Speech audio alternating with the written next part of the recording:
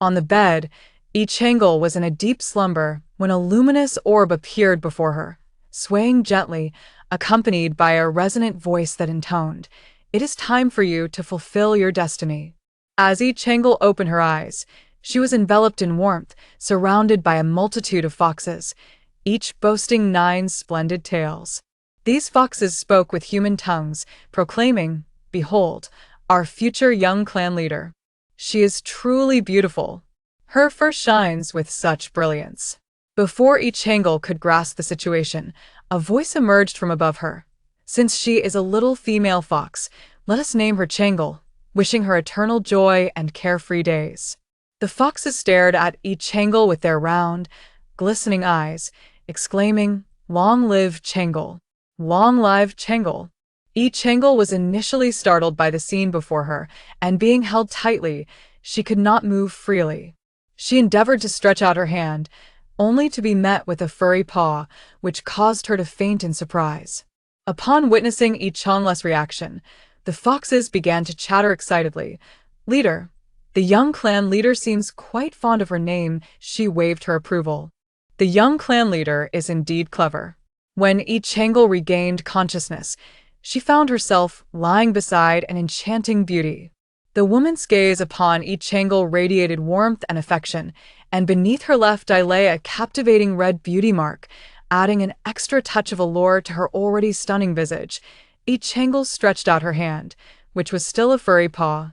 She was convinced that she had been transported into the body of a supporting character who shared her name. If she was not mistaken, the beautiful woman with the red tear mole must be her mother, Xing Tower. A man clad in a blue robe with golden trimmings settled beside Xing Tower. "Do keep your voice down, we wouldn't want to startle our little fox cub," Xing Tower playfully complained to him. The man embraced Xing Tower as they reclined together, their fingers entwined, both gazing intently at Yi Changel. This must undoubtedly be her stepfather, Yi Jinan. "Have the clan members departed?" Xing Tower inquired of Yi Jinan. "They have all left. It seems they could not resist the urge to catch a glimpse of Changel upon her birth," Yi Jinan replied with a smile. "They even brought a bounty of fish and meat for nourishment. I selected a fresh cushion carp to simmer for you in the kitchen. You should be able to enjoy the fish soup shortly." Yi Jinan propped himself up and kissed Xing Tower's forehead, tenderly saying, "You've worked hard, Tower. Thank you for giving me such a beautiful fox cub." Xing Tower playfully retorted, "This little fox cub won't be able to take form until she reaches 30,000 years. How can you be so sure she will be beautiful?" Upon hearing Xing Tower's words, Yi Changel let out an unhappy awoo. How could she not be beautiful? In this novel, Yi Changel was renowned as the most beautiful being across the 6 realms. Upon hearing the delightful howl from Yi Changel, Yi Jinan was overjoyed and lifted Yi Changel into the air, tossing her playfully, proclaiming, "Do not heed your mother's foolish words. Our Changel is undoubtedly the most beautiful." Xing Tower, observing Yi Jinan's antics, shouted in a mix of fear and anger, "Yi Jinan, do not frighten her." Only upon hearing Xing Tower's furious exclamation did Yi Jinan cradle Yi Changel gently. Though Yi Changel had donned the guise of a fox, the sudden toss left her feeling lightheaded. With a hint of mischief and a physiological urge, she unceremoniously released her bladder, showering Yi Jinan in the process. Astonished by the sudden dampness, Yi Jinan exclaimed, "Ah, she has urinated," and promptly lifted Yi Changel higher. A knock echoed through the room. "Enter," Yi Jinan commanded. The individual who entered bore a mandala flower between her brows. She was undoubtedly Mandala, Xing Tower's handmaiden. She addressed Yi Jinan, saying, "Chieftain, the celestial lord of the 9 heavens has arrived." Yi Jinan furrowed his brow, inquiring, "What business does he have here?" "I do not know," Mandala replied, shaking her head. "Take him to the waterside pavilion and await my arrival." "Understood," Mandala acknowledged before departing. After changing his attire, Yi Jinan made his way to the waterside pavilion. Upon seeing Yi Jinan, the celestial lord of the stars immediately knelt before him. Yi Jinan used his magic to lift the celestial lord, his voice deep and commanding. "What is the meaning of this?" The celestial lord of the stars spoke with solemnity. Today, the 9 heavens have bestowed auspicious signs. 100 birds pay homage to the phoenix. I cast an augury, and it pointed to Qingqiu, suggesting that the chieftain should rejoice in the arrival of a noble child today. Yi Jinan nodded in acknowledgement. The celestial star sovereign produced a star disk and presented it to Yi Jinan, stating, "The omens indicate that the young clan leader and Prince Pei-ens of the celestial clan are destined to be wed. Should they fail to marry before reaching 150,000 years of age, calamity shall befall the 3 realms." Yi Jinan accepted the star disk and pondered. Destined union? He then turned sharply to the celestial star sovereign and inquired, "What brings you here?"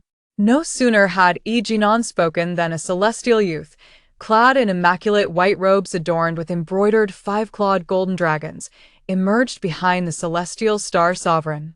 Though still youthful, he bore an unmistakable air of future divinity. He respectfully clasped his hands before Yi Jinan and declared, "Prince Pei-ens of the celestial clan pays his respects to clan leader Yi." The celestial star sovereign continued, "We have come to seek the clan leader's consent for a betrothal." "Betrothal?" Yi Jinan replied, declining, "But the omens speak of 150,000 years. My little fox cub has only just been born today." Both the celestial star sovereign and Pei-ens knelt, imploring, "This matter concerns the survival of the 3 realms. We earnestly request the clan leader's agreement to allow the young clan leader and the prince to become engaged, providing assurance to the inhabitants of the 3 realms." Recognizing the gravity of the situation, Yi Jinan understood the need for caution. With a span of 150,000 years ahead, and given that Pei-ens appeared to be a commendable individual destined for great significance, Yi Jinan reasoned that even if Chang Lo were to disapprove, ample opportunities for dissolution of the engagement would arise in the future. Weighing the implications, Yi Jinan acquiesced to the marriage proposal. Thus, on the very first day of her birth, Yi Chang Lo became the fiancé of Pei-ens. The 9-tailed fox clan must reach the age of 30,000 years to attain enlightenment and transformation. Yi Jinan entrusted the matters of Qingqiu to Qi, a 9-tailed fox who grew up alongside him, while he spent his days exploring the 3 realms with Yi Chang'e and Xing Taer. Although the 9-tailed foxes are not enlightened until they reach 30,000 years, Yi Chang'e, as a transmigrator, traveled extensively with Yi Jinan and Xing Taer over these 3 millennia, gaining a profound understanding of the origins of this world.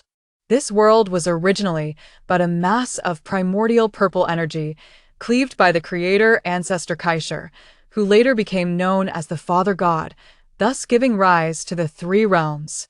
These realms consist of the celestial realm, the human realm, and the earthly realm, which nurtured 6 clans.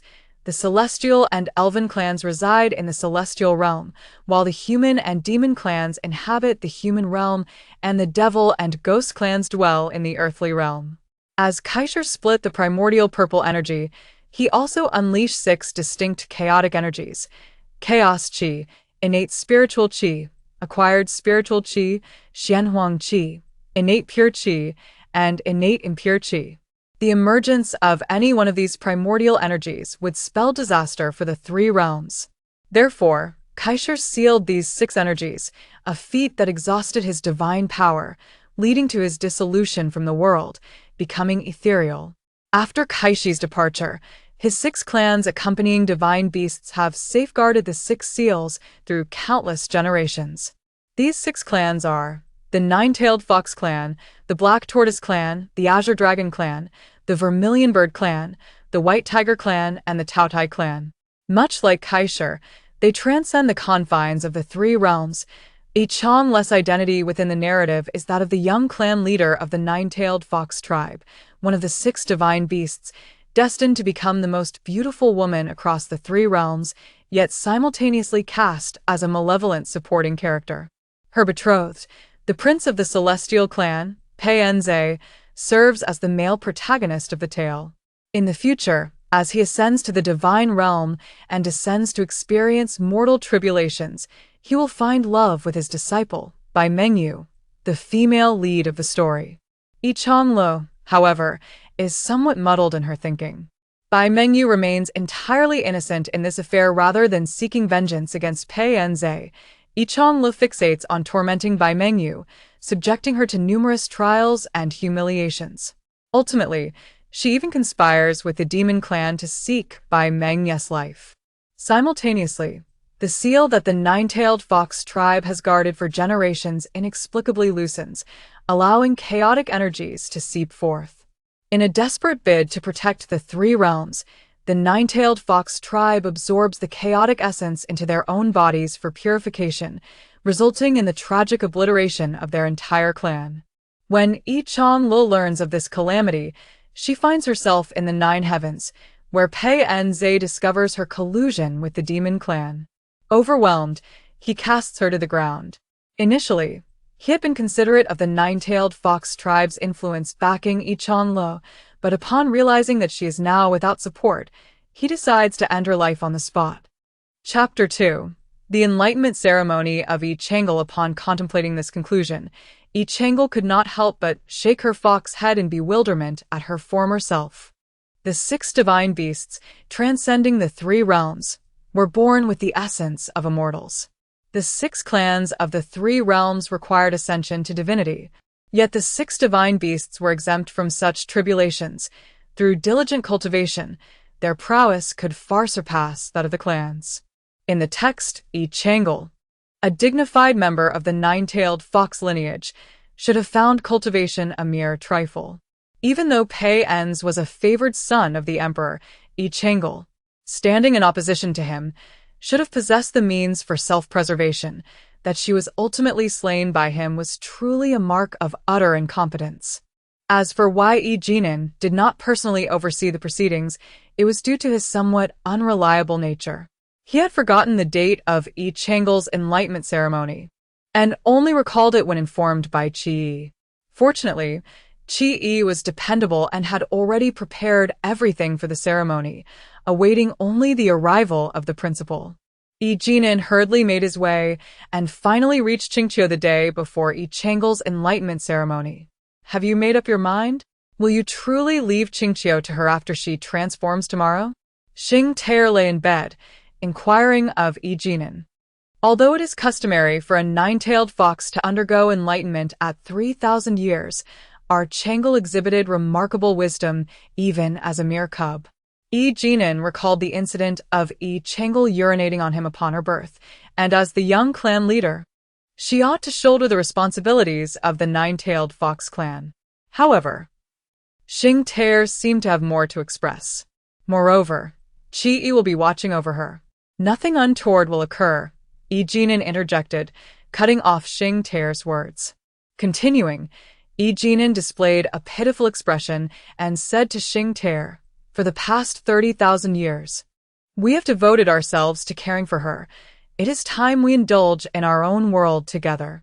With a teasing smile, Xing Tair replied, "Ah, let us engage in something delightful during this long night."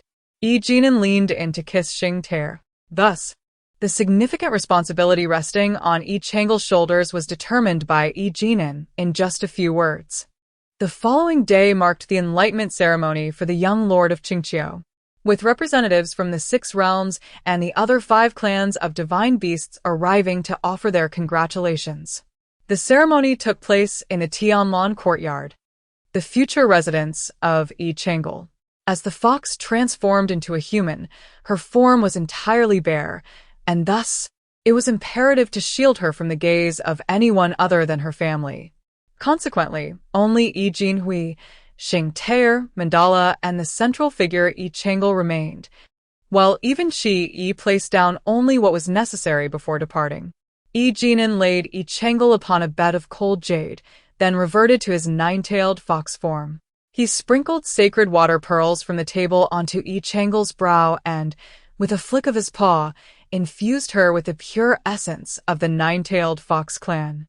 In no time, it was accomplished. Xing Tair exclaimed joyfully. Yi Changlu felt a myriad of nine-tailed fox images flash before her eyes, and an unexpected chill coursed through her as she noticed 3 pairs of eyes fixated upon her naked form. Silently, she took 2 steps back towards the corner of the bed. "Mandala, ever the reliable one, swiftly donned Yi Chang'e with the prepared garments, and as the silk enveloped her, Yi Chang'e felt a sense of reassurance wash over her. Xing Taer embraced Yi Chang'e and summoned a water mirror with her magic, presenting Yi Chang'e before it. The mirror reflected a young girl, around 3 or 4 years of age, with skin as pure as jade, round, sparkling eyes that resembled clear water, and a delicate little nose, hinting at her future stunning beauty. Xing Taer inquired of Yi Chang'e, "Chang'e, do you still admire your appearance after transformation?" "Yes, mother," Yi Chang'e replied in a soft and sweet voice. Who wouldn't cherish the visage of the most beautiful maiden in the 3 realms? Yi Jinan seized Yi Chang'e from Xing Taer's arms, proudly proclaiming, "Taer, since the day Chang'e was born, I have declared that she would undoubtedly be the most beautiful."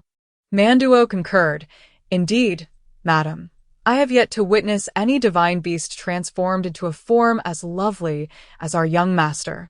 Upon receiving these compliments, Yi Chang'e winked playfully at Xing Taer and chimed, "Father and Aunt Manduo are absolutely right." Ha ha ha. Xing Taer playfully pinched Yi Chang'e's nose and remarked with amusement, "At merely 3,000 years old, you are already so narcissistic." Laughter and merriment filled the room. Outside, Chi-Yi had been waiting patiently. Hearing the lively sounds from within, he surmised that Yi Chang'e had successfully transformed and promptly urged from outside, "Jinan, the guests are still gathered in the square, awaiting a glimpse of Chang'e's beauty. Do not delay any longer." Prompted by Chi-Yi's words, Yi Jinan ceased his procrastination, cradling Yi Chang'e in one arm while taking Xing Taer's hand with the other. And they proceeded towards the Qingqiu Square. Those who had come to offer their congratulations had already assembled in the square, engaging in animated discussions. The 6 clans of divine beasts, blessed with their extraordinary lineage, have offspring so rare that, even after tens of thousands of years, the birth of a new one remains an arduous endeavor, let alone the royal bloodline among these divine creatures. The other clans, the Azure Dragon, Vermilion Bird, White Tiger, Black Tortoise, and Taodai, have all seen their young clan leaders take on corporeal forms. Just by their appearances, they stand out as truly exceptional beings. One may wonder about the young clan leader of the Nine-Tailed Fox. The members of the Nine-Tailed Fox clan are renowned for their stunning beauty, and one cannot help but ponder whether their royal lineage surpasses this. A curious individual inquired, to which another replied affirmatively. Indeed, the clan leader, Yi Jinan, is hailed as the most handsome man across the 3 realms. His wife, Xing Taer, is undeniably a beauty, yet when compared, Yi Jinan surpasses her by a half. Amidst the ongoing discussions, Yi Jinan finally made his entrance, cradling Yi Chang'e in his arms and leading Xing Taer by the hand, striding confidently towards the elevated platform set up in the square. Upon reaching the pinnacle, Yi Jinan addressed the guests below, expressing gratitude for their long journey to attend his daughter's initiation ceremony. He then lifted Yi Chang'e high above his head, proclaiming with joy, "Behold, this is my daughter." Having successfully taken form, the guests erupted in a flurry of excitement. In my countless travels over the past 100,000 years, I have never encountered such a delicately adorable child. "The young clan leader of the Nine-Tailed Fox has truly opened my eyes," remarked Zhang Bai, an elder of the Black Tortoise clan. Alas, this young clan leader was betrothed to the prince of the Celestial clan at birth. Lamented an elder from the White Tiger clan. "But I wonder, what of her talents?" inquired a curious soul, whose golden hair and blue eyes were complemented by elegantly elongated ears. "Ah, your elfin kind is indeed woefully ignorant," a figure shrouded in a black robe remarked with derision upon hearing the words of the elf. "You? What do you mean by you?" In all 3 realms, who does not know that the divine beasts, upon taking form, are already exalted beings? With diligent cultivation, one can ascend to the status of a god within a mere 100,000 years. Such examples abound. Moreover, this young clan leader hails from the royal lineage of divine beasts, possessing a formidable bloodline and unparalleled talent. Only you elves would pose such a question. The robed figure continued. And what of it? Your ghostly clan can hardly withstand the sun, cloaked in black robes from dawn till dusk whenever you step outside your realm. How pitiful indeed! The elf retorted scornfully at the ghost clan. As tensions escalated between the ghost clan and the elfin folk, Eugenen, standing atop the platform, called out, "Everyone, please calm down. Today, aside from the grand initiation ceremony of my daughter, I have another significant announcement to make." The square of Qingqiu fell into an expectant silence. All ears turned towards Eugenen. In a solemn tone, he declared, "Now that our young clan leader of the nine-tailed fox has undergone her initiation and transformation, it is time for her to shoulder the great responsibilities of our clan. On this auspicious day, I announce." Eugenen paused, gently placing Yichengel down and taking Xing Taer's hand. He continued, "My wife, Xing Taer, and I, in pursuit of higher realms of thought and deeper cultivation, shall embark on a journey across the three realms in search of enlightenment. During our travels, the affairs of the nine-tailed fox clan shall be entrusted to our young clan leader Yichengel and Elder Qi." After Eugenen finished speaking, he and Xing Taer vanished from the spot, leaving Yichengel, who was standing there in shock, with a myriad of questions swirling in his mind. Why does the progression of events differ so vastly from the narrative in the novels? In those tales, Yichengel's incompetence stemmed from having been sheltered by his parents throughout his upbringing. Why did Eugenen and Xing Taer suddenly depart? It was only after a considerable span of time that Yichengel learned from Eugenen that his resentment had been kindled when Yichengel had inadvertently soiled him upon his birth. Coupled with the extraordinary intelligence Yichengel exhibited from the very beginning, which had raised Eugenen's expectations to great heights. The crux of the matter lay in the fact that during Yichengel's presence, most of Xing Taer's attention was fixated on him, leaving Eugenen feeling neglected and envious. Under such overwhelming circumstances, he had committed this abhorrent act against the merely 30,000-year-old Yichengel. The guests below were equally stunned, marveling at the absurdity of such parents who, after casting the burden onto an infant still in need of nursing, chose to abandon him. It was then that Qi, feeling a pang of sympathy for Yichengel, ascended the platform and cradled the bewildered boy, addressing the attendees. The decision of clan leader Eugenen is synonymous with that of the nine-tailed fox clan. Today, we conclude the enlightenment ceremony for our young clan leader. We apologize for any shortcomings in our hospitality. In an unnoticed corner, a turtle demon and a bird demon silently observed the retreating figures of Yichengel and Qi until they disappeared from view. Chapter 3. The Academy of Heavenly Destiny. On the path back to Tianlong Garden, Yichengel cast a furtive glance at Qi, whose expression was shrouded in gloom. "Uncle Qi." Yichengel called out softly, "What's wrong?" Upon hearing her voice, Qi's demeanor softened. Manduo, who had not attended Yicheng's enlightening ceremony in the square, waited within Tianlong Garden. Seeing Yichenglu and Qi enter with discontented expressions, she inquired, "What has happened?" Yichenglu lamented to Manduo, "Aunt Manduo, my father is truly despicable. After leaving everything to Uncle Qi and me, he ran away with my mother. What a scoundrel!" "A scoundrel?" Qi, hearing her refer to a fox in such terms for the first time, readily concurred. "Indeed, your father is quite the scoundrel." Upon overhearing the conversation between Yichenglu and Eugenen, Manduo found it amusing. "How did the clan leader manage to escape, leaving you both in such a state to insult him?" Qi recounted the events in detail to Manduo. After listening, she agreed, the clan leader is indeed quite despicable. As for the matters concerning the nine-tailed fox clan, they could only be managed by Qi alone, for Yichenglu had to attend school. Although every fox in the nine-tailed fox clan recognized Yichenglu as an exceptionally wise fox, she still needed to pursue her education. Due to the limited number of beasts among the 6 divine beasts, after the establishment of the Sky-Splitting Division, they collectively founded the Yingtian Academy.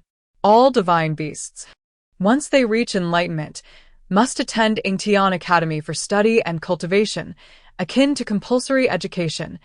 Every beast is required to attend. Ultimately, Yi Jinan had only let down Qi. Before departing for Ingtian Academy, Mantu, with a reluctant expression, earnestly advised Yi Changel, Changel, once you arrive at Ingtian Academy, please refrain from wandering about indiscriminately. Your beauty may draw unwanted attention. Be cautious not to be lured away. Should anything occur, do remember to inform your aunt, and do not allow yourself to be bullied. Upon hearing Mantu's words, Qi jestingly retorted, this little imp, as long as she doesn't torment others, it would be a blessing. Just yesterday, she incinerated the feathers of those white egrets by the waterside.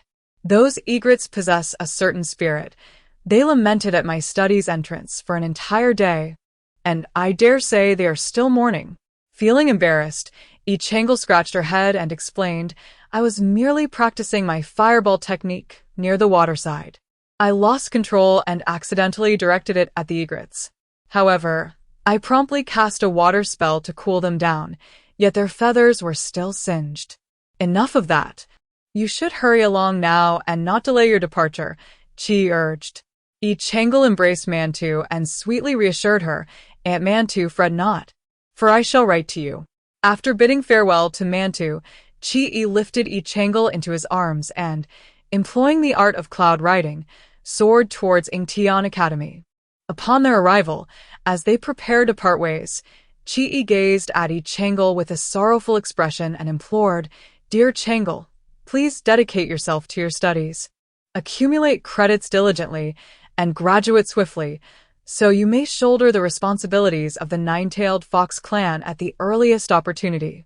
Ingtian Academy operates on a credit system, where diligent students may complete their credits in a mere 50,000 years, while the indolent may find themselves lingering for 100,000 years without graduation.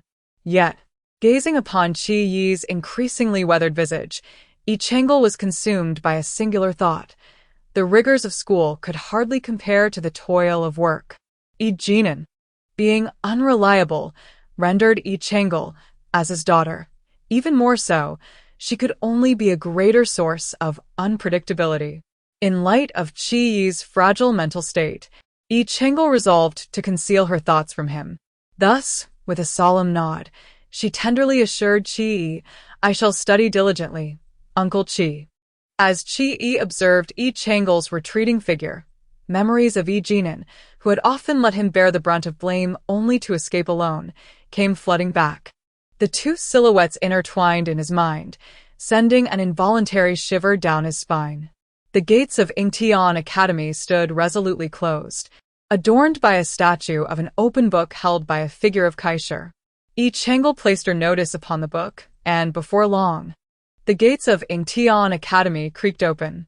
A lady in green attire approached gracefully, inquiring with neither deference nor arrogance, Might you be Yi Changel, the young patriarch of the nine-tailed fox clan?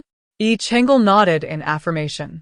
The lady continued, I am Su Yao, the instructor responsible for logistics at Ingtian Academy. Greetings, Teacher Su, Yi Changel responded, her 9 years of compulsory education etched into her very being, forming an indelible muscle memory. Since her tenure at Ingtian Academy, Su Yao had never encountered such a docile creature as Yi Changel, leaving her momentarily astonished. After a brief pause, she continued, Here at Ingtian Academy, all beings are equal. You must cast aside your identity as the young patriarch of the nine-tailed fox clan and embrace the life of an ordinary fox. Yi Changel nodded obediently. Su Yao expressed great satisfaction with Yi Changel's demeanor. It appears you are quite well behaved. I shall refrain from saying too much. Allow me to first show you to your room. On the table, you will find the regulations of Ingtian Academy. Familiarize yourself with them. As Yi Changel followed Su Yao through the halls of Ingtian Academy, she introduced him to various classrooms.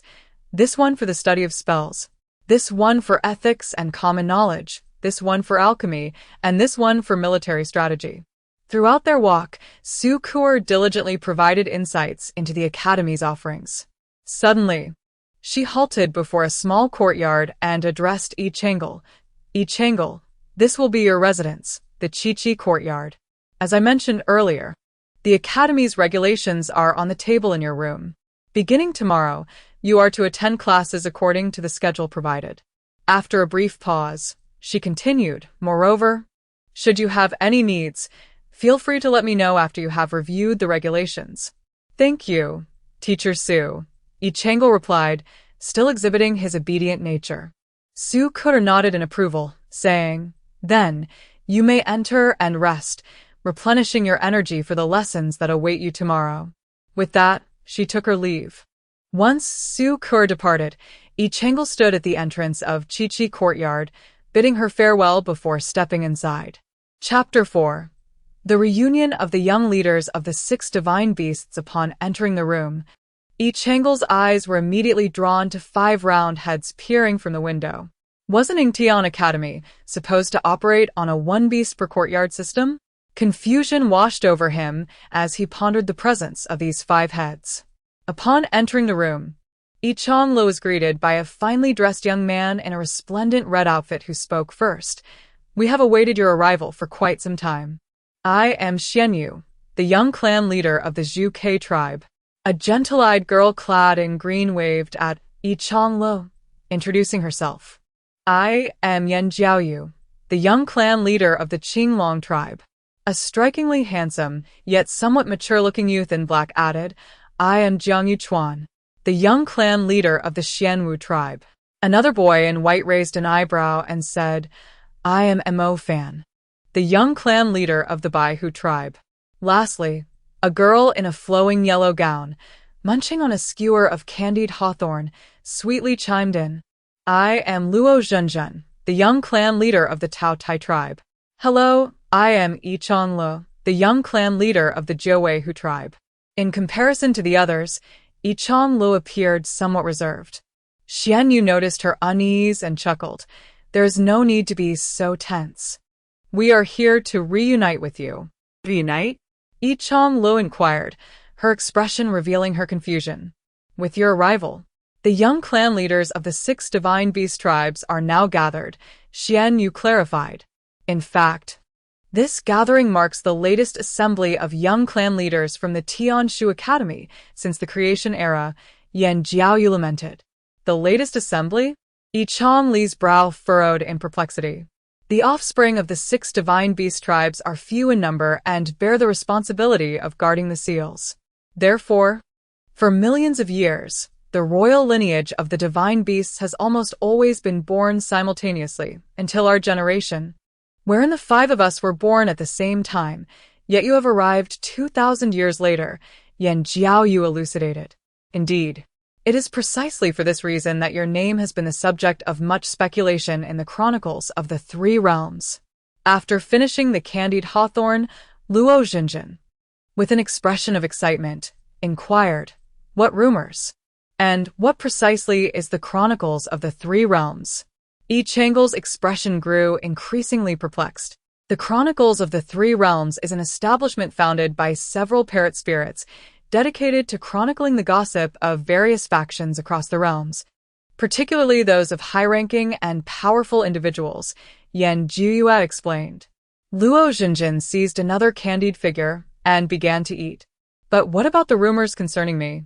For the past 30,000 years, I have merely been an unawakened little fox cub.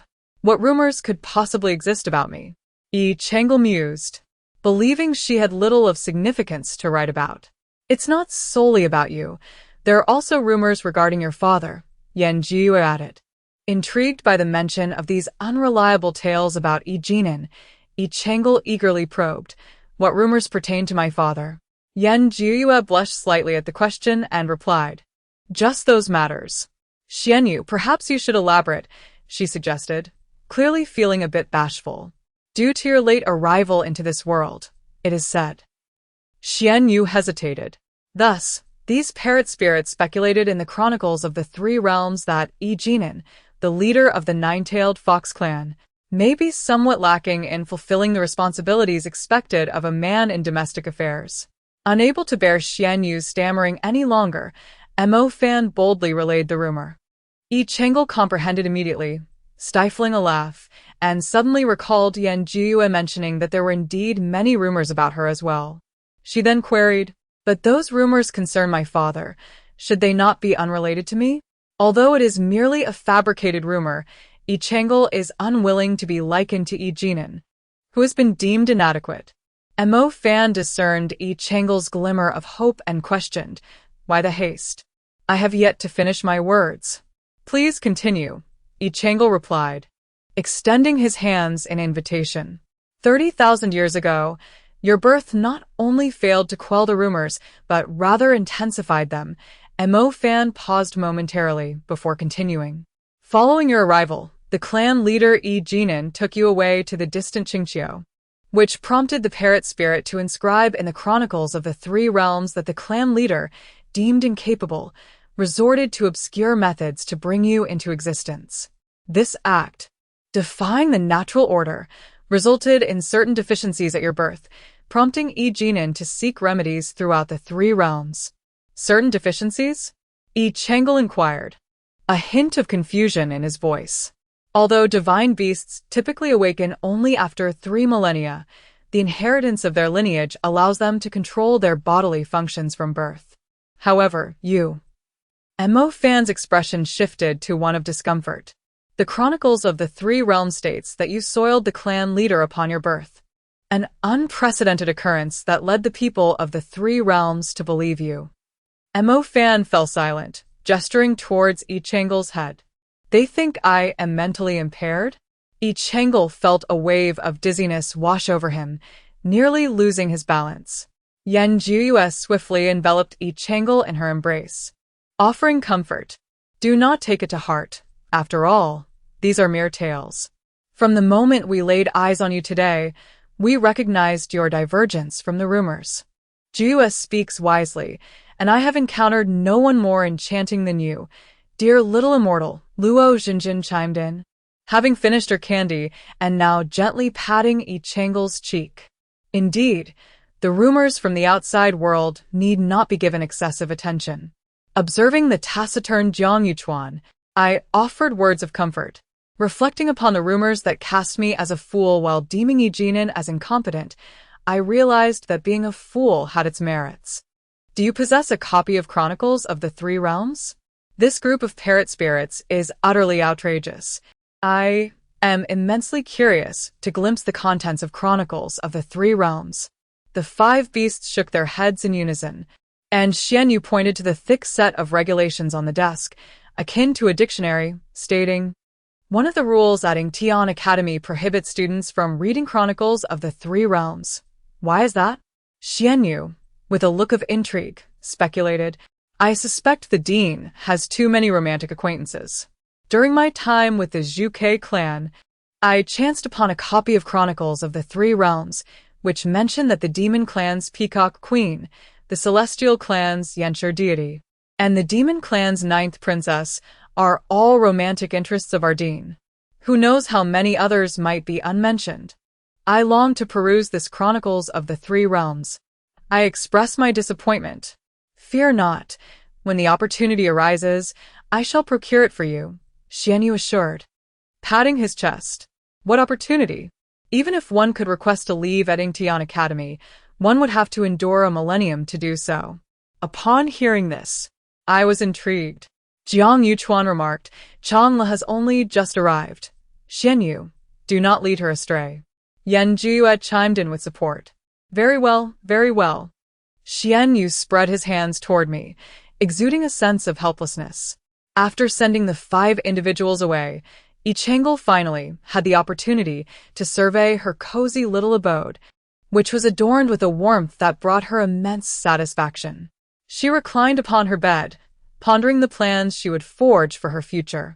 In Chapter 5, taking Lan Sun as a master, it is revealed that the day Yi Chengel was murdered by Pei En's coincided with her 150,000th birthday. If Yi Chengel's intuition serves her right, The words of the starry immortal suggested that if she and Pei Ens were not wed within those 150,000 years, a calamity would befall the three realms. This calamity likely pertained to the loosening of the seal that the nine-tailed fox clan had guarded for generations, allowing chaotic energies to seep through. However, the prospect of marrying Pei Ens was untenable. His lineage was not as noble as Yi Chang'el's, and his talents paled in comparison to hers, though she had yet to lay eyes upon him. Given that she was destined to be the most beautiful woman across the three realms, it was clear he could not rival her in appearance. Yi Chang'el felt he was, indeed, somewhat unworthy of her. Yet, the thought of the nine-tailed fox clan sacrificing their very lives to save the three realms was utterly unacceptable. Despite being a fictional narrative, it mirrored a tangible world where its characters were imbued with life and emotion. The affectionate Xing Tae, though unreliable, had always been Yi Chang'el's shield. Yi Jinan, who had often led her into trouble, nonetheless arranged matters for her in silence, and the ever-earnest Qi, who quietly ensured everything was in order, made Yi Chang'el reluctant to see them face any harm. In her heart, Yi Chang'el vowed to discover a method to eradicate the chaotic energies. The initial act of sealing the chaotic energies by Kai Si was merely a temporary measure, as there were 5 other primordial forces that required containment. Yi Chang'el understood that to fully eliminate the threat, she must confront the chaotic energy directly, ensuring that it would pose no further danger in the future. The following morning, Yi Chang'el donned a flowing purple gown and proceeded to the spellcasting classroom according to her schedule. Having just entered the Yingtian Academy, she was currently enrolled in fundamental courses. Only upon accumulating sufficient credits could she advance to the general curriculum. After completing the general courses, she would face the decision of graduation or the pursuit of advanced studies. Given the innate talents of the divine beasts, the other 5 had commenced their education 2 millennia prior to Yi Chang'el. She had anticipated not encountering any familiar faces. Yet to her surprise, she spotted Luo Xinjin. Luo Xinjin was busily devouring a steamed bun and, upon noticing Yi Chang'el's entrance, waved enthusiastically. "Sister Chang'el, over here." Yi Chang'el took a seat beside her. "What are you doing here?" she inquired curiously. "I haven't yet accumulated enough credits to join the general class," Luo Xinjin replied, scratching her head in embarrassment. "Our Taotai clan has an insatiable love for food. If we can consume more celestial treasures, our cultivation speed will accelerate. However, the Academy has strict regulations that prohibit us from consuming anything beyond ordinary fare, leaving us to rely solely on our own cultivation. Yet when hunger strikes, it becomes difficult to focus on our training, resulting in our prolonged stay in this foundational class." Luo Xinjin discreetly pointed to a plump young man, seemingly 17 or 18, who was munching on a bun. "That is Yi Xiao from our Taotai clan. He has been amassing credits at this academy for 100,000 years and is still stuck in the foundational class." Upon hearing Luo Xinjin's words, Yi Chang'el whispered, "Is he the infamous slothful beast who, despite 100,000 years of study, has yet to graduate?" Now, it was Yi Chang'el's turn to feel awkward. "That's not what I meant. It's fine. Mo Fan and Xianyu often tease me, so I've grown accustomed to it," Luo Xinjin remarked nonchalantly. However, Elder Qi Yi from the nine-tailed fox clan completed his credits in less than 30,000 years and even delved into advanced courses. Truly a paragon for our generation. Then how many years did he take to study the advanced courses? Yi Chang'el inquired curiously. Luo Xinjin shook her head and replied, "He did not complete the advanced courses." At that moment, a man dressed in green entered the classroom. He was the instructor for the basic spells class. "Students, those who are eating, please pause. We are about to commence our lesson." The conversation between Yi Chang'el and Luo Xinjin came to an abrupt end. The basic spells class was not particularly challenging, yet it demanded full concentration. As Yi Chang'el listened, she soon forgot about Qi. In the Yingtian Academy, there existed the largest library across the three realms. but it was only accessible to students of the ordinary class and above. The reason was that the academy's principal, Lan Sun, believed that the students in the basic class could not comprehend the texts within the library. However, Yi Chang'e suspected that Lan Sun was merely afraid that the voracious beasts from the basic class would devour all the books. Thus, instead of merely prohibiting the voracious beasts from entering the library, Lan Sun enacted a regulation that discriminated against all basic class students. They were forbidden from accessing the library altogether, ensuring the safety of its precious volumes. In the library, there may exist methods to dispel the aura of chaos. To gain entry, Yi Chang'e dedicated herself to the pursuit of academic credits, completing the foundational course in a mere 10,000 years. Before she transitioned to the ordinary class, Xian Yu and the others organized a celebratory feast in her honor. As Luo Xinjin munched on a chicken leg, she lamented to Yi Chang'e, "Woe is me. Before your arrival, Jiang Yuchuan, the most intelligent among us, took 15,000 years to advance to the ordinary class, yet you accomplished it in just 10,000. I have been studying for 30,000 years and remain in the foundational class." Yan Jiyue comforted Luo Xinjin, saying, "The nine-tailed fox clan has always been the wisest among the 6 divine beasts, and considering that Chang'e belongs to the royal lineage, do not be too disheartened." "What about our Taotai clan?" Luo Xinjin asked tearfully. "You Taotai are renowned as the most voracious of the 6 divine beasts, and with your royal bloodline, you are destined to devour the world without rival," Mo Fan teased Luo Xinjin. On the first day of Yi Chang'e's advancement to the ordinary class, upon opening the door to Qiqi Courtyard, she found Su Kudu waiting at the entrance. Upon seeing Yi Chang'e emerge, Su Kudu addressed her. "Yi Chang'e, please accompany me. The dean wishes to see you." The dean of Yingtian Academy, Lan Sun, is, in truth, a blue whale, once the steed of the creator ancestor Kaisher, possessing profound and unfathomable powers. He is a figure who remains elusive, rarely seen even when summoned by the heavenly emperor. With a heart full of trepidation, Yi Chang'e followed Su Kudu to meet Lan Sun. Upon reaching the entrance of Yingtian Academy, Su Kudu instructed her, "The dean prefers solitude. You may enter alone." The great gate of the Yingtian Institute suddenly swung open before Yi Chang'e, and a surge of magical energy from within the institute cradled her, transporting her before a tall, slender man. His raven hair was casually tied with a silver ribbon, and he wore a flowing white robe cinched at the waist with a wide belt adorned with cloud patterns in pale moonlight hues. He exuded an air of grace and nobility, evoking an impression of unattainable grandeur. This man could only be Lan Sun. Upon beholding Lan Sun's countenance, Yi Chang'e instantly understood why he had countless admirers across the realms. He was indeed worthy of such admiration. Lan Sun noticed Yi Chang'e's round, sparkling eyes fixed upon him without a hint of shyness, which amused him. Given his esteemed status, even the Emperor of Heaven would approach him with utmost reverence, seldom daring to meet his gaze. Yet here stood this youthful girl, unperturbed by her own audacity. "Are you Yi Chang'e?" Lan Sun inquired. "Yes, I am Yi Chang'e, and I am honored to meet the dean," she replied, bowing gracefully in respect. "You, the young patriarch, seem to be more reliable than your father, the clan leader. Having completed your foundational credits in just 10,000 years, Lan Sun commended her.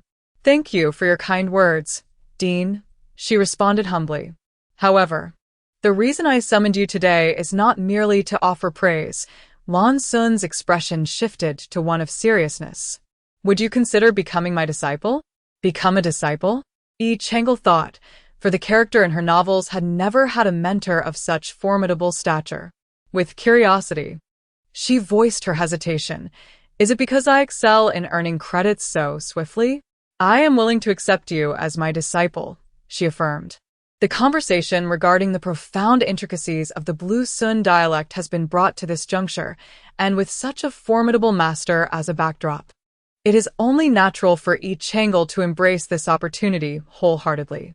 "Now, Amidst the three realms, one would perceive Yi Chang'e as remarkably unassuming, the esteemed young patriarch of the nine-tailed fox clan, a disciple of Blue Sun, who still chooses to traverse on foot. In Chapter 6, Escaping from the Yingtian Academy, a disciple poses a question: what prompted you to take on apprentices? I anticipated your inquiry. Are you aware of why the Yingtian Academy admits only the 6 divine beasts as students? Yi Chang'e nodded, then sensed an inconsistency and shook his head. Observing Yi Chang'e's gestures, Blue Sun chuckled. Are you truly informed or not? Yi Chang'e respectfully elucidated. I had always believed that the Yingtian Academy restricted itself to the 6 divine beasts due to the limited numbers of each beast clan, making instruction cumbersome. This clustering facilitates education, but your recent question has sparked some doubts within me. Oh, what doubts? The 6 divine beasts possess scant offspring.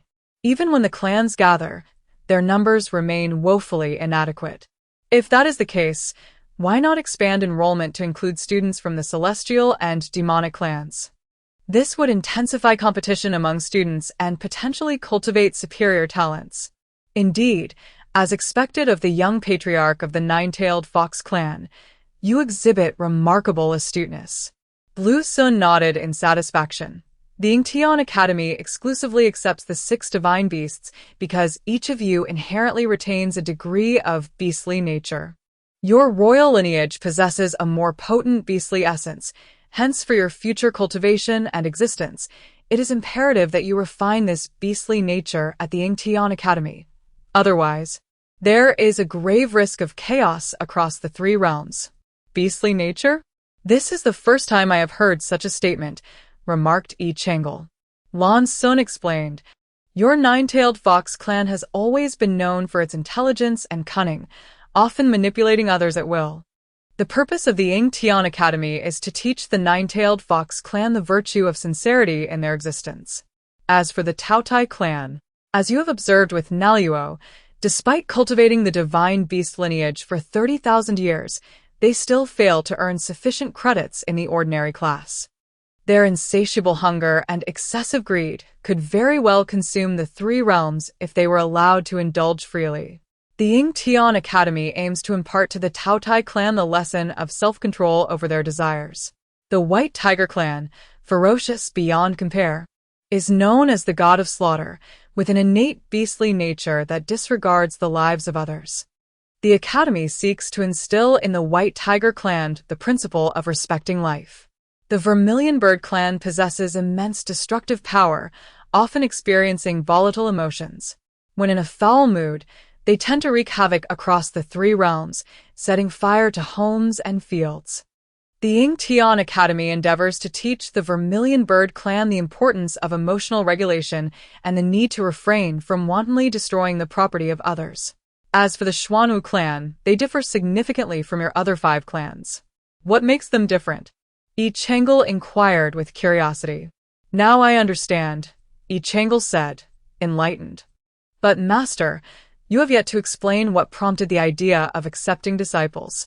When Su Yao initially accepted you into the academy, she informed me that within the confines of the Yingtian Academy, all beings are regarded as equals, and you would be merely an ordinary little fox. You accepted this notion without any resistance, displaying a remarkable calmness, while Jiang and Chuan exhibited a hint of astonishment upon hearing this rule. Master, could it be that Su Yao referred to him as a turtle, which is why he was taken aback? Yi Chang'e pondered aloud. A turtle? Why the surprise? Because turtles are known for their sluggishness, came the laughter. Ha ha ha, it seems I have not erred in taking you as my disciple. Your sense of humor is quite delightful. Lan Sun praised Yi Chang'e, who felt somewhat bashful and shyly touched her fox ears, replying, just a bit humorous, nothing extraordinary. After becoming Lan Sun's disciple, Yi Chang'e found himself devoid of any privileges. He remained an ordinary little fox within the academy. However, once Lan Sun announced his apprenticeship to the 3 realms, Chronicles of the 3 Realms honored Yi Chang'e with the title of the most extraordinary beast in the realms. Thus, a millennium passed, until Xianyu suddenly burst into the library, pulling Yi Chang'e outside, exclaiming, "Little Chang'e, this is not acceptable. You are working far too hard. You are still a child, at an age meant for play, not merely confined to the library." Xianyu then led Yi Chang'e to Jiang and Chuan, along with Mo Fan, Yan Jue, and Luo Xinjin. All 5 of them had reached 70,000 years of age, having matured into adulthood, while Yi Chang'e still appeared as a mere 12 or 13-year-old, standing only at Xianyu's thigh, which left him feeling quite melancholic about their height disparity. Xianyu produced a stack of crimson invitations. "Tomorrow marks the grand wedding of the Elven Prince. I have procured 6 invitations for us. Will you join?" The remaining 5 exchanged glances and nodded in unison. However, Yi Chang'e expressed her confusion. "But how shall we exit? The Academy of Heavenly Books is enveloped by a barrier. Without Lan Sun's permission, outsiders cannot enter, nor can those within depart." Otherwise, given Yi Chang'e's insatiable curiosity, she would have slipped away long ago to procure a copy of Chronicles of the Three Realms. With a smug expression, Xianyu replied, "Other beasts surely cannot escape. But we have Xuanwu. Little Chang'e, tomorrow we shall perform for you alongside Brother Chuan." "Excellent. I am quite eager." After being confined within the academy for 2 millennia, Yi Chang'e certainly deserved a reprieve. The following day, Xianyu led Yi Chang'e and the 5 beasts to a secluded corner of the academy's garden. Jiang Yichuan transformed into the true form of Xuanwu, a fusion of turtle and serpent, then retracted his limbs into a shell and charged fiercely against the barrier in the corner. The shell of Xuanwu is among the most resilient substances in existence. Thus, it would undoubtedly breach the barrier of the academy. Observing Yi Chang'e's astonished demeanor, Yan Jue explained. Moments later, Jiang Yichuan succeeded in creating a small opening in the barrier. "Hurry!" Xianyu urged. They all hastily leapt through the gap.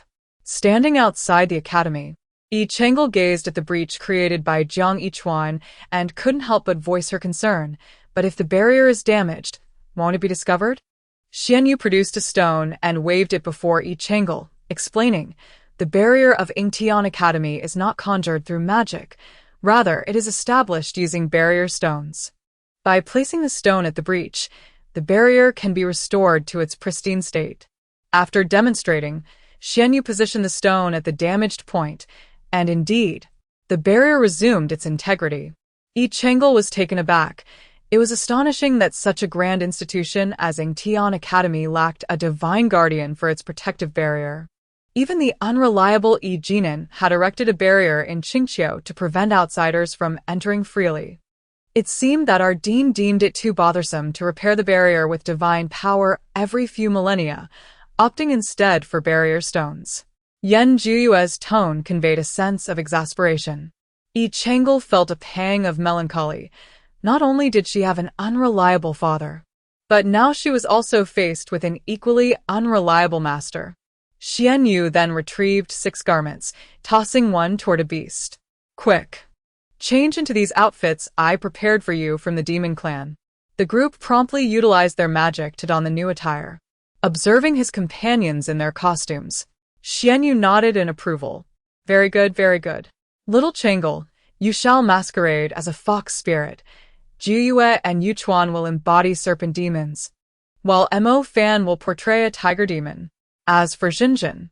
Xianyu glanced at Luo Xinjin, who was busily stuffing her mouth with dumplings, contemplating. "Xinjin, you shall take on the role of a pig demon." Laughter erupted from Mo Fan, who teased, "Luo Xinjin, this pig spirit is quite fitting for your image. Any self-respecting beast would balk at being labeled a pig demon, and naturally, Luo Xinjin was no exception." "I refuse," she declared vehemently. However, the feast prepared by the Elven clan for the pig demon was the most extravagant. Before Xianyu could finish his words, he was interrupted by Luo Xinjin. "I'll take on the role. In our gluttonous clan, we have a rule that forbids us from being at odds with food." Yi Chang'e sincerely gave Luo Xinjin a thumbs up, praising, "Xinjin, You truly are a remarkable creature of adaptability. Luo Xinjin, feeling somewhat bashful, replied, I am not as exceptional as you say. Changle, as beasts, we ought to remain humble. All right, let us be on our way. We must hasten, Xianyu urged. And what role will you assume? Yan Jiuyue inquired curiously of Xianyu. A peacock spirit, he replied, which indeed suited Xianyu's haughty disposition. With that, the group channeled their magical powers and, under Xianyu's guidance, soared towards the Elven clan. Chapter 7. Encountering the drought demon after flying for about an hour. Mo Fan could no longer contain his curiosity. Isn't the Elven clan fond of residing in forests? Why do we not see a single tree? Xianyu, is this route truly correct? Yan Jiuyue echoed his doubts. Xianyu gazed down at the expanse of yellow sand and finally halted. I followed the map. We should be nearing our destination. How could it be wrong? Jiang Yuchuan took the map from Xianyu's hands and remarked, if only you had read more books. You wouldn't be in this predicament. The map you possess is from 1,000,000 years ago. Considering the Elven clan's habit of relocating every 100,000 years, they must have moved no less than 10 times. Then what shall we do now? I have no other maps, Xianyu replied, harboring a glimmer of hope. Everyone shook their heads, and Xianyu's expression was one of utter despair. Let us descend and see if we can find other beings to inquire about the way, Jiang Yuchuan suggested. As the group landed on the yellow sand and surveyed their surroundings, they found no signs of life. Even the earth deity could not be summoned. This is not a viable solution. Let us split into pairs and search, Jiang Yuchuan stated solemnly. All right, I will join Xiao Changlo, Xianyu replied. Yi Changlo followed Xianyu as they ventured south. Then I shall accompany the pig demon, Mo Fan jested. I refuse to be with you. Luo Xinjin, intimidated by Mo Fan's teasing, adamantly disagreed. Mo Fan produced a bag of candied hawthorn, saying, Come with me, and you shall have some candied hawthorn. In that case, I can join you. Luo Xinjin conceded and followed Mo Fan northward. The remaining Yan Jiuyue and Jiang Yuchuan exchanged knowing glances and set off toward the west.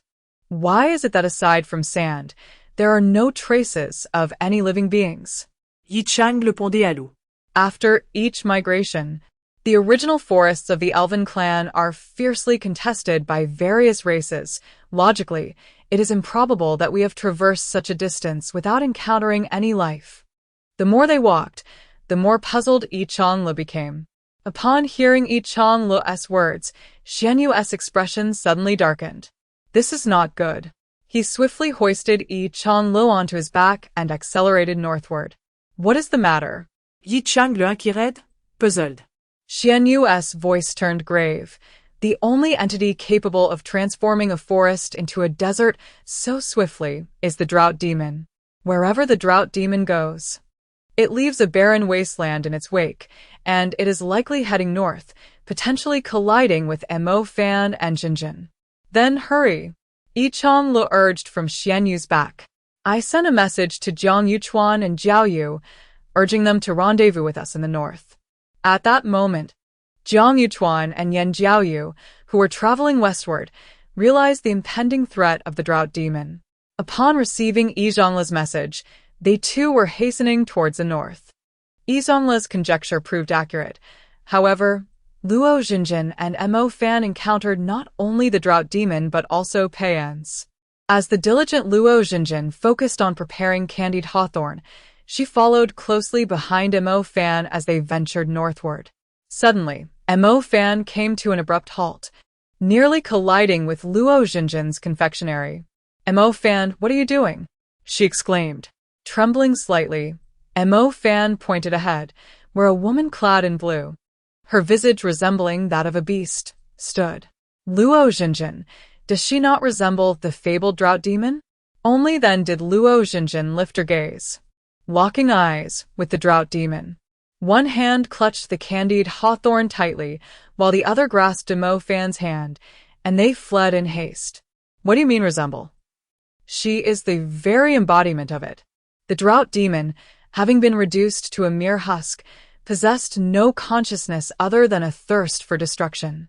This desolate land bore no traces of other living beings, likely having been obliterated by the demon's wrath.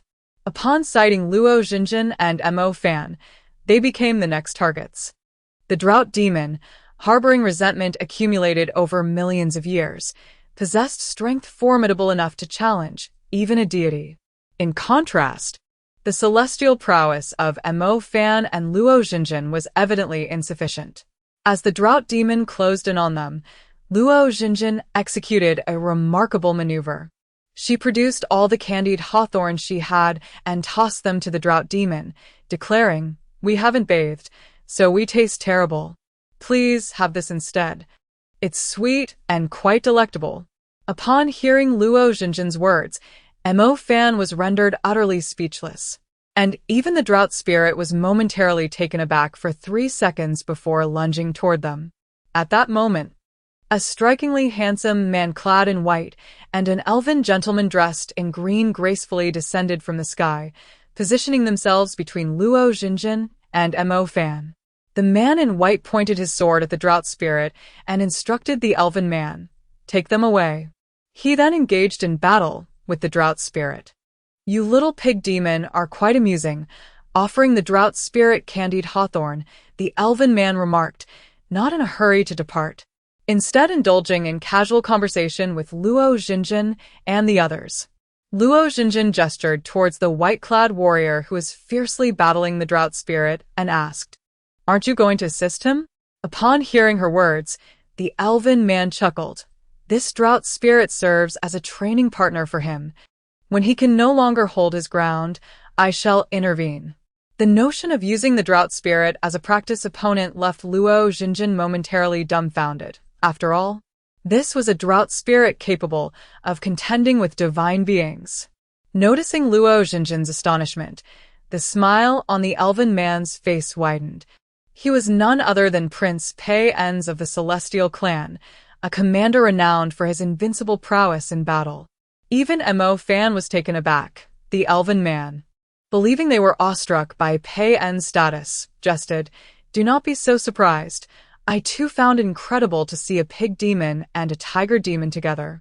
Unbeknownst to him, their astonishment stemmed from the realization that he was, in fact, the betrothed of Yi Chang'e, truly an encounter beyond mere hearsay. In the next moment, Mo Fan and Luo Xinjin beheld Yi Chang'e, who was rushing towards them atop Xianyu. A singular phrase echoed in their minds. "A branch of red apricot leans over the wall." "Are you all right?" Yi Chang'e and Xianyu inquired with urgency. We are fine. How is it that a pig demon and a tiger demon have such a close relationship with a fox spirit and a peacock spirit?" exclaimed the male elf, his mouth agape. At that moment, Yan Jiyue and Jiang Yuchuan arrived, also questioning, "Are you all right?" We are fine. Your demon clan seems to be on remarkably good terms these days?" The male elf's astonishment was palpable. "Is that so?" he asked, clearly skeptical.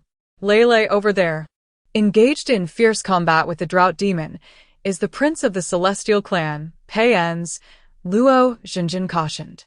No sooner had Luo Xinjin spoken than the gazes of Xianyu, Jiang Yuchuan, and Yan Jiyue turned simultaneously towards Yi Chang'e.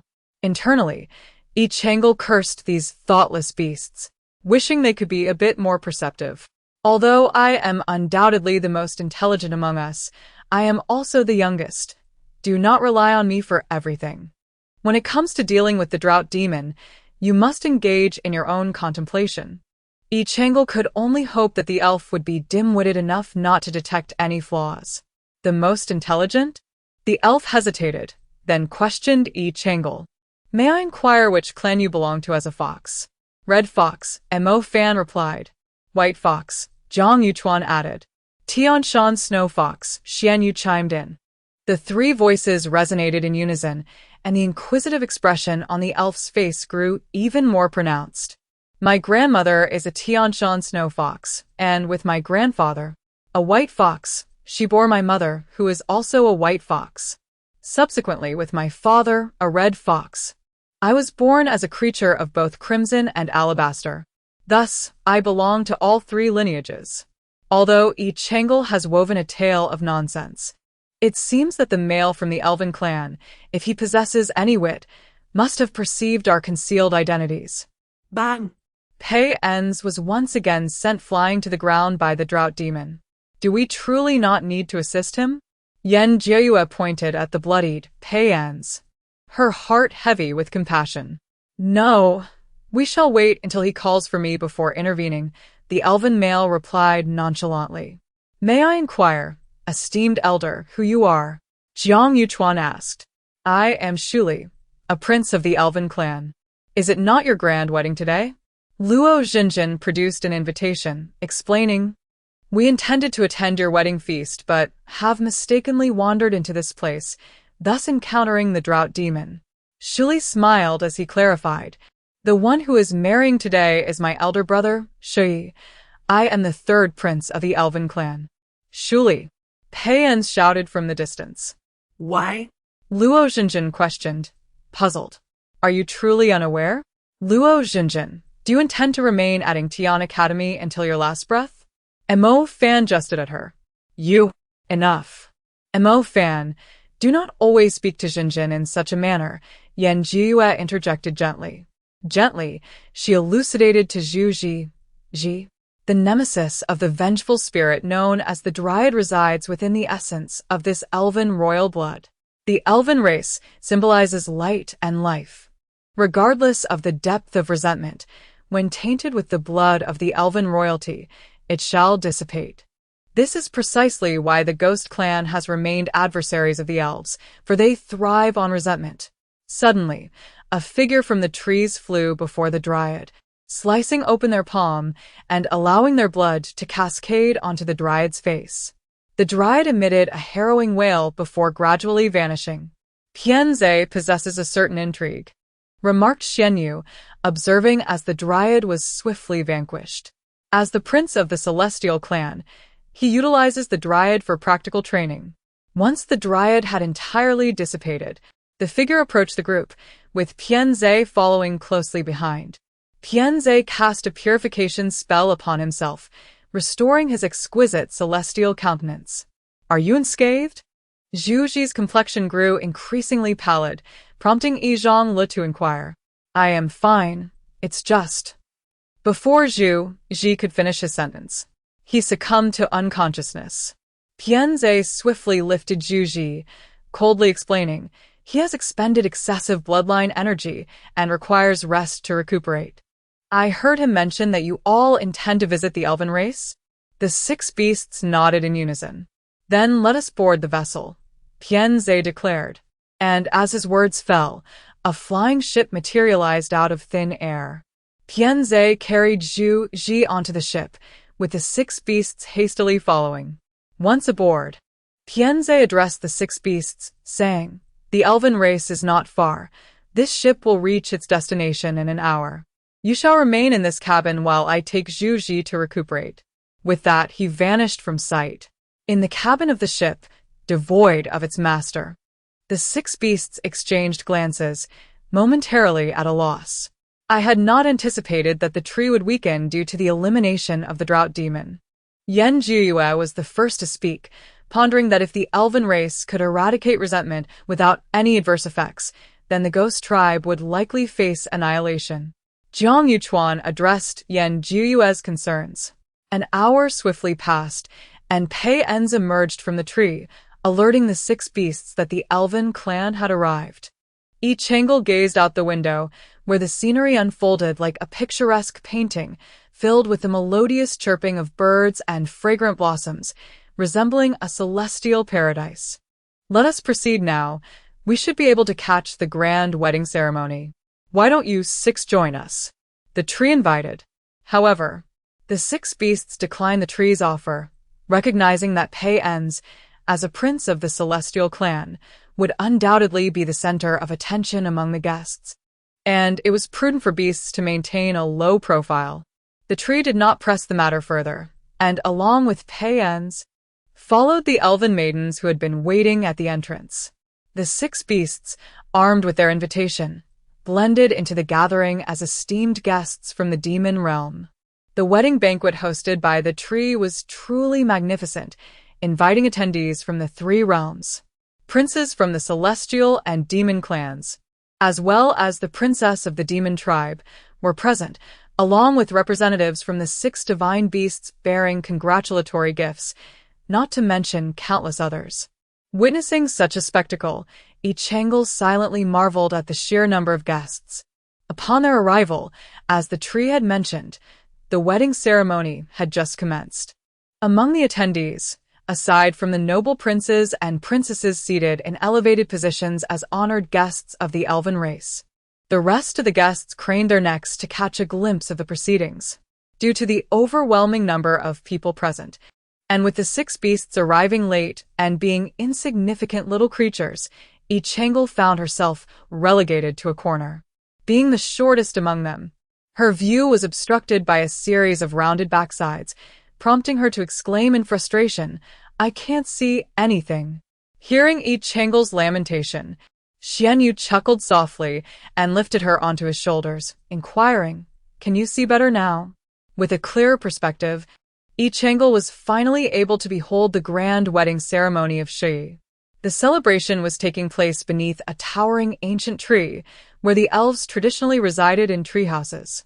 The treehouse adorned with gleaming white decorations above must be Shi's bridal chamber, emanating a gentle glow that captivated the eye. Beneath the great tree, a pair of newlyweds clad in resplendent attire were receiving the blessings of the tree spirit. Sunlight filtered through the dense foliage, illuminating only the couple, making them appear radiant. As Changle immersed herself in the enchanting scene, attentively following the couple's every move, she was suddenly jolted by the panicked voice of Jiue. "Where is Zhuanju? Why can't I find her?" A sense of dread washed over Changle as she quickly scanned her surroundings, but there was no sign of Luo Zhuanju, leaving her momentarily flustered. At that moment, Jiang Yuchuan, standing in front of her, swayed unsteadily, grasping hold of Mo Fan for support, and with a tremor in his voice, he remarked, "Look, that creature with its head buried in the pile of elven sacred fruits, only its backside visible. Doesn't it resemble Luo Zhuanju?" The sacred tree of the elven race bears fruit once every 10,000 years. The resulting holy fruit possesses the miraculous ability to resurrect the dead and restore vitality to the divine, making it an item of immense value that is seldom obtainable, even for a fortune. This time, the wedding of the elven prince marks a momentous occasion for the elven tribe, prompting them to present the sacred fruit in celebration. Once the ceremony concludes, the newlyweds will distribute the fruit among the guests as a means of sharing this joyous event with the realms. Legend has it that this sacred fruit is delectably sweet, and perhaps it is this very sweetness that awakens the primal instincts within Luo Xinjin, compelling her to indulge herself in the fruit without restraint. Given her level of knowledge, she may be entirely unaware that she is consuming a sacred fruit. At this moment, Luo Xinjin remains undetected, as the attention of the guests is fixed upon the newlyweds. However, the ceremony is nearing its conclusion. As the pile of sacred fruits diminishes, Changle gestures for Xianyu to set her down and proposes to the remaining 4. After all, Xinjin is already 70,000 years old.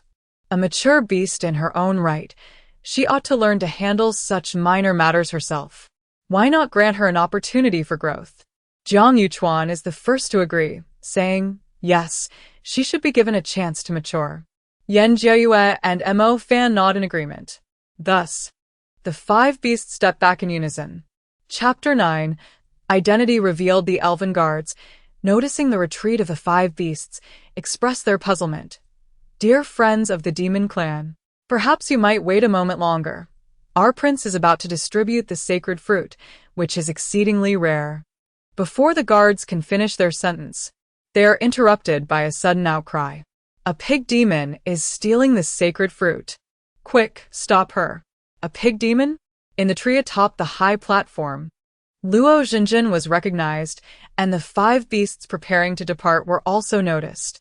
Pointing towards the direction of the 5 beasts, a voice called out, Stop them. These 5 little demons are in cahoots with that thieving pig demon. Upon hearing the command from the tree, the guards immediately encircled the 5 beasts. Listening to Luo Xinjin's shouts, the elves halted their steps and began to whisper among themselves. Could it be that this is not a pig demon, but a dog demon? Yet it hardly resembles a dog, does it? Perhaps it is a wolf demon, but wolves do not consume so much. I know, proclaimed the leading elf with utmost seriousness. What is it? The other elves eagerly turned to him, anticipation gleaming in their eyes. This is a mutated pig demon. You inexperienced elves, I am the divine beast, Tao Tai. Upon hearing the words of the leading elf, Luo Xinjin furiously bellowed. You truly are Tao Tai? The leading elf stammered, his eyes filled with admiration. Indeed. I am the lesser clan leader of the Tao Tai lineage, Luo Xinjin. This is the first time I have encountered the legendary divine beast. The elf shyly remarked. Have you ever seen a 9-tailed fox? Is it as beautiful as the legends say? The elf gazed at Ichangle in awe, exclaiming, so enchanting.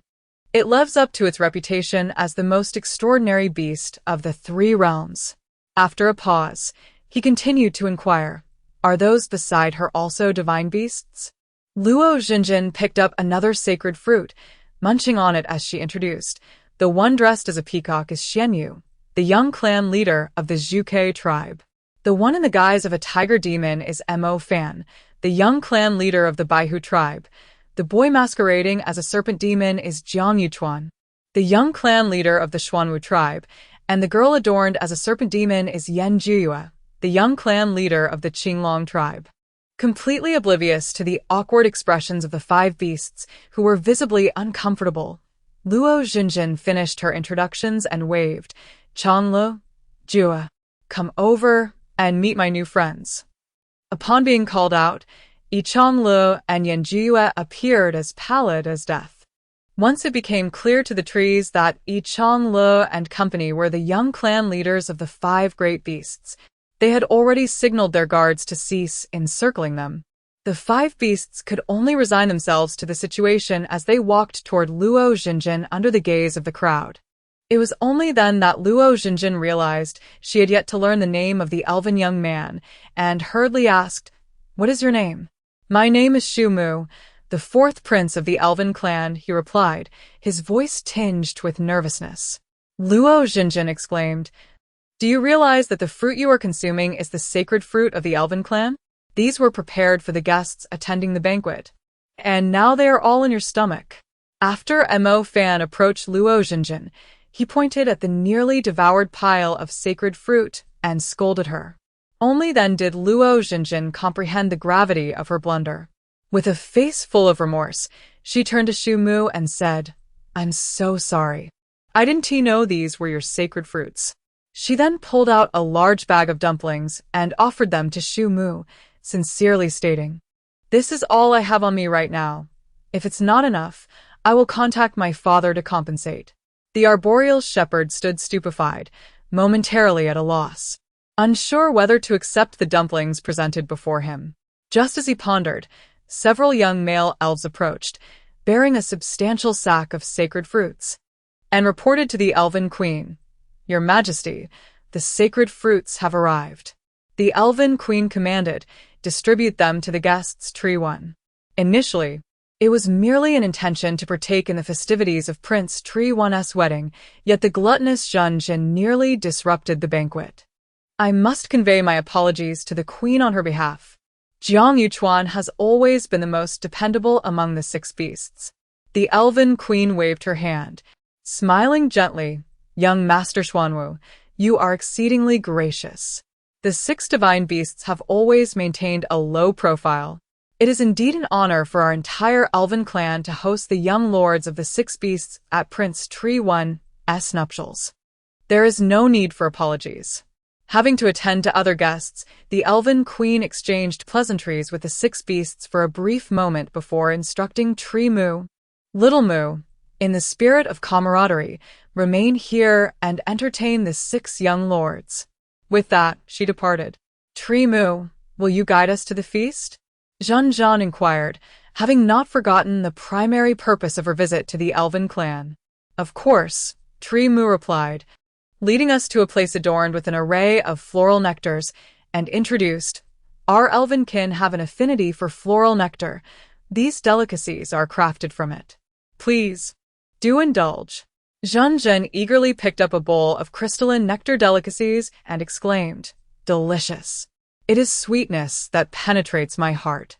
Upon hearing Luo Zhenjin's words, the crowd began to sample the delicacies at hand, showering praises upon them. Yi Changle, the young clan leader. Shimu approached Yi Changle. I raised my hand to signal Shimu to cease. Enough, we are of the same age. Simply call me Yi Changle or Changle. There is no need to pretend young clan leader. Oh, Changle, I have a question for you, Shimu said, somewhat bashfully.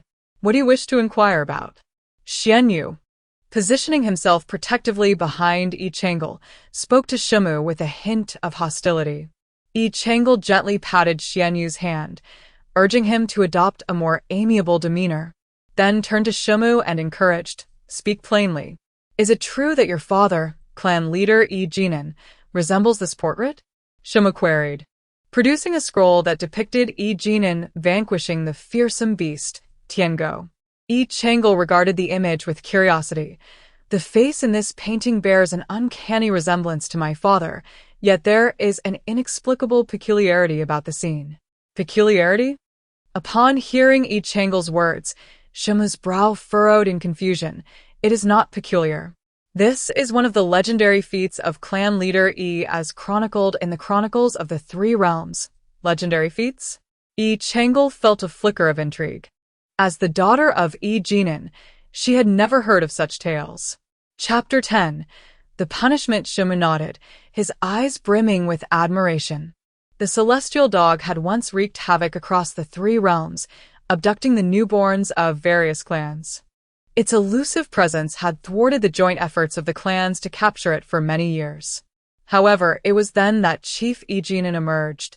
He had endured 7 days and nights without rest, tirelessly pursuing the celestial dog until he finally vanquished it at his feet. From that moment on, the newborns of the Three Realms were finally safe. Yi Changle felt a surge of pride, thinking that her adoptive father, Yi Jinan, had finally proven his worth. This is what we, the nine-tailed foxes, ought to do. This must have happened nearly 20,000 years ago, right? Shimu shook his head. It was 30,000 years ago. That was indeed 30,000 years ago, during Yi Changle's own 2,000-year mark. How could she have been oblivious to such an event while spending her days alongside Yi Jinan and Xingxior? Observing the bewilderment in Yi Changle's eyes, Shimu elaborated, Chief Yi Jinan has always been low-key, never boasting of his heroic deeds to the world. He likely did not even mention it to his own daughter. If it weren't for the revelations from the demon clan, it might have remained unknown. Upon hearing the mention of the demon clan, Yi Changle recalled the incident. Yi Jinan had argued with Xingxior, who, in a fit of anger, had taken Yi Changle and left. Yi Jinan had pursued them for 7 days and nights, unable to placate Xingxior, while his own pent-up frustration found its outlet upon encountering the celestial dog carrying a newborn demon. Thus, he unleashed his wrath upon the celestial dog while inadvertently rescuing the young demon. While vanquishing the celestial dog was indeed a commendable act, the tale had become somewhat exaggerated over time, leaving Yi Changle with an awkward smile. Shu Mu remained oblivious to Yi Changli's embarrassment, his eyes sparkling as he spoke. Yi Jinan, the clan leader, is the person I admire most in this lifetime. His noble status does not blind him to the trivialities of power. He does not covet wealth or glory. Together with his wife, Xing Tao Heir, he traverses the Three Realms, rescuing countless souls from perilous situations. My aspiration in this life is to emulate him. The 6 beasts listened in wide-eyed astonishment, and even Luo Zhenjin set down her bowl, approaching to grasp Yi Changli's hand, exclaiming, Changlo, the clan leader Yi is truly magnificent. Yi Changlo quickly contemplated the remote possibility of Yi Jin and having a twin brother or sibling, but given the reproductive capabilities of divine beasts, Such a chance was virtually non-existent. She could only continue to force a smile.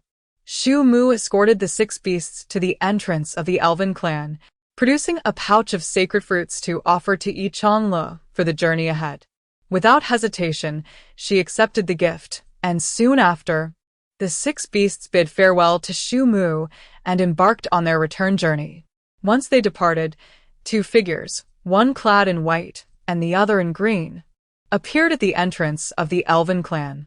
Shu Mu turned to Pei and Zhe and remarked, "It won't be long, perhaps not even 2,000 years, before the title of the most beautiful person in the 3 realms is bestowed upon your fiancé Yi. You ought to be cautious, as many may have their eyes set upon her." Pei and Zhe, with a cold expression, retorted to Shu Mu, "Mind your own business," before also leaving the elven clan. On the way to the Celestial Academy, Xianyu could not help but voice his grievances, saying, "Luo Xinjin, I have exerted myself to procure garments for the demon clan to conceal our identities, and yet you have carelessly exposed us. It is one thing for you to reveal yourself, but you have also unwittingly disclosed the identities of all 5 of us. It seems we shall become the laughingstock of the 3 realms. Being the subject of ridicule is one matter, but if this reaches Su Ku's ears, I shudder to think how many credits we shall lose." "What unexpected gain?" Jiang Yuchuan inquired, his tone laden with confusion. "Have you seen Chang Li's fiancé, the celestial prince Pei'an's? Chang Lo, what are your thoughts on him?" Yan Jiyue asked with a hint of gossip in her voice. At that moment, Yi Chang'e and Luo Xinjin were engrossed in a bountiful collection of divine fruits presented by Shu Mu, oblivious to the conversation around them. These fruits, evidently handpicked by Shu Mu, were large, succulent, and delectably sweet. Yi Chang'e finally comprehended why Luo Xinjin had such a penchant for indulgence, or rather, a craving for beasts. "Didn't you just see Pei'an's? What do you think of him?" Yan Jiyue reiterated her inquiry. "He's acceptable," came Yi Chang'e's nonchalant reply, which Yan Jiyue found rather dismissive, prompting her to abandon the topic. Jiang Yuchuan had collided with the barrier multiple times, yet it remained impenetrable. "Yuchuan, why don't you strike harder?" Xianyu exclaimed in frustration, stamping his foot. "I am exerting myself quite strenuously," Jiang Yuchuan muttered in response. "Stop banging against it. We may already have been discovered. Even if you break your shell, you cannot breach this barrier," Yi Chang'e interjected, halting Jiang Yuchuan's attempts. As Yi Chang'e's words fell, a round of applause erupted, a testament to the brilliance of my esteemed disciple. Suddenly, Lan Sun appeared before the 6 beasts. "Jiang Yuchuan, since you are so fond of your original form, why not maintain it indefinitely?" With that, Lan Sun cast a spell towards Jiang Yuchuan. Realizing that Lan Sun was genuinely angry, Yi Chang'e, embodying the wisdom of recognizing the times, immediately admitted fault. "Master, we were wrong. Dean, we were wrong." The other 5 beasts also joined in, expressing their contrition. "What exactly did we do wrong?" Lan Sun's expression was exceedingly grave. "You should not have sneaked out of the academy. Who led the charge?" Lan Sun inquired further. Xianyu, confronted by the 5 pairs of round, glistening eyes fixed upon him, could only brace himself and respond, "Dean, it was I." "What were you doing with those 5? Lan Sun's ire intensified. He hurled a wooden plaque at Xianyu's face, the plaque emblazoned with the bold words, "Chronicles of the 3 Realms. Open it and see for yourself." Xianyu opened the chronicles, and the voice of the parrot spirit echoed forth, "Extra, extra. The young clan leader of the 6 divine beasts infiltrates the royal wedding of the elven prince, solely to pilfer the sacred fruit." Accompanied by a vivid illustration of the 5 of us surrounded by elven guards and Luo Xinjin transformed into a glutton, bellowing at the tree shepherd. Upon witnessing this spectacle, Yi Chang'e buried his face in his hands, utterly mortified. He had never anticipated this embarrassing incident would be featured in the chronicles of the 3 realms. Observing Yi Chang'e's reaction, Lan Sun scolded, "And now you are concerned about losing face? Had it not been for Su Yao presenting me with the chronicles of the three realms, I would have remained oblivious to your audacious escapade from the academy. You shall face severe punishment this time, to instill a lesson in you. Luo Xinjin. For the next 3 days, you are forbidden from consuming any sustenance. Lan Sun immediately cast a spell to seal Luo Xinjin's mouth. Woo-woo. Unable to speak, Luo Xinjin was in a state of frantic distress. Xian Yu, since you relish taking the lead, you shall transcribe the Academy regulations 300 times. Dean, I. Xian Yu attempted to plead, but was silenced by Lan Sun's piercing gaze, quelling any further objections. Mo Fan, Yan Jiaoyu, Zhang Yuchuan, and Yi Chong Le each shall copy the regulations 100 times. Except for Luo Xinjin, each of you will also incur a deduction of 20 credits. Lan Sun paused, then elaborated. As for Luo Xinjin, her credits shall not be deducted this time, not as an exception, but because further deductions would render her incapable of reaching even the ordinary class in a span of 10,000 years. Yet, the most unfortunate of all remains Luo Xinjin, who must forego food for 3 days. When parting from her, Yi Chonglu noticed the spark had vanished from her eyes, her smile erased, leaving her spiritless. While Yi Chonglu diligently wrote at her desk, a sudden knock interrupted her, leading her to believe it was Xian Yu or Luo Xinjin. However, upon opening the window, she was surprised to find Lan Sun instead. Chapter 11. Xian Yu's Confession Master.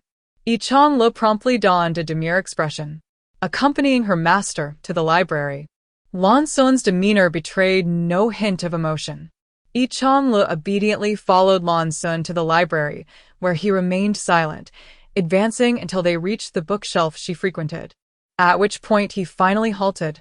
Changel, may I inquire why the books you peruse predominantly pertain to the essence of chaos? Lan Sun's expression bore a semblance of gravity.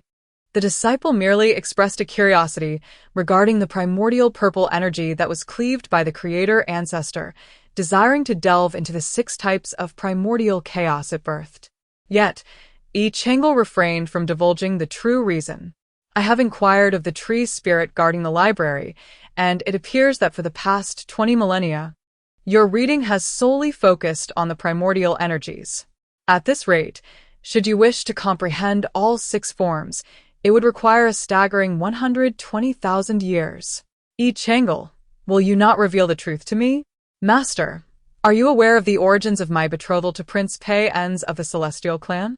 Faced with the inevitability of disclosure, Yi Changel conceded. Lan Sun nodded. I have heard whispers that it is to avert a great calamity across the 3 realms? Not entirely. Yi Chonglu replied.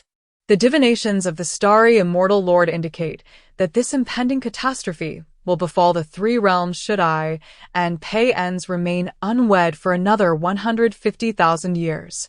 Thus, I believe this calamity fundamentally stems from my existence. Changel, do you wish to prevent this calamity by avoiding marriage to the Celestial Prince? Indeed, Master. If my conjecture is correct, you suspect that this impending disaster is intertwined with the essence of chaos? Yi Changel nodded in affirmation.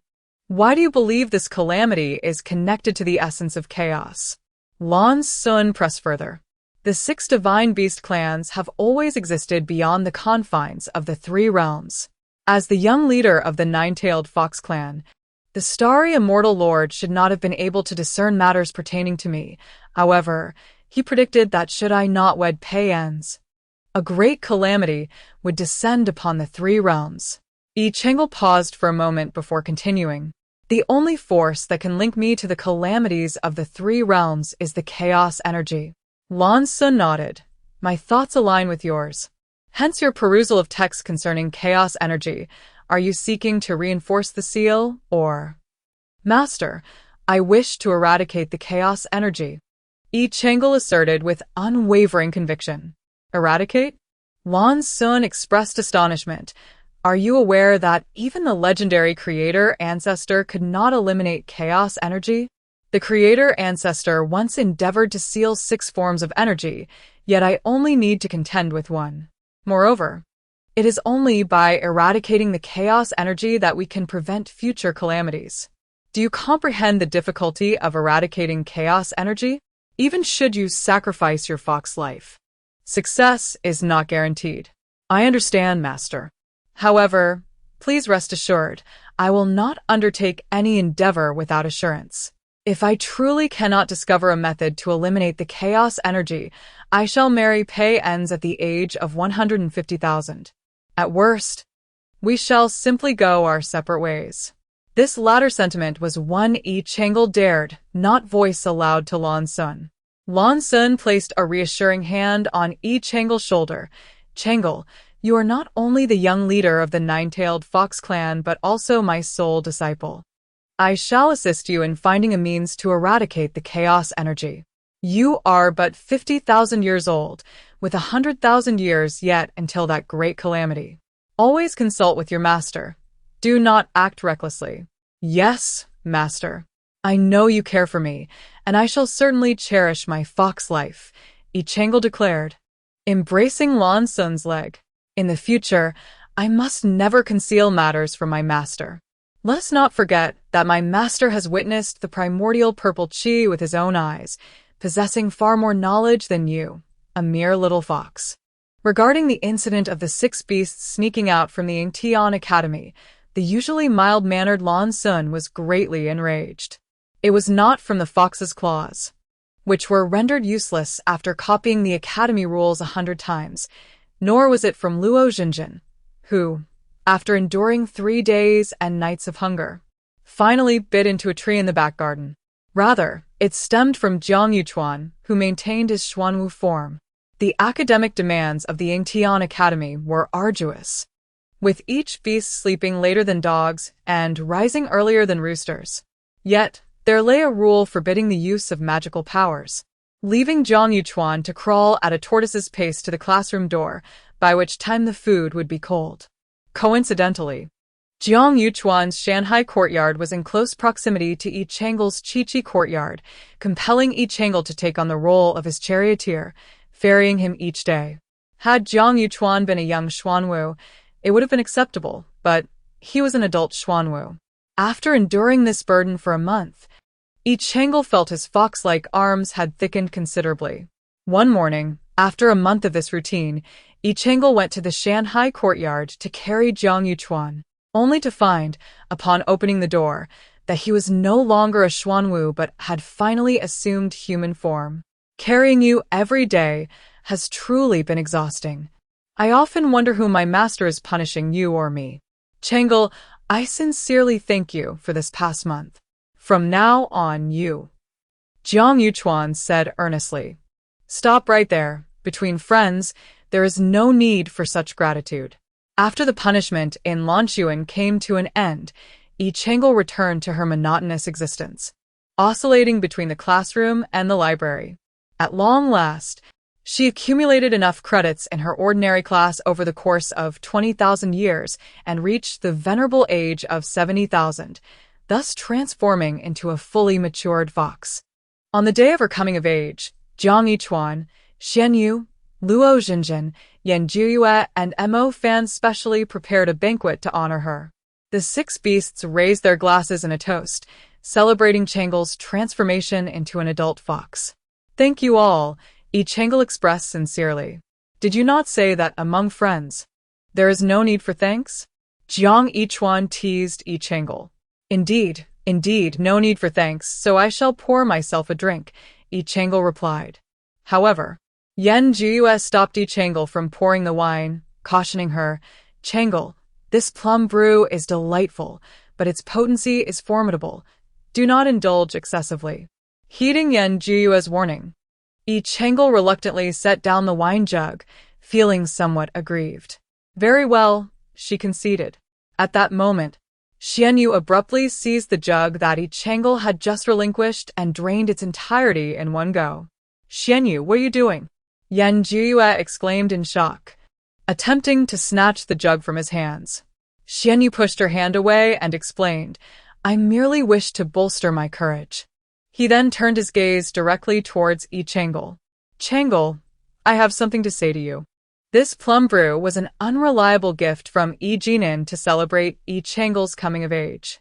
After much pleading, Su Yao finally allowed her to keep it. Considering her milestone, Yi Chang'e had intended to share it selflessly with the other 5 beasts, but to her dismay, after just 1 cup, it had all vanished into Xian Yu's belly. Gazing at the empty wine bottle, Yi Chang'e reproached Xian Yu, "You have always spoken your mind. When did you become so reticent? If you have something to say, then say it. Why waste the wine? Once poured, not a drop remains. At the very least, leave some for the 5 of us."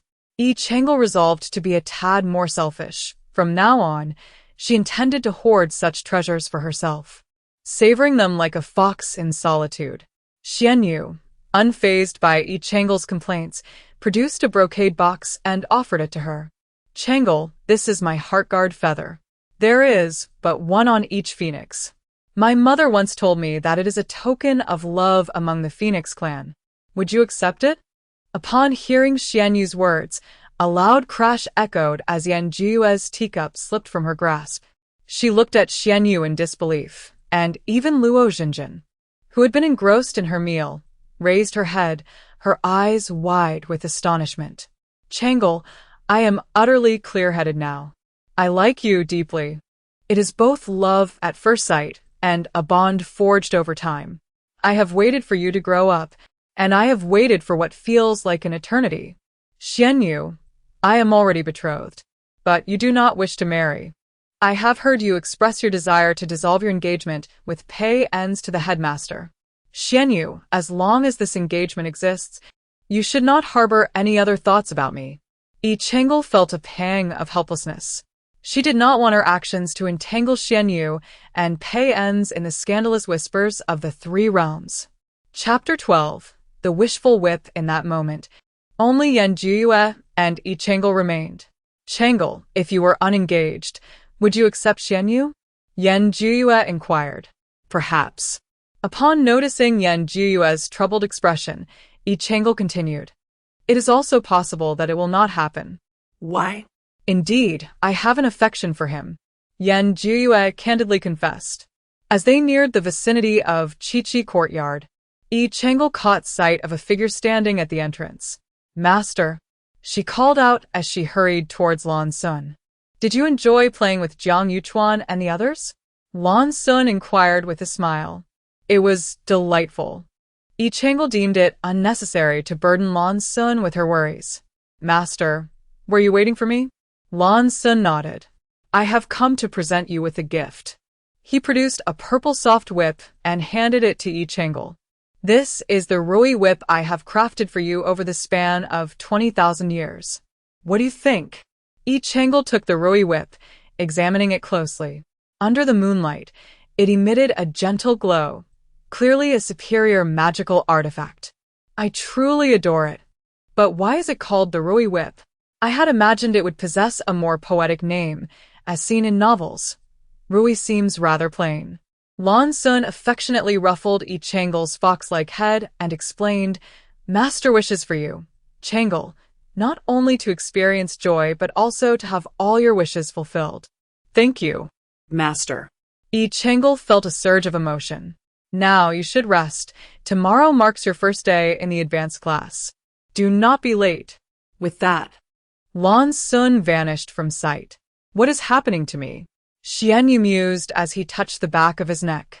"I rendered you unconscious." Jiang Yuchuan paid no heed to Xian Yu's astonished expression and continued, "Xian Yu, your confession is exceedingly reckless. The engagement of Chang Le bears the weight of the destinies of the 3 realms.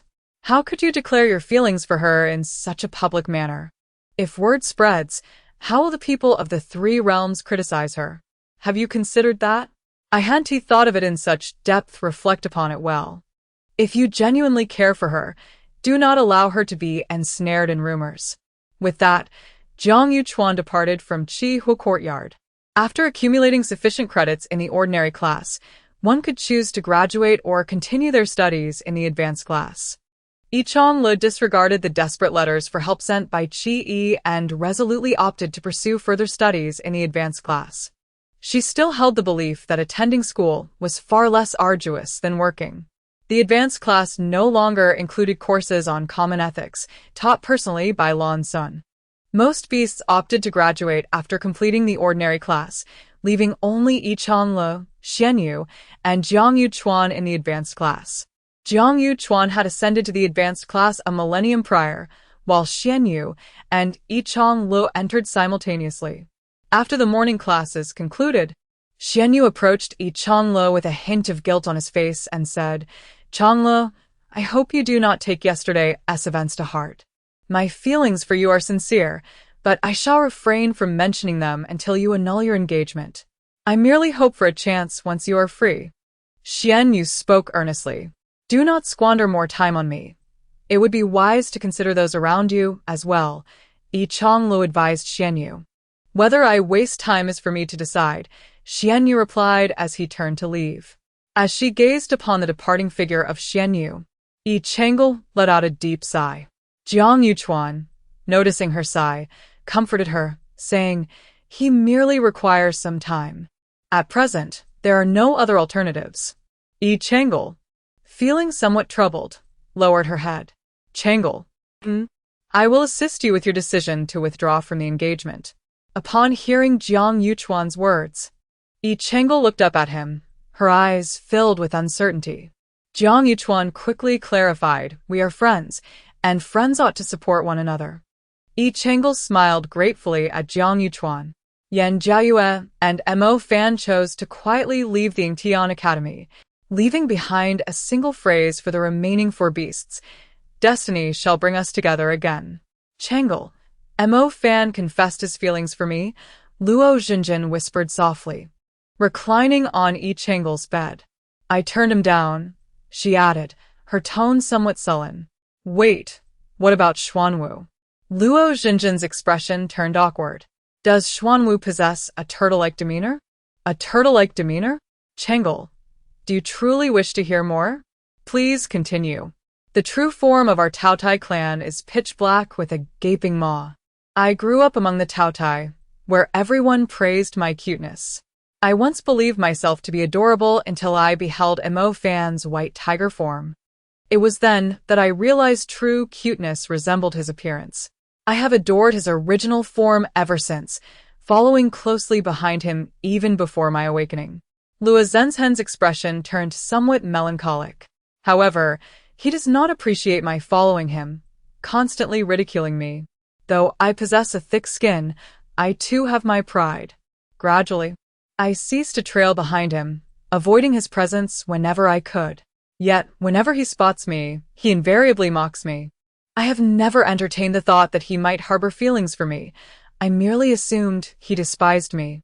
Luo Zhenzhen's tone became increasingly aggrieved.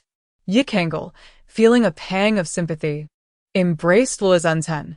Having observed her cheerfully burying herself in her meals every day, he had thought she was indifferent, only to discover she was merely enduring in silence. Luo Zhenzhen's spirits lifted slightly as she nestled into Yi Changle's embrace. After a while, she raised her head and asked, "Yi Changle, do you think I truly eat too much and fail to exercise my mind?" "Not at all. Our Jinjin is quite clever. And there is a saying in the world, to be able to eat is a blessing. We must indulge a bit more to attract even greater fortune. Then I shall strive to eat even more, to bestow all my blessings upon you." Luo Zhenzhen visibly brightened. Yi Changle chuckled softly, pinching Luo Zhenzhen's cheek. "Then I shall express my gratitude in advance." "Jinjin? What is it, Yi Changle?"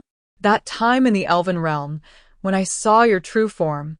I thought it was incredibly impressive, and I liked it very much. Promise me, never despise yourself because of others, all right? Sleep well. Good night, Yi Changle." Chapter 13. Human Experience. After Yan Jiayue and Mo Fan departed, the 6 beasts group transformed into the 4 beasts group. Due to Luo Jinjin's inherent nature, their gathering place shifted to the cafeteria.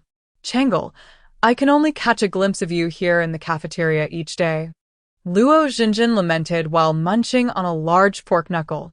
Then you should hasten your credit accumulation. Once you advance to the ordinary class, I will implore my master to include you in our training excursions. Luo Xinjin thoughtfully snatched a knuckle for each Changel, who then eagerly began to devour it. Indeed, Xinjin, you have been at Tian Academy for 60,000 years. It is time for you to ascend to the ordinary class. Xianyu concurred. Luo Xinjin rolled her eyes at Xianyu. What do you know? I require only 2 more credits to reach the ordinary class, which is considered exceptionally talented within our gluttonous clan. Changel, stop eating. The dean mentioned we should arrive at the classroom a bit earlier today, Jiang Yuchuan said, attempting to pull Yi Changel up.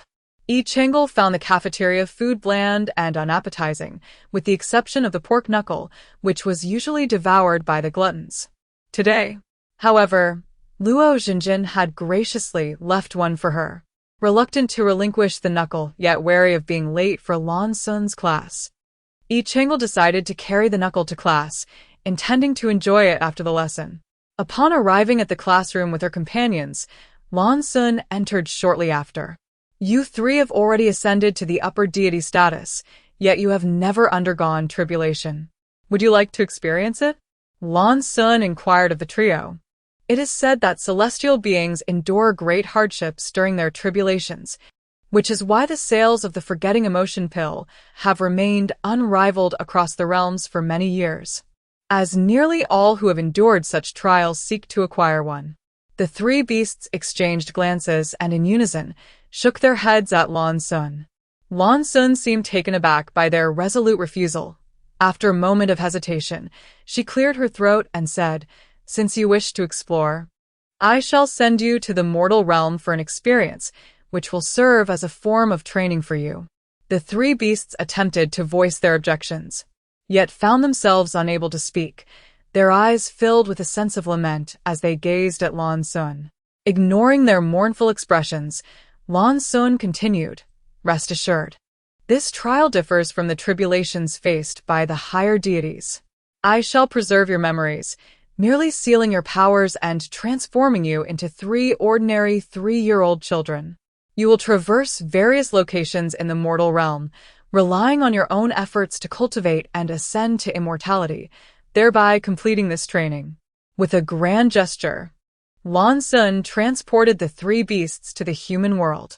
Yi Changel found herself in a secluded forest, prompting her to hastily rise and make her way towards signs of civilization, lest she become a meal for the ferocious beasts that lurked within.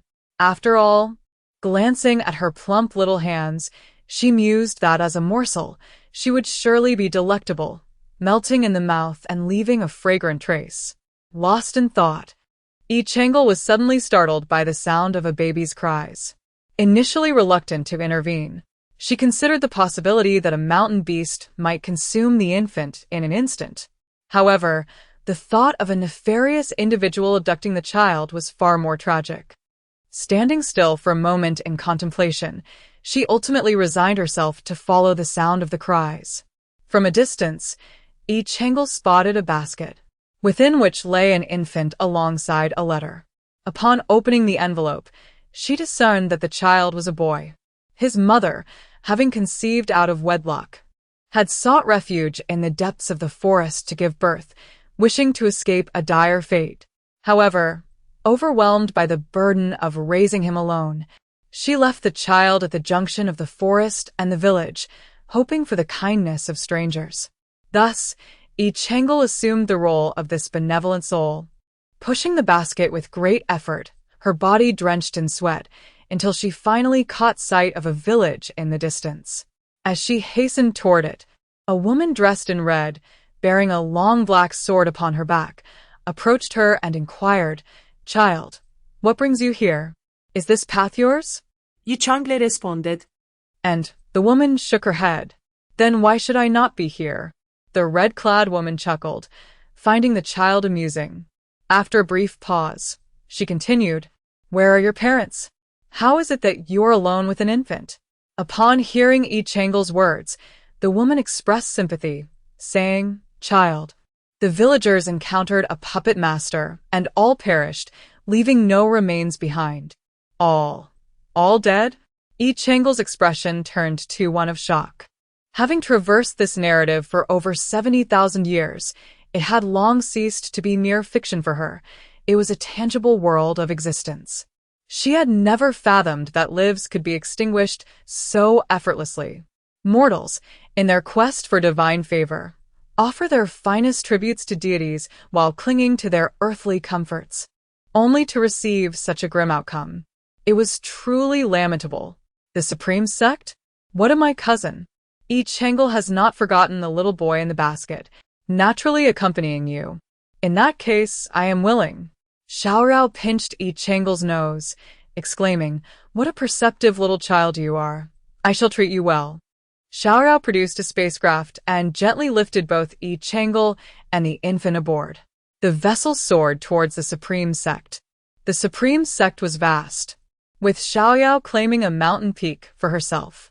Upon disembarking, Su Yao carried Yi Changle and the infant into the hall of Su Yao, where she set Yi Changle down.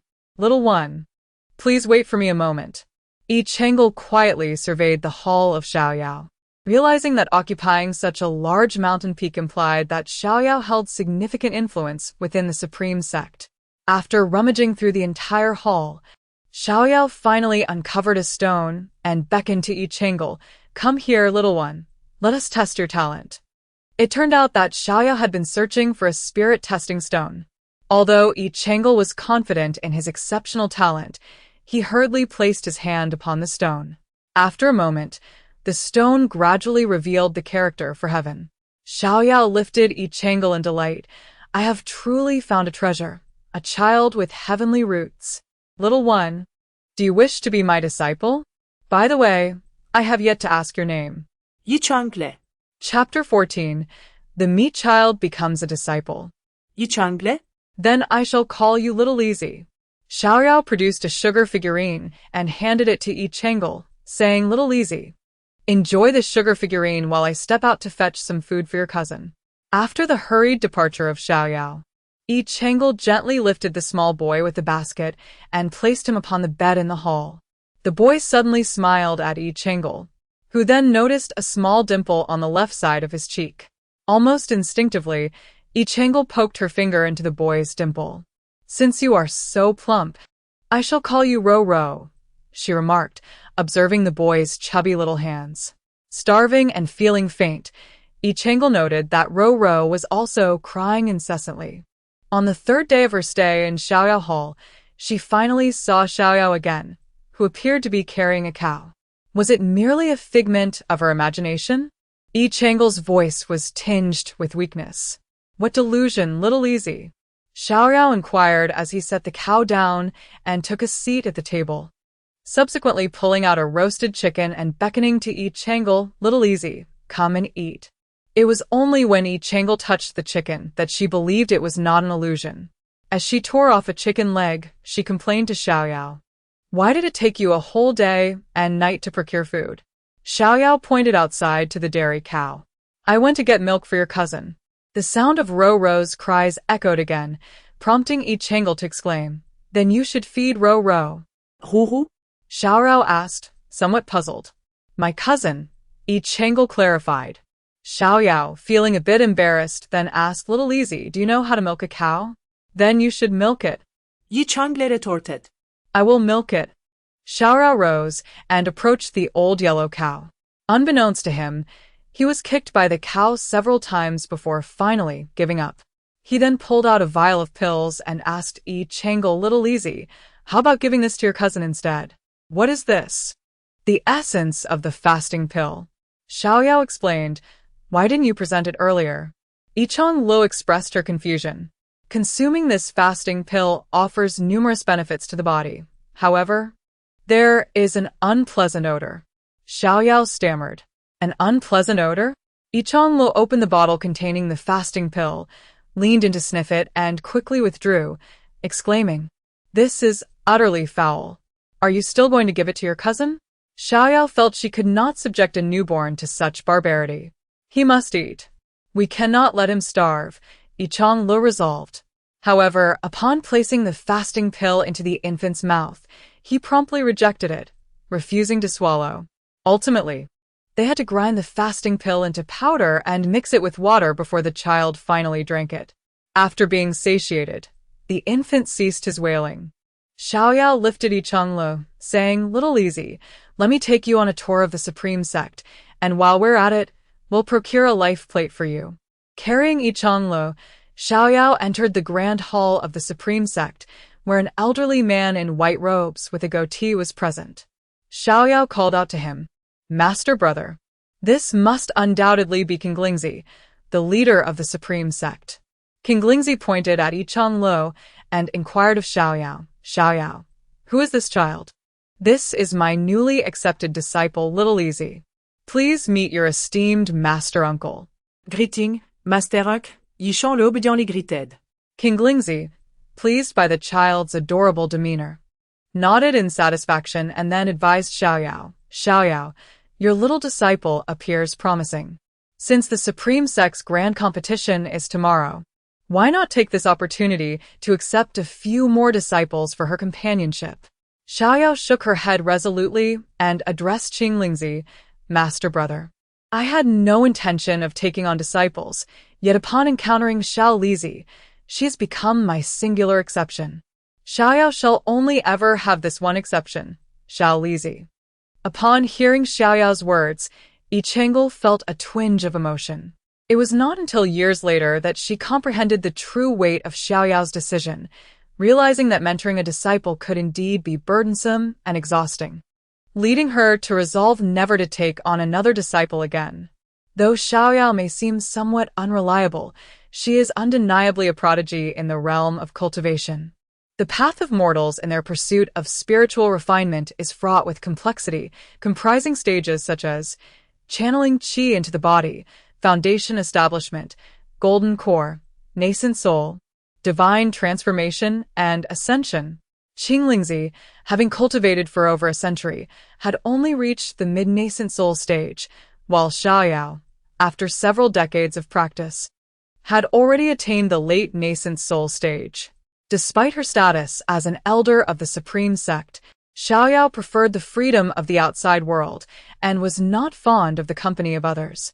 Her hall of freedom had no one but herself, and now it also included Yi Changlo and Ro Ro. Naturally free-spirited, Su Yao was reluctant to remain in one place for too long. Shortly after her arrival at the Supreme Sect, she learned of sinister entities lurking in the northern regions. That very night, she took Yi Changlo and Ro Ro aboard her flying vessel, embarking on a journey to eliminate these malevolent forces while simultaneously instructing Yi Changlo in the ways of cultivation. 3 years later, in the icy chasms of the extreme north, a young girl in purple was fiercely battling against the onslaught of malevolent creatures. However, the sheer number of these fiends was overwhelming, continuously surging forth from the depths of the earth.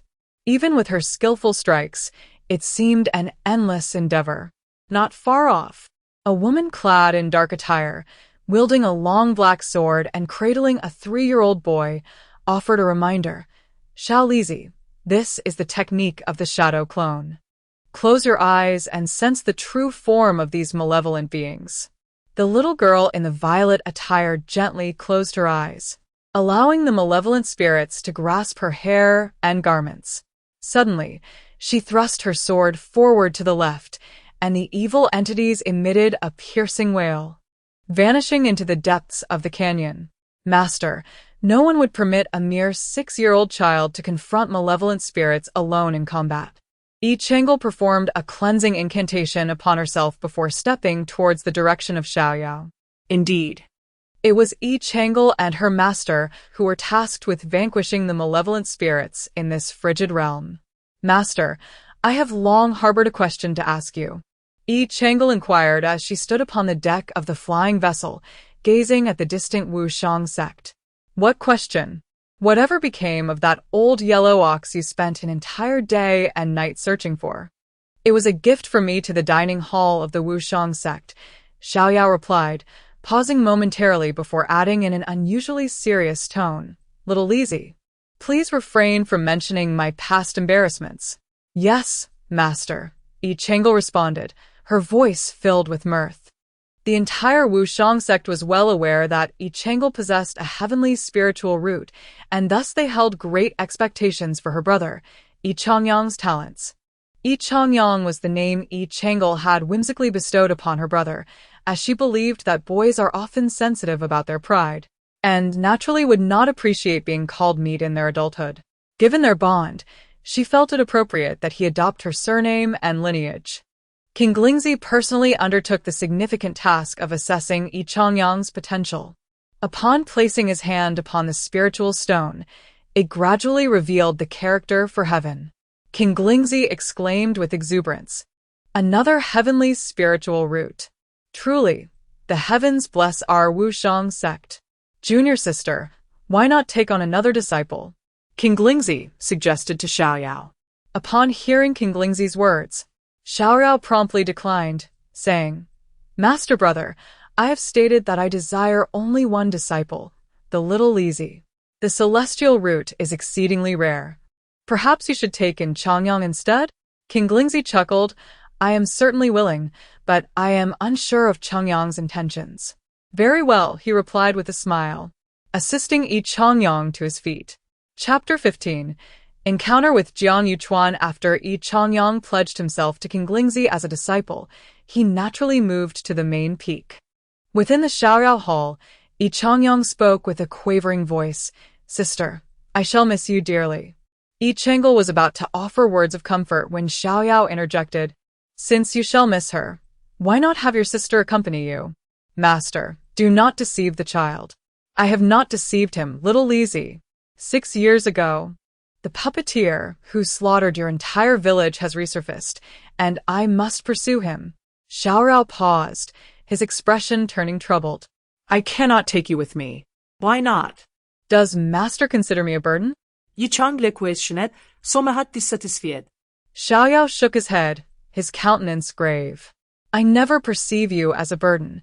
It is merely that the puppeteer is cunning and treacherous. Bringing you along could endanger your life."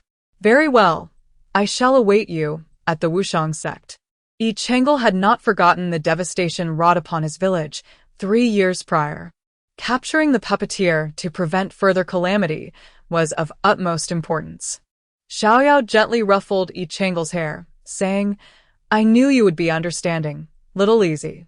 I have already spoken with Master Brother. He will prepare a room for you at the main peak. Of course, the Xiaoyao Hall will also remain open for you. You may choose to reside wherever you wish." Xiaoyao gently removed another ring from his subordinate and placed it onto Yi Changli's hand. "Dear Lizi, within this ring lies numerous secret techniques and treasures accumulated over the years by your master. Take it with you, indulge in what you desire, and do not feel constrained merely because I am absent." With that, Xiaoyao departed, leaving behind an elusive trace of the puppet master. After ensuring all was in order, he wasted no time and immediately set off on the journey to capture the puppet master.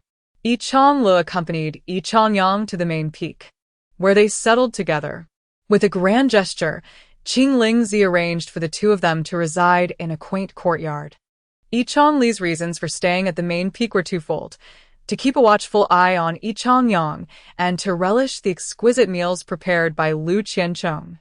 Yi Changyang had 2 senior brothers. The eldest, Su Yao, was the son of the wealthiest man in the capital, while the second, Lu Qianchong, was renowned for his culinary skills. Although Lu Qianchong's cooking was indeed delectable, Yi Changle felt it inappropriate to constantly impose on him for meals. Even if Lu Qianchong did not mind, it was only a matter of time before Yi Changle felt a twinge of embarrassment. Thus, she turned her attention to the now 6-year-old Yi Changyang. "Little one, do you know how you have grown?" Yi Changle playfully poked at the dimple on Yi Changyang's cheek. Yi Changyang shook his head in confusion. "It was I, your sister, who nurtured you through every trial and tribulation." Yi Changyang nodded, still bewildered. "So, must you not repay your sister?" Yi Changle coaxed gently. Yi Changyang resolutely nodded in agreement. "What do you think your sister likes?" Yi Chongyang began to count on his fingers. Sister enjoys sleeping in, loves to eat, and has a fondness for handsome men. Upon hearing this, Yi Changel became even more convinced that she should no longer entertain the notion of relying on others for meals. Since her sister adored food so much, wouldn't it be more fitting to express her gratitude by learning to cook? Cooking? Indeed. Just look at how delectable the dishes prepared by her senior brother Liu are. Shouldn't you learn from him and then prepare meals for your sister? Yi Chongyang pondered for a moment. Once I have mastered it, will my sister enjoy my cooking every day? Yi Changel nodded affirmatively, of course.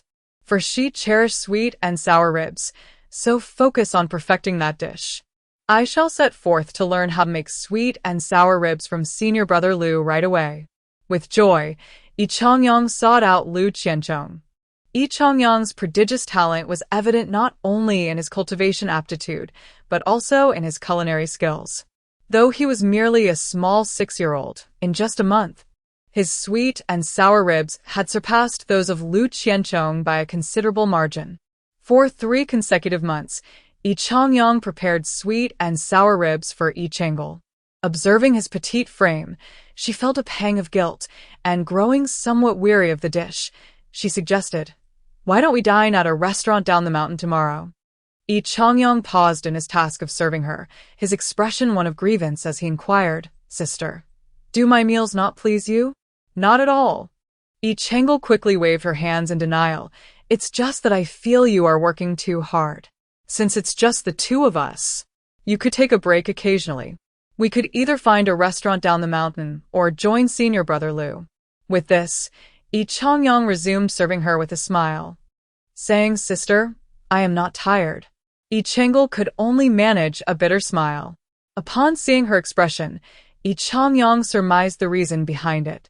For the remainder of the time, he prepared an array of dishes, and only when Yi Changel expressed a desire for sweet and sour ribs did he oblige her. Yi Changel was quite content and no longer mentioned the restaurant at the foot of the mountain. At the age of 14, Yi Chongyang entered the foundation establishment stage and registered for the grand competition of the Supreme Sect. Today marked the day of his final match. "Sister, hurry up.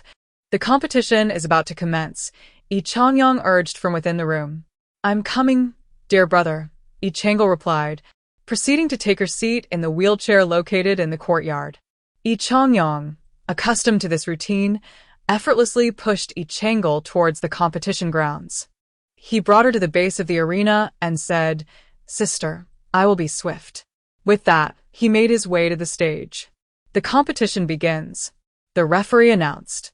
"Pardon me," Yi Chongyang said before delivering a swift kick that sent his opponent flying off the stage, a display of straightforward aggression. Disciple Yi Chongyang, under the master's guidance, emerges victorious, the referee quickly declared, while Yi Changel found her encouragement caught in her throat, unable to voice it. Spectators watching the match began to murmur among themselves. Who is being pushed by brother Yi Chongyang? It is none other than Yi Changel, the sole disciple of Elder Su Yao. Why have we never seen Sister Yi Changel participate in the competition? It is a tragic fate. It is said that during her cultivation, she injured her legs and can only travel by wheelchair. How could she possibly compete? In truth, Yi Changel was not injured. She could run and jump with ease.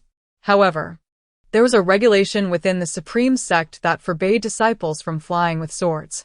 Relying solely on her feet proved rather exhausting, so Yi Changel devised a wheelchair, allowing Yi Chongyang to assist her in her travels. At the age of 18, she ascended to the Golden Core stage. While it was said that Su Yao had reached this stage at the age of 28, Yi Changel's name resounded throughout the mortal realm, becoming a topic of conversation even among those who did not practice cultivation. Looking at the coordinates of Qingshan City sent by Su Yao, she thought, "Master, I shall arrive in 5 days." After informing King Lingzi, Yi Changel planned to depart using the spaceship left by Su Yao. This was her first journey outside the sect alone. And besides Yi Chongyang, Su Yao and Liu Qianzhong also came to see her off. Yi Changel playfully poked Yi Chongyang's dimple, exclaiming, "I know, it's adorable. Su Yao stuffed her arms with a plethora of silver notes, advising that after leaving the supreme sect, she would encounter numerous situations requiring expenditure, urging her to take it all and not to worry about finances. Lu Qianzhong handed her a storage bag filled with an assortment of snacks he had prepared, imploring her not to let herself go hungry. Deeply touched, Yi Chang'e bid farewell to each of them before boarding the spaceship. However, the vessel's destination was not Qingshan City, but rather the capital. The journey from the Supreme Sect to Qingshan City would only take 2 days. Yet Yi Chang'e chose to converse with Xiaorao for an additional 3 days because she intended to make a brief stop in the capital first. Everyone is aware of the prodigious youth Yi Chang'e from the Supreme Sect. However, there's been no news regarding Jiang Yuchuan and Xian Yu, which leaves Yi Chang'e feeling somewhat perplexed. During her time at the Supreme Sect, she had heard Su Yao mention that there exists a divination gate in the capital, where one can ascertain any matter for the right price.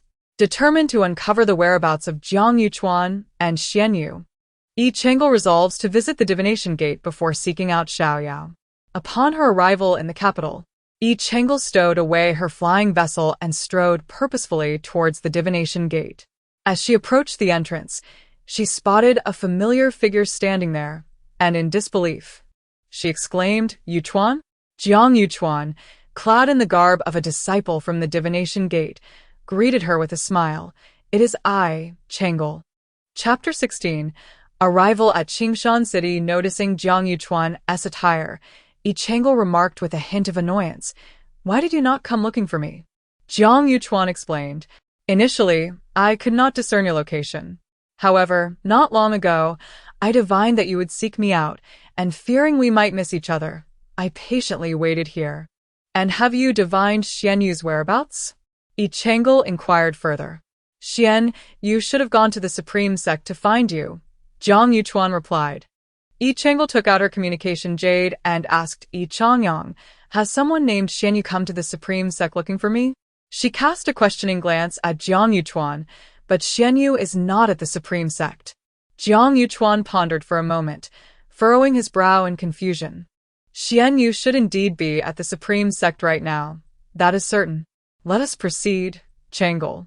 If we delay any longer, we shall not arrive in time at Qingshan City, Jiang Yuchuan urged. Yi Chang'e, astonished, remarked, "You truly possess an extraordinary talent for divination. You seem to know everything."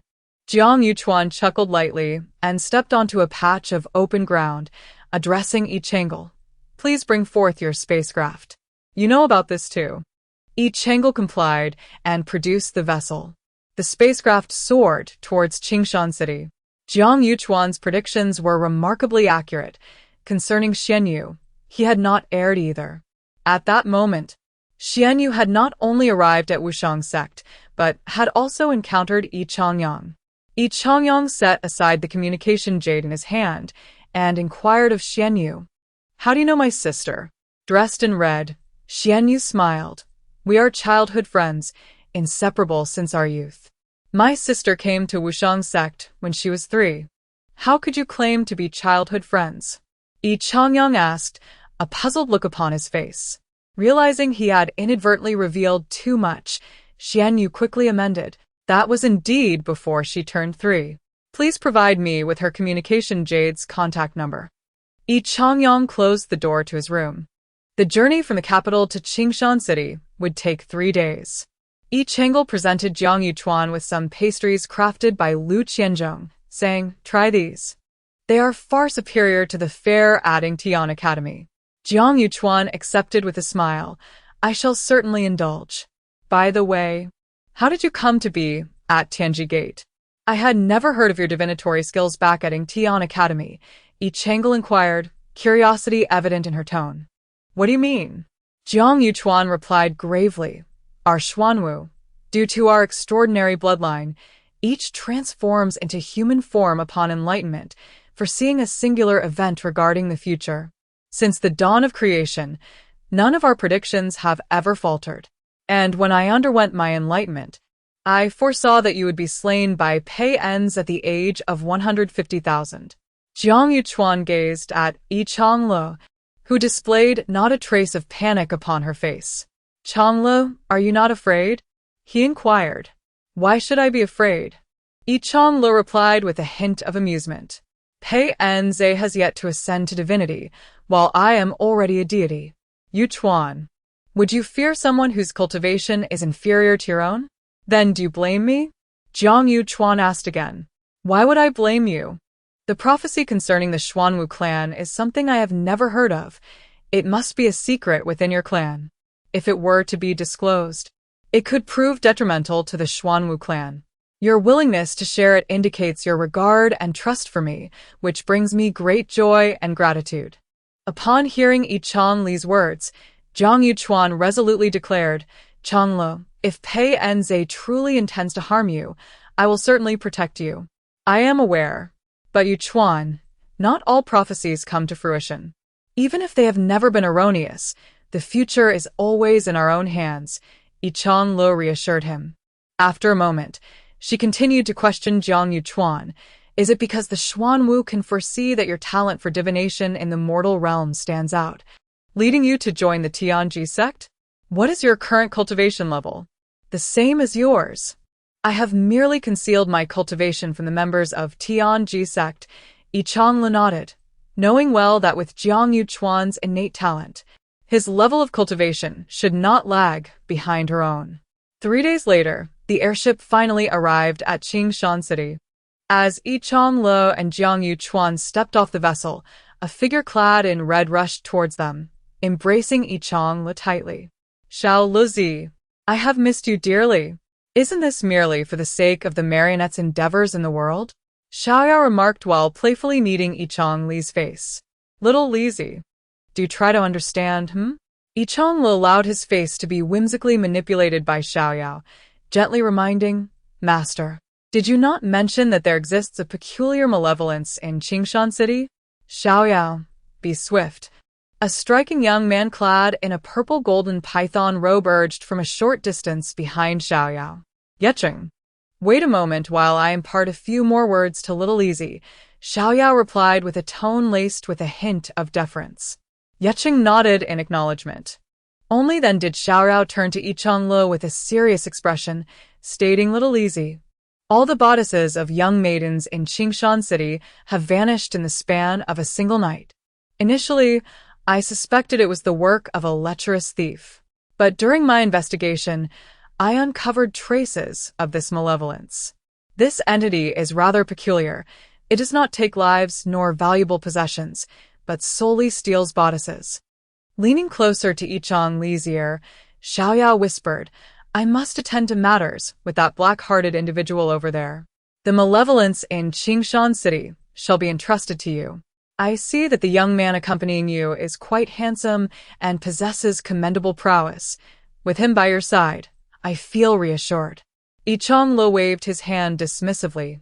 Master, there is nothing untoward between us. Xiao Yao refrained from further comment, casting Yi Changlo an understanding glance before proceeding towards Yecheng, and the two vanished from sight. It is of the demon race.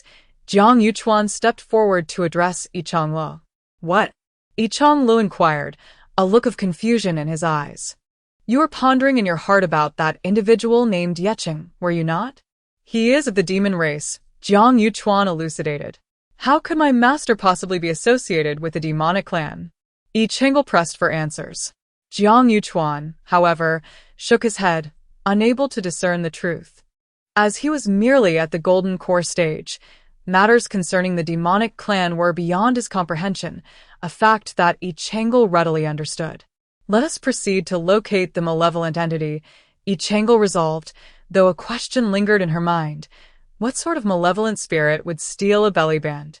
Jiang Yuchuan shared her bewilderment, confessing, I have never heard of a spirit that pilfers belly bands.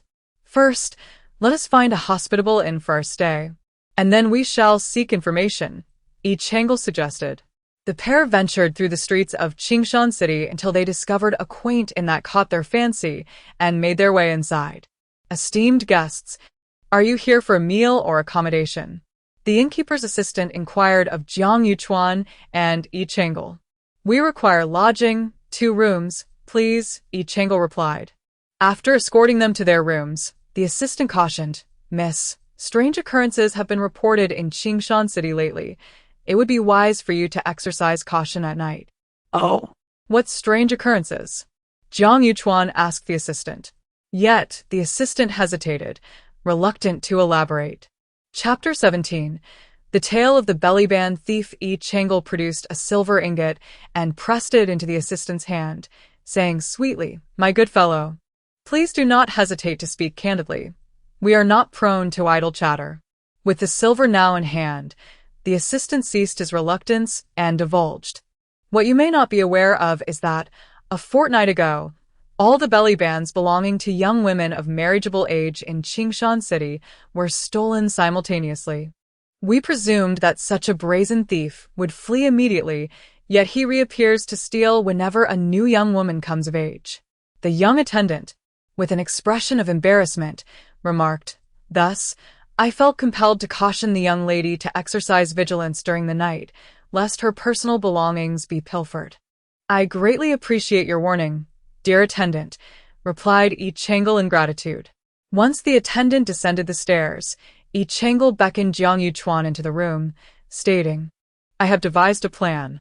What is it? Jiang Yuchuan inquired. The attendant mentioned that whenever a new young woman reaches maturity, malevolent spirits emerge to steal undergarments.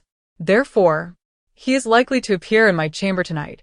We might as well lay in wait for him. After a moment of contemplation, Jiang Yuchuan nodded in agreement. In the dead of night, the lobby of the Qingshan Inn stood desolate, when a shadowy figure stealthily slipped through the crack of the door and ascended to the second floor, entering Yi Chengel's room. The interior was shrouded in darkness as the figure silently approached the bed, extending a hand toward the undergarment resting at its edge. Suddenly, a hand intercepted him, revealing that he was confronted by an entity of shadow. The voice belonged to Jiang Yuchuan. Yi Chengel, reclining on the bed, gently waved her hand, igniting a candle that illuminated the room once more. Jiang Yuchuan immobilized the shadowy figure, who, irritated, directed a question at Yi Chengel and Jiang Yuchuan. Who are you? What is it that makes you angry? Yi Chengel found the shadow's tone amusing. The shadow retorted, I neither harm innocent lives nor steal treasures. You appear to be cultivators. Yet why are you so idle as to meddle in such trivial matters? To steal is to be brazenly self-righteous? Do you not comprehend that pilfering undergarments tarnishes the purity of these women? What will become of them if they are subject to scorn in the future? Yi Chengel felt a surge of indignation. Is it possible? The shadow spirit inquired of Jiang Yuchuan. Jiang Yuchuan nodded with resignation. What shall we do then? He responded. I did not anticipate this outcome, the shadow spirit admitted, a hint of regret lacing his voice. Why did you steal the undergarment? It is not an item that aids in your cultivation, Jiang Yuchuan pressed. Reincarnation. Why steal the undergarment? His expression was one of profound confusion. I merely seized an opportunity to cultivate into a spirit. My abilities are not particularly profound. I cannot discern a person's reincarnation, but I can ascertain their essence. If I were to continually appear before them, it would inevitably raise suspicion. Thus, I resorted to pilfering their intimate garments to ascertain the essence of the individual I seek. The shadow spirit elucidated. Why do you seek that person's reincarnation? Yi Chengel inquired. To ascertain whether she is faring well. Someone once knelt before the Buddha for 10 years, ascending 3,000 steps, solely to secure her a stable life in her next incarnation, the shadow spirit lamented. This goose surnamed scholar is truly a heartless wretch. Yi Chengel exclaimed in anger. You and the people of Qingshan City share similar sentiments, yet the truth is quite different, the shadow spirit continued. The scholar possesses striking features and is renowned as a handsome man in Qingshan City. Upon arriving in the capital, he caught the eye of the prime minister's daughter, who desired to force him into marriage.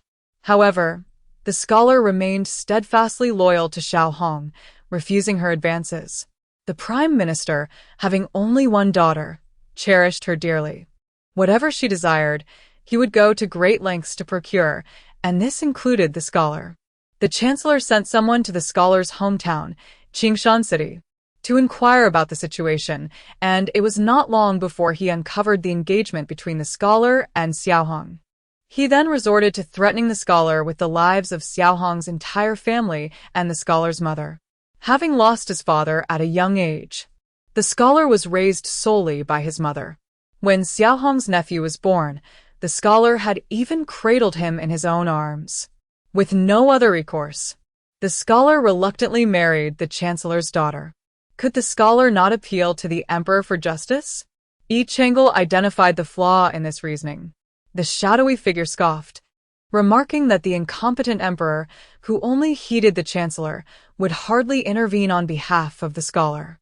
Upon the news of Xiaohong's demise reaching the capital, the scholar was engulfed in despair. Yet, he had no choice but to endure humiliation before the chancellor, patiently waiting for an opportunity. After more than a decade, he finally seized the chance to eradicate the chancellor's family and unseat the foolish emperor, establishing a wise ruler in his stead. Despite these accomplishments, the scholar could not absolve himself of guilt, believing himself responsible for Xiaohong's death. He retreated to a temple, where, before the Buddha, he ascended the 3,000 steps, bowing repeatedly, day after day, year after year, praying for Xiaohong to have a peaceful and prosperous rebirth. I am but the shadow of the scholar. The anguish within his heart finds no one to confide in, so he often shares his emotions with me beneath the moonlight, his affection for Xiaohong, his resentment toward the chancellor's family. Through his daily worship at the temple, I gained enlightenment and the opportunity to cultivate my essence. Thus, you seek the reincarnation of Xiaohong? Yi Chang'e's tone bore a hint of conviction. The shadow, with an air of despondency, lamented, "I am truly worthless." After hearing the tale of the shadow spirit, Yi Chang'e turned to Jiang Yuchuan and urged him to assist. Jiang Yuchuan nodded, then produced a turtle shell, infusing it with a trace of magical energy. The shell levitated in the air, and after a moment, he spoke. Xiaohong has not been reincarnated. Yi Chang'e speculated. Could it be that, like the scholar, she is unwilling to be reborn? Jiang Yuchuan shook his head, clarifying that Xiaohong had not reincarnated because she had not yet passed away. Impossible. Xiaohong clearly jumped off the cliff. The shadow spirit refuted.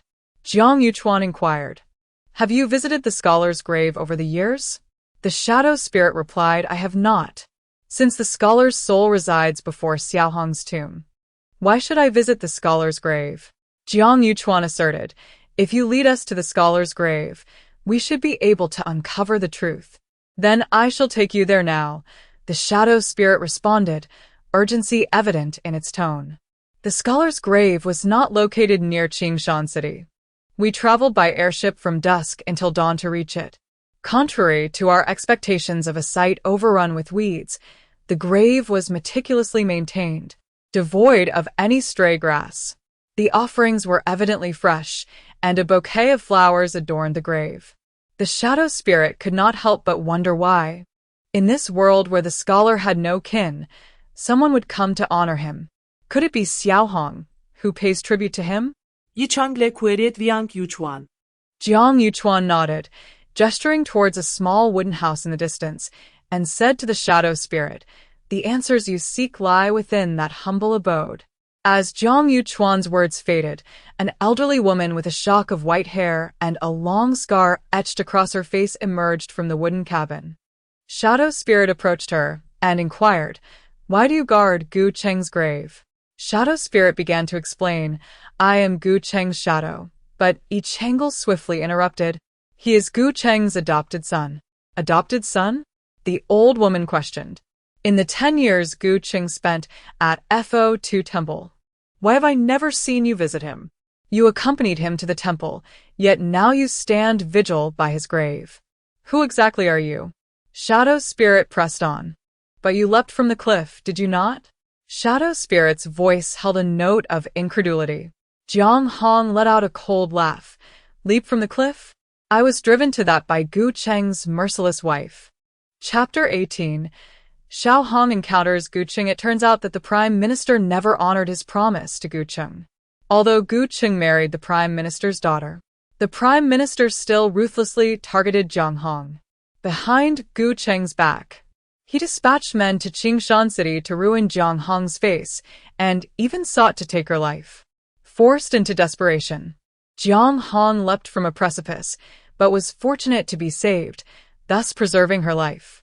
To ensure her survival, she had to live in obscurity for many years, with even her family believing she perished in the fall.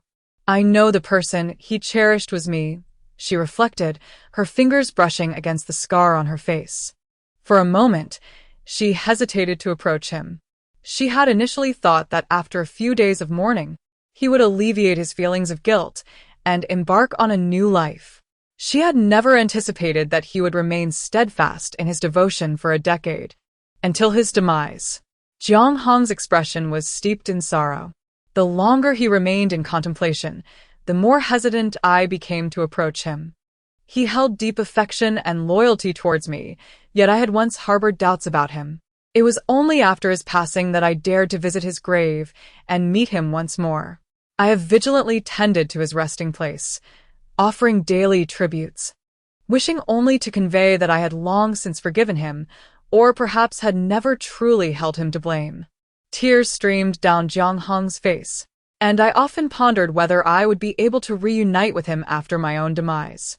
Yet, he may have already been reborn, leaving me to guard his grave in remembrance.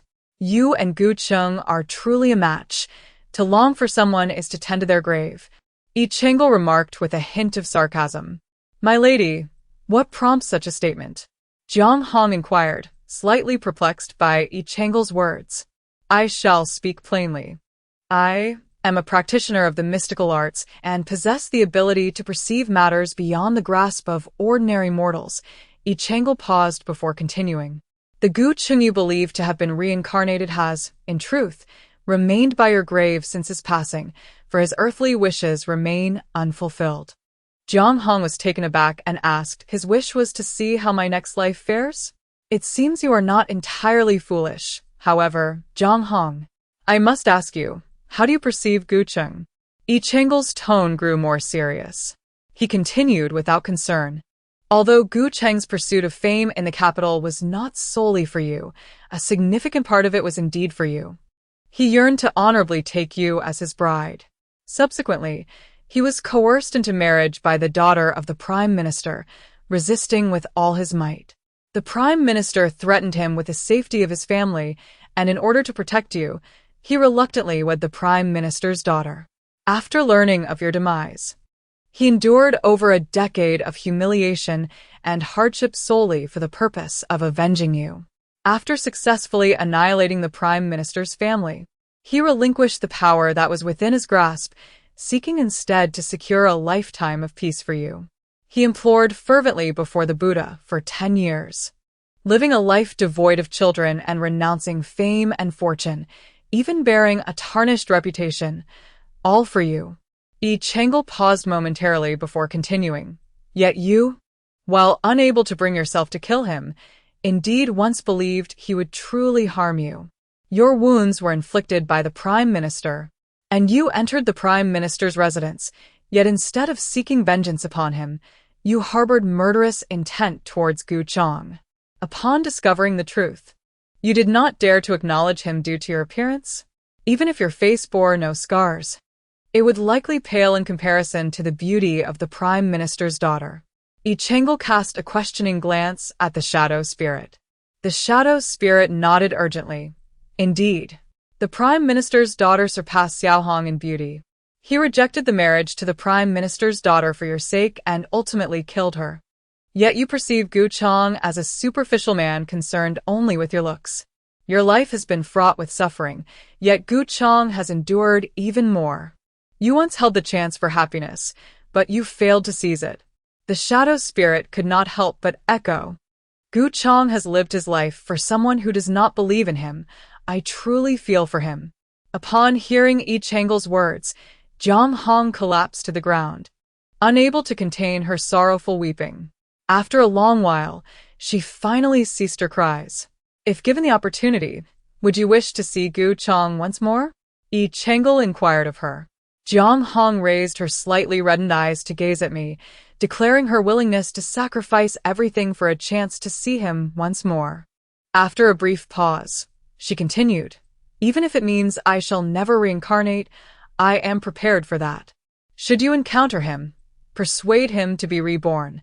He has lingered in this world for far too long, and if he does not take the opportunity soon, he may never have another. Yi Chengel assisted Jiang Hong onto the spacecraft.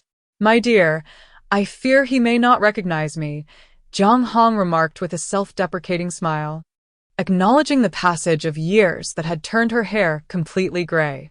Gu Cheng's affection for you runs deep. Even should you be reduced to ashes, he would still discern your essence, Yi Chengel reassured her. Reduced to ashes? That sounds rather morbid, the shadow spirit interjected. Yi Chengel shot the shadow spirit an exasperated glance and chose silence.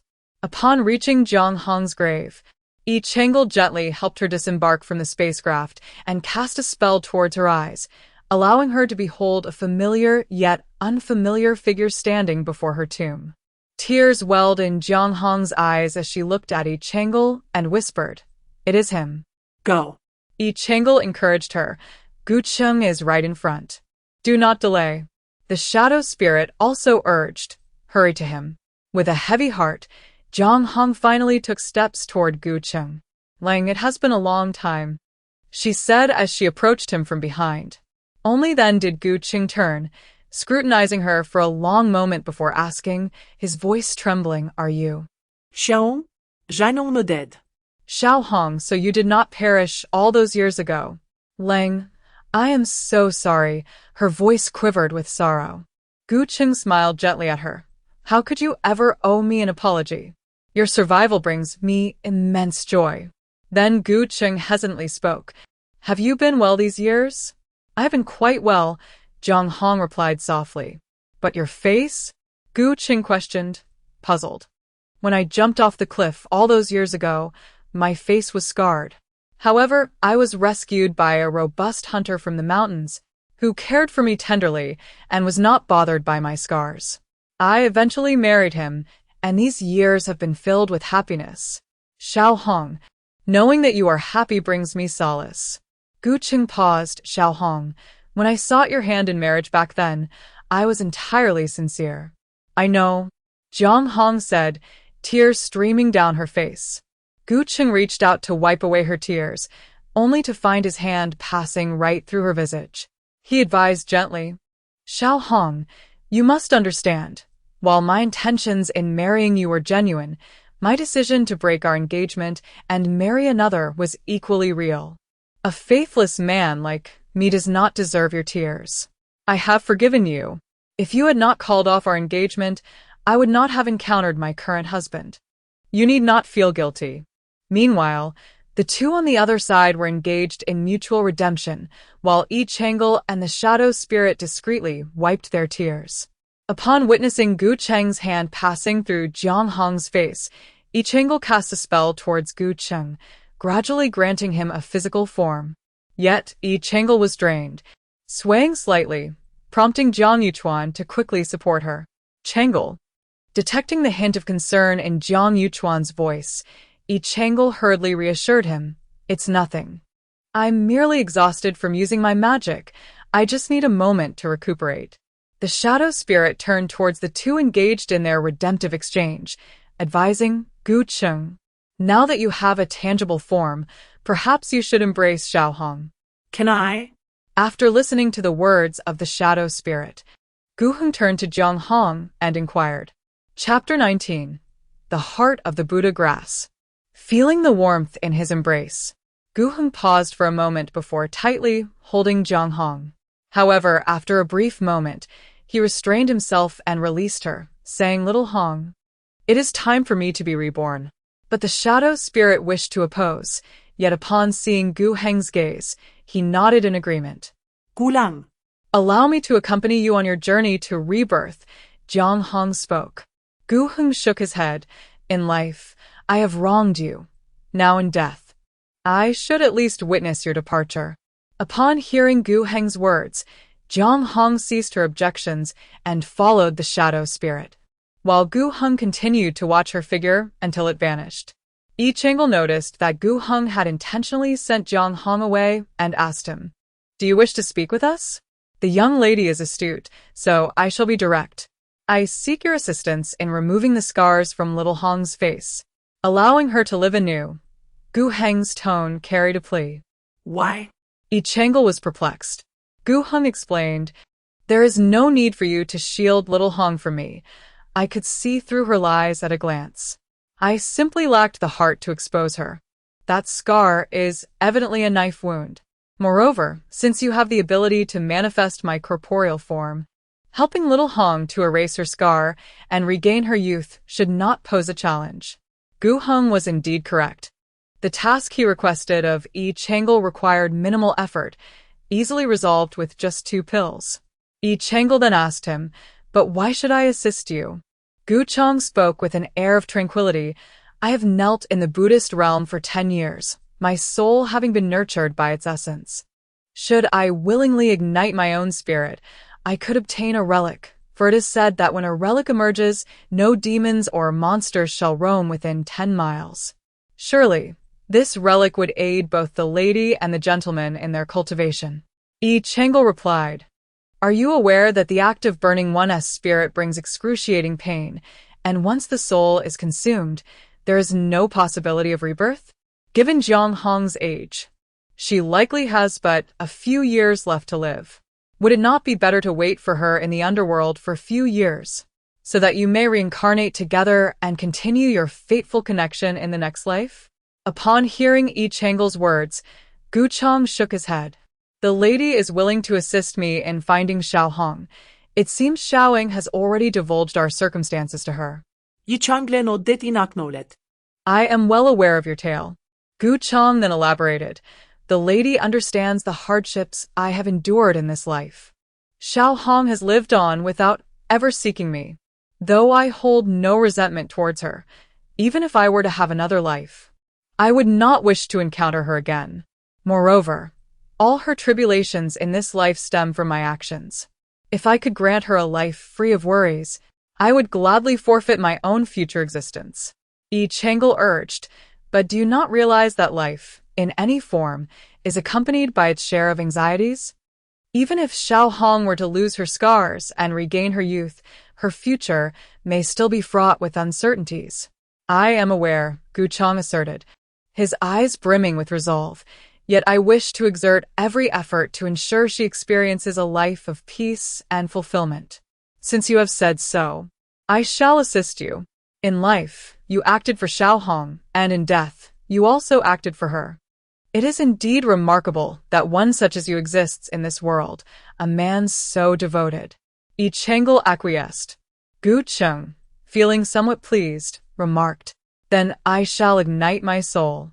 No, Yi Changle interjected. "The condition for my assistance is that you must reincarnate. Do not linger further in the mortal realm." Yi Changel paused for a moment and earnestly expressed to Gu Cheng, "You too deserve the opportunity to experience a life that is truly your own, to live solely for yourself." Upon hearing Yi Changel's words, Gu Cheng bowed deeply towards her and Jiang Yuchuan, expressing his gratitude. "Thank you, young lady and young master." Just as Gu Cheng's words fell, the ox head and horse face appeared before him. "So, you are willing to accompany us?" they inquired. "I am willing. My earthly ties have come to an end, and it is time for me to be reborn," Gu Cheng replied, following the ox head and horse face. After their departure, Yi Changel called out to the great tree behind them, "Are you not coming out?" The shadow spirit and Jiang Hong then emerged from behind the tree. The shadow spirit, feeling somewhat bashful, scratched his head and asked, "How did you know we were here?" "Just look at your cultivation," Yi Changel pointed at Jiang Yuchuan and continued, "Had it not been for his cloaking technique, you would have been discovered by Gu Cheng long ago."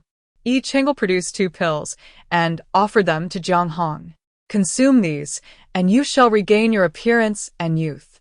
After a moment's thought, Yi Changel retrieved another pill and handed it to her, saying, "This pill will enable you to forget all matters concerning Gucheng." Jiang Hong shook her head, reflecting on the past. She should have let go long ago. Whether at the grave of Hung Lang or in the city of Qingshan, she vowed never to return. Upon hearing her words, Yi Changel produced several silver notes and offered them to her.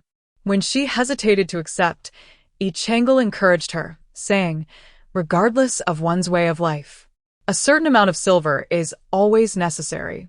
Please accept it." Only then did Jiang Hong take the silver, kneeling before Yi Changel and the two young gentlemen. She expressed her gratitude. "Your kindness is beyond words." When she looked up again, Yi Changel and the others had vanished. After consuming the elixir, Jiang Hong gazed at the spot where Yi Changel had disappeared and whispered, "Dear lady, may you be spared from the torments of love." The shadow spirit wore an awkward expression and inquired, "What about the stolen pouches? You still possess those pouches?" Yi Changel asked, surprised. "But without them, wouldn't that tarnish these women's honor?"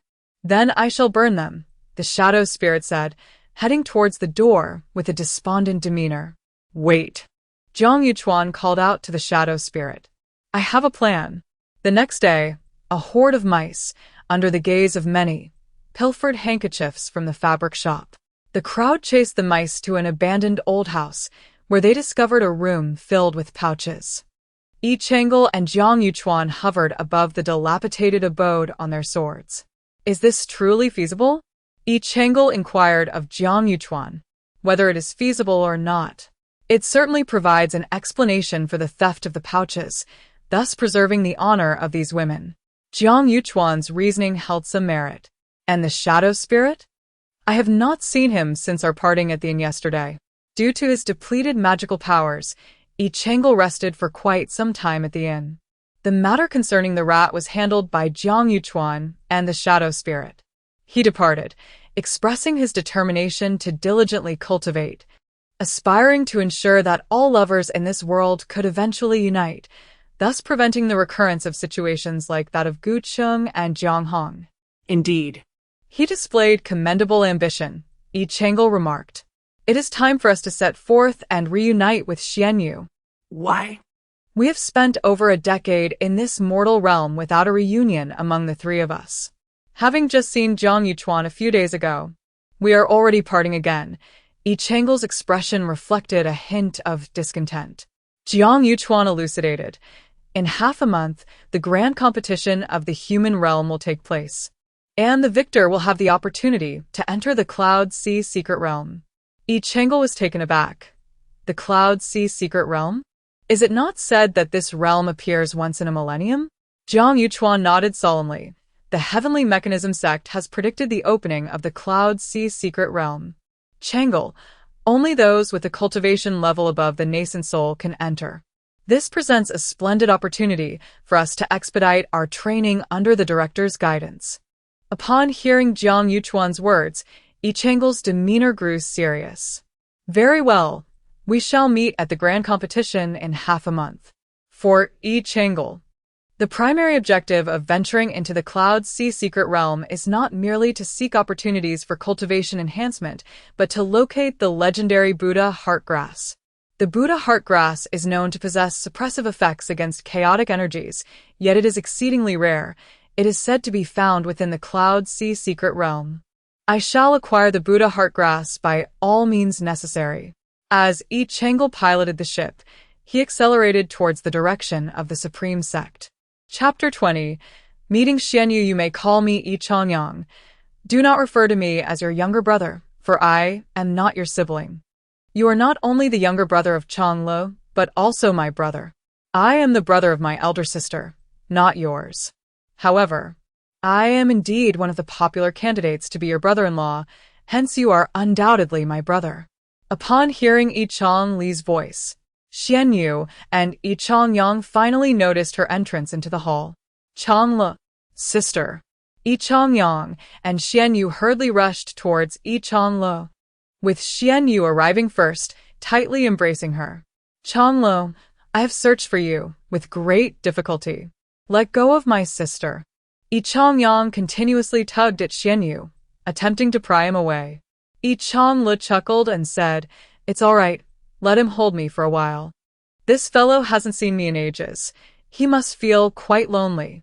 Once Xianyu had his fill of the embrace, he released Yi Chongle and pointed at Yi Chongyang, laughing, "Your nickname is actually Meat Meat.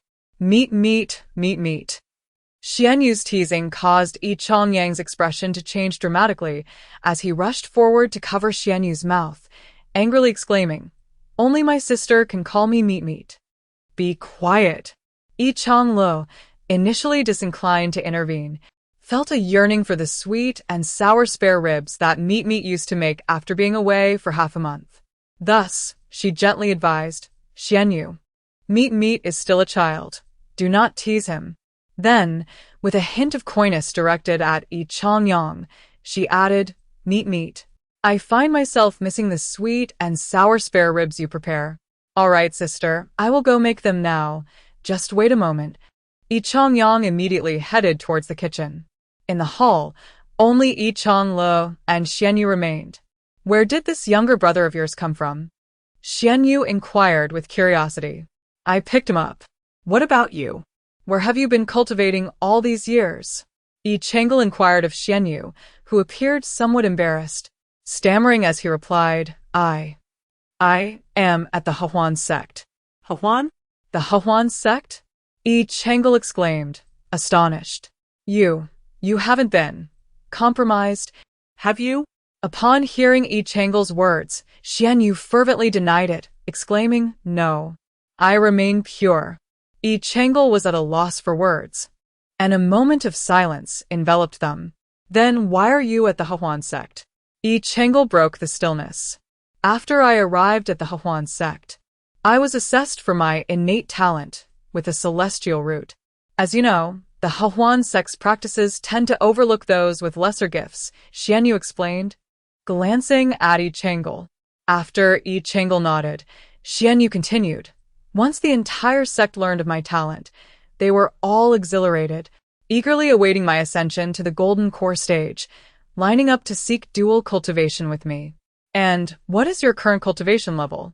Yi Chongle asked with curiosity. "Foundation establishment stage," Xianyu replied. Yi Chongle nodded. "Are you afraid that once you reach the golden core stage, you might be pursued? Is that why you are suppressing your advancement?" "Yes, you have no idea. The way the members of the Hehuan sect look at me is akin to wolves eyeing their prey, as if they long to devour me whole," Xianyu expressed, his face displaying disdain mixed with a hint of fear. "Then, how did you manage to leave the Hehuan sect?" Yi Chongle pondered, considering that if Xianyu was so highly regarded there, it would be unlikely for them to allow him to roam freely. "Chongle, I told you not to be angry," Xianyu urged. Upon hearing Xianyu's words, Yi Chongle, though perplexed by her anger, nevertheless responded affirmatively, assuring Xianyu that she would not be upset. "You attained the golden core at merely 18, your genius renowned throughout the realm. Even the members of the Hehuan sect speak of you with admiration." I jested with them, expressing my desire to lure you to the Hehuan sect for mutual cultivation. With a few flattering words, they were captivated by my unparalleled beauty, believing you would be enchanted by me, thus granting me passage to the Wushang sect. Xianyu paused momentarily before continuing, "Chongle, you truly are not angry, are you?" Yi Chongle smiled gently at Xianyu, responding, "Such trivial matters could never provoke my ire. Friends are meant to stand by each other, and besides, you merely used me as a pretext to safeguard your virtue. It brings me great comfort." With that, Yi Chongle patted Xianyu's shoulder in a gesture of solace.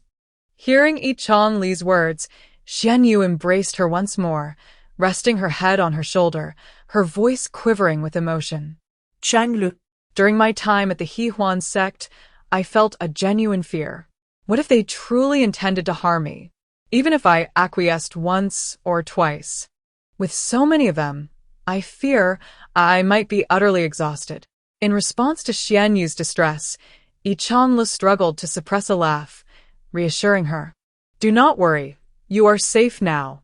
At that moment, Yi Changyang, noticing the embrace, hastily set aside the sweet and sour ribs he was holding, intervening to separate Yi Changlo and Xianyu. He took Yi Changlo by the hand and led her to the dining table, thrusting chopsticks into her grasp. Sister, eat quickly. With her hand that did not wield chopsticks, Yi Changle playfully poked Yi Changyang's dimple before indulging in her meal with great delight. Observing Yi Changle savoring her food so heartily, Xianyu swallowed hard and reached for the sweet and sour ribs, only to be met with a firm slap from Yi Changyang. This is for my sister. Do not touch it, he declared. Xianyu, nursing her reddened hand, retorted indignantly. How could she possibly finish such a large plate by herself? She can. Yi Chanyan az sert et. My sister's appetite is unparalleled in this supreme sect. Not to mention this plate. Even two would merely serve as a light snack for her. It was unclear whether Yi Changyang was praising or teasing her, as Yi Changle's hand, poised to grasp the sweet and sour ribs, lingered in the air, momentarily at a loss. I don't eat that much, do I? She mused. Sister, being able to eat is a blessing. You should indulge a little more, Yi Changyang consoled her. Yet, there was something unsettlingly familiar about his words. Changle, be careful not to turn into a pillow. Xianyu jested, eliciting a silent eye roll from Yi Changle as she continued to demolish the sweet and sour ribs. Once satiated, Yi Changle gently patted her swollen belly and inquired of Yi Changyang and Xianyu. Are you aware that the great competition of the human realm will be held in half a month? Both Meatball and Xianyu nodded in acknowledgement. Yi Changle continued, the victor of this great competition will have the opportunity to enter the Cloud Sea Secret Realm. Yi Changyang asked, the legendary Cloud Sea Secret Realm that appears only once in 10,000 years? Yes, Yi Changle affirmed. Changle, how do you know this? Xianyu inquired, his expression reflecting curiosity. I have yet to share with you that after departing from the Supreme Sect, I encountered Jiang Yuchuan, who has since pledged allegiance to the Heavenly Mechanism Sect. This Cloud Sea Secret Realm was divined by the Heavenly Mechanism Sect, as Yi Changle explained. He continued, the Cloud Sea Secret Realm presents a remarkable opportunity for us to secure a commendable position in the upcoming Human Realm Grand Competition. One must enter the Cloud Sea Secret Realm. Upon hearing Yi Changle's words, both Xianyu and Yi Changyang exhibited an unusual seriousness upon their faces. Do not be overly anxious. Have confidence in yourselves, Yi Changle reassured them. Over the past fortnight, Xianyu and Ro dedicated themselves to relentless training, rising early and retiring late, and at last, the time had arrived for them to participate in the Human Realm Grand Competition. Chapter 21. Victory in the Human Realm Grand Competition. The venue for the Human Realm Grand Competition was located in Chang'an, devoid of excessive regulations. As long as one met the age and cultivation requirements, participation was permitted. Su Yao and Lu Qianchong, however, had surpassed the eligibility criteria and were thus unable to compete. Yi Changle and Yi Changyang proceeded to the main hall to bid farewell to Qinglingzi as they prepared to embark on their journey. Upon entering the Master-S Hall, Yi Changyang and Yi Changle called out, Master, Master Uncle.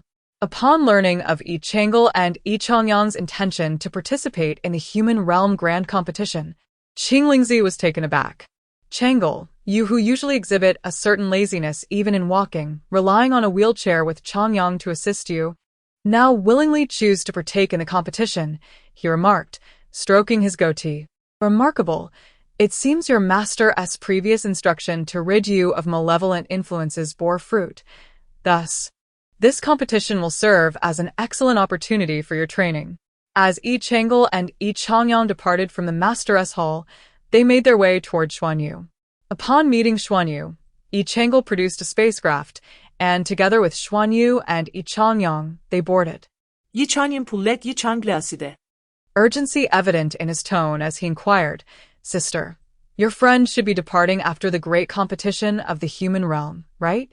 Yi Changle shook her head, responding, he is not leaving. Not leaving? Yi Changyang exclaimed in astonishment. Yi Chengel playfully poked Yi Changyang's dimple, advising, prepare yourself for a lifetime with him. Despair filled Yi Changyang's eyes. The great competition of the human realm was held in Chang'an. Once they disembarked, the trio spotted Jiang Yuchuan, who had been waiting for them. Waving enthusiastically, Xuanyu dashed towards Jiang Yuchuan, enveloping him in a warm embrace. Yi Chengel and Yi Changyang followed suit, with Yi Chengel introducing, "This is my friend Jiang Yuchuan. You may call him Brother Yuchuan." Brother Yuchuan, Yi Changyang obediently greeted him. Yi Chengel then introduced, "This is my cousin Yi Changyang." Jiang Yuchuan produced a small bag and handed it to Yi Changyang, saying, "A gift for your first meeting." Curiosity piqued, Yi Chengel asked, "What is it?" "It's a remedy I developed called Bayuji. If your brother encounters any dilemmas in the future, he may pose a single question to it, and it will provide an answer, but only once," Jiang Yuchuan explained. "What a marvelous item! But why don't I have one?" Yi Chengel remarked. As soon as she finished speaking, Yi Changyang handed the bag to her, stating, "Sister, you keep it. I do not need it." Jiang Yuchuan, however, did not give Yi Chengel a reply, instead smiling and saying, "With me here, what need is there for it? You may inquire directly of me. It is but a one-time use for them, while I may employ it repeatedly." This was indeed a valid point. The grand competition of the mortal realm commences tomorrow. Let me first escort you to a place of rest. Jiang Yuchuan led Yi Chengel and the others to a luxurious inn and proposed, "I have ordered some food. Shall we dine before resting?" "That sounds agreeable," they replied. Once seated, Jiang Yuchuan began, "The rules for this grand competition have been altered. In the past, it was an individual contest, but this time it shall be a team battle." "What is the required number of participants in a team?" one asked. "A minimum of 3 and a maximum of 5, Jiang Yuchuan replied. "Then our group of 4 is perfect." Indeed, I was initially concerned about Xianyu, but it seems that even fate itself is aiding us, Jiang Yuchuan chuckled. "Do not underestimate me. Although my cultivation is merely at the foundation establishment stage, I am not to be compared with those ordinary golden elixirs. I assure you, tomorrow you need not lift a finger. Victory shall come effortlessly," Xianyu declared with pride. "Very well, but you should eat more," Jiang Yuchuan said, as he served a generous helping of vegetables into Xianyu's bowl. The following morning, Yi Chengel and her companions prepared themselves and arrived at the venue for the grand competition of the mortal realm.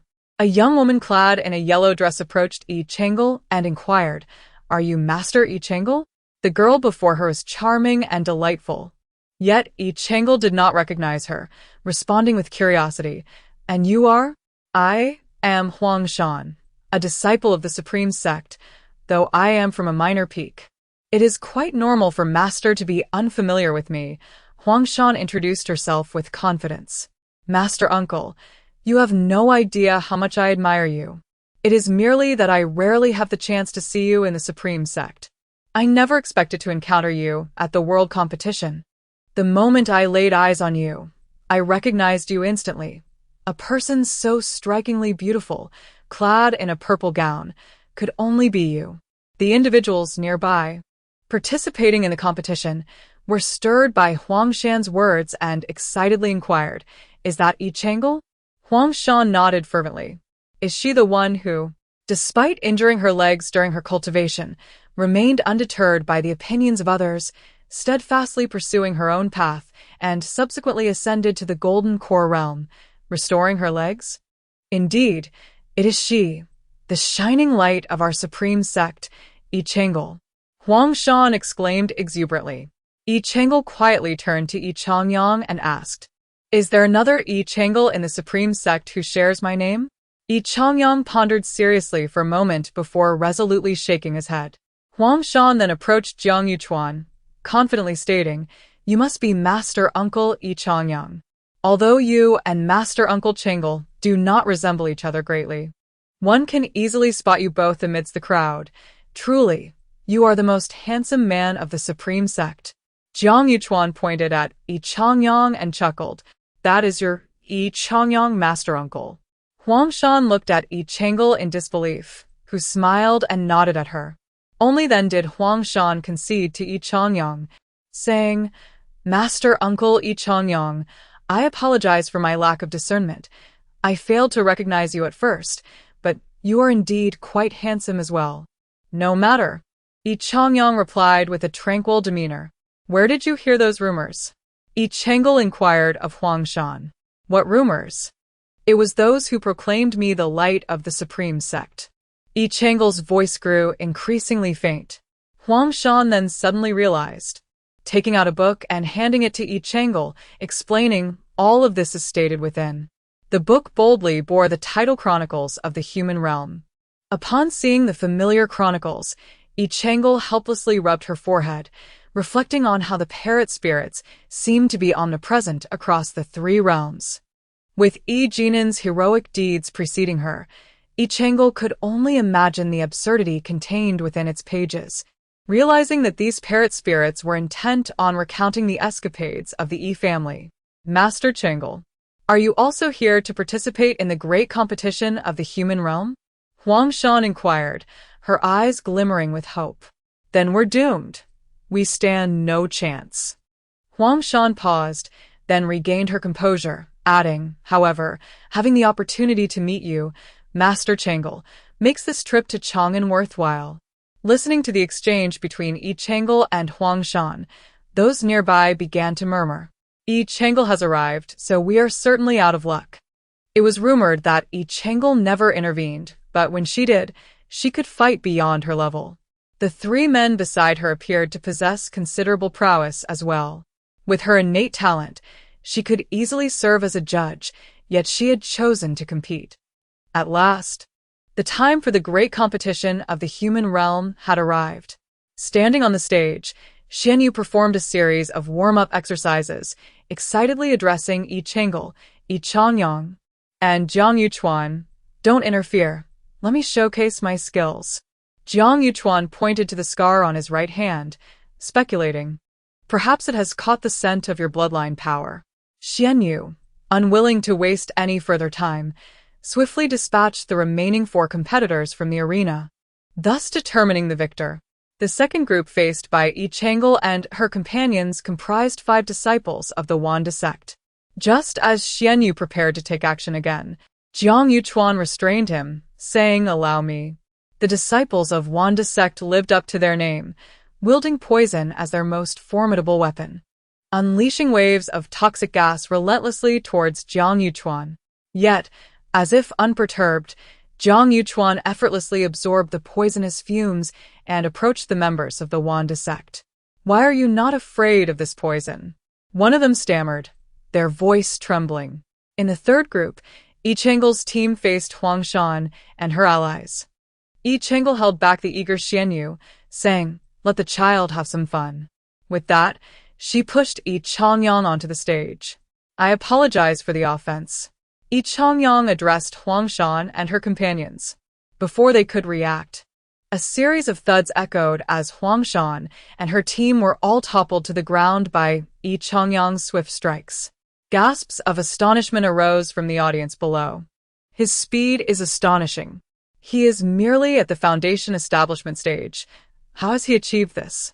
Truly, he is Yi Changyang.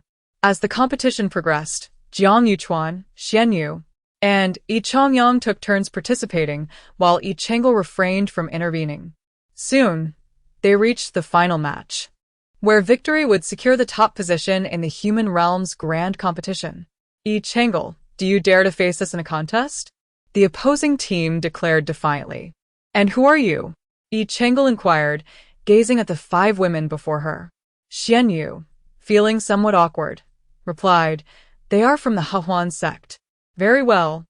I shall engage with you, Yi Changel stated as she slowly walked to the center of the arena.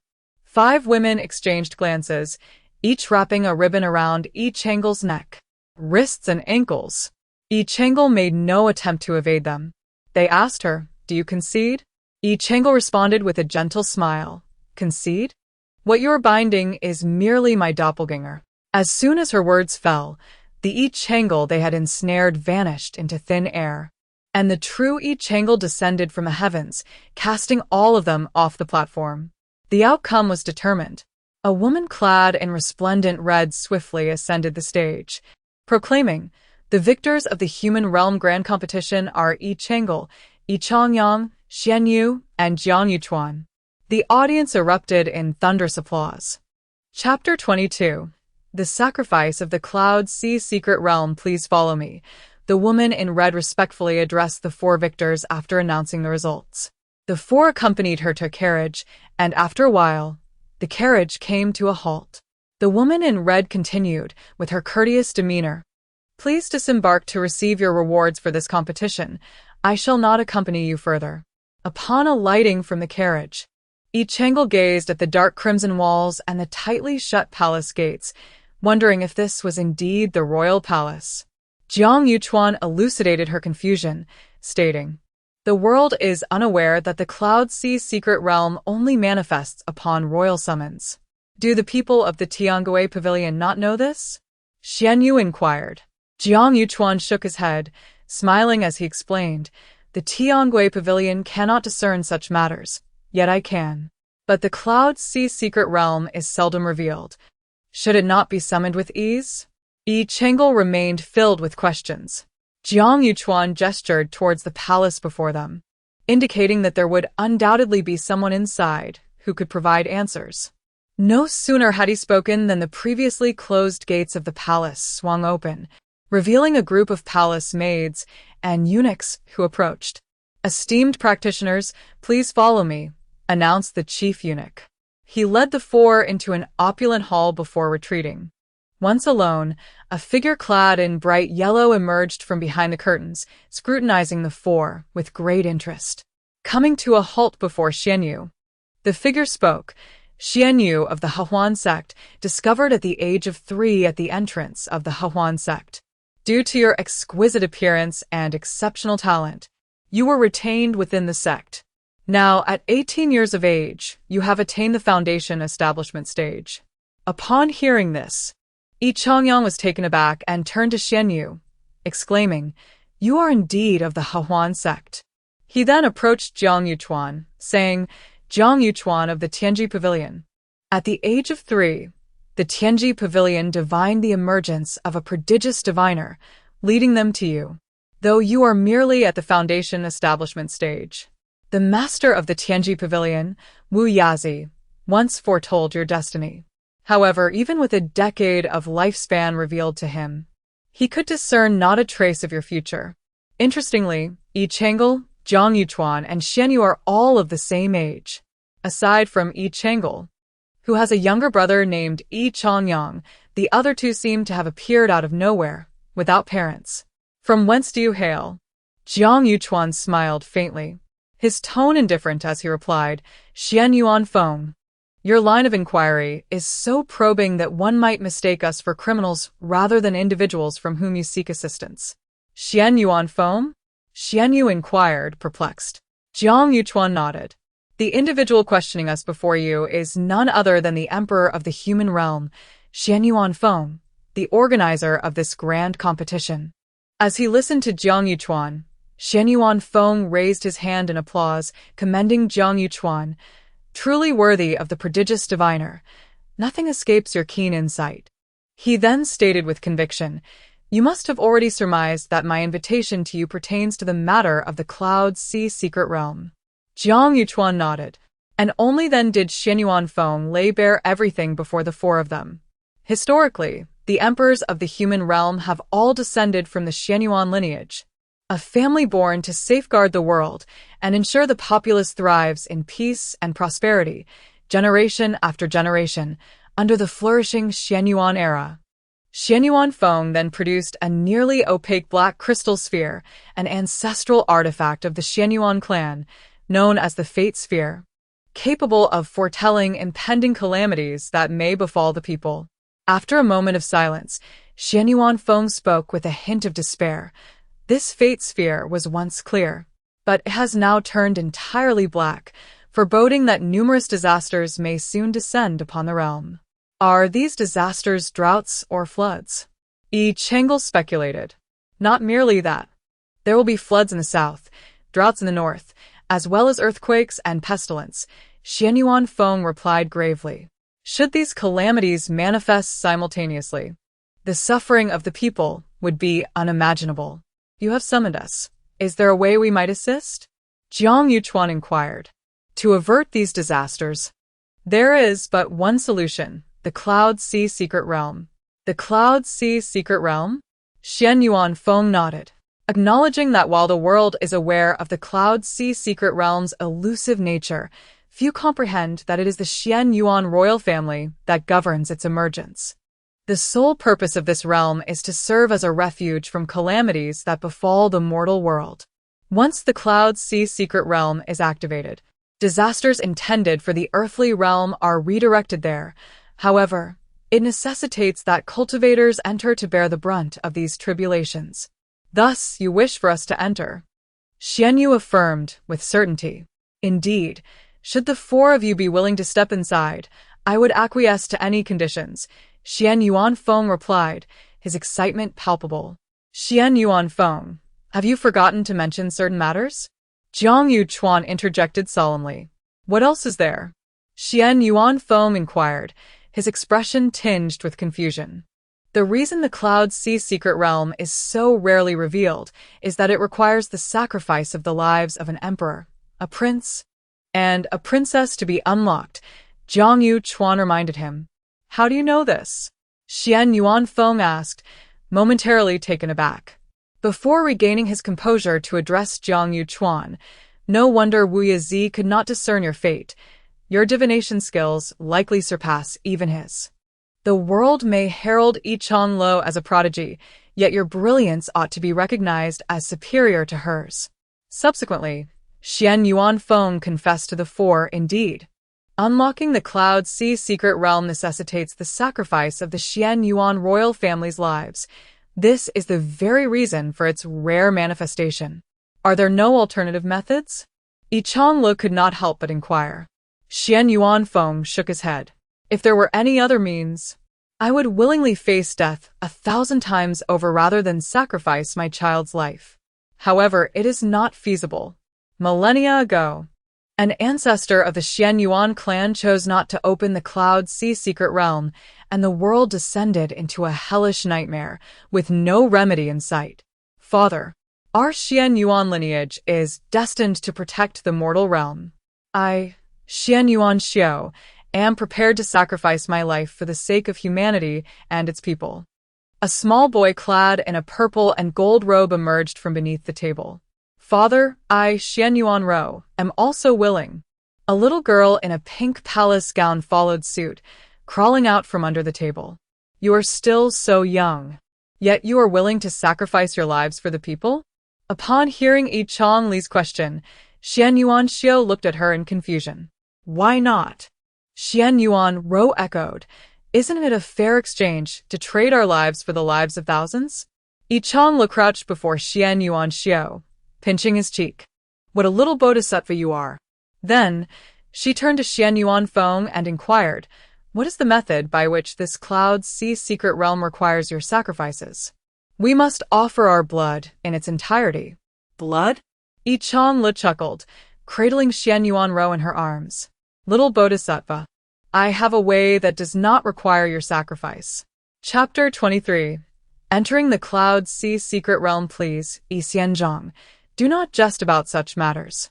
Xian Yuanfeng clearly did not believe Yi Chang'e. However, Yi Chang'e ignored Xian Yuanfeng and, with a serious expression, posed her question to Jiang Yuchuan. Will the method I have in mind work? Originally, Yi Chang'e felt she had only a 50 to 60% chance, but upon hearing Jiang Yuchuan's words, her confidence surged to a resounding 10 out of 10.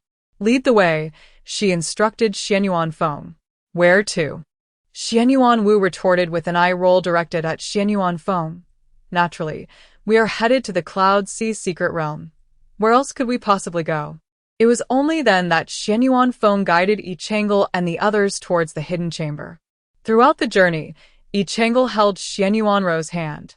Unable to contain her curiosity, Xianyuan Ro inquired, "Sister, do we really not need to sacrifice our lives?" Yi Changel affectionately patted her round little head and reassured her. "Of course not." "Then I believe you," Xianyuan Ro replied. "Why do you trust her?" Xianyuan Wu questioned Xianyuan Ro. After hearing Xianyuan Ro's words, Xianyuan Wu couldn't help but praise, "You little one have quite a sweet tongue." In the northwest, south, and east directions there stood 3 humanoid stone coffins, each connected by 3 conduits leading to the circular disc at the center, which appeared to be the passage to the Cloud Sea secret realm. Jiang Yuchuan handed a bottle to both Yi Changel and Xianyuan Wu, then resignedly seated himself on the disc, saying to them, "Let us begin." He proceeded to remove his shoes and socks, and after doing so, he took out a dagger and made a cut on the sole of his foot, allowing a trickle of blood to flow. Jiang Yuchuan then collected the blood in the bottle he had set aside. Xianyuan Wu let out a soft sigh, his expression turning wary as he warned the others, "No peeking." He then set up a barrier and entered the disc. After a while, he emerged, holding a bottle of blood while covering his backside. With relative ease, Yi Changel released Xianyuan Ro's hand and delivered a sharp slap to her own face, forcing a mouthful of blood from her heart, which she collected into a vial. "Sister." Yi Chanyanik Limet Anjosli. Yi Changel wiped the blood staining her lips and reassured her brother, "I am fine." To unlock the mystic sea of clouds, the blood of the 3 members of the Xianyuan royal family must flow freely, as it requires sufficient energy to activate. The extraordinary aspect of divine beasts lies in their bloodline power. Merely half a vial of a divine beast's blood can equal the entirety of the blood from the Xianyuan royal family. However, this blood cannot be drawn from just any location. It must be extracted from the body's weakest point to fully unleash its bloodline potency. As a 9-tailed fox, Yi Changel's weakest point is akin to that of a common human, her heart, thus necessitating the extraction of blood from her heart. In contrast, Jiang Yuchuan, embodying the Xuanwu, is entirely shielded by his shell, with his most vulnerable area located at the soles of his feet, requiring blood from the center of his foot. Meanwhile, Xianyu, as the proud Zhuke among the 6 divine beasts, is adorned with feathers all over his body, making his weakest point his posterior, necessitating the extraction of blood from his rear. This compels him to create a barrier to separate himself from the outside world, as he must remove his trousers. Such a scene is hardly suitable for public viewing. Yi Changel gently sliced open Xianyuan Ro's fingertip, mingling her blood with her own. Jiang Yuchuan and Xianyu likewise combined their blood with that of Xianyuan Feng and Xianyuan Xiao. Jiang Yuchuan poured the amalgamated blood into the blood trough of the circular disc, which began to rotate slowly. Before long, an entrance appeared to the south. Xianyuan Feng pointed towards the south, exclaiming with fervor, "That is the entrance to the Cloud Sea secret realm. I never imagined it would truly come to fruition." The Cloud Sea secret realm is only accessible for a fleeting moment. "We must hurry," Jiang Yuchuan cautioned. Xianyuan Feng replied with utmost respect, "Rest assured. Esteemed Elder Changlo, I shall take good care of Elder Changyang." "Sister," Yi Changyang protested vehemently. "Buru, the Cloud Sea secret realm is exceedingly perilous. Wait for me outside, and be obedient." After uttering this, Yi Changlo, Jiang Yuchuan, and Xianyu leaped towards the entrance. The entrance to the Cloud Sea secret realm slowly began to close. Once inside, the trio was confronted with 3 diverging paths, each marked flood, drought, and earthquake. "I shall choose the path of drought, for the vermilion bird favors warmth," Xianyu declared, pointing to the left. "I opt for the path of flood, as the black tortoise delights in water," Jiang Yuchuan stated, indicating the middle path. "Then I will select the path of earthquake, as the 9-tailed fox is known for its kindness," Yi Changlo remarked, gesturing towards the right. Upon hearing Yi Changli's words, Xianyu and Jiang Yuchuan exchanged light laughter before proceeding down their chosen paths. As for the plague, it befell the trio upon entering the Cloud Sea secret realm. Yet, as divine beasts, they were impervious to toxins, rendering the affliction nothing more than a mere nuisance. Yi Changla journeyed along the path of earthquake for quite some time, enveloped in darkness with no end in sight. Suddenly, the ground beneath him began to tremble violently, prompting Yi Changla to accelerate forward without hesitation. Before him appeared a swirling mass of purple energy, and a strikingly handsome man wielding a jade-hued sword stood upon the back of a blue whale. With resounding authority, he proclaimed, "Today I, Kaisher, shall create a new world." The words struck Yi Changel with astonishment. This was none other than the legendary creator ancestor Kaisher, and that jade sword was surely the fabled sword of creation. The swirling purple mist was undoubtedly the primordial purple energy. Kaisher poured his divine power into the sword of creation and struck fiercely at the primordial purple energy. The force of the blow was cataclysmic, causing the purple mist to scatter in terror. Yet, despite its frantic attempts to evade, the sword of creation cleaved through it with unwavering precision. With a resounding explosion, the primordial purple energy vanished, revealing the landscape of mountains and rivers. As the various clans of the three realms emerged, eager to establish their homes upon the land birthed by Kaisher's strike. Standing upon the blue whale, Kaisher gazed with satisfaction at the scene unfolding before him. However, the tranquility was short-lived, as 6 ominous energy masses appeared, relentlessly encroaching upon the land. The clans of the three realms were plunged into despair, for these 6 energies represented the chaotic essence, innate spiritual energy, acquired spiritual energy, the essence of the profound yellow, innate pure energy, and innate turbid energy, 6 primal forces of chaos. Having split the primordial purple energy, Kaisher, now drained of his divine strength, witnessed the devastation wrought upon the three realms and their 6 clans. Resolutely, he ignited his own soul to seal away these 6 primal energies. No. The blue whale beneath him cried in an attempt to halt Kaisher, but he was kept at bay by a barrier. Kaisher succeeded in sealing away the 6 chaotic forces, restoring peace to the three realms, yet he himself dissipated within them. Yi Changel found himself once again engulfed in darkness. A weathered voice emerged from the darkness. "Who is it?" Yi Changel asked, her vigilance heightened as she scanned her surroundings. "Do not be alarmed. I bear you no harm. I merely wish to offer you a counsel." "What counsel?" "All things adhere to their destined course. You must wed the one foretold by prophecy. And do not attempt to alter it." "What if I am determined to change my fate?" The voice sighed deeply. "The consequences of such change are beyond your capacity to bear. If one is destined to follow a script written by another throughout their life, what meaning does such an existence hold? I, Yi Changel, refuse to abide by the script. Even if it leads to a desolate and sorrowful end, I shall have no regrets." Chapter 24. The heart of the Buddha grass. Yi Changel, would you remain indifferent even if your friends perished because of you? The weathered voice echoed once more. "What is it that you desire? If you promise me to wed the destined one as foretold, I shall awaken them. And if I refuse, then they shall remain in eternal slumber. Let them sleep, then. You are truly heartless.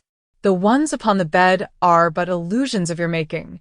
Their slumber concerns me not. My illusions are flawless.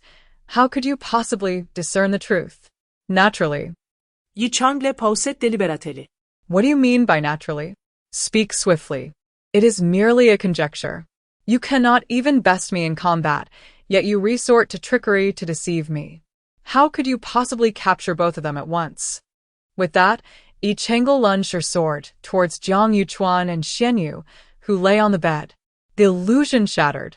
The house gradually crumbled, and Yi Changel witnessed the scene transform into a small grove, with a stream flowing through it like a jade ribbon. Jiang Yuchuan and Xianyu were waiting for her by the brook. "Changel." Xianyu waved upon seeing Yi Changel. What was Luo Zhenjin pretending to be when she attended the wedding of the elven prince? A pig demon. What did we encounter when we took the wrong path? A drought demon. Yi Chang'e bombarded Jiang Yuchuan and Xianyu with questions, and they answered each one in turn. Chang'e, what are you doing? Xianyu could not help but question. I just entered the illusion and am here to verify your authenticity, Yi Chang'e explained. What was I like in that illusion? Xianyu inquired with curiosity. You and Jiang Yuchuan were lying on a bed, engaging in activities most commonly associated with the Hehuan sect. Yi Chang'e emphasized the words a bed. What?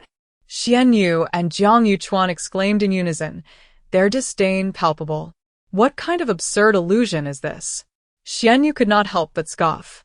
She quickly waved her hands. No, this illusion is far too ridiculous. Chang'e, it would be better if you simply forgot about it. Yi Chang'e stifled a laugh and nodded. Then what were the drought and flood you encountered like? I had thought it would be an experience of drought, but it was quite the opposite, Xianyu continued eagerly. That path of drought led directly into a volcano. Once inside, one would be scorched by flames. For an ordinary cultivator, it would surely be a life-threatening endeavor, but as a Zhuke, I thrive in fire. Spending just a moment within the volcano allowed my cultivation to break through to the golden core stage. And you? What is the nature of the path of the flood? Yi Chang'e continued to inquire of Jiang Yuchuan. Look over there. What is that? Xianyu pointed to a spot in the stream that glimmered with a yellow light. Is it really growing at the bottom of the water? Yi Chang'e, having spent so long in the library of the Yingtian Academy, had never realized that the Buddha heartgrass could thrive submerged. The Buddha heartgrass draws its essence from the moonlight, possessing the ability to purify the soul. However, it is not merely the moonlight that grants it this purifying power, but rather the incessant cleansing of the stream's waters, Jiang Yuchuan explained. Yi Chang'e nodded, feeling somewhat embarrassed, and said to Jiang Yuchuan and Xianyu, I desire this Buddha heartgrass, but it was through our collective effort that we discovered it. If we encounter anything even more precious in the future, just ask, and I shall surely retrieve it for you. Yi Chang'e, what are you saying? Do you truly consider us friends? Xianyu exclaimed, visibly irked. In the over 40,000 years of their acquaintance, he had only addressed Yi Chang'e by her full name upon their first meeting. Now, his outburst left her feeling momentarily sheepish, lowering her fox-like head. Enough, Xianyu. Do not speak to her that way. And you, Chang'e, our bond is such that whether you desire this Buddha heartgrass or even the stars from the heavens, both Xianyu and I would pluck them for you. There is no need for such formality. Jiang Yuchuan interjected.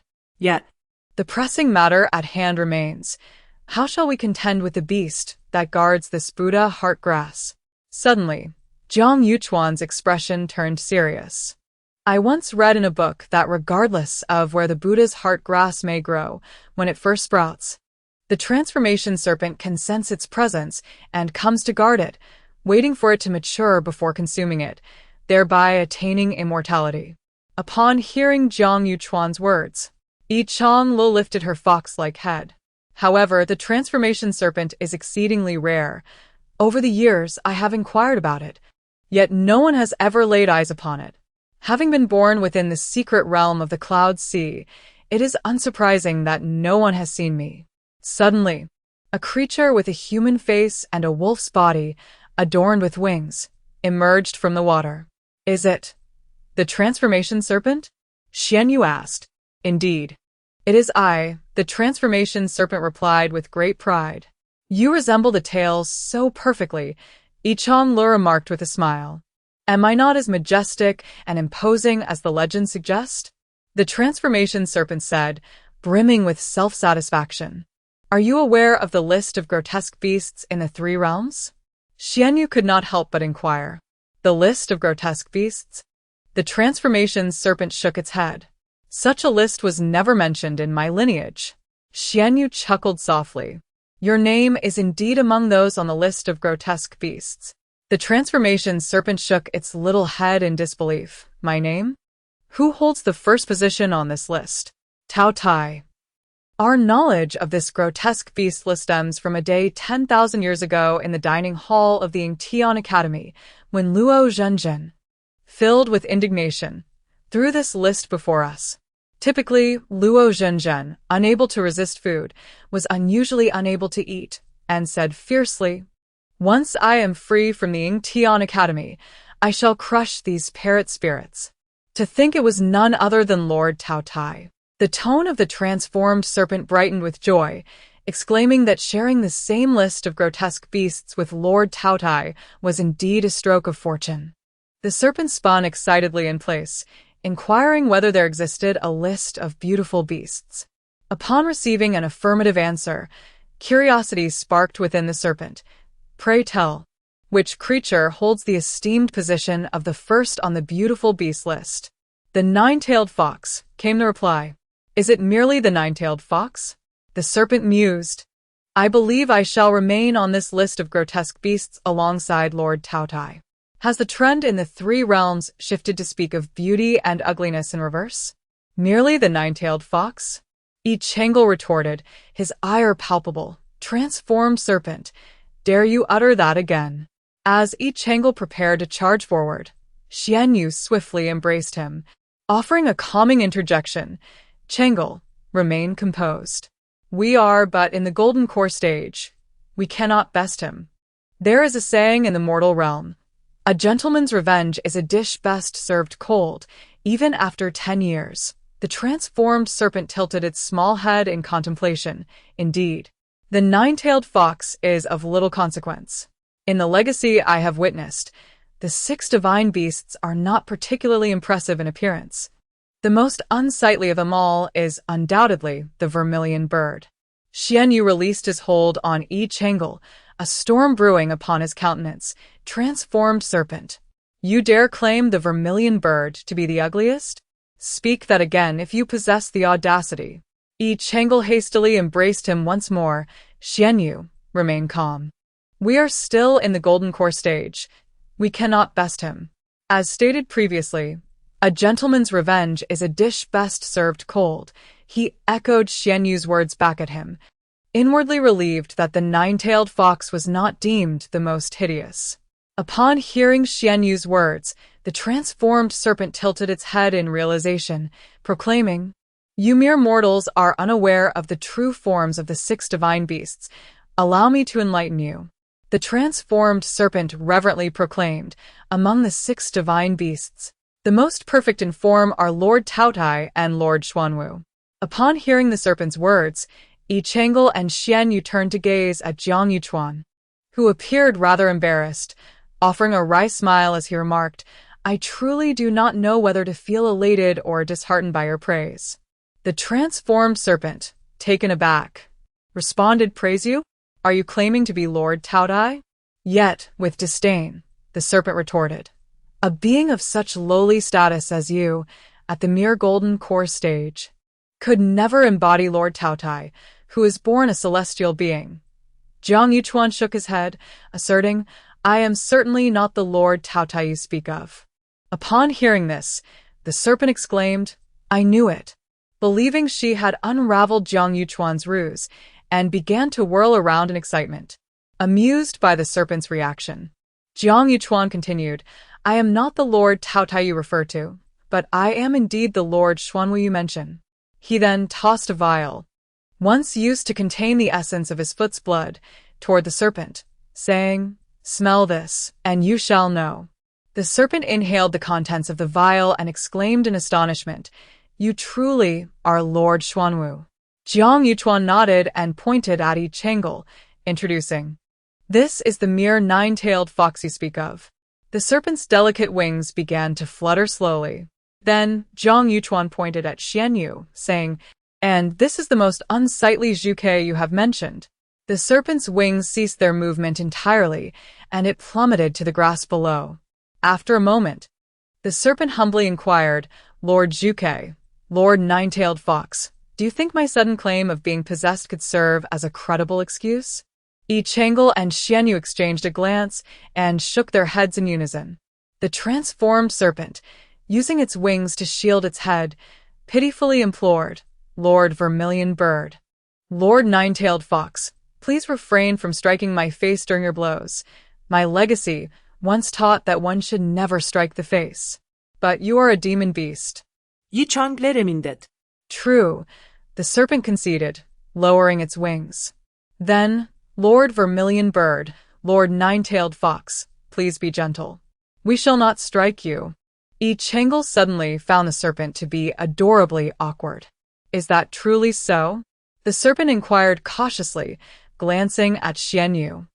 Changel nudged Xianyu with her elbow, prompting him to nod in affirmation towards the serpent. Changel then asked the serpent, "Are you using the Bodhi heartgrass to ascend to immortality?" The serpent obediently nodded.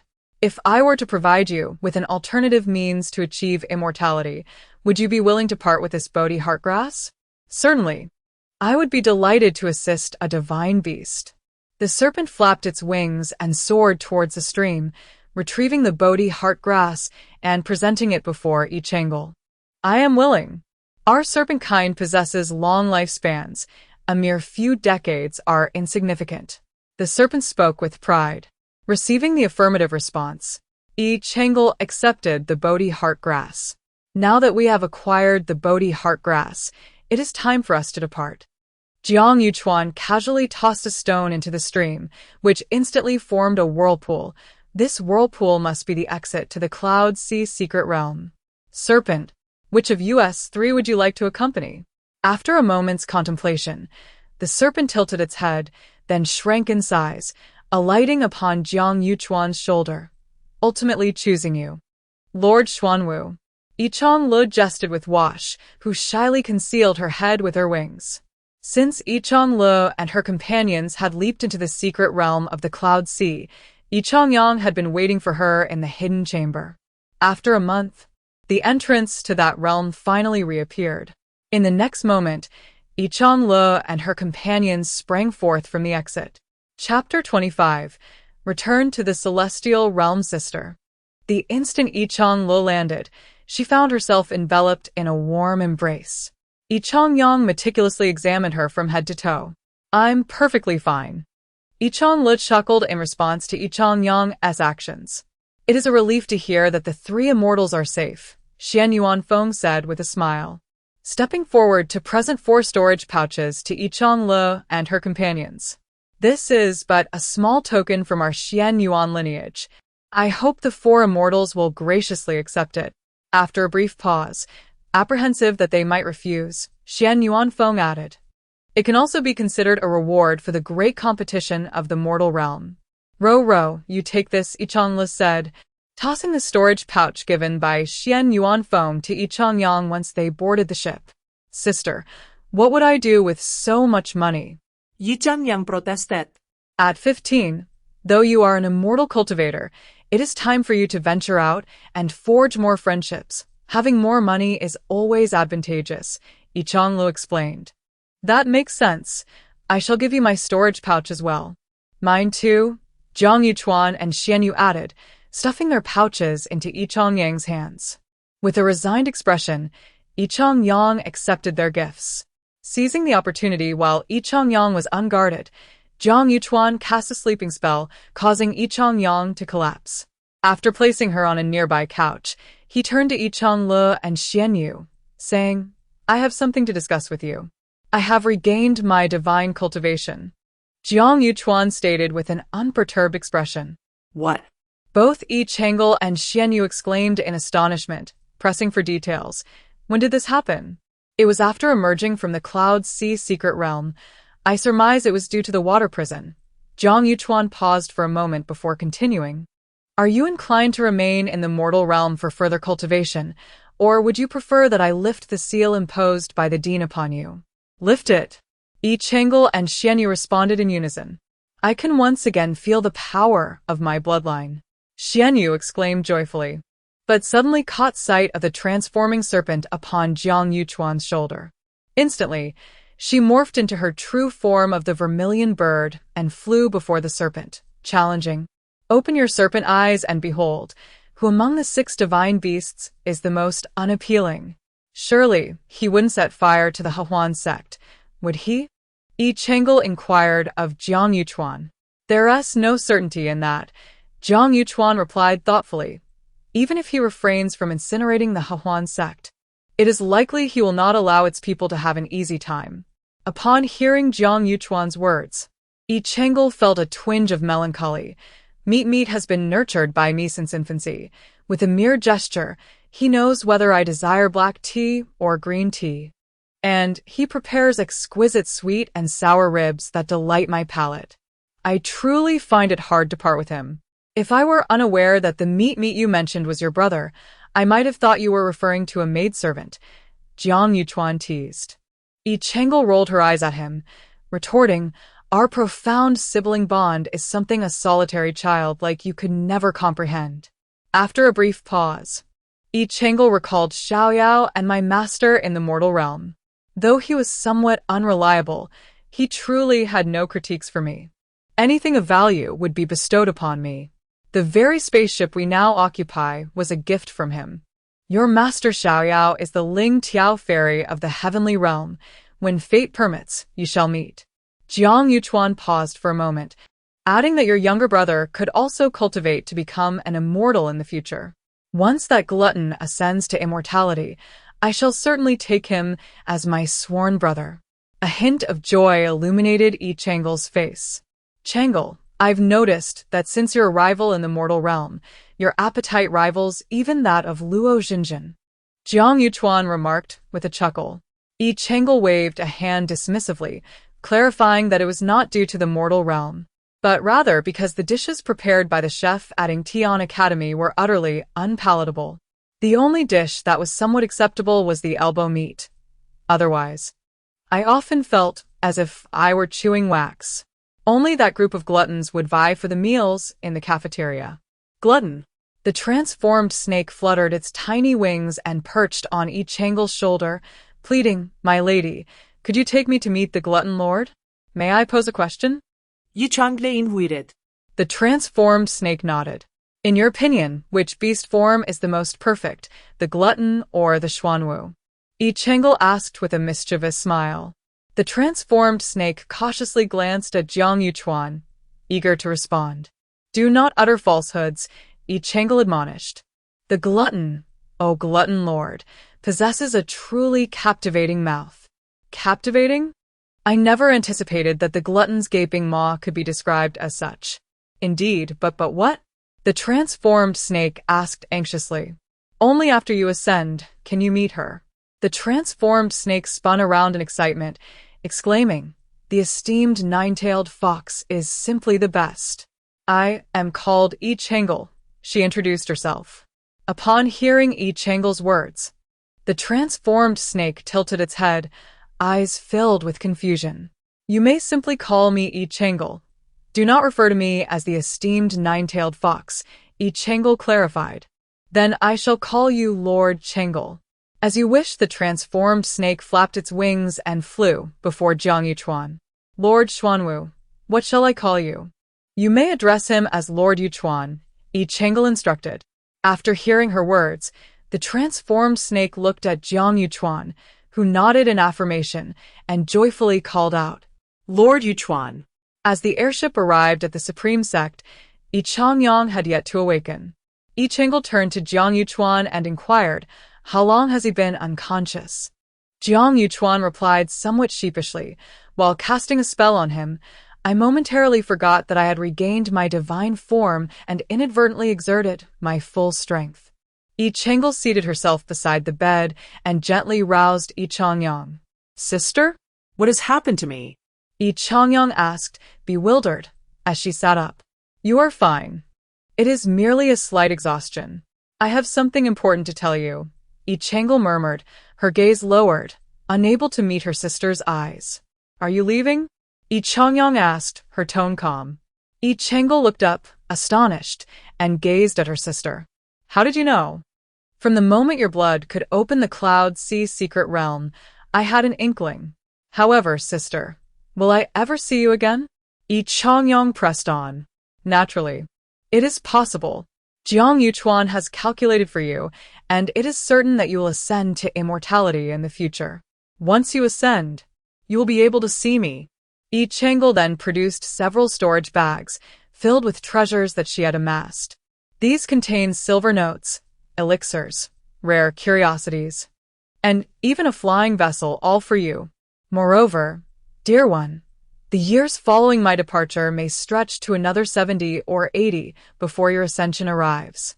Yi Chang'e grasped Yi Chongyang's hand with sincerity and said, "You must diligently practice your sweet and sour ribs, lest you find yourself unable to create such exquisite dishes after your ascension." Knock, knock, knock. Someone rapped at the door. "Chang'e, it is time for us to depart," Jiang Yuchuan reminded. "Very well. Remember, dear one, I shall await you in the heavenly realm," Yi Chang'e said as she left the room of her beloved. She then joined Jiang Yuchuan and Xian Yu. "Upon reaching the celestial realm, I intend to visit the elf tribe," Yi Chang'e announced to Jiang Yuchuan and Xian Yu. "Is it to seek the sacred fruit?" Jiang Yuchuan inquired. "And what about you?" Yi Chang'e asked Xian Yu. "Xian Yu, could you spare me a feather?" Yi Chang'e requested. What? "May I have one of your ordinary feathers?" she repeated. "Chang'e, have you chosen to accept me?" Xian Yu exclaimed, producing the familiar brocade box containing the heart-protecting feather. Yi Chang'e felt a bit embarrassed. "No, I merely wish for a common feather to exchange for the sacred fruit from the elf tribe. The feathers of the vermilion bird are wondrous treasures, invaluable to the elf tribe." "Oh." Xian Yu transformed into the form of a vermilion bird, exuding generosity. "Pluck as you wish. Choose whichever you desire." As the cunning fox that she is, Yi Chang'e was acutely aware of the pain of plucking feathers. With swift reflexes, she deftly pulled a single feather from Xian Yu's back. As the saying goes, if one must die, one should do so without lingering. After parting ways with Xian Yu and Jiang Yuchuan, Yi Chang'e took to the skies, clutching the feather as she soared towards the realm of the elves, with the transformed serpent obediently perched upon her shoulder.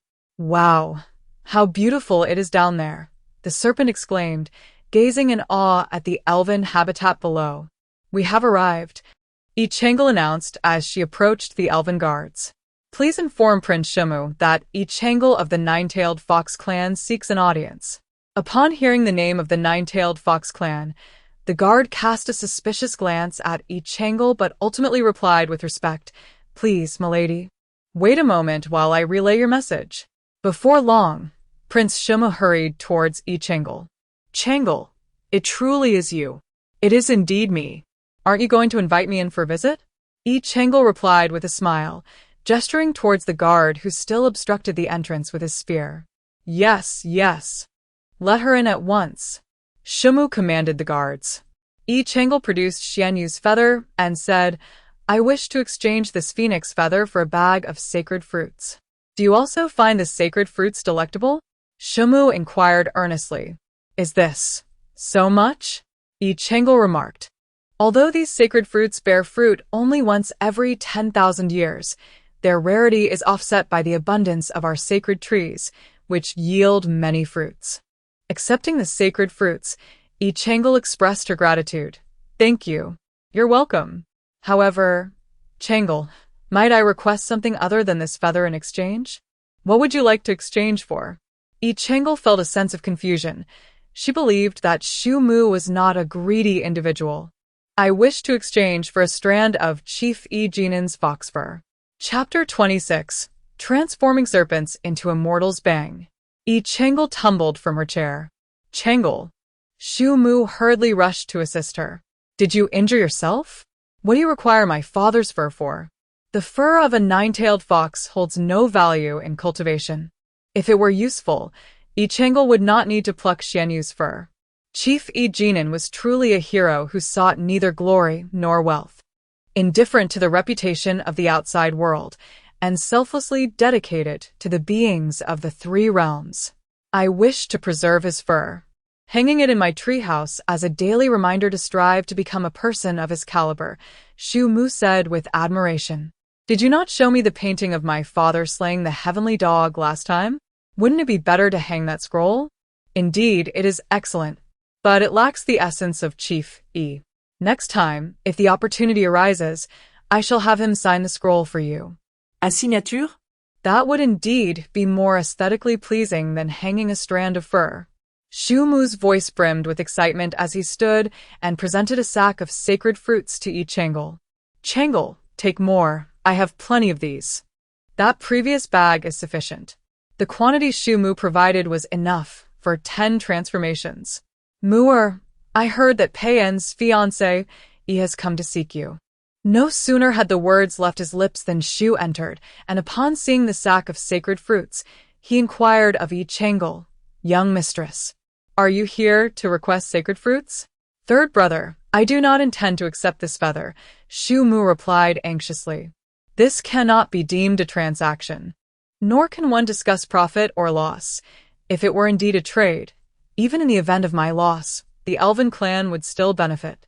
If Prince Shuli were to point this out, would it not result in a significant reduction of their gains? The young clan leader is a revered guest of our elven clan. Thus, if it were a transaction, one must not allow the young clan leader to incur any loss. If it is not a transaction, Shuli turned to Shimu and said, Muer, please accept this feather of the vermilion bird. Young clan leader, did you not bring that little glutton with you today? Shuli inquired, surveying Shima's treehouse. I have come to attend to my own affairs today. And it was somewhat inconvenient to bring her along, Yi Changel explained. Since the holy fruit has already been obtained, I shall not impose any further. Yi Changel bid farewell to Shuli and Shimu. At this hour, Chi-Yi must certainly be in his study attending to official documents. Yi Changel deftly made her way to his study, and indeed found Chi-Yi amidst a mountain of paperwork. She pulled him from the pile and sweetly called out, Uncle Chi-Yi. Only then did Chi-Yi, with dark circles under his eyes, turn to Yi Changel. Changel? It is I. You have blossomed into an even more distinguished figure since childhood. The Chronicles of the Three Realms has rightfully named you the most beautiful person across the realms.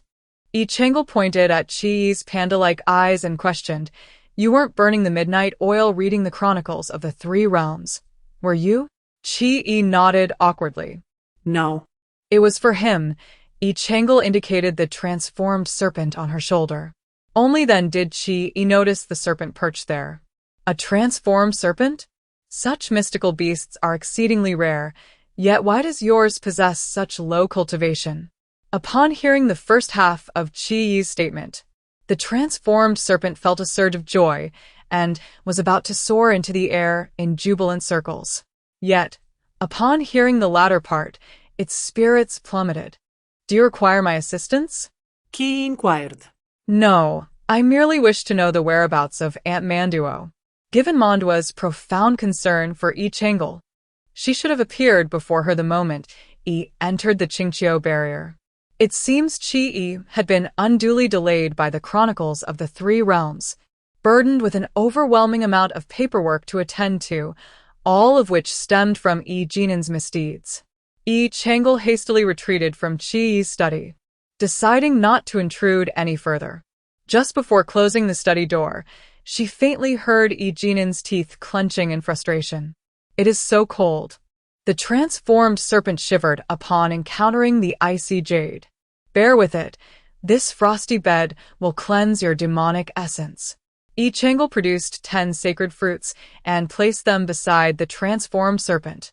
Consume these, and I shall assist you in refining them. The serpent nodded, devouring the sacred fruits in one swift motion. Yi Changel immediately cast a spell upon the serpent's abdomen, refining the celestial energy contained within the fruits and transferring a millennium of her cultivation to him. In a flash of golden light, the serpent on the icy jade transformed into a bear man. Quick as a flash, Yi Changel retrieved a garment and draped it over him. He then dismounted the bed and knelt before Yi Changel, expressing his gratitude. Thank you, Lady Changel.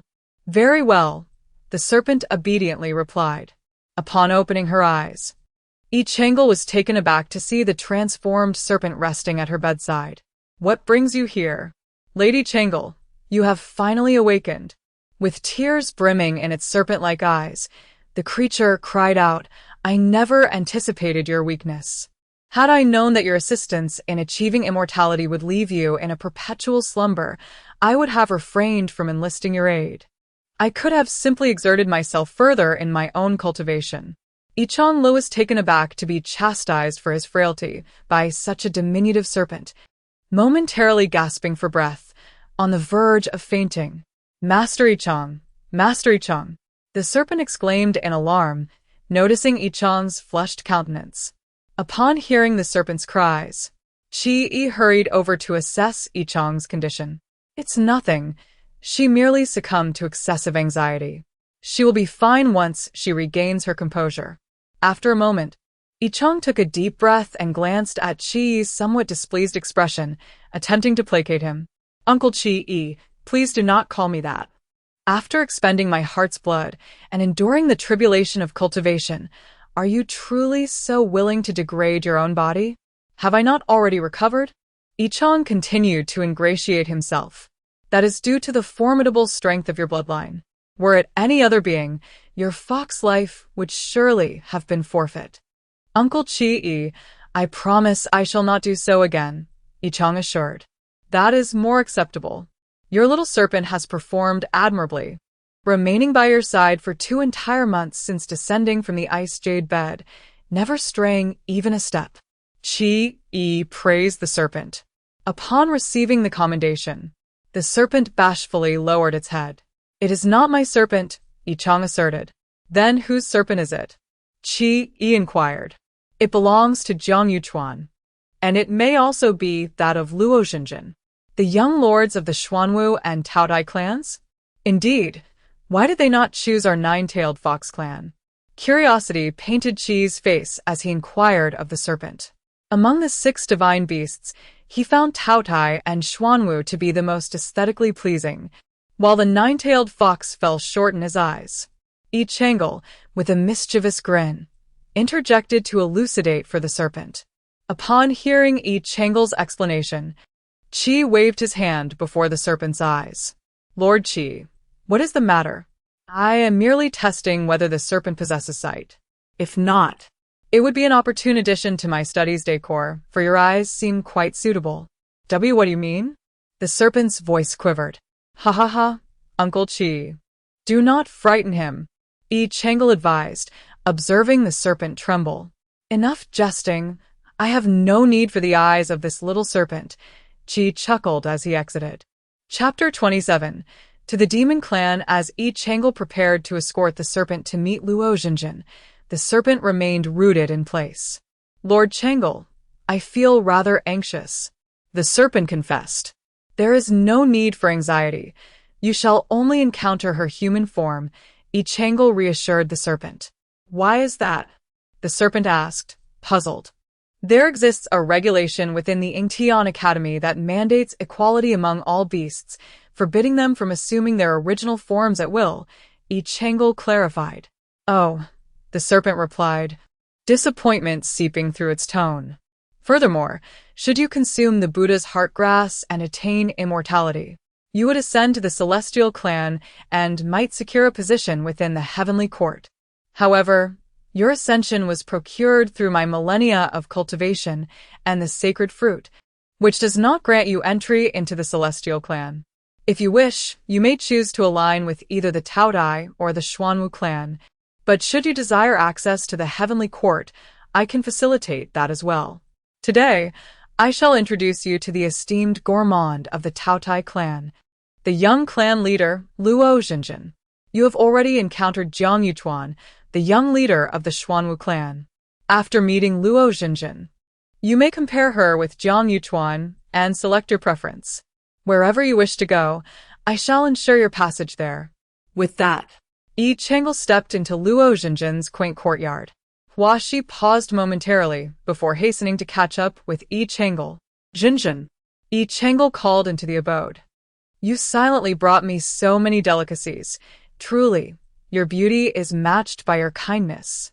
Luo Xinjin, with a pancake in one hand and a pig's trotter in the other, savored her feast delightfully. This is your esteemed Taotai, Ichang cheerfully introduced to Huaxi. Esteemed Taotai, greetings. Huaxi gazed at Luo Xinjin with admiration. Esteemed Taotai? Luo Xinjin paused her eating, chuckling. This is the first time I have heard such a title. Simply call me Luo Xinjin. Adding Tian Academy. All creatures are equal. Changle. Is this a creature of your nine-tailed fox clan? Luo Xinjin inquired.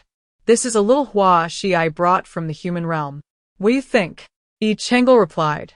Luo Xinjin set down her food, rose, and scrutinized Hua Shi, remarking, So this is the legendary Hua Shi. It seems no different from an ordinary celestial being. With that, she picked up a sugar figurine and began to nibble on it. Upon returning to the Qiqi courtyard, Yi Changle immediately asked Hua Shi, Have you made up your mind? Will you choose Luo Xinjin or Jiang Yuchuan? Hua Shi shook her head. I shall choose neither. Neither? Yi Changle expressed surprise. I wish to choose you, Lord Changle. Choose me? But is it not the glutton and the Xuanwu whom you admire the most? The little transformed snake sincerely explained, Lord Jinjin, as the legends depict, possesses an extraordinary appetite, and Lord Xuan is unmatched in strategy. I am but a humble serpent, truly unworthy to stand beside them. With a hint of awkwardness, Yi Changle replied, You may have some misconceptions about me. Though it may sound rather boastful, Yi Changle, am renowned as the foremost extraordinary beast in the three realms and the most beautiful as well. While it typically takes other creatures 50,000 years to complete their studies at the Yingtian Academy, I accomplished it in merely 40,000 years. Not too shabby. I would say, a true genius. Lord Changle, I believe you. Yet your tone hardly conveys that belief. Yi Changle felt a twinge of frustration. Having been looked down upon by a mere little serpent, Changle, come to the Yingtian Academy to see Master. The voice of Lan Sun echoed in Yi Changle's ear. Promptly, Yi Changle made her way to the academy. Master, have you obtained the Buddha's heartgrass? Lan Sun inquired with a smile. Master, how did you know about the Buddha's heartgrass? Yi Changle asked in astonishment. Realization dawned upon her as she exclaimed, Master, you deliberately sent us to the mortal realm to experience trials for the Buddha's heartgrass, knowing well that only cultivators below the gold core stage could enter the Cloud Sea secret realm, thus sealing our powers intentionally. It seems that clever little fox has not lost her touch. Lan Sun chuckled as he affectionately patted Yi Changle's fox head. Did I not mention that I would help you find a way to dispel the chaotic energy? Thank you, Master. Upon hearing this news, it is not too late for your gratitude. Master has received word that within 10,000 years, the Buddha altar will manifest within the demon realm. The Buddha altar, a legendary entity capable of purifying all malevolent and demonic energies in the world. If one's intentions are impure, even celestial energy can be cleansed. With the Buddha altar, Yi Changle could eliminate chaotic energies with remarkable efficiency. However, the Buddha altar remains merely a legend, never having been discovered. Does it truly exist? Yi Changle feels a tinge of worry. Throughout the vast annals of history, there have been claims of the Buddha altar's emergence. Yet each time it has proven to be false. If it genuinely exists, its appearance will undoubtedly incite fierce competition among the three realms, and even the 6 clans of divine beasts will not be exempt. Lan Sun's expression turned serious. Changle, the timing of the Buddha altar's emergence cannot be precisely determined. It is only known that it will appear within the remaining 10,000 years, possibly a month from now, or perhaps in 9,999 years. I hope you will set forth to the demon realm by tomorrow. Master, may I bring Luo Xinjin along on this journey? Why? Lan Sun inquires, puzzled.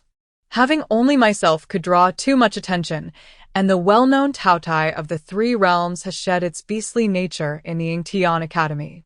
If she accompanies me, outsiders will merely perceive us as two pig spirits, and our movements will be more discreet, Yi Changle elucidates. After contemplating Yi Changle's reasoning, Lan Sun solemnly replies, Then you may take Luo Xinjin with you. However, she has yet to ascend to the level of a deity. and I wish to request that you place a protective barrier around her for her safety. Very well. Changel, where will the Buddha altar appear? Luo Xinjin rested her head on her hands and inquired of Yi Changel. The entire demon race may be involved, Yi Changel replied. Ah. Then, how shall we find it? Luo Xinjin expressed her disappointment. The Buddha sandalwood is undoubtedly a treasure coveted across the 3 realms, possessing a spirit of its own, and will only manifest before those destined for it. We can only fulfill our duties and heed the call of the sandalwood, Yi Changel reassured her. Drawing from their previous failure, Yi Changel and Luo Xinjin had even prepared 2 pigtails this time, ensuring that even if their own parents stood before them, they would undoubtedly remain unrecognizable, merely perceiving them as 2 pig spirits. Disguised as pig spirits and with the snake transformed into a rat spirit, the 3 beasts traversed over 40 cities within the demon race, yet their efforts bore no fruit.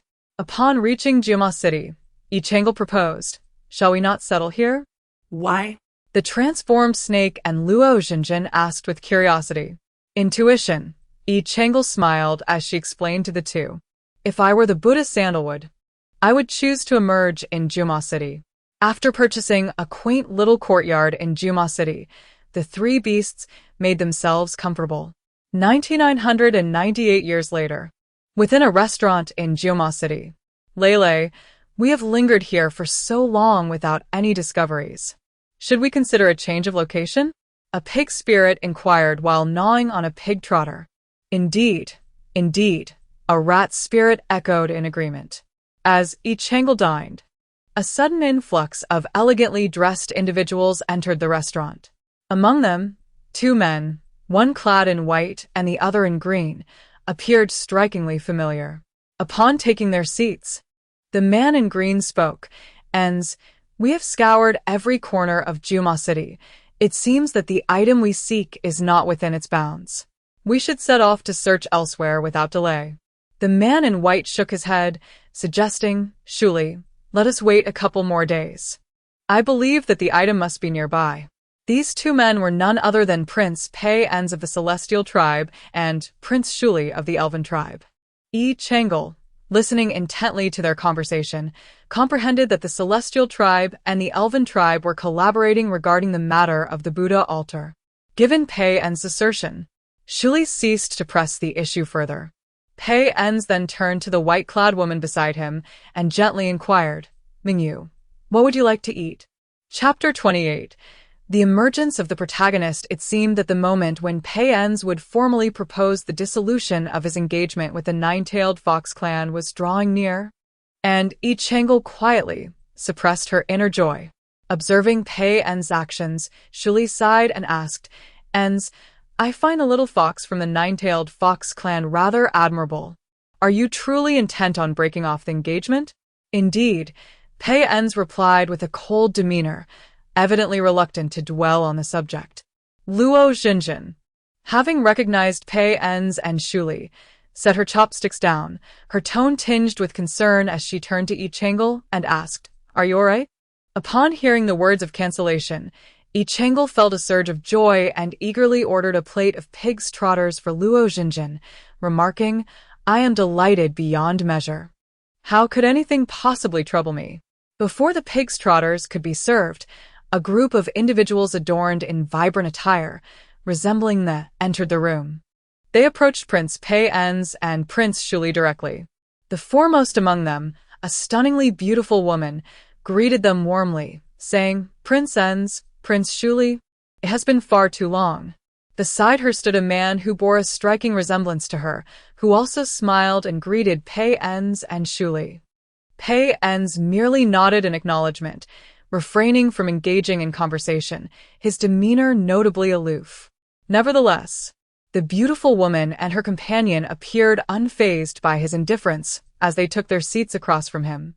Shuli took the initiative to engage, inquiring of the enchanting woman, "Queen Kong Kong, Prince Kong Ao, what a coincidence it is to encounter you here in the demon realm. May I ask what brings you to our midst?" Upon hearing Shuli's words, Yi Changel realized that the beautiful woman was the Queen Kong Kong, and the man who bore a close resemblance to her was her son, Prince Kong Ao.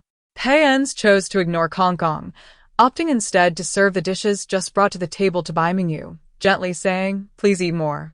Observing Pei En's tender gesture, Kong Kong remarked with a smile, "Only the nine-tailed fox clan's young leader, Yi Changel, receives such affectionate treatment from Prince Enz in all the realms." She then proceeded to compliment Bai Mingyu, stating, "The young leader and Prince Enz are truly a pair destined by heaven." "I am not Yi Changel," Pei Enz interjected, interrupting Kong Kong's words. "Isn't he the young master?" Kong Kong remarked, somewhat taken aback. "Then who is this celestial maiden?" Pei Enz took Bai Mingyu's hand and addressed Kong Kong. "She is my future wife, Bai Mingyu. As for Yi Changel, whom you mentioned, I have decided to annul our engagement. I kindly ask that you refrain from making further unfounded statements, Queen Kong Kong." After speaking, Pei Enz led Bai Mingyu outside the restaurant. Xu Li, feeling somewhat apologetic, turned to Kong Kong and said, "Enz has always been like this. I hope Queen Kong Kong will not take offense." With that, Xu Li also rose and followed them out. Could it be that Pei Enz has lost his senses? The astonishment in Kong Kong's eyes had yet to fade. Her son had once encountered Yi Changel during Xu Li's grand wedding, and Bai Mingyu bore a striking resemblance to her, albeit not in a flattering manner. Pei En's taste was indeed lacking, Kong Ao remarked. Since Pei Enz wishes to break off the engagement, why not, Ao, approach Yi Changel with a proposal? Surely, her title as the most beautiful maiden of the three realms suits you well, Kong Kong suggested. "Mother, we must first focus on acquiring the item at hand. That is our foremost priority," Kong Ao reminded her. "You speak true." Pei Enz truly lacks discernment, Kong Kong concurred. No sooner had the door closed than Luo Jinjin couldn't help but scoff. He may be pleasant in appearance, but it turns out he's utterly blind. "Jinjin, I was already planning to annul the engagement myself. It simplifies matters that he brought it up first," Yi Changel replied to Luo Jinjin. Luo Jinjin shook her head and said earnestly, "Changlu, this is different. Although you wish to annul the engagement, you have maintained your integrity all these years to spare him from the whispers of gossip. Yet he, in stark contrast, has not only failed to end the engagement, but has also been affectionate with other women, truly a scoundrel." "Indeed, Master Jinjin speaks the truth." Huashi chimed in with a raised hand in agreement. "It is of little consequence, as long as I can break off the engagement. Any remarks from outsiders are to be expected." Yi Changlu paused for a moment, contemplating. The Celestial Clan, the Elves, and the Demon Clan have all arrived in Jiu-Mo City. We must be cautious not to reveal our identities, as this will facilitate our endeavors. Upon hearing Yi Changli's words, both Luo Jinjin and Huashi nodded solemnly in agreement. Knock, knock, knock. The door of the courtyard was rapped upon. "Could it be that we have been discovered?" Huashi asked, a hint of worry in her tone. Yi Changlu reassured her. "Even if we were discovered, they would be mindful of our identities and would not approach us so directly." "Oh, I see," Huashi replied, her demeanor becoming noticeably more relaxed. "It must be Jiang Yuchuan. He sent me a message a few days ago, stating that he would soon arrive in Jiu-Mo City to lend us his support." As Yi Changlu spoke, she rose to open the door. "Long time no see," Jiang Yuchuan greeted Yi Changlu with a smile as he stood outside the door. Once Yi Changlu welcomed him inside and seated him in the hall, Jiang Yuchuan spoke in a serious tone. "Changlu, I have heard some troubling news on my way here. Yan Jiyue's father has been practicing a forbidden technique and is now in grave danger. Only the Buddhist sandalwood can save his life." Yi Changlu inquired of Jiang Yuchuan, "Do you know what kind of forbidden technique it is?" Upon the mention of that secret method, a hint of disdain flickered in Jiang Yuchuan's gaze. "I am only aware that the means to obtain power through that method involves the lives of other beings. Why then, must we rescue him? If Buddha Tan were to learn that he would be utilized to save such a wretched creature, he would surely wish to remain in seclusion." Yi Chang'e remarked with a hint of sarcasm. Upon hearing the exchange between Yi Chang'e and Jiang Yuchuan, Luo Xinjin wore a mournful expression. Chang'e, a few days ago, Yan Jiayue inquired about my whereabouts, and I disclosed everything to her. Did you include our little courtyard? Yi Chang'e asked hastily. Indeed, I mentioned our little courtyard. Luo Xinjin replied. Jiang Yuchuan calculated the situation with a bitter smile. It's too late now. The next moment, a knock echoed through the air. I shall step aside for a moment, Jiang Yuchuan said. Hua Shi, please escort Jiang Yuchuan to your quarters to take refuge, Yi Chang'e instructed Hua Shi. Once Jiang Yuchuan and Hua Shi had entered the room, Yi Chang'e turned to Luo Xinjin and said, Go, answer the door. With legs that felt as heavy as lead, Luo Xinjin slowly made her way to the door.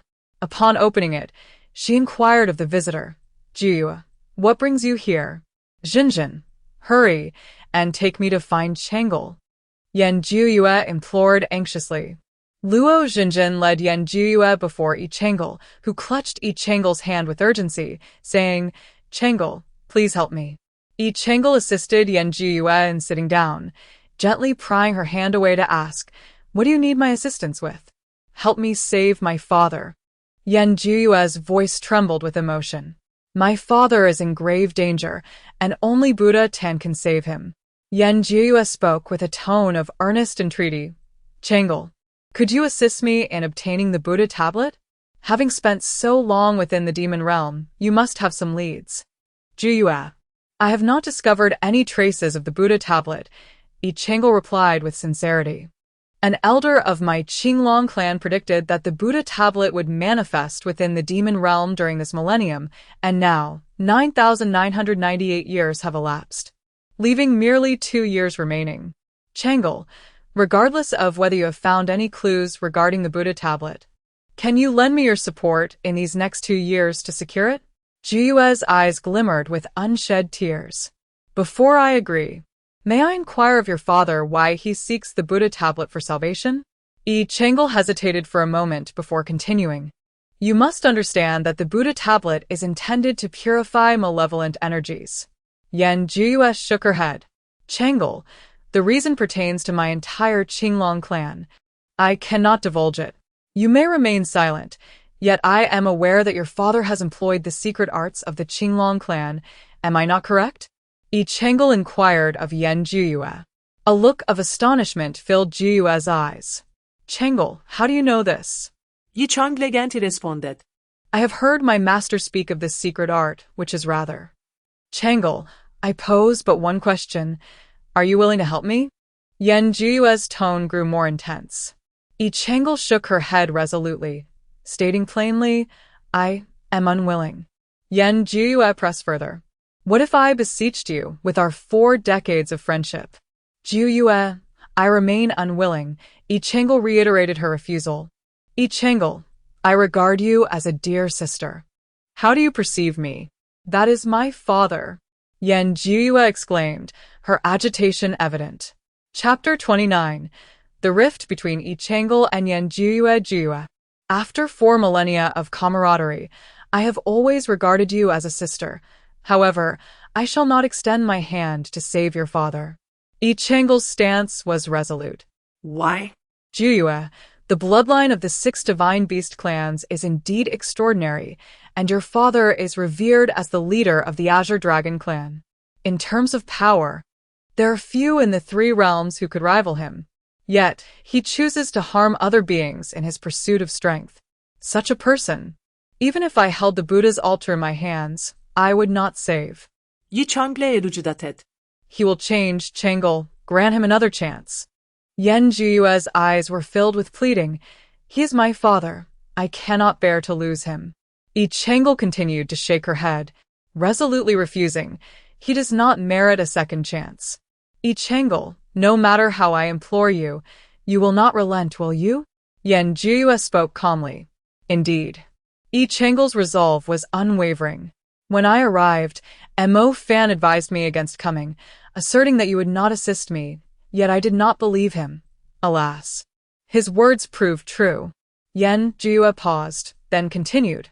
Mo Fan remarked that as a scion of the divine beast lineage, you perceive all beings as equals, that every life in your eyes holds equal value. If you were to learn of my father's deeds, you would undoubtedly refuse to aid me. Yet, Changel, the lives of those other beings you speak of do not even equate to half of what my father embodies. My father belongs to the divine beast lineage, transcending the three realms. They do not even measure up to a single scale of his. I do not believe that every life holds the same value. Jiao Yu. I harbor my own selfish desires. You, Zhen, are more precious to me than anyone else. Yi Changla spoke earnestly. Yet you refuse to assist me. Yan Jiaoyu's gaze grew progressively frosty. Yi Changla, how hypocritical you are. Jiao Yu, do not speak in anger. Luo Zhen urged her. Your engagement to the prince of the heavenly clan concerns the safety of the three realms. You wish to break this engagement, yet my father, despite having taken some lives, is insignificant compared to what you are about to do. Yan Jiaoyu mocked Yi Changla. Yi Changla shook her head and replied to Yan Jiaoyu. I am not like your father. He chose this path for himself, but I had no choice. My fate was sealed at birth. Jiao Yue, Yi Changle. Am not a saint. I cannot sacrifice my own happiness for the safety of the world. Yet your father, standing at the pinnacle, chooses to sacrifice others for his own power. To save him, I cannot do either. Pausing for a moment, Yi Changla spoke earnestly to Yan Jiaoyu. In all my actions, I seek only to be true to my heart. Upon hearing Yi Changli's words, Yan Jiaoyu sneered. A splendid declaration of being true to oneself. Today I, Yan Jiaoyu, shall sever ties with you, Yi Changla. Jiaoyu, Luo Zhen exclaimed loudly. You are speaking out of anger. I shall not take your words to heart. I hope you will reflect carefully before making such a decision. Yi Changla said to Yan Jiaoyu. There is no need. Since we are no longer friends, Yi Changel, I shall show no mercy. Whoever can obtain the Buddha relic shall rely solely on their own abilities. Yan Jiaoyu strode out with her eyes gleaming red. Changel, are you alright? Luo Zhenjin asked with concern, glancing at Yi Changel. I am fine, Yi Changel replied, her expression devoid of joy. After Yan Jiaoyu departed, Jiang Yuchuan and Huaxi emerged from the room. Huaxi, filled with enthusiasm, declared to Yi Changel, My Lord Changel, I find your reasoning far more compelling than that of the Azure Dragon. I stand with you. So do I, Changel. I am on your side. Jiang Yuchuan echoed in support. Give Jiaoyu some time. Perhaps she'll come to understand and not hold it against you. Luo Zhenjin consoled Yi Changel. Yi Changel shook her head, a hint of sorrow in her voice as she lamented, I have already lost her as a friend. Changel. Luo Zhenjin sought to comfort Yi Changel further. Jiang Yuchuan intervened, urging, allow her some time to process. Reclining on her bed, Yi Changel pondered within herself whether she would regret losing Yan Jiaoyu as a friend over this matter. The answer was most likely no. In truth, had the Buddha relic been sought to save another's life, Yan Jiaoyu's plea would not have been impossible to accommodate. Yi Changel had never anticipated that she could secure the Buddha relic entirely for herself. It was an object that the entire three realms coveted, and she did not believe herself fortunate enough to possess it. She had her own means to dispel the chaotic energy, albeit through a more convoluted process. However, to use the Buddha relic to save Yan Jiaoyu's father was something Yi Changel would resolutely refuse, for there was but one reason. He was unworthy. Yi Changel lay in her room for a full 3 days. It was only after this period that a knock resounded at her door, accompanied by the voice of Jiang Yuchuan, calling, Changel, I need to speak with you. Yi Changel composed herself and opened the door. Jiang Yuchuan appeared somewhat pale, striding directly into her chamber and, with a hint of weakness, remarked, Changel, I have calculated that Photon will manifest in Jioma City within 3 days. No sooner had he spoken than a trickle of blood escaped from the corner of his mouth. Yuchuan. Yi Changel exclaimed, with concern. Jiang Yichuan wiped away the blood and reassured her, I am fine. The precise timing of Photon's emergence is something even my master cannot foresee. You are recklessly defying fate and have suffered a backlash. Yi Chang'e expressed her worry. It is merely a backlash. With a few days of rest, I shall recover. Jiang Yichuan forced a smile. However, Yan Jiyue must have also discerned the time and place, perhaps even more accurately than I. She employed secret methods? Yi Chang'e respondet, incredulos. Jiang Yichuan nodded, a tinge of regret in his voice as he said, I did not anticipate she would go to such lengths. It seems we are ultimately not of the same ilk. Yi Chang'e shared his sentiment of regret. Luo Xinjin, contemplating that Yi Chang'e had been confined to her room for 3 days, resolved to coax her outside for a stroll and a hearty meal. As she approached Yi Chang'e's door, she discovered it ajar. Chang'e, let us venture out for a while and indulge in a feast. You have not savored delectable food in 3 days, Luo Xinjin said playfully to Yi Chang'e. The emergence of the Buddha statue is upon us, and it is time to venture out. Yi Chang'e, Luo Xinjin, and Huaxi donned their disguises and strolled towards the bustling streets. As for Jiang Yichuan, Yi Chang'e observed his pale complexion and advised him to rest in bed. Aware of his own condition and recognizing his inability to contribute, Jiang Yichuan complied, lying down to recuperate. Believing that only exquisite cuisine could soothe a wounded spirit, Luo Xinjin took Yi Chang'e by the hand and led him to their favorite restaurant. Upon entering, Yi Chang'e was greeted by the familiar faces of Pei Enz, Bai Mingyu, and Shuli, seated at a table on the left side of the hall. To his surprise, on the right side, Yan Jiyue sat with Kong Kong and her son, indicating an alliance between the Qinglong clan and the demon tribe. Luo Xinjin recognized the individuals present and hesitated momentarily, thinking that her impeccable disguise would keep her identity concealed. She then urged Yi Chang'e towards a corner. However, Yan Jiyue hurled a teacup at Yi Chang'e, mocking, the legendary beauty of the 3 realms has arrived. We must broaden our horizons. Why masquerade as a pig spirit? Yi Chang'e caught the teacup and, with a flick of his wrist, dispelled his disguise. Initially intended for convenience, he saw no harm in revealing himself since the young lord of the Qinglong clan desired to see. After making his statement, he found a table to sit down. Observing this, Luo Xinjin and Huaxi followed suit, removing their disguises as well. Little glutton, it has been a while, Shuli greeted Luo Xinjin with a smile. Yet. Luo Xinjin, feeling irked by Pei Enz, chose to disregard Shuli's friendliness. Yan Jiaoyu observed Yi Chang'e, who remained calm and unperturbed, and then spoke. The celestial beings of the starry abode once proclaimed that the young patriarch Yi Chang'e and Prince Pei Enze are destined to be together. However, from my perspective, this is not the case. The young patriarch Yi Chang'e and Prince Pei Enze are prepared to annul their engagement for the sake of the enchanting female immortal seated beside him. What are your thoughts on this matter? Seeing Yi Chang'e's demeanor, Yan Jiaoyu further mocked. Here stands the esteemed young patriarch of the nine-tailed fox clan, the sole disciple under the illustrious Lan Sun, the most exquisite beauty in the 3 realms, yet she pales in comparison to a mere mortal's ascension. Could it be that Prince Pei Enze has discerned the dark heart of Yi Chang'e, prompting his haste to dissolve their betrothal? Chapter 30. Yan Jiaoyu cultivates the secret art of the Azure Dragon Clan. Young Patriarch Yan Jiaoyu. Matters concerning the Celestial Clan and the Nine-Tailed Fox Clan will be resolved by the clans themselves. It is not your place to interfere, Pei Enze declared, his gaze sharp and laced with a palpable threat. As for the young patriarch, I hope you do not require my assistance in addressing matters pertaining to the Azure Dragon Clan?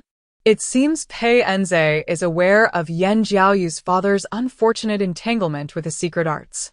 Indeed, to keep secrets, one must not engage in wrongful deeds. Faced with Pei Enze's veiled menace, Yan Jiaoyu dared not wager the reputation of the Azure Dragon Clan and finally fell silent. Chang'e? Perhaps we should consider dining at another establishment? Luo Zhanjin murmured to Yi Changlo. Indeed, Master Changlo. I can hardly stomach a meal in the presence of such filth, Hua Shi softly concurred. Yet, Yi Changlo shook her head in refusal, asserting, We shall remain here for our meal. Yi Changlo speculated that the Buddha's altar might manifest within this restaurant.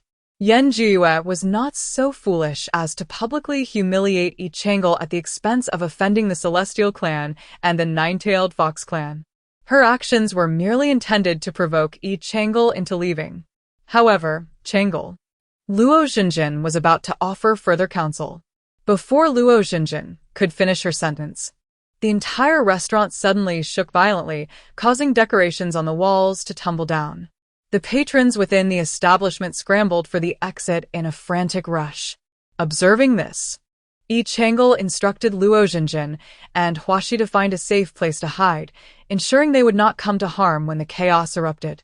A fissure appeared in the center of the hall, from which a lotus flower emerged, floating gracefully into the air before blooming in a radiant golden light. Its brilliance so intense that all present shielded their eyes. Pei Enz and Yan Jiyue were the first to react, rising simultaneously to rush towards the golden lotus. Yet, at the moment they were about to make contact, Yi Changle's wishful whip ensnared their ankles, pulling them back. Yi Changlo, even if you have attained godhood at 70,000 years, you cannot surpass me, Yan Jiyue declared. Yi Changlo, wielding the wishful whip, retorted that one must test their mettle to know the outcome. Yan Jiyue scoffed and turned to Pei Enz, inquiring, whose side does the crown prince take? In this battle for the Buddha's altar, each relies on their own abilities, Pei Enz replied, simultaneously exerting his power against both Yan Jiyue and Yi Changlo. The three became embroiled in a fierce struggle. Observing this, Kong Kong and Kong Ao also surged toward the golden lotus, only to be intercepted by the tree. While Kong Kong alone might have posed a challenge, the addition of Kong Ao rendered them somewhat outmatched. Little gourmand, if you do not act swiftly, the Buddhist altar may fall into the hands of the demon clan, Tree urged Luo Zhenjin for assistance. Luo Zhenjin recalled Yi Changle's earlier instructions and felt a sense of internal conflict. Yi Changlo, having noticed this moment, called out to Luo Zhenjin, assist Tree. Luo Zhenjin and the serpent immediately directed their efforts towards Kong Kong and Kong Ao. Bai Mingyu had been crouched in the corner, but seeing the chaos of battle unfold around her, unnoticed by anyone, she stealthily moved towards the golden lotus. Just as she was about to grasp it, the moment her hand brushed against the lotus, it suddenly unleashed a tremendous force, propelling Bai Mingyu away. The combatants halted, collectively casting spells to counter the lotus's might. Yi Changlo gazed at Pei Enz before her, puzzled as to why he would position himself in front of her to shield her from the lotus's power. Your Highness? However, Pei Enz disregarded her, striding towards the direction where Bai Mingyu had fallen, anxiously inquiring, Mingyu, are you all right? A newly ascended female immortal daring to covet the Buddhist altar was indeed audacious. Kong Kong scoffed, but upon meeting Pei Enz's piercing gaze, the words remained unspoken. Hearing Kong Kong's mockery, Bai Mingyu turned to Pei Enz, explaining, Master, I do not wish to obtain the Buddhist altar. I merely seek to assist you. I understand, Pei Enz replied gently, offering Bai Mingyu a comforting smile. After the golden lotus had released its overwhelming force, no one dared to approach it recklessly.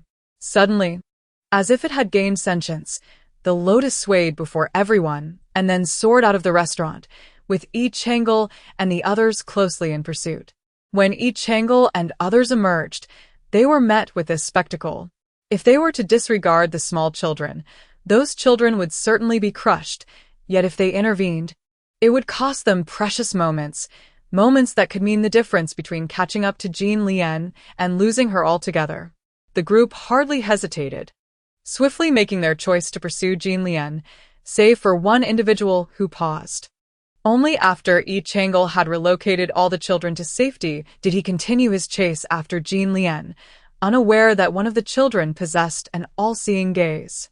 Upon Yi Changle's arrival, Jean Lian was already in the hands of Yan Jiyue, who was toying with her, while Pei En's, Luo Jinjin, and others lay defeated on the ground. Upon seeing Yi Changle, Yani Yaoyumoket, ah, Yi Changle. Once again you forsake the Buddhist altar for a mere handful of demonic children. Yan Jiyue approached Yi Changle, presenting the Buddhist altar before him with a flourish, exclaiming, "This altar now belongs to me, Yi Changle. Do you feel regret?" Pei En's lifted by Mingyu and stated to the tree, "We shall take our leave." The tree cast a disdainful glance at Yan Jiyue before following Pei En's away. Indeed, her fan is truly formidable, who she concurred. A fan? Yi Changle mused, perplexed. Yan Jiyue has always wielded a sword. It is a fan of black and crimson hues. Originally, Pei En's was on the verge of defeating her. But once she unveiled that fan, the tide turned in her favor. Luo Jinjin elucidated. It seems that fan must be connected to the legendary secrets of the Qinglong clan. Yi Changle speculated. Luo Jinjin, with a grave expression, remarked, "I can sense an aura of despair emanating from that fan." Despair? Yi Changle shook her head. Observing Luo Jinjin and the disheveled Huaxi, she remarked, "You two should freshen up. I will check on Jiang Yuchuan and seek his counsel." Jiang Yuchuan was not in bed. He had already departed from the courtyard, leaving behind a note, "Changle, follow your instincts." Upon seeing the words "follow your instincts," Yi Changle immediately grasped Jiang Yuchuan's intent. From the moment she entered the restaurant, she sensed something amiss. The appearance of the Buddha's altar was far too convenient. After reading Jiang Yuchuan's note, her suspicions were confirmed. The golden lotus was not the Buddha's altar. If her conjecture was correct, even the decision made at the restaurant was a test set forth by the altar. Everything could not possibly be so coincidental. Chapter 31. A change of fate, but where, indeed, was the true Buddha's altar? Yi Changle pondered, perplexed. The day after Jiang Yuchuan's departure, Pei En's knocked on the door of the courtyard. As the knock echoed, Huaxi opened the door, glaring menacingly at the visitor. "What do you want?" "I seek to speak with the young clan leader, Yi Changle." "I kindly request that you announce my arrival," Pei En's replied politely. "Huaxi, take him to the back garden," Yi Changle's voice called from within the courtyard. Only then did Huaxi lead Pei En's inside. Yi Changle was already seated in the pavilion of the garden. Upon seeing Huaxi, she inquired, "Do you remember what I taught you?" Huaxi mumbled, "One should not strike a smiling face. Will you maintain such an attitude next time?" Yi Changle pressed. No. "I will not." Huaxi shook his head. "Now, go and find Jinjin to play," Yi Changle instructed, not requiring Huaxi to apologize to Pei En's. Instead, she sought to impart the wisdom of the beast to Huaxi, for she would protect her own. "Please take a seat." Yi Changle then invited Pei En's to sit, pouring tea into the cup before him with a courteous remark. "This is the 100-fruit tea from my 9-tailed fox clan. I encourage the prince to give it a taste." "The young clan leader, I have come today to discuss our betrothal," Pei En's stated gravely. "Speak plainly," Yi Changle replied in a tone devoid of discernible emotion. Pei En's, with a hint of guilt in his voice, began, "I wish to annul our engagement. My heart belongs to Mengyu, and I ask for your understanding, young clan leader. Do you still recall the reason for our engagement?" Yi Changle inquired slowly, her tone neutral. "Rest assured, should any misfortune arise from our dissolution of the betrothal, I, Pei En's, will take full responsibility," he earnestly pledged. "In that case, I shall grant you this favor." Yi Changle suppressed her inner delight and asked, "Have you prepared the letter of annulment?" Pei En's expression was inscrutable. "If so, I thank you, young clan leader. Should you ever require my assistance in the future, do not hesitate to call upon me. Then I shall take my leave." Pei En's concluded and rose to depart. Yi Changle discerned a flicker of anger in his retreating figure, finding it somewhat enigmatic. She gently shook her fox head and murmured to herself, "A man's heart is like a needle in the sea." The engagement matter has been settled. Yet the affairs concerning Photon remain unresolved. Yi Chang'e decided to wander alone in the city of Juma. A group of young children, each carrying a book basket, surrounded Yi Chang'e, joyfully exclaiming, "It's the beautiful sister who saved us yesterday." It turned out to be the very group of little scholars she had rescued the day before. With a smile, Yi Chang'e inquired, "Have you finished your lessons?" The children nodded, but their gazes were fixed on something behind her. Curious, Yi Chang'e turned to see a cotton candy stall. It was the allure of the cotton candy that had led them to her. Approaching the stall, Yi Chang'e handed a silver coin to the vendor and said, "Kind sir, please give each of these children a cotton candy." The children cheered with delight. "Thank you, beautiful sister." Each child clutched a cotton candy, savoring the sweet treat, except for one boy who appeared despondent. After a moment of hesitation, he approached Yi Chang'e, tugging at the hem of her garment. "Beautiful sister, can you help me?" Yi Chang'e crouched down to meet his gaze, gently asking, "Are you unwell?" The boy shook his head, his voice trembling with tears. "I'm not sick, but my brother is. He is dying, and I overheard last night that my father intends to trade my life for his. In this realm, exchanging lives is not an uncommon occurrence. However, the fate of this young boy should be his to choose. Moreover, this could very well be another trial bestowed by Foten." Upon this reflection, Yi Chang'e gently patted the little scholar's head and reassured him, "You shall accompany your sister to inquire about the situation. Should anything arise, your sister will protect you, all right?" The little scholar replied. Yi Chang'e took the child's hand and followed the direction he indicated, asking, "What is your name?" Interrupting Dongfang-Yu's words, she comforted him, "Do not fear. Sister is even more formidable than the demon lord." "More formidable than the demon lord?" Dongfang-Yu expressed astonishment, questioning, "Is there truly someone more powerful than the demon lord in this world?" Yi Chang'e smiled. "Indeed, so there is no need for you to be afraid." Dongfang-Yu led Yi Chang'e to the front of an imposing residence.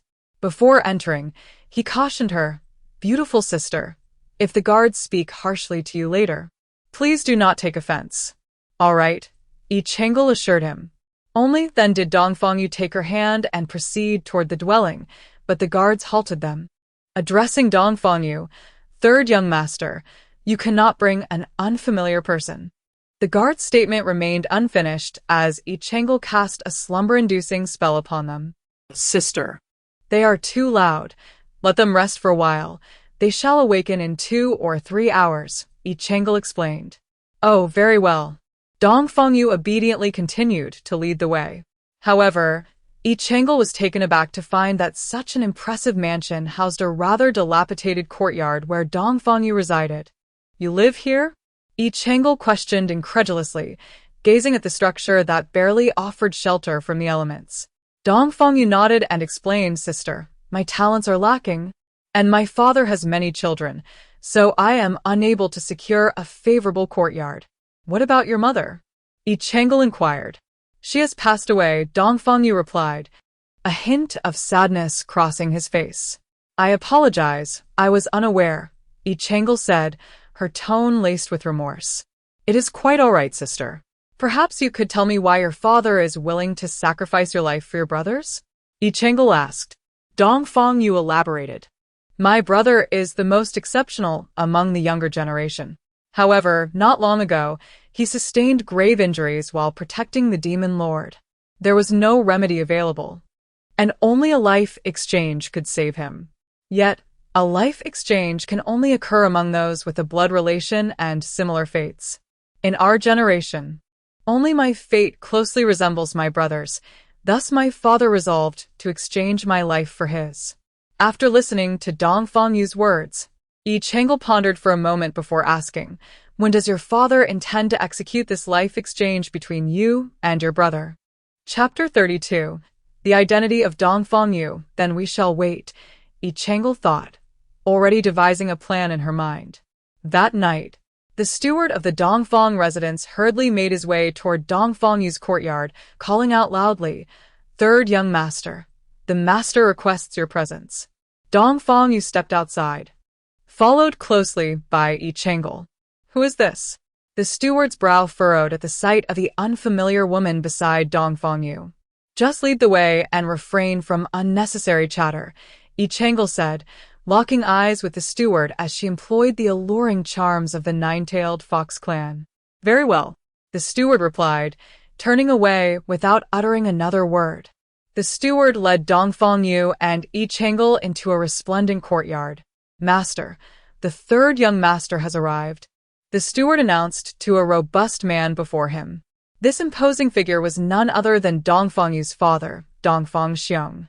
Dong Fangxiong fixed his gaze upon Dong Fangyu, his expression grave as he spoke. You are aware that your elder brother is gravely injured and on the brink of death.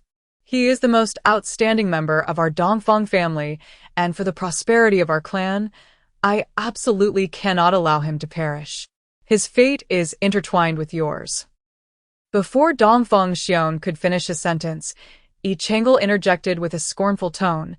To prevent Dong Fangmo from dying, you would sacrifice Dong Fangyu? Is this the sentiment a father should express? Only then did Dong Fangxiong acknowledge Yi Chang'e's presence, turning to her with a question. Who are you? My identity is inconsequential. What truly matters is that Dong Fangyu's life is his own, not yours to dictate, Yi Chang'e replied sternly. This is a matter of my Dongfang family, and it does not concern you. Dong Fangxiong retorted, unleashing a surge of magical energy towards Yi Chang'e. With effortless grace, Yi Chang'e dispelled Dong Fangxiong's magic and remarked, You cannot best me. Do not squander your strength. Please step aside. I wish to speak with this lady alone, Dong Fangxiong instructed. Dong Fangyu glanced at Yi Chang'e, who nodded in affirmation before departing. Are you a celestial being from the heavenly realm? Dong Fangxiong inquired of Yi Chang'e. Dong Fangyu mentioned that only his fate bore resemblance to Dong Fangmo's. Yi Chang'e then pressed Dong Fangxiong. Does that include your own fate? With a wry smile, Dong Fangxiong conceded. Indeed, it does. After a moment's pause, Dong Fangxiong continued. If given the choice, I would never sacrifice you. Yi Chang'e chuckled softly and inquired. Are you suggesting that in your heart, Dong Fangyu and Dong Fangmo hold equal importance? However, in my view, that is not the case. The entire dilapidated courtyard of Dong Fangyu pales in comparison to a mere ornament in Dong Fangmo's residence. Yi Chang'e then asked Dong Fangxiong, Have you never visited Dong Fangyu's abode? Yet, if Yuer is not sacrificed, the entire Dongfang family shall face annihilation, Dong Fangxiong lamented. Then let the Dongfang family perish. Yi Chang'e replied with a nonchalant demeanor. Fairy, I understand your kindness, yet you cannot sacrifice hundreds of lives from the Dongfang family for the sake of saving you alone. Dong Fangxiong asserted earnestly. Do you not realize that Dong Fangyu does not wish to die? Yi Chang'e challenge. What if Yuer does not survive to adulthood? What? Yi Chang'e exclaimed in shock. Dong Fangxiong elaborated. Yuer possesses exceedingly low talent and is unable to cultivate. Although he belongs to the demon clan, he is terrified of demonic energy. In the demon realm, he is constantly besieged by this energy, leading to severe internal depletion. I have contemplated sending him to the human realm or the celestial realm, yet he cannot adapt to either environment, leaving the demon realm results in excruciating headaches. I have sought countless demon physicians, yet they all declare it hopeless. Dong Fangxiong posed an inquiry to Yi Chang'e. Even if I were to sacrifice the entire Dongfang family to preserve Yuer's life, he would soon perish nonetheless. If you were in my position, what would you choose? It appears that this presents a conundrum posed by Buddha Tan to Yi Chang'e. The lives of over 100 members of the Dongfang family or that of Dong Fangyu alone. How should one decide? After a moment of contemplation, Yi Chang'e spoke. Dong Fangxiong, you have not truly fulfilled your paternal responsibilities towards Dong Fangyu. Even if his time is short, he deserves to traverse his final journey according to his own wishes. Since he does not wish to exchange his life for Dong Fangmo's, I shall ensure his safety. As for how you account for this to the Demon Lord, that is your concern, Yi Chang'e suggested. Dongfang Mo is perilously close to danger for the sake of the Demon Lord, yet the Demon Lord seeks to annihilate your entire family. Why not release this information to the parrot spirit of the Three Realms Chronicle? When the Chronicle publishes this news, the Heavenly Emperor Pei Che may very well offer assistance. The Heavenly Emperor? Dongfang Xiong inquired. This emperor wishes to unify the three realms, and the most formidable adversary he faces is the demon clan. You need not disclose all the facts to the parrot spirit. Simply mention that the demon lord is ungrateful, omitting any reference to his desire to save Dongfang Mo. The heavenly emperor will surely take action against the demon lord. Upon finishing her words, Yi Changel exited the courtyard, cradling Dongfang Yu, and vanished before Dongfang Xiong. Yet, Dongfang Yu did not accept the Tonghulu and questioned Yi Changel. Sister, why must my father portray the demon lord as ungrateful to the outside world?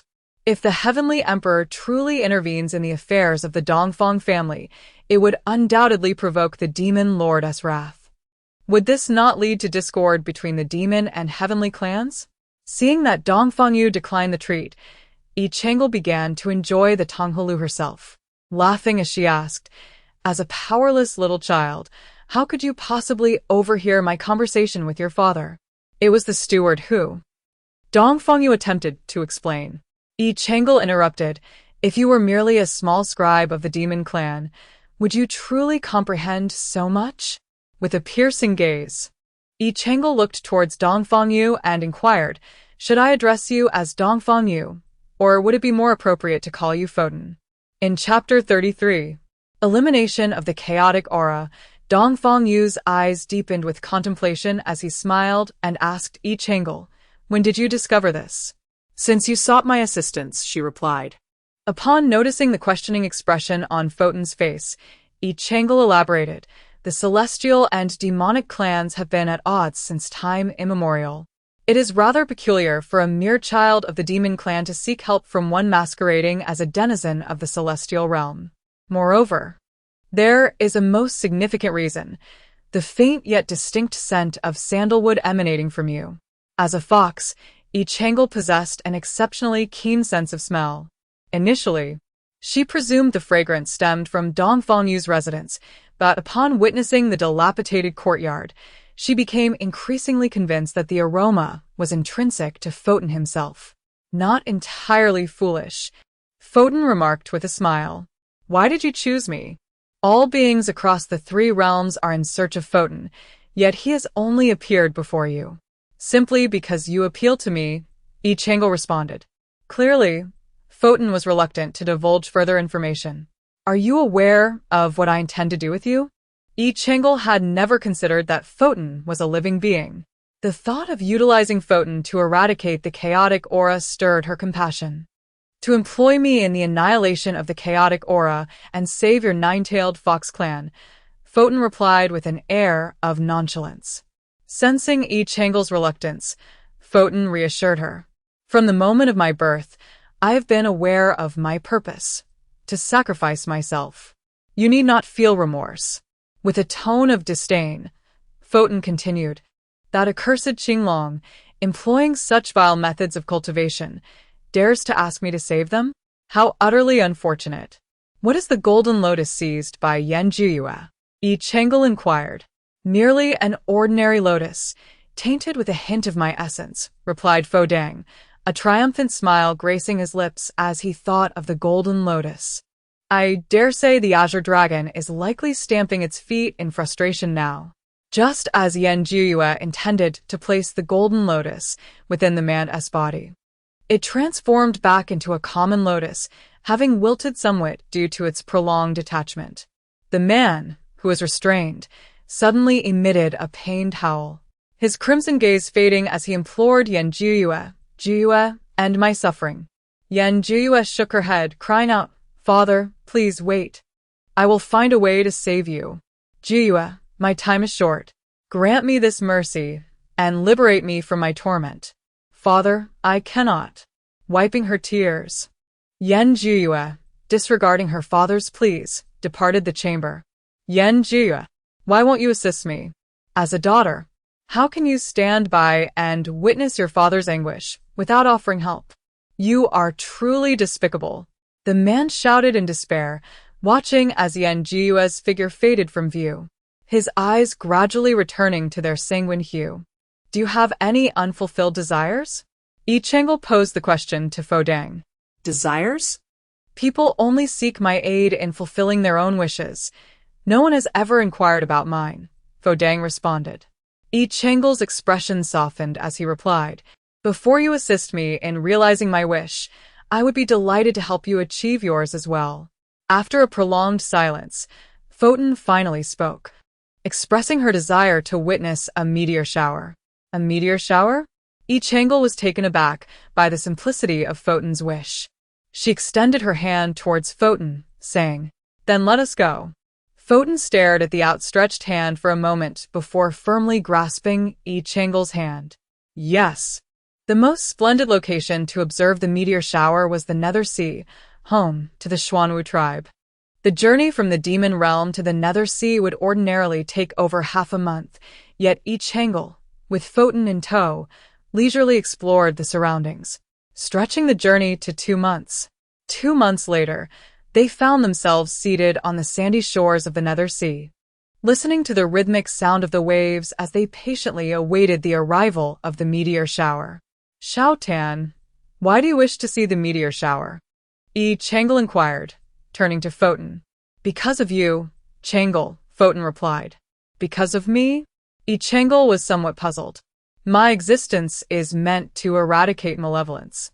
When it was severed, I beheld liberation in its eyes amidst the darkness. I too yearn for such freedom, yet a persistent voice whispers to me, Photon, the time is not yet ripe. You cannot manifest in this world.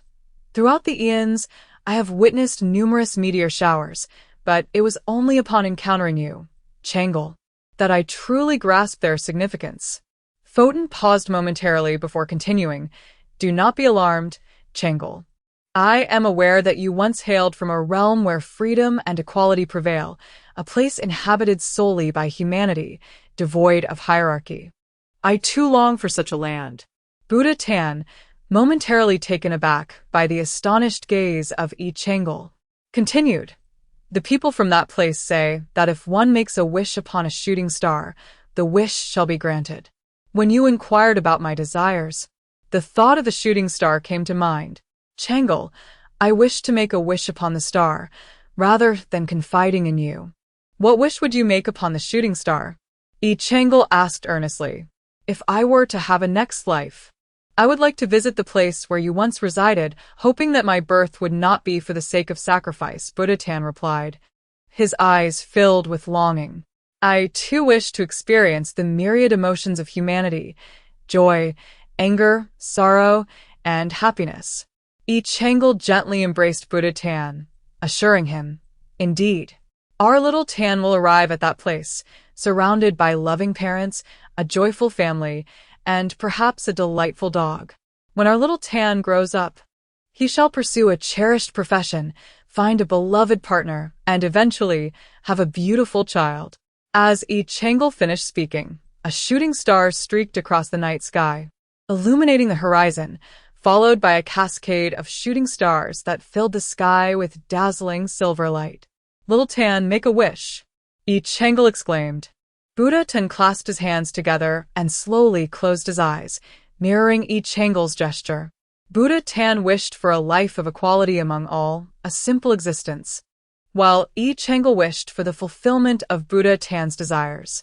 After their wishes were made, they fell into a serene silence, quietly admiring the meteor shower before them. Once the meteor shower concluded, Buddha Tan stood up and turned to Yi Chang'e, saying, Let us go to Qingqiu.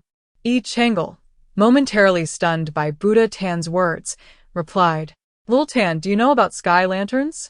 Releasing sky lanterns can also be a means of making wishes. Shall we not go and release another lantern? Fo Tan shook his head and, with a smile, inquired of Yi Chang'e. Chang'e, it took you 2 months to traverse the half-month journey to the underworld of the demon clan. Are you reluctant to part with me? Yi Chang'e, shedding her usual playful demeanor, admitted, Indeed, I am reluctant. After a brief pause, she continued, Shao Tan, I actually possess certain methods to dispel the chaotic aura. Shall we not try those instead?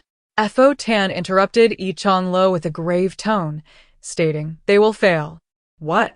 Yi Changlo was momentarily taken aback. Fotan. With a serious expression, clarified, Your methods will falter.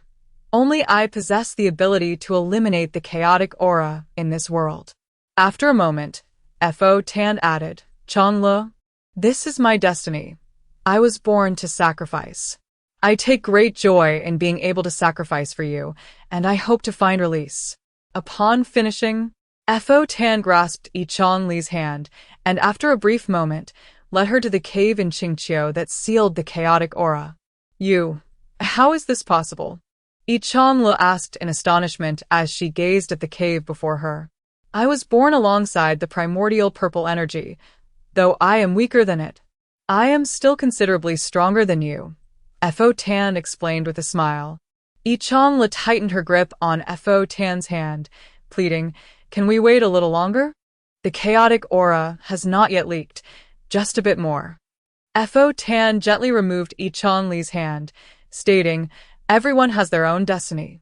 With unwavering resolve, Fo Tan stepped toward the chaotic aura. No. Yi Changlo attempted to stop Fo Tan, yet she found herself utterly immobilized. Buddha Tan stood upon the seal of chaotic energy and spoke to Yi Changlo. Changlo, the sandalwood fragrance enveloping me is intentionally meant for you to perceive. With that, Buddha Tan unfastened the seal and leaped down. A brilliant white light illuminated the entire Qingqiu, cascading down like a shooting star. In the aftermath of the white light, the world was devoid of chaotic energy, and Buddha Tan had vanished. Qi and Mandala, upon witnessing the white light, hastened to the cave, only to discover that the chaotic energy had been eradicated. They turned to Yi Changlo, inquiring, Changlo, what has transpired?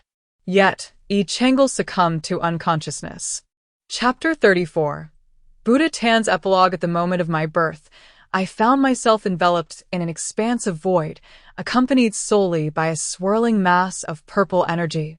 It proclaimed itself as the primordial purple chi, destined to be cleaved apart, and from its division, the three realms would emerge. What, then, is my purpose? I inquired of it. You are born to eradicate the malevolent forces, it replied. After a prolonged silence, the voice of the primordial purple chi echoed once more. In truth, our fates are intertwined. We exist merely to sacrifice. In time, the primordial purple chi was cleaved by a being named Kaisher. It had spoken truthfully. Upon its division, the three realms indeed came into being. The sentient beings of the realms, in gratitude, revered Kaisher as the creator ancestor. Yet I felt that the primordial purple chi itself deserved that title. Not long after the disappearance of the primordial purple chi, 6 forms of primordial chaos emerged, consuming the 3 realms. These 6 chaotic energies represented the malevolent forces I was destined to vanquish.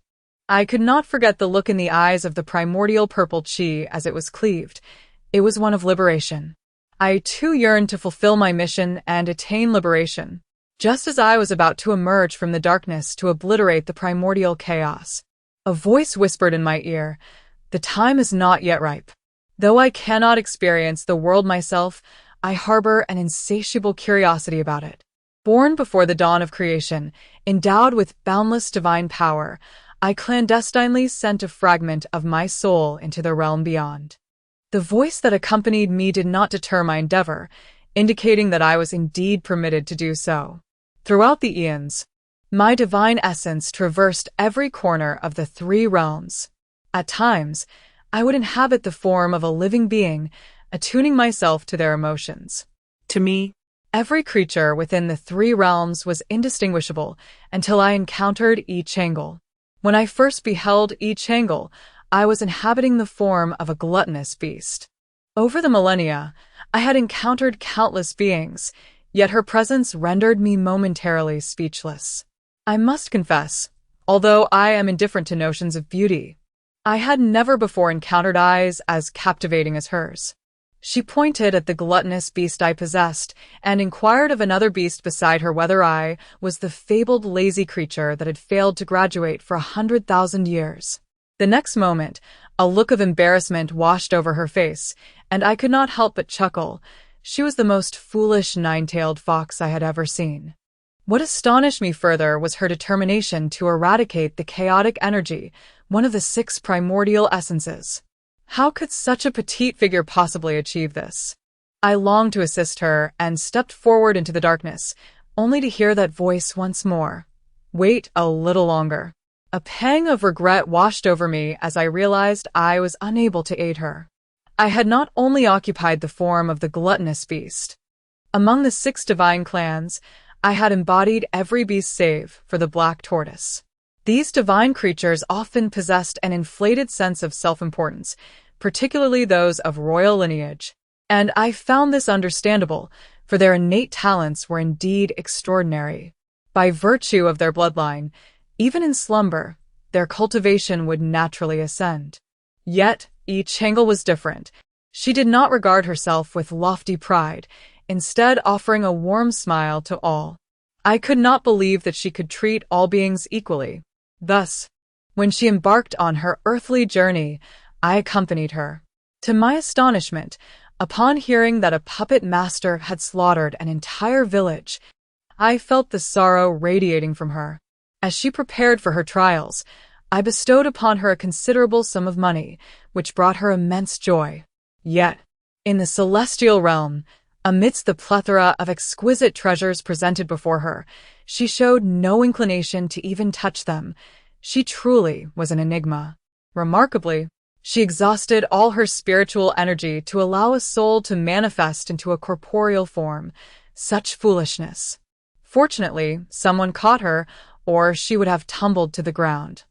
She shed tears for 2 mortals, and at that moment, as I beheld her tears, I pondered whether she would weep for me.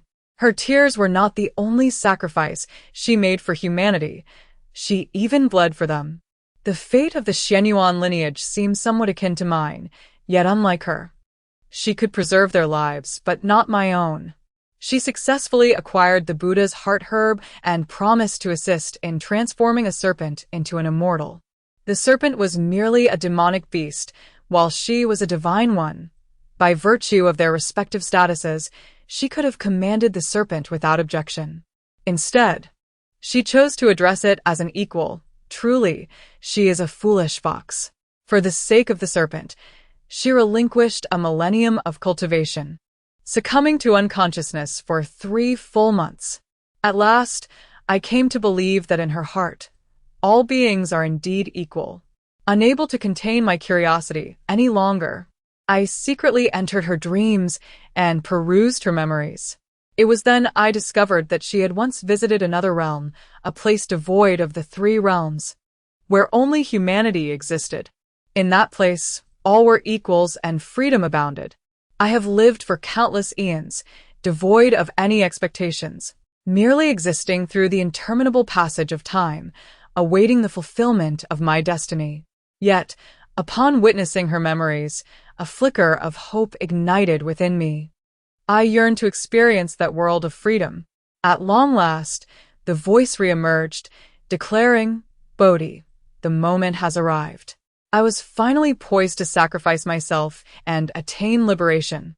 For whom would I make this sacrifice? I inquired of the voice. For I Chang'e. The revelation of this answer filled me with indescribable joy. Once, the azure dragon, with whom I had shared delightful moments, unjustly berated her, leaving her heartbroken. I resolved to exact punishment upon that azure dragon. The creature sought my affection, and I allowed it to possess me, only to have it lose me once more. I transformed into Dongfangyu, finally holding her hand in an open and honorable manner. Just as I had envisioned, warmth enveloped us. She proved to be even more astute than I had anticipated, recognizing me early on. I thought she would immediately ask for my assistance in vanquishing the chaotic energies, yet she instead inquired about my desires. By a twist of fate, I voiced a wish for a meteor shower. Without hesitation, she vowed to take me to witness this celestial spectacle. What should have been a fortnight's journey stretched into 2 months as she led me to savor delectable meals, marvel at magic tricks, and behold breathtaking sunsets. 2 months later, seated upon the sandy shores of the underworld sea, she confided in me that I would soon arrive at the cherished place I longed for, where a life of happiness awaited. I became entranced by the enchanting dreams she painted for me, and at last, I beheld the meteor shower. Little did she know, I had made 2 wishes, one for myself and the other for her eternal happiness. After witnessing the meteor shower, I told her we could now venture to Qingqiu to help her realize her wishes. She insisted that I witness one more lantern. I inquired, "Are you reluctant to part with me?" She replied affirmatively, confessing that she possessed other means to dispel the chaotic energy and urged me to consider them.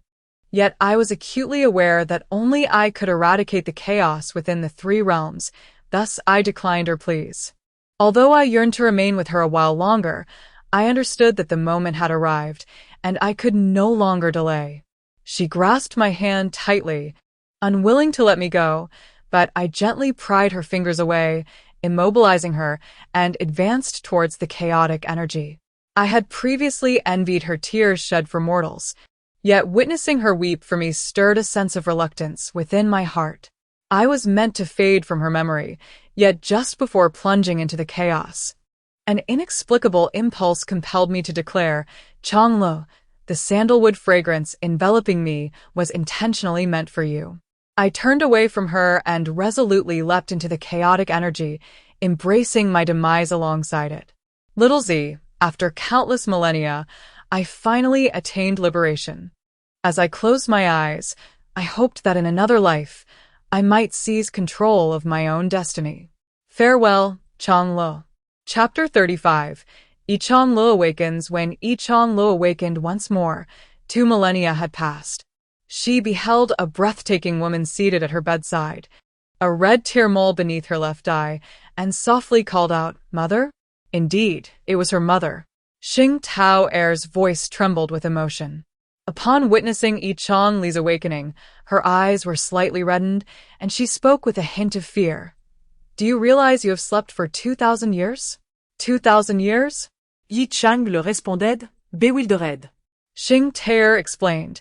20,000 years ago, a cave that sealed chaotic energy suddenly emitted a radiant white light, illuminating the entire Qingqiu. When Qi Yi and Manduo arrived at the cave, the chaotic energy had dissipated, leaving only you within.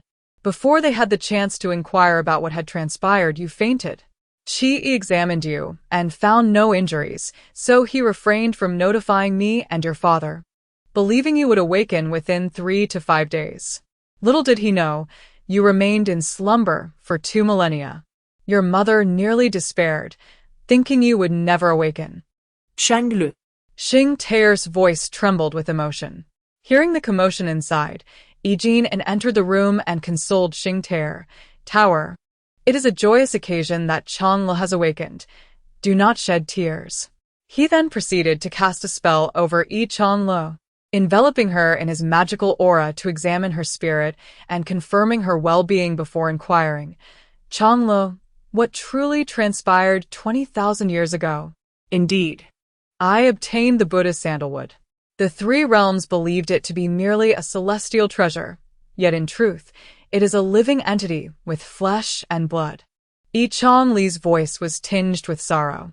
"He aided me in dispelling the chaotic energy, but he himself has faded from existence."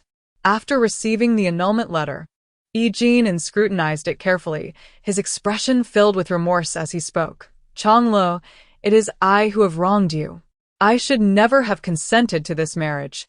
Upon hearing Yi Jin's words, Yi Chang'le comforted him, saying, "Father, this matter does not concern you. It was the prophecy that led you to agree to the marriage. As the leader of the 9-tailed fox clan, you bear a great responsibility and cannot solely focus on your own children." With that, Yi Chang'le rose from the bed and addressed Yi Jin and Xing Tao. "I wish to visit the cave where the chaotic energy is sealed. Your mother will accompany you. Xing Tae replied. Yi Chang'e shook her head and said, Mother, I can manage on my own. However, as Xing Tae attempted to voice her concerns, she was interrupted by Yi Jinan, who suggested, Then your mother and I shall prepare a braised fish for you. It has been quite some time since our family dined together. Indeed, Yi Chang'e affirmed, then proceeded towards the cave entrance. Jinan. I have a lingering feeling that Chang'e is withholding something from us, Xing Tae remarked as she observed Yi Chang'e's departing figure. Yi Jinan subtly furrowed his brow, but quickly composed himself, embracing Xing Tae as they walked outside. Are you not aware of the little fox cub you raised? Chang'e, that little fox, cannot conceal her thoughts. We should hasten to prepare that braised fish for her, ensuring she receives proper nourishment. With heavy steps, Yi Chang'e approached the cave and meticulously surveyed the surroundings. Just as Yi Jinan had described, nothing remained. Yet, the memory of Fo Tan's sacrifice from 20,000 years ago was vividly etched in her mind. Sitting at the site of Fo Tan's sacrifice, Yi Chang'e murmured to herself, Little Tan, have you reached the place you long to go? Yi Chang'e sat for a while, then suddenly produced a brocade box, scooping some earth from the ground to place inside it before walking towards the cave's entrance. Perhaps it was because she had slumbered for 2 millennia that Yi Jinan and Xing Tae prepared a lavish feast, during which Xing Tae hardly touched her own meal, constantly serving Yi Chang'e instead. After finishing the meal, Yi Chang'e slowly spoke, Father, Mother, I wish to take a trip to the mortal realm. Why must you leave so soon after awakening? Xing Tae inquired, somewhat perplexed. I wish to take a breath of fresh air and release a Kongming lantern, Yi Chang'e explained. Kongming lantern? Xing Tae questioned, though her curiosity did not prompt further inquiry. By the way, while you were in slumber, a small transforming snake has been waiting for you. You should take it with you on your journey to the mortal realm, Yi Jinan reminded her. Transforming snake? Is it also in Qingqiu? Yi Chang'e asked, puzzled. If it had been waiting for her, why had she not seen it upon awakening? Noticing Yi Chang'e's confusion, Xing Tae smiled and clarified, that little transforming snake has been compelled by your uncle Qi Yi to learn how to handle the official documents of the Nine-Tailed Fox clan. It should currently be in Qi's study. Yi Chang'e couldn't help but chuckle. She had never imagined that Qi Yi would set his sights on the transforming snake. Has the previous chieftain of the Qinglong clan passed away? Yi Chang'e inquired. Yi Jinan nodded. Then it is likely that Yan Jiyue will not welcome me at her succession ceremony, Yi Chang'e remarked. Why is that? Yi Jinan asked, puzzled, as he had thought his daughter got along well with the young chieftain of the Qinglong clan. Father, do you know the secret techniques of the Qinglong clan? I know a little. When the secret arts of the Azure Dragon clan were mentioned, a look of disdain flickered in Yi Jinan's eyes. What?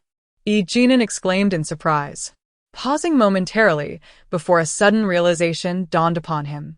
So, Yan Jiyue's theft of the Buddha sandalwood was to save her father. Yi Chang'e nodded in agreement, adding, not only that, but Yan Jiyue must have also practiced that secret art. She has indeed followed her father down this irrevocable path. A sense of regret washed over Yi Jinan as he pressed on, Chang'e, how do you know of these matters? 20,000 years ago, Yan Jiyue approached me, pleading for my assistance in locating the Buddha sandalwood to save her father's life. I was aware that her father was hanging by a thread due to his practice of the Azure Dragon clan's secret arts, which required the lives of beings from other clans. Even though she attempted to leverage our friendship, I resolutely rejected her. From that moment, our relationship was severed. Subsequently, she confronted the prince of the Celestial clan, Peien's, the prince of the Elven clan, Shuli, the young leader of the Glutton clan, Luo Xinjin, and even my little transformed snake, single-handedly bringing them all to the ground in her pursuit of the sandalwood.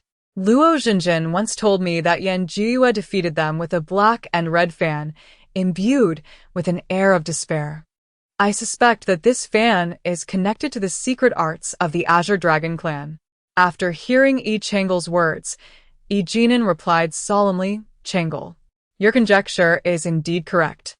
That fan is called Destruction of Worlds, and its aura of despair emanates from the fact that the Azure Dragon clan's secret arts involve the living sacrifice of beings to gain power. Beyond this, I am not entirely certain. It is truly appalling that such malevolent sorcery exists in this world. Star Peach was taken aback. Mother, I believe your decision is justified.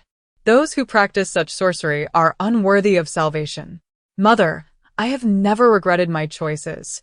I simply did not anticipate that Yanjiue would also resort to that forbidden art in her quest for the Buddha's sandalwood.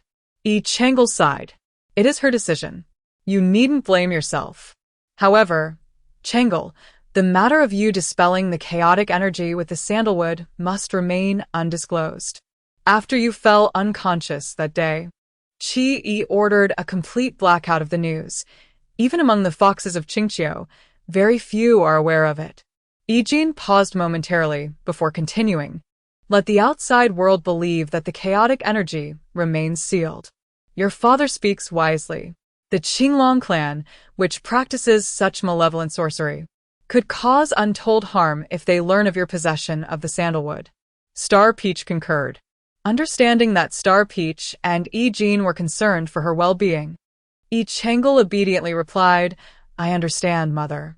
The succession ceremony of the Qinglong clan will be attended by your mother and me.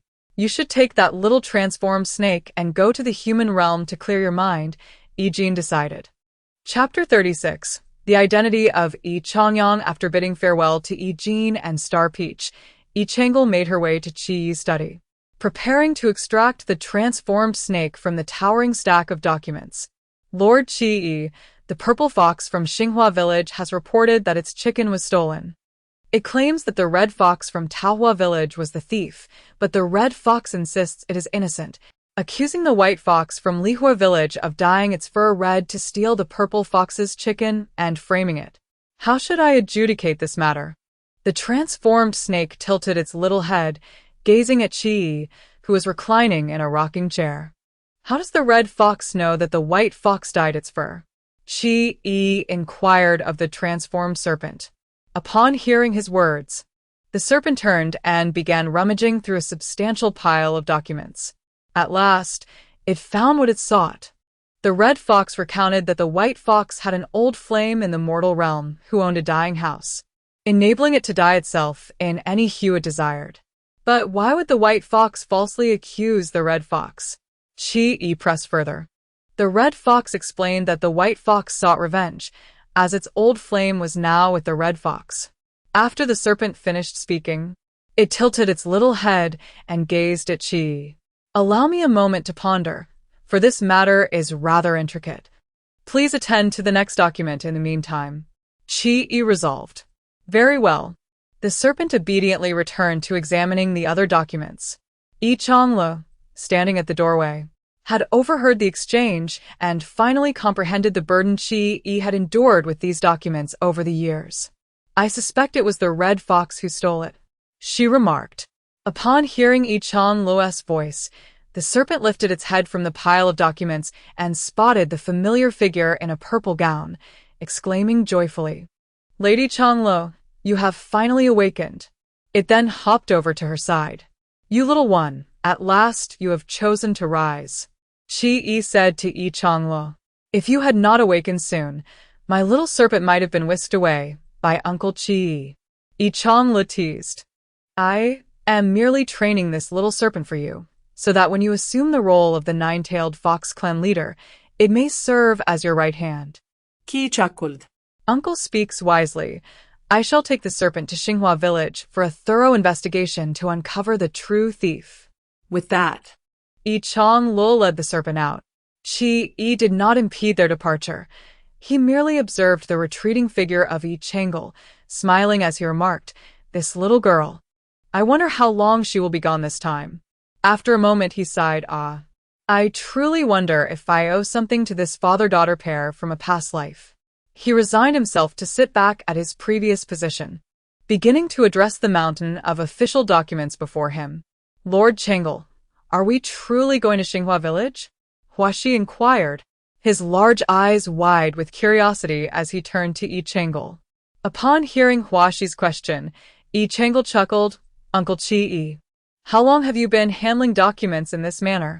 "1,000 years, Huaxi replied, a hint of grievance in his voice. "Then we shall not go to Xinghua village. I will take you to experience the mortal realm instead," Yi Chang'e declared. All right. Huaxi's face visibly brightened with joy. Considering how weary Huaxi must be from a millennium of paperwork, Yi Chang'e allowed him to transform back into his original form and rest upon her shoulder. She then employed her cloud surfing technique and soared towards the human world. En route to the human realm, Huaxi wrestled with his thoughts for a while before finally asking Yi Chang'e, "Lord Chang'e, may I pose a question?" "What question, Lord Chang'e? Do you truly love to sleep that much? I initially thought you had sustained severe injuries and fell into a coma, but Lord Chi-yi said you were unharmed, merely asleep, and would awaken once you had rested enough." Yi Chang'e found the notion of sleeping for 2 millennia rather peculiar. Even if she had fainted from the grief of Shao Tan's sacrifice, it seemed implausible to remain unconscious for 2,000 years. Thus, she inquired of Huaxi, "What significant events have transpired in the 3 realms during these 2 millennia?" Huaxi shook his small head and replied, "There is one. The fierce father of your wicked azure dragon has perished." "What else?" Yi Chang'e inquired. "What more?" Huaxi expressed some confusion, mentioning that a white fox in an official document stated it had recently struggled to catch prey. "Does that count?" Yi Chang'e chuckled silently and chose not to elaborate further.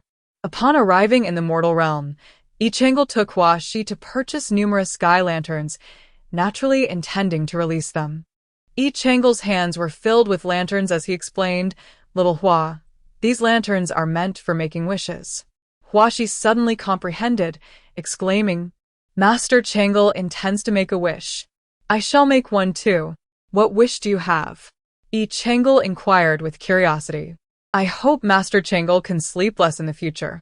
After a brief pause, she continued, "I also wish that Lord Chi-yi would refrain from summoning me for those tedious tasks, and that my eyes may remain with me forever."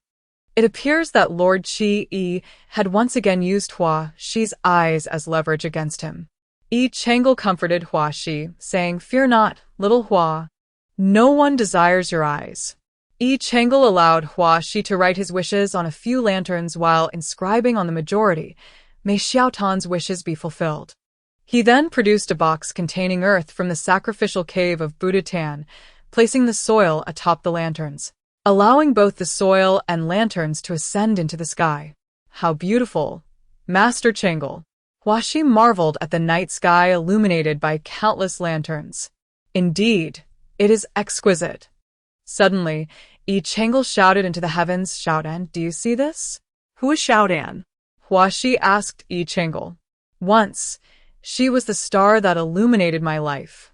Yi Chang'e spoke softly. After releasing the sky lanterns, she felt a sense of comfort wash over her. When Fo Tan sacrificed himself, she had not had the chance to bid him a proper farewell. This release of sky lanterns served as her farewell ceremony, a moment she would cherish forever in memory of Fo Tan, while she also vowed to live her life to the fullest.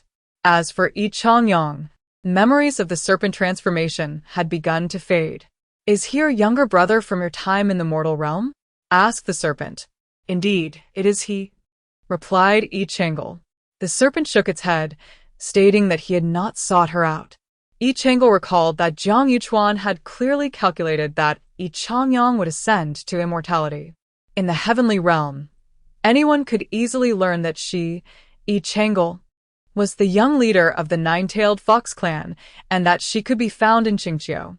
It was illogical for Yi Changyang not to come looking for her. "Little serpent, let us venture to the heavenly realm and inquire with the god of fate regarding the whereabouts of Ro, Yi Chang'e resolved, recalling that Yi Changyang had promised to prepare sweet and sour ribs for her. Before long, a celestial maiden clad in azure approached and bowed respectfully to Yi Chang'e, addressing her as the young clan leader. "There is no need for such formalities, esteemed maiden," I come seeking an audience with the god of fate, Yi Changel replied courteously. Upon hearing Yi Changel's words, the maiden furrowed her brow. Young clan leader. The god of fate is currently away on business and is not present in the Hall of Fate. The celestial maiden shook her head, indicating her uncertainty. Just as Yi Changel was about to press further with her inquiries, she suddenly received an urgent missive from Qi. Upon opening the letter, her expression darkened, and she refrained from asking any more questions, hastily departing with the serpent. After Yi Changel's departure, another figure emerged from the Hall of Fate, a woman dressed in a blue gown and a man clad in white. The lady in the blue dress inquired of the man in white, "Your Highness, do you truly intend to withhold from the clan leader the truth that you are her brother in the mortal realm?" Pei Ens continued to gaze in the direction where Yi Changel had departed, reflecting on the futility of her knowledge. With a self-deprecating smile, she thought to herself that, in her heart, she could only be perceived as a villain. Seeming, should she inquire again in the future, simply state that Yi Changyang met with an unfortunate demise. With that, Pei Ens exited the Hall of Destiny. Chapter 37. The disappearance of Yi Jinan and Xing Tao. The reason for Yi Changel's hasty departure was the alarming news that Yi Jinan and Xing Tao had vanished. The urgent missive from Qi Yi contained but a single sentence: "Changel, your parents are missing. Return swiftly." The journey from the Celestial Clan to Qingqiu typically required 7 days. Yet Yi Changel resolutely halved the duration. No sooner had she set foot upon the soil of Qingqiu than she encountered Qi, whose countenance was devoid of its usual calm, now replaced by a furrowed brow of concern. "Uncle Qi, how could my parents possibly be missing?" Yi Changel queried anxiously upon seeing him. "Initially, I paid little heed, for your father is not unfamiliar with making promises only to vanish the next day. However, as time wore on, I sensed something amiss. Although your father appears somewhat carefree, as the leader of the nine-tailed fox clan, he would invariably send word inquiring about the affairs of our clan, even while traveling."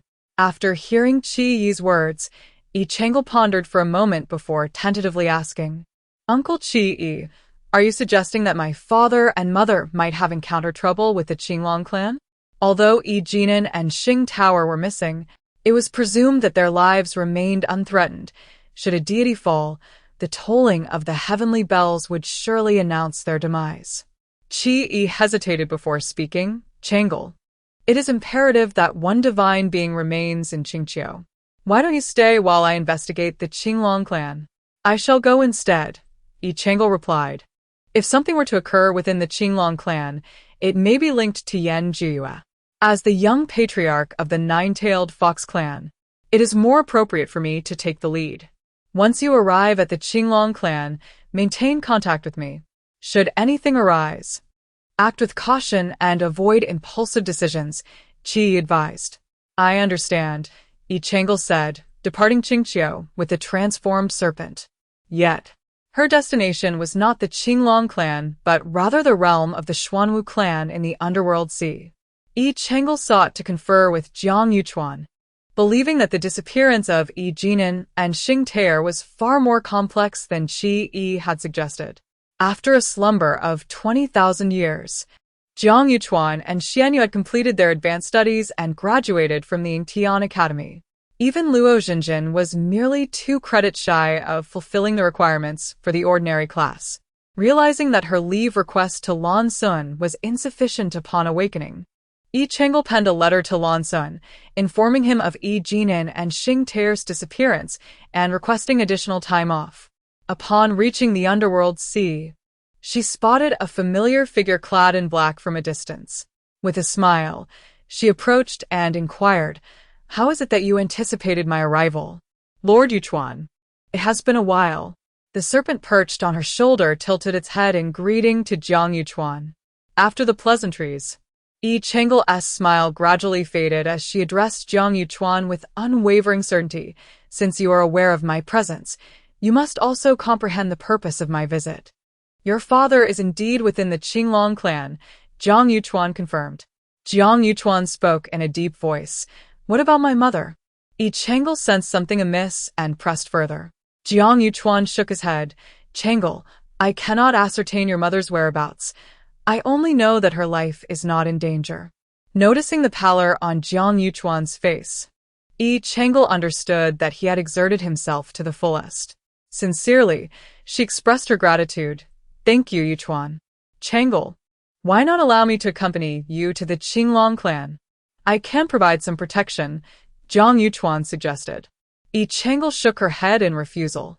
As the young patriarch of the Xuanwu clan, you bear the weight of your responsibilities. She then pointed to the small snake beside her, saying, with Xiaohua accompanying me, you need not worry. The little snake patted its chest and reassured, Lord Yuchuan, I will protect Lady Chang'e. You can rest easy.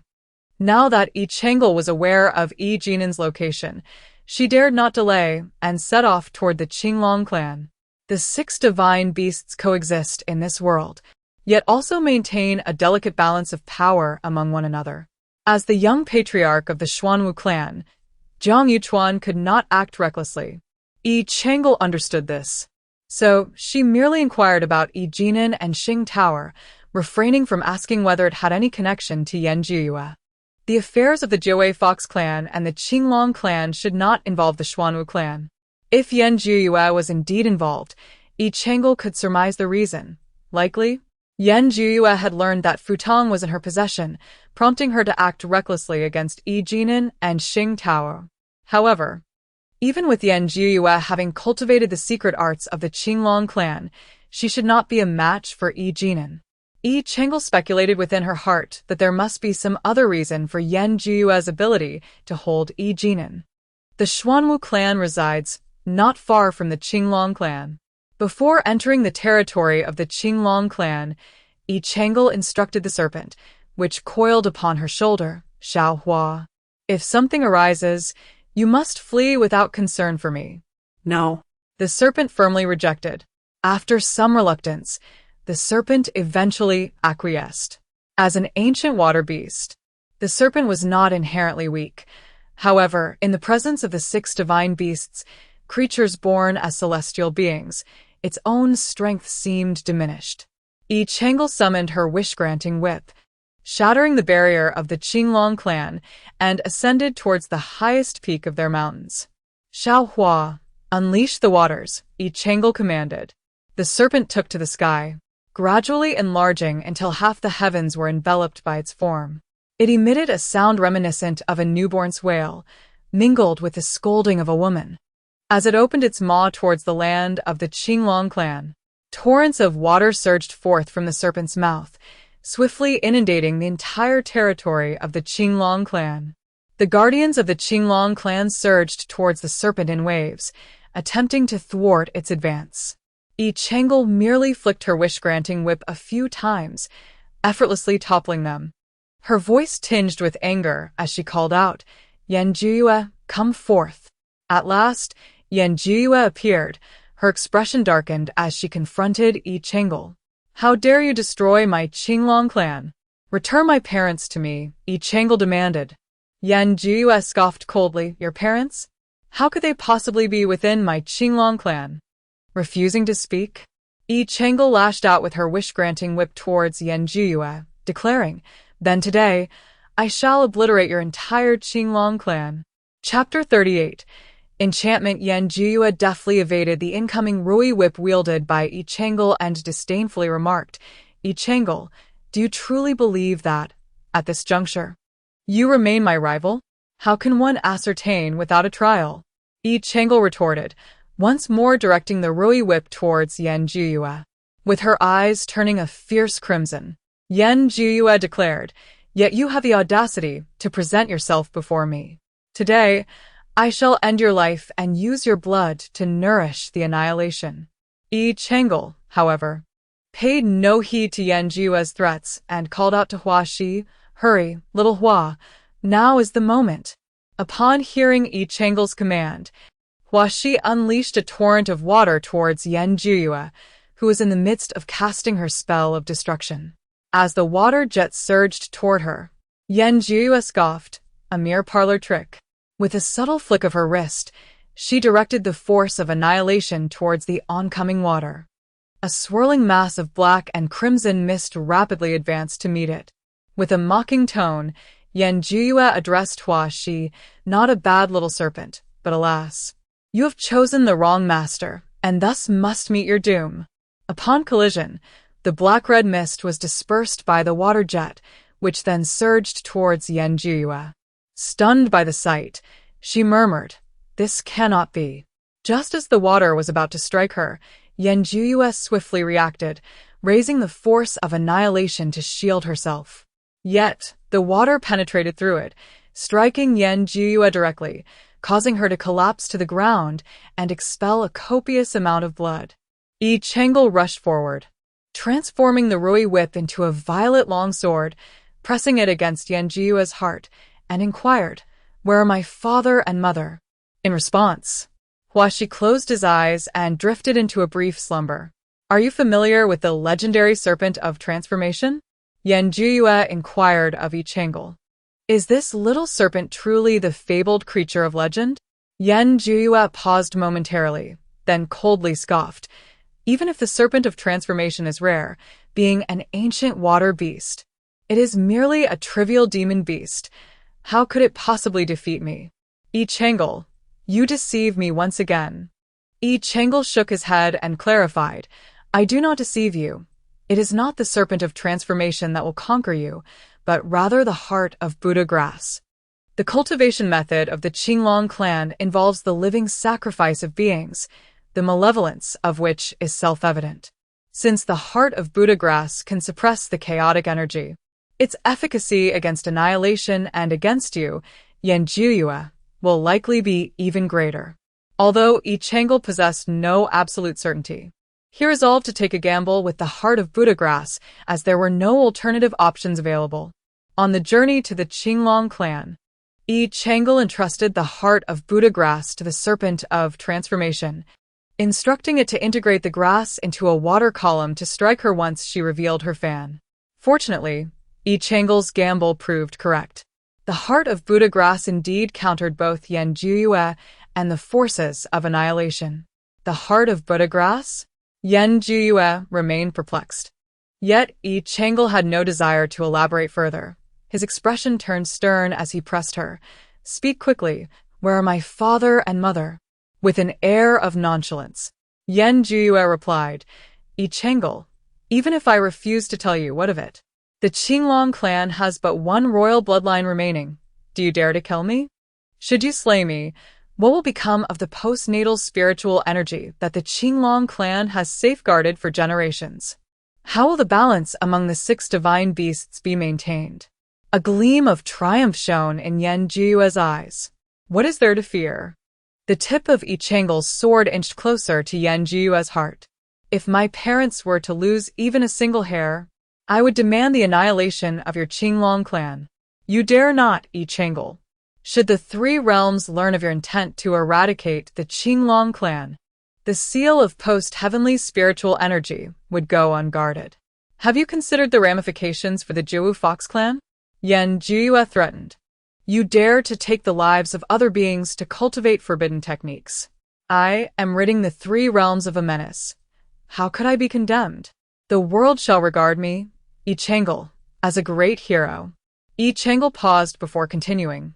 "As for the seal of post-heavenly spiritual energy, Yan Ju, if the 3 realms discover your practice of dark sorcery, would they still entrust the Qinglong clan with its guardianship?" "Yi Chengel," Yan Juyue roared. Yi Chengel gazed into Yan Juyue's eyes, which reflected nothing but disdain. "I shall ask one final time. Where are my father and mother? If you remain silent, I would not hesitate to turn the Qinglong clan upside down to find out for myself." Yan Juyue offered no reply.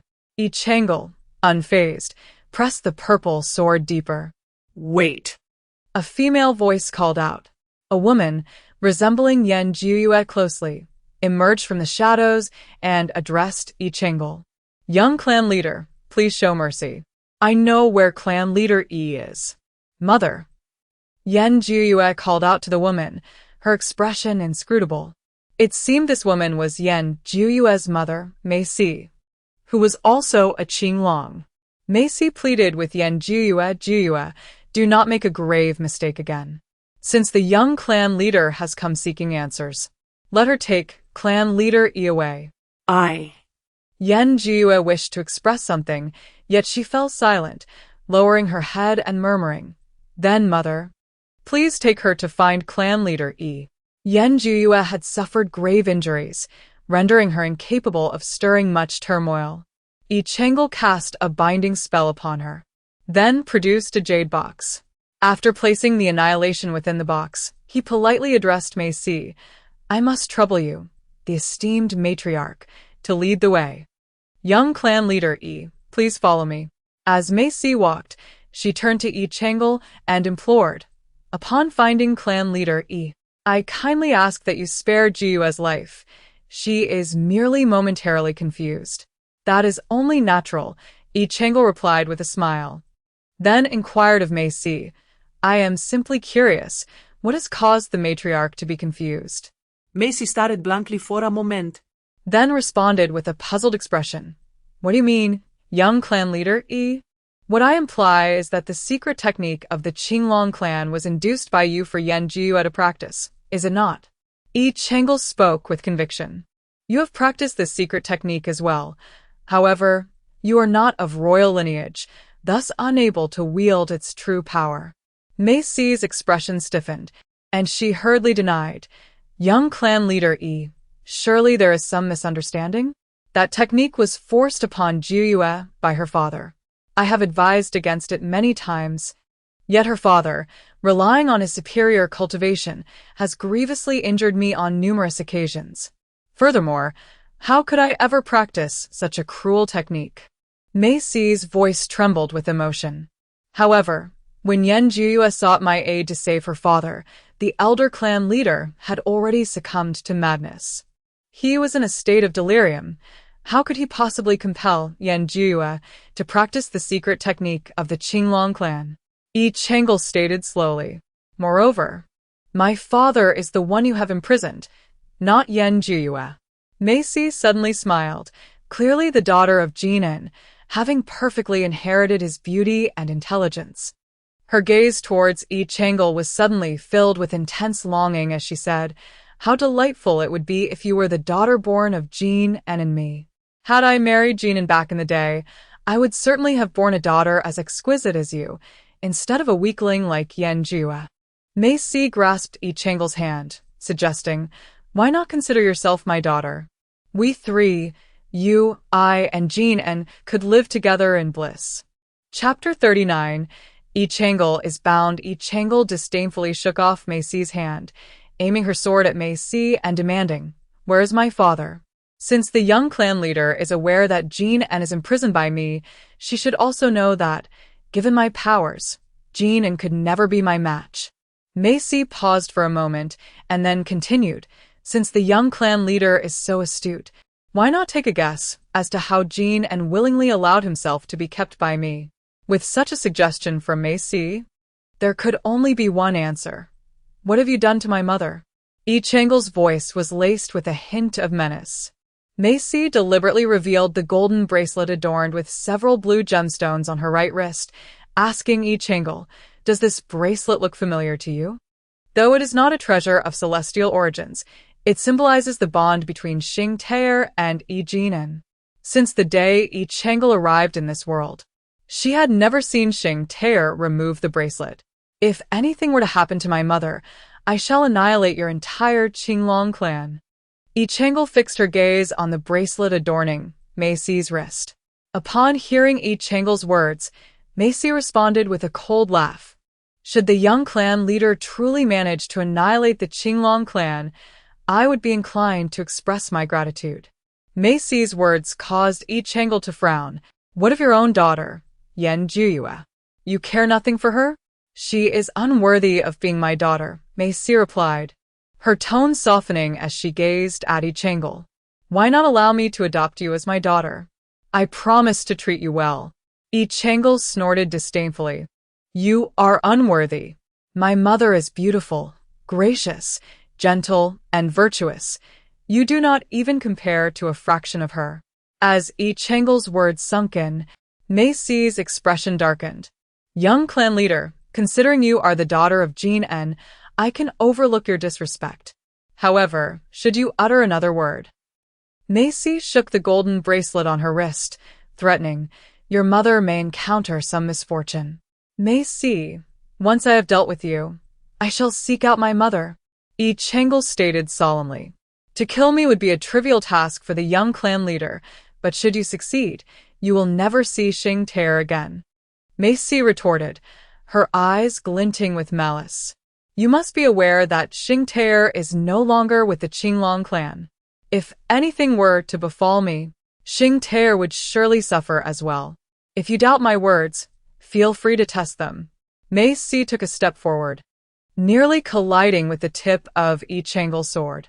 Observing Yi Changle's stance, she smiled gently. The young clan leader truly is a dutiful daughter. Subsequently, she produced a golden rope, adding, now, if you would kindly heed my words, I shall take you to meet Jinan. Yi Changlo remained motionless as Mei Si bound her hands, also securing the wings of the transformed serpent. The serpent offered no resistance, tilting its small head in a demeanor of submissiveness, evoking a sense of pity. Once Mei Si had completed her task, she led Yi Changlo to a secluded courtyard. Upon seeing the dilapidated surroundings, Yi Changlo felt a pang of sympathy for Yi Jinan, recognizing that he must have endured considerable hardship over the past 6 months. However, upon entering the room and finding it devoid of Yi Jinan, her confusion deepened, and an unsettling thought crept into her mind. At that moment, Mei Si twisted a vase within the room, revealing a hidden passage. Despite being the young leader of the Nine-Tailed Fox clan and having witnessed many grand sights throughout her life, Yi Changlo had never encountered anything like this. The secret passage was illuminated by walls adorned with luminous pearls, resembling a sky filled with stars plucked from the heavens. At the end of this stellar corridor stood a golden palace, its exterior encrusted with a variety of gemstones, the largest of which was likely more substantial than the combined size of Yi Changli's 2 heads.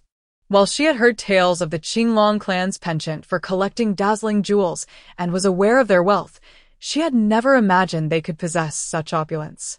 Observing Yi Changli's astonished expression, Mei Si chuckled, this is the palace I have fashioned for Jinan. If you like it, I shall create one for you as well. Upon hearing Mei Si's words, Yi Changlo recalled a phrase she often encountered before her journey. I do not wish for this either, yet he has offered so much. As a fox with principles, morals, and devoid of greed or lust, who would never be blinded by wealth, Yi Changle pondered for a moment and suggested to Mei Si, why not return my father to my mother, and I shall live with you. I bear some resemblance to my father. When necessary, Yi Changle did not mind sacrificing herself. It seemed that when the moment called for it, Yi Changle believed Yi would not hesitate to make a sacrifice as well. Since the young clan leader was bound and had lost all his powers, it was best not to resort to any tricks. Mei Si, however, disregarded Yi Changle's proposal and stepped into the golden hall. Yi Changle had anticipated the hall would be brimming with gold, silver, and jewels, resplendent in grandeur. Yet to her surprise, the interior was awash in bright red, adorned with auspicious characters. My Lord Changle, this resembles a bridal chamber in the mortal realm, remarked Hua Shi, perched on Yi Changle's shoulder as she surveyed the room. Mei Si walked towards the couch in the hall and said gently, Jinan, look who I have brought. Mei Si, regardless of who it is, I will never agree to marry you, replied Yi Jinan from the couch, irritation lacing his voice as he reluctantly glanced at the figure at the door, puzzled. Changle? Upon hearing Yi Changle's voice, Yi Jinan leaped up in surprise, only to feel deflated upon seeing Yi Changle's bound hands. Changle, how could you also be captured? Noticing Yi Jinan's reaction, Mei Si chuckled. Jinan, I shan't intrude on your reunion with your daughter any longer. Your daughter has submerged the Qinglong clan, and I must deal with that matter so as not to delay our wedding. As Mei Si reached the doorway, she turned to Yi Jinan and cautioned, Jinan, It would be prudent to refrain from actions that might provoke my ire, especially since Xing Tower is in my possession. Unlike you, Long Le, our generation of divine beast royal lineage was born in the same year and entered the Yingtian Academy together. Among the 6 great royal lineages, only I, the Azure Dragon, and the Taotai are male, and thus, we share an unbreakable bond. Yi Jinan paused momentarily, then replied delicately, as you are aware, Taoya's pace in his studies is rather languid, unable to keep up with me and the Azure Dragon. Hence, my closest companionship lies with the Azure Dragon. When I turned 70,000, a young Azure Dragon had its awakening ceremony, and I was invited to witness it, which is how I came to know MASU. Was it MASU who had the awakening? Long Lu inquired, casting a glance at Yi Jinan. MASU's previous disposition was one of innocence and mirth, a stark contrast to her current self, and she was quite endearing. After I brought her to the Yingtian Academy, she became very reliant on me, constantly seeking my assistance with her studies. Our relationship grew increasingly intimate, even surpassing that with the Azure Dragon. Despite her being 40,000 years my junior, I opted to take advanced classes after completing the credits for the regular course, all for her sake, choosing to remain at the academy. Chapter 40. The past of Yi Jinan and MASU. He Che shook his little head and could not resist asking Yi Jinan, Sir Jinan, you haven't harbored romantic feelings for MASU, have you? At that moment, Long Lu also widened his eyes, staring intently at Yi Jinan. Feeling the weight of their fervent gazes, Yi Jinan slowly lowered his head and, with an air of embarrassment, conceded, yes, I have. Yi Jinan paused momentarily before continuing. Since our days at Yingtian Academy, I have maintained a connection with MASU. We could sense each other's feelings. It was only after MASU came of age that we finally acknowledged the unspoken bond between us. I was quite fond of MASU at that time, and in order to see her daily, I secretly approached the Qinglong clan to propose to her, hoping to surprise her. Yi Jinan let out a mocking laugh. Yet I was taken aback when she surprised me instead. She was already betrothed to my close friend, the young lord of the Qinglong clan. They had kept this from me, never uttering a word about it. After I expressed my intentions to her parents, they informed me of her prior engagement and promptly dismissed me. Nevertheless, I remained undeterred and sought her out at Yingtian Academy to confront her. She coldly replied that our fates had run their course and that we should no longer be in contact. A hint of melancholy laced Yi Jinan's voice. Did she sever ties with you solely because of the engagement? Yi Chong asked sympathetically. When the name Xing Tower was mentioned, Yi Jinan's expression softened. I have never harbored resentment towards MASU. She taught me the distinction between infatuation and true love. Had I not once cherished her, I would never have realized how deeply I love your mother. Your mother is entirely different from MASU. While MASU possessed a gentle disposition, your mother is warm and generous. In her presence, she illuminated my life. Although she is the most brilliant light in my existence, there are many other lights, yet your mother is my sole sun. I have but one son. The depth of affection in Yi Jinan's eyes was unmistakable. Although Yi Jinan's words were deeply moving, Yi Changle, as his only daughter, could not help but ask with some confusion. Then, father, what am I to you? Upon hearing Yi Changle's inquiry, Yi Jinan awkwardly coughed twice and replied, you are naturally my daughter. What else could you possibly be? Feeling somewhat at a loss, Yi Changle thought that even being a mere reflection was not as significant as being a beloved. Yet she quickly composed herself and asked Yi Jinan, father, if you say that MASU has wronged you, then why did she capture you and mother? Earlier, when Yi Changle had mentioned Yi Jinan in front of Yan Jiyue, she had not missed the fleeting look of panic in Yan Jiyue's eyes. It seemed that this matter was not of her design, and Yi Changle suspected that Yan Jiyue might also be unaware of the incident with Foten. Otherwise, given her temperament, her reaction would have been even more frenzied. Yi Jinan shook his head and replied, I do not know. He then elaborated, Tower and MASU were classmates at Yingtian Academy. After Tower and I arrived at the Qinglong clan, upon seeing her, Maisai claimed to feel a bit dizzy. The Qinglong clan is renowned for indulging their daughters-in-law, and Tower, believing that Maisai was still grieving the loss of her husband, kindly offered to escort her to rest. While I went to congratulate Yan Jiuyue on her succession as clan leader, a trace of worry appeared on Yi Jinin's face as he added, "Changle, that golden bracelet. Besides being a token of love between your mother and me, I also, secretly, infused it with your soul power to protect mother, right?" Yi Changle interjected eagerly. "How did you know?" Yi Jinin exclaimed, his eyes widening in surprise.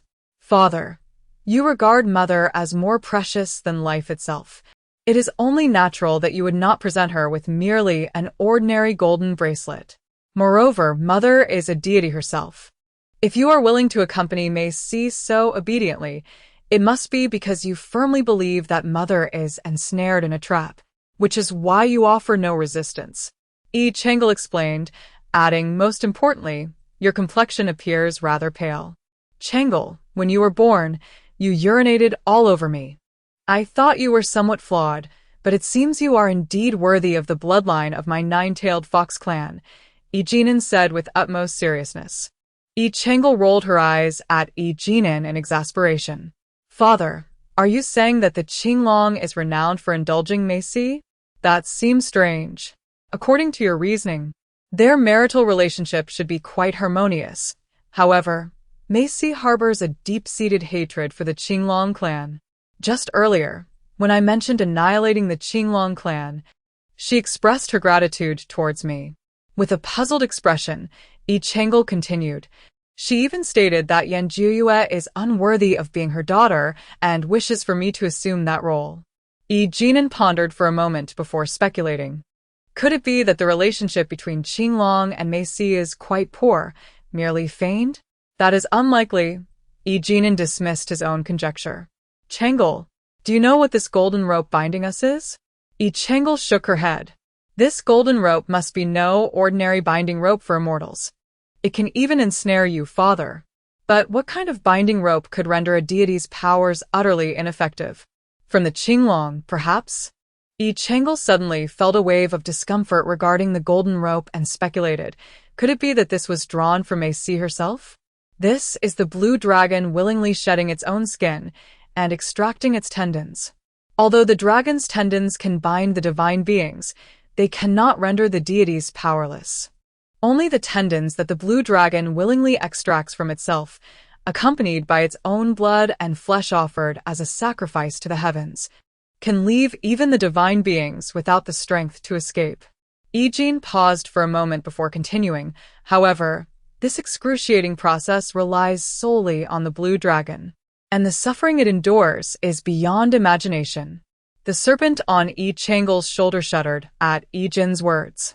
Since the blue dragon is so enamored, willing to sacrifice everything for MASU, why then must MASU marry you, father? Yi Changle queried, perplexed. "I do not know either, but our immediate priority is to locate your mother and hasten our exit from this golden palace," Yi Jin resolved. Yi Changle spoke gravely, but, "Father, mother is likely no longer among the Blue Dragon clan. How could this be? Where could MASU have possibly imprisoned her?" Yi Jin's expression turned anxious. "Do not fret, father," Yi Changle consoled him. "When mother went missing, you were celebrating Yan Jiuyue's ascension to clan leader. It stands to reason that Yan Jiuyue would not assist MASU. Mother possesses formidable powers and, with your divine soul's strength, MASU should not be her match. Since MASU was able to remove the golden bracelet from mother's wrist, she must have had the aid of someone with profound powers and moreover, such powers are not beneath mine," Yi Jin interjected. "The golden bracelet was removed from Tower, yet I felt no disturbance. This sensation must have been severed by that individual." "Indeed. Yan Jiuyue holds great reverence for every living being upon the land of the Qinglong clan. She would never permit anyone from the Qinglong clan to assist MASU. Thus, this individual must not belong to the Qinglong clan. I have a suspicion, father." Yi Changle's expression was grave. Are you suspecting Qi? E. Jinan's countenance revealed no discernible emotion. Yes, father, I suspect Uncle Qi. Regardless of whether it was my parents who came to congratulate Yan Jiyue on her ascension as the leader of the Qinglong clan, or whether it was I who sought my parents here, there has always been one person orchestrating events from the shadows, Uncle Qi. Moreover, prior to receiving the photon, I had heard whispers of Yan Jiyue's father's perilous condition. After obtaining the photon, I fell into a slumber for 20,000 years.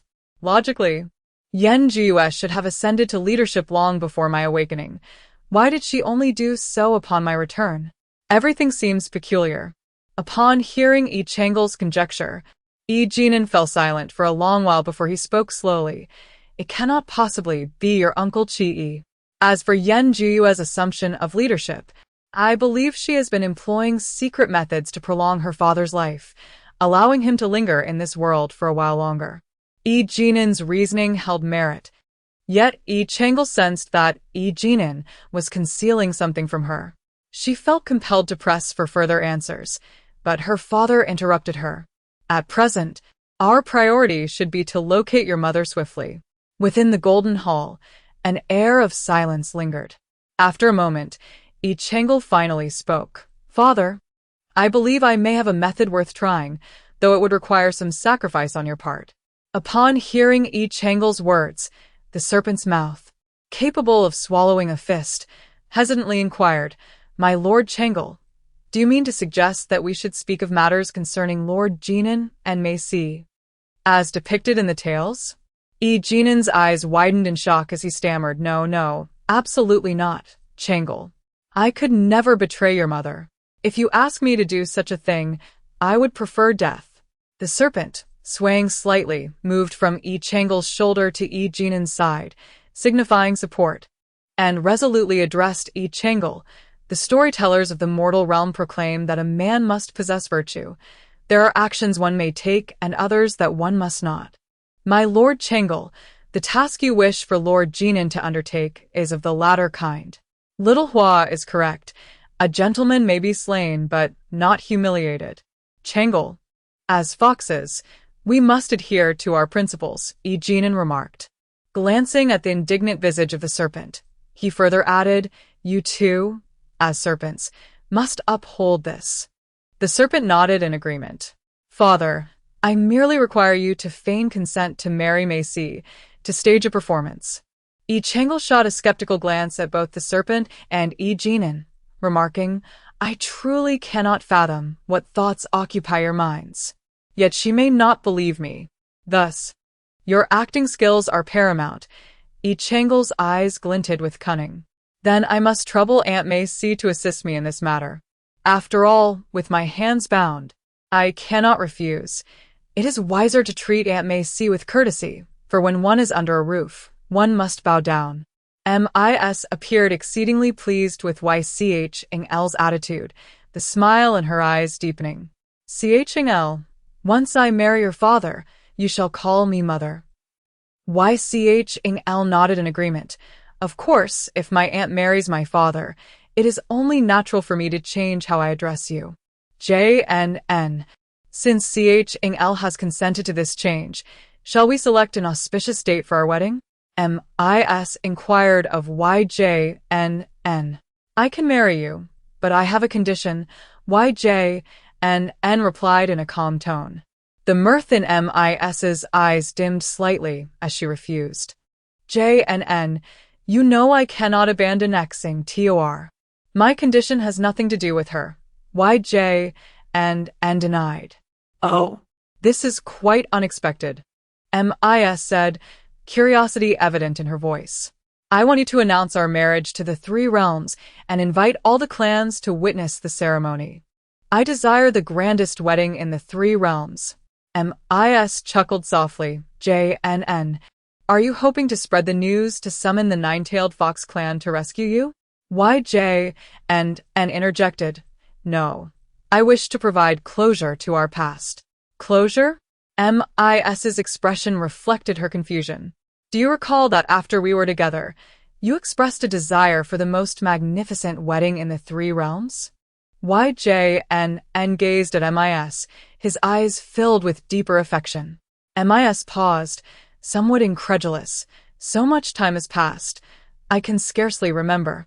Yet you still recall. I remember everything you have said. Jinan paused momentarily before continuing. My sigh, we were once compelled to part ways. Yet now we have the opportunity to rekindle our connection. I hope you will grant me a legitimate status. My sigh hastily replied, Jinan, my marriage to you is precisely to make you my husband. Jinan shook his head resolutely, stating with conviction, I desire not merely your acknowledgement, but I wish for the entire three realms to recognize me as your husband, rather than it being a secret between us alone. I yearn for a grand and righteous wedding, blessed by the multitudes of the three realms, rather than a clandestine agreement made within these sunless golden halls. I seek a status acknowledged by all. His voice was unwavering. Observing Maisai's lingering hesitation, he continued, Maisai, I understand your suspicions regarding my sincerity. Yet, I too harbor doubts about your genuine feelings for me. You were once able to cast me aside. How can I trust your intentions now that you speak of marriage? Jinan, trust me. My feelings for you are sincere, Maisai replied earnestly. Maisai, only through your actions will I come to know the truth of your heart. Jinan advanced a step closer, gazing intently at her, promising, if I can witness your sincerity, I too shall reveal my genuine heart to you. What of the Star Peach clan? And the Nine-Tailed Fox tribe? Maisai questioned, her skepticism still evident. Macy, I have previously expressed to you that I would relinquish my identity as the young leader of the Nine-Tailed Fox clan and forsake the lineage of the divine beast for the sake of being with you. Now, I remain willing to forsake my title as the leader of the Nine-Tailed Fox tribe to be by your side. Jinan paused for a moment before continuing. This includes relinquishing Xing Taer. Yet, you once vowed never to marry me. What has prompted this change? Mei Si, filled with uncertainty, responded, I previously disagreed because I doubted your sincerity. You abandoned me once before, and I wish to avoid such heartache again. However, since you have brought Chong Lu here solely to persuade me to accept your proposal, I shall grant you an opportunity to demonstrate your genuine affection. Let me ponder this, she said. Upon Mei Si's departure, Chong Lu immediately praised Jinan, saying, Father, your performance was commendable. Convincing Jinan to agree to wed Mei Si was a scheme devised by Chong Lu, aimed at ensuring Mei Si willingly announces their union to the three realms. Yan Juyue, for the sake of her father, would go to great lengths to cultivate secret arts, indicating the profound importance of her father's position in her heart. She would not desire for the news of Jinan's marriage to Mei Si to spread throughout the realms, potentially subjecting her recently deceased father to scandal and gossip. As long as Jinan ignites the notion in Mei Si to proclaim their marriage to the world, a rift between Mei Si and Yan Juyue would undoubtedly ensue. This would enable Jinan and Chong Lu to probe deeper and uncover the whereabouts of Xing Taer. Although keeping Jinan was not Yan Juyue's original intent, she was aware that Jinan was under Mei Si's control. As the leader of the Qinglong clan, she could not merely rely on brute force without intellect. Thus, she must possess knowledge of Mei Si's allies and the location of Xing Taer. Now, Jinan and Changel merely need to await in this golden hall to discern whether it is Mei Si or Yan Juyue who shall first enter. Father, who do you suppose will be the first to step into this hall? Changel inquired of Jinan. Yan Juyue. Why? Because I believe she would make a commendable clan leader, Jinan remarked, his gaze deepening with contemplation. Jinan's intuition proved correct. It was indeed Yan Juyue who first graced the Golden Hall with her presence. Having been injured by the transformed serpent, her complexion bore a pallor. Upon entering, she did not mince words. Addressing Jinan directly, I have heard that the clan leader of is pledged to marry my mother and intends to announce this union to the three realms? Indeed. I wish for the three realms to witness the happiness I shall share with Mei Si, Jinan replied with sincerity. Yan Jiyue let out a cold laugh. In just 6 months, has the clan leader of Yi forgotten his late wife, Xing Taer? She paused, her gaze turning piercing as she scrutinized Yi Jinan. Or is it that the clan leader has ulterior motives, feigning agreement with my mother? My intentions towards MASU are earnest. I harbor no other designs. Yi Jinan maintained his earnest expression. Gradually, the sharpness in Yan Jiyue's eyes softened as she seductively proposed. Should the clan leader desire anything, you may speak freely. Even news of Xing Taer I shall impart, considering we shall soon be family. Then I would appreciate it if the Yen clan leader could persuade your mother to announce our engagement to the 3 realms at her earliest convenience. Yi Jinan replied, unwavering. Are you aware that my father's remains have yet to be laid to rest? Yan Jiyue paused momentarily before advising. Are you not afraid that announcing your marriage to my mother at this time will invite the scorn of the 3 realms? If MASU truly loves me, she would not fear such slander. Yi Binan repliğe de fortesli. MASU then resolutely declared, Jiyue, you shall announce our wedding to the 3 realms as the chieftain of the Qinglong clan, inviting all to celebrate our grand union. Yan Jiyue, with urgency etched upon her face, opposed vehemently, Mother. I cannot agree. You may marry Yi Jinan, but this news must not reach the ears of the 3 realms. MASU frowned and spoke with a grave tone. Jiyue, now that you are the chieftain, do you no longer heed your mother's words? Yan Jiyue shook her head, denying. Mother, I beseech you to delay the announcement of your marriage to Yi Jinan for a while. After all, my father's remains have yet to grow cold. At the mention of her father, MASU's expression shifted, and she snapped, Do not speak of your father to me. Yan Jiyue stepped forward, grasping MASU's hand, and implored, Mother, I have witnessed all that father has done for you over the years. Whatever you desired, he sought to procure for you. Even in his final moments, the only time he was lucid, he extracted his dragon tendons for you.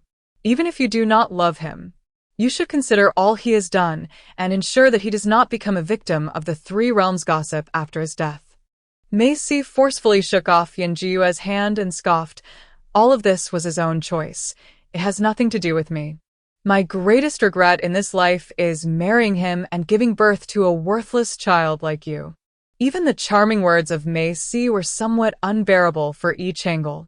MASU, now known as the leader of the Qinglong clan and having ascended to godhood at the age of 70,000, was the youngest among the 6 divine beast clans. If she were deemed worthless, what would that imply for the myriad beings across the 3 realms?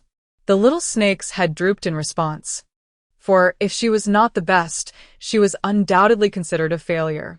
MASU gazed at Yi Changle with a tenderness in her eyes, her right hand gently caressing Yi Changle's cheek. Changle, you ought to be my daughter.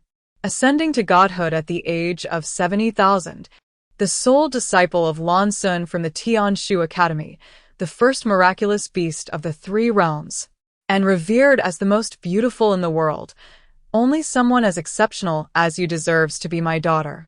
Yi Changle instinctively recoiled, attempting to evade MASU's touch. Yet, MASU persisted, saying, Changle, do you know? I should indeed be your mother. My bond with Jean is profound and fated, yet it was cruelly severed by the Qinglong clan. Thankfully, it is not too late. Once Jean and I are wed, you will rightfully be my daughter. Mother, even if I do not compare to Yi Changle, what of my father? Has he not treated you well? Yan Jiyue questioned MASU. Your father is nothing compared to even a mere finger of Jinan. He only acts upon my commands. While the people of the 3 realms believe he is deeply devoted to me, the truth is, he does not love me at all. MASU's expression bore a trace of sorrow. If he does not love you, why then did he extract the dragon tendons for you before his death? It was merely a sense of guilt towards me.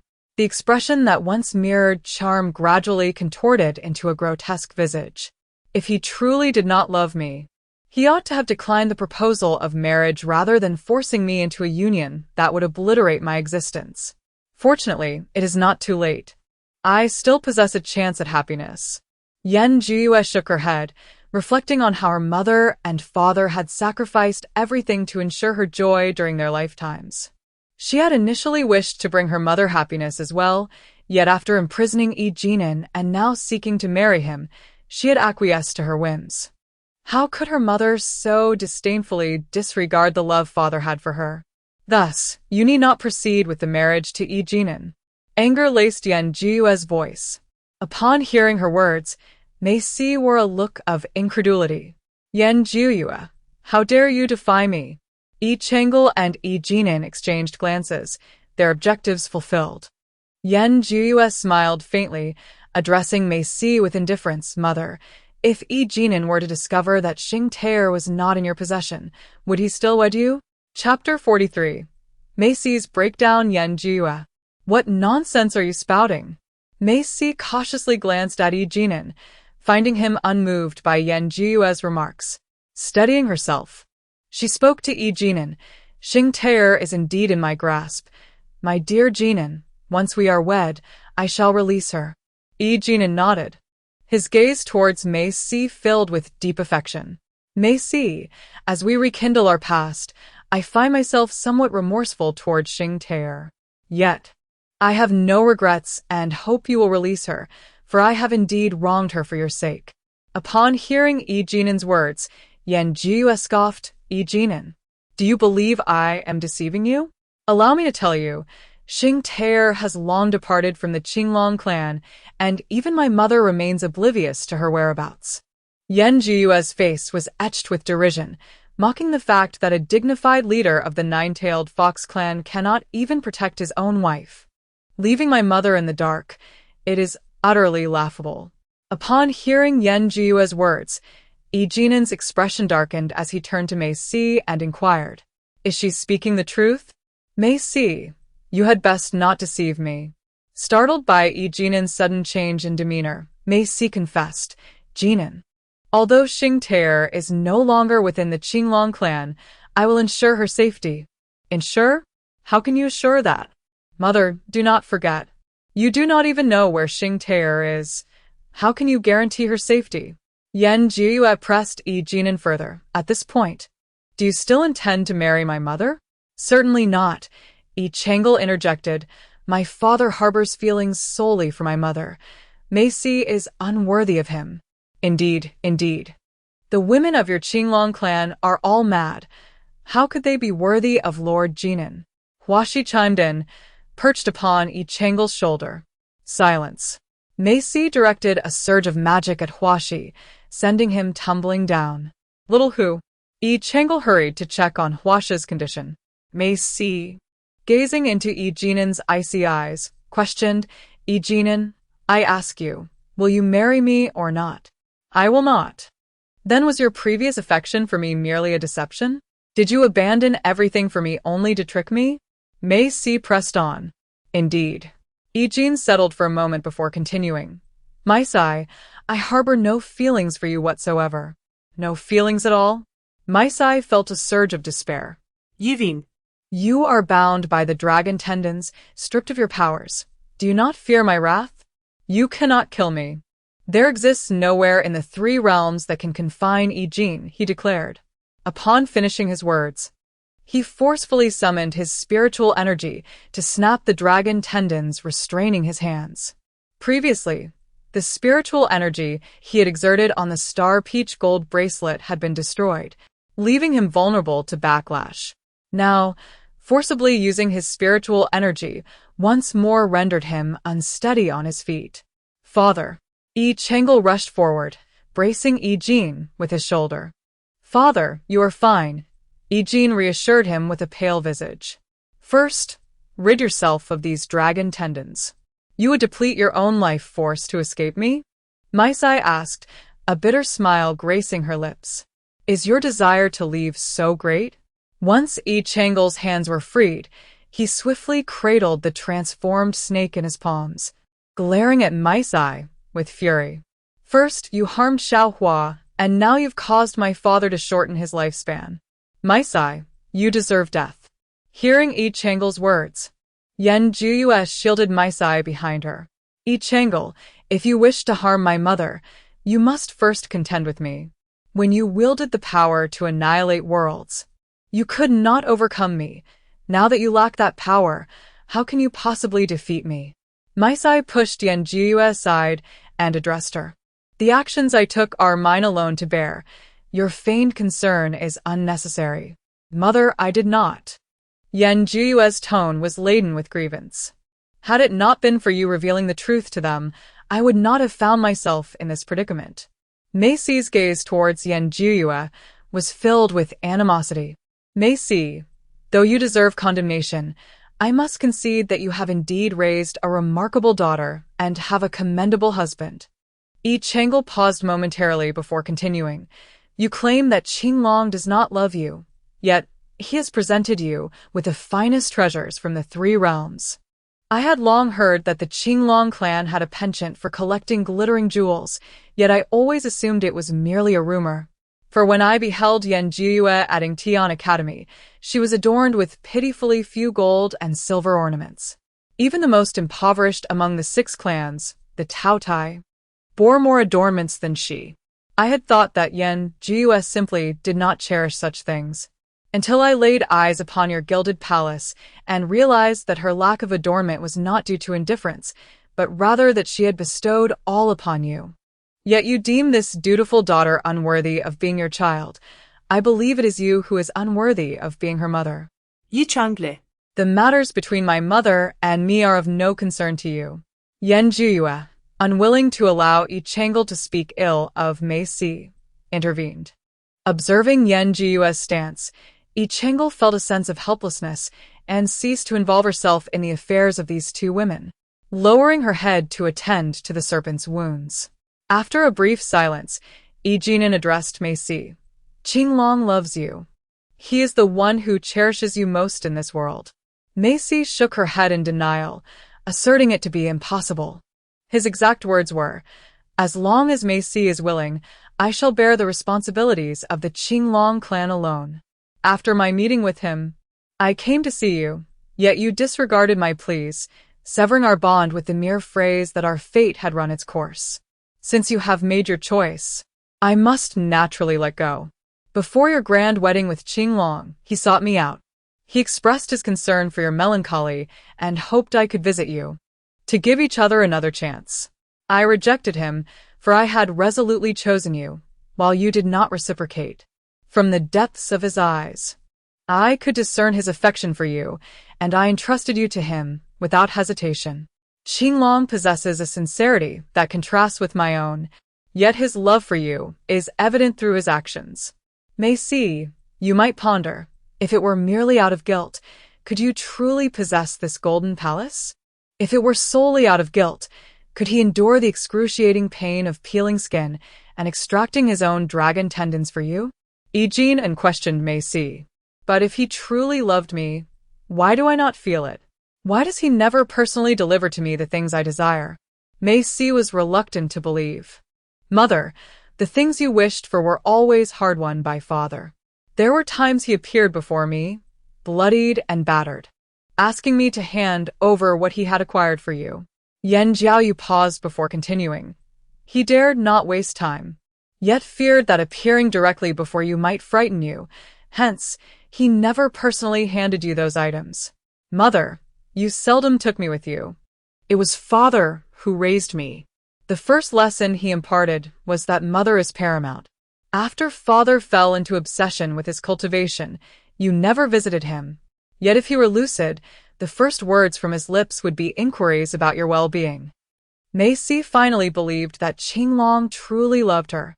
Collapsing in despair as she clutched the shattered dragon tendons upon the ground, crying out, "Why have you never uttered a word of love to me?" Chapter 44. The Qinglong Side Story. A Love Never Spoken. The little Qinglong that sparked my awakening was named Mei Si. After her transformation, she appeared utterly enchanting, her large, luminous eyes captivating my attention. I had never encountered such vast and radiant eyes before. While such prominent features might seem out of place on another's face, they harmonized beautifully on hers. Realizing this, I found myself stealing glances at Mei Si more frequently. My mother, noticing my gaze, teasingly remarked. Why not make her your future bride? At that moment, I dismissed her words as mere jest, never foreseeing that it marked the beginning of a tragic fate for both MASU and me. With MASU now transformed, she was destined to attend the Tianshu Academy. As the young clan leader of the Qinglong lineage, it was my duty to care for the members of my tribe. Thus, I entrusted MASU to Jinan, allowing them to journey together while I remained with the Qinglong clan. My father then led me to a secret chamber left by our ancestors, where I first encountered the concept of annihilation and learned of the malevolent secret arts that plagued our clan. Such wicked practices ought to vanish from existence and never be uttered again. Yet, my father insisted that I cultivate these dark powers. I vehemently rejected my father's proposition, refusing to barter the lives of other beings for strength. Father, I am already of the divine beast lineage.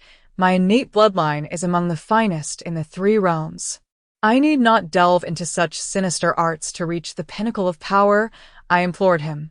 Not enough, it is still insufficient. You must possess absolute strength and claim the title of the strongest in the 3 realms. This has been the aspiration of our Qinglong ancestors through the ages. My father's countenance was fraught with madness. I found myself confined by my father for my unwillingness to practice the arcane arts, forced to witness the harrowing scenes of his annihilation of the world. The black and crimson fan he wielded delicately sliced the throats of beings from various tribes, humans, demons, and monsters alike, blood gushing forth as despair engulfed their gazes. I could only watch in helpless horror as they succumbed to their final breaths. Once the blood was absorbed by the entity of destruction, the crimson aura of the fan intensified, channeling a surge of power into my father, who instantly experienced a significant augmentation of his abilities. The haunting despair reflected in the eyes of those slain lingered in my memory, and despite my father's incessant encouragement, I steadfastly refused to engage in the forbidden practices, abstaining from food and drink, and even from speaking. My mother, unable to bear witness to my decline, secretly liberated me from my father's grasp. Upon my release, I encountered MASU, who had become my nominal fiancé. During my confinement, my father had informed me of the betrothal arranged between our families. Yet, whenever I gazed into MASU's bright eyes, I was unerringly reminded of the desolation in the eyes of those who fell victim to destruction. Fearful of her gaze, I resolved to keep my distance. Fortunately, Jean entreated her with great care, and she relied on him deeply. They seemed destined for one another. After MASU turned 70,000 years old and came of age, she and Jean solidified their relationship. When Jean shared this news with me, his voice brimmed with uncontainable joy and excitement. I too felt a sense of happiness for them. MASU deserved to be with someone far better than I, especially given Jean's stature as the young patriarch of the nine-tailed fox clan, capable of safeguarding her. I may consent to your annulment of our engagement, but I have one condition. You must cultivate the secret arts of the Azure Dragon clan. Should you refuse, the bond shall remain unbroken. My father's stance is unwavering, leaving me with no choice. As I recall the brilliance of MASU's luminous eyes, I resolve to pursue the secret arts. Yet my father deceives me. Even after my training, he does not dissolve my engagement to MASU. Despite my utmost efforts to conceal our bond, Jinan discovers the truth.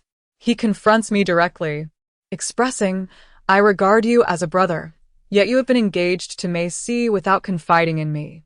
If your hearts are intertwined, what does it matter whether she and I are bound? I assure Jinan, as long as MASU consents, I shall bear the responsibilities of the Azure Dragon clan. With my promise secured, Jinan seeks MASU, and I stealthily follow, hoping to witness their reconciliation. Alas, reality does not unfold as I envisioned. MASU, with an icy demeanor, informs Jinan, our fate has reached its conclusion. Let us not communicate henceforth. After Jinan's figure fades from view, MASU collapses in despair, weeping bitterly. Why must it be this way? I have already pledged to shoulder the matters of the Azure Dragon clan. I reveal myself before her. My mother has threatened to take her life. How can you bear this burden? MASU gazes into my eyes, devoid of their former brilliance, as if shrouded in mist. She gradually rises from the ground and states, "Young master, since the die is cast, please convey to the clan leader that I shall marry you, so as to spare my parents further distress." As I gazed at the retreating silhouette of MASU, a sense of resentment toward my father began to take root within me. However, my father was far too formidable, and I found myself powerless to resist. In the days leading up to my grand wedding with MASU, I could not bear to witness her despondency. Thus I sought out Eugene and once more, hoping he would whisk MASU away. I was determined to protect her, even if it meant standing against my own father. With this thought ignited in my mind, I hastened my cultivation of the secret arts, recognizing that only by becoming more powerful could I vanquish my father and safeguard MASU. I watched as the forces of annihilation mercilessly severed the throats of countless beings, their despairing eyes reflecting hopelessness, yet my heart remained untouched by any semblance of turmoil. I realized that I had ultimately become a reflection of my father. My father, pleased with my diligent practice of the secret arts, believed I had finally grasped the essence of it, showering me with praise and even treating MASU with a newfound warmth. I bore witness to the countless lives extinguished by the hands of annihilation. On the day my cultivation surpassed my father's, I employed the very arts of destruction to take his life, as easily as he had taken others, slicing open his throat. Just as I prepared to share this momentous news with MASU, I was met with her tear-streaked visage.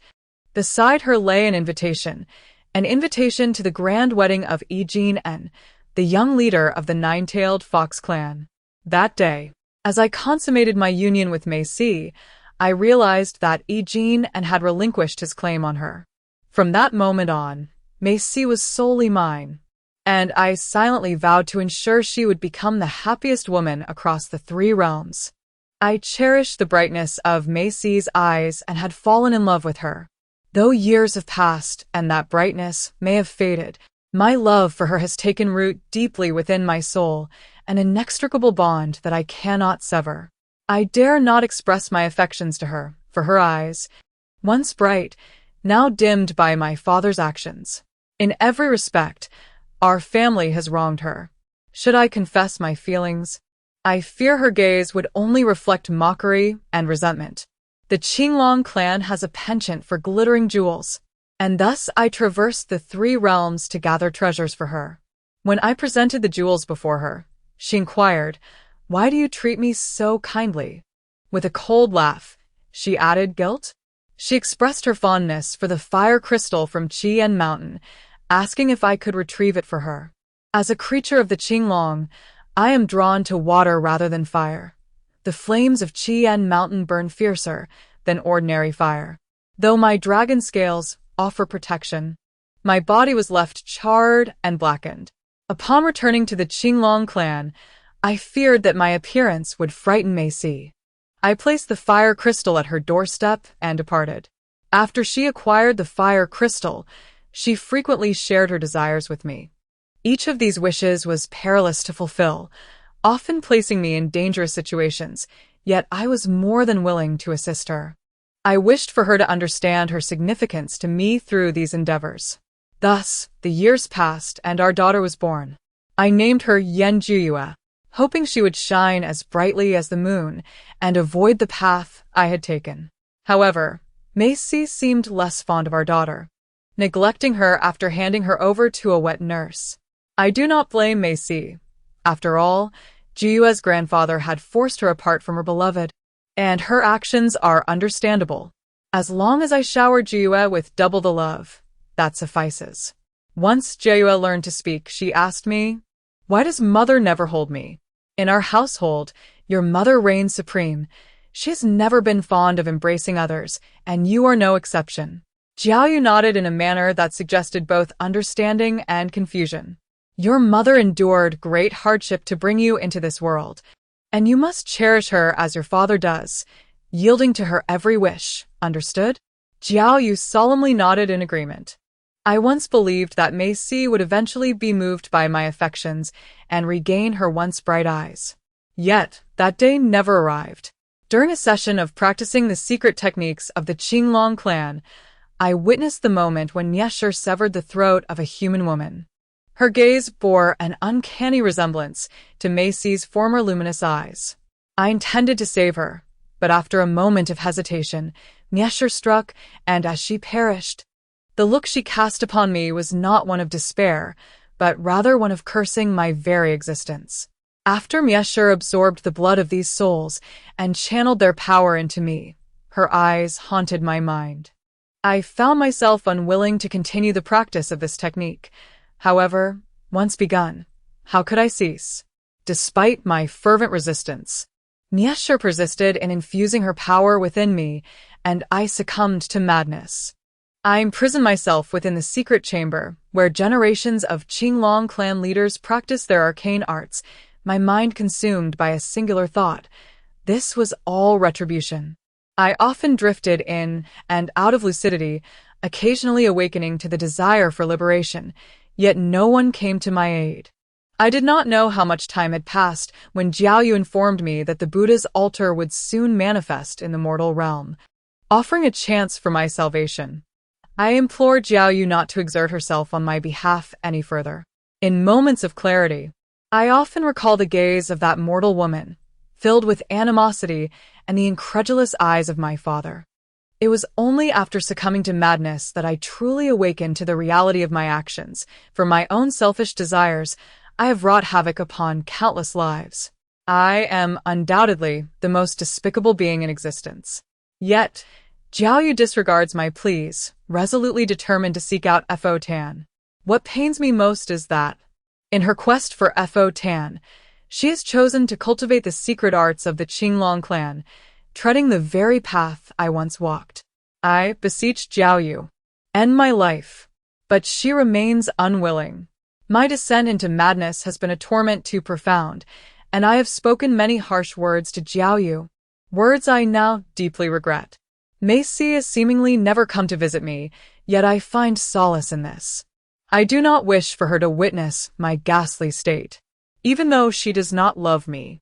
I hope that the last impression I leave upon her is one of beauty, gazing upon the ever-growing pile of bones. A grim testament to Jiao Yu's pursuit of forbidden knowledge, I find myself in unbearable pain.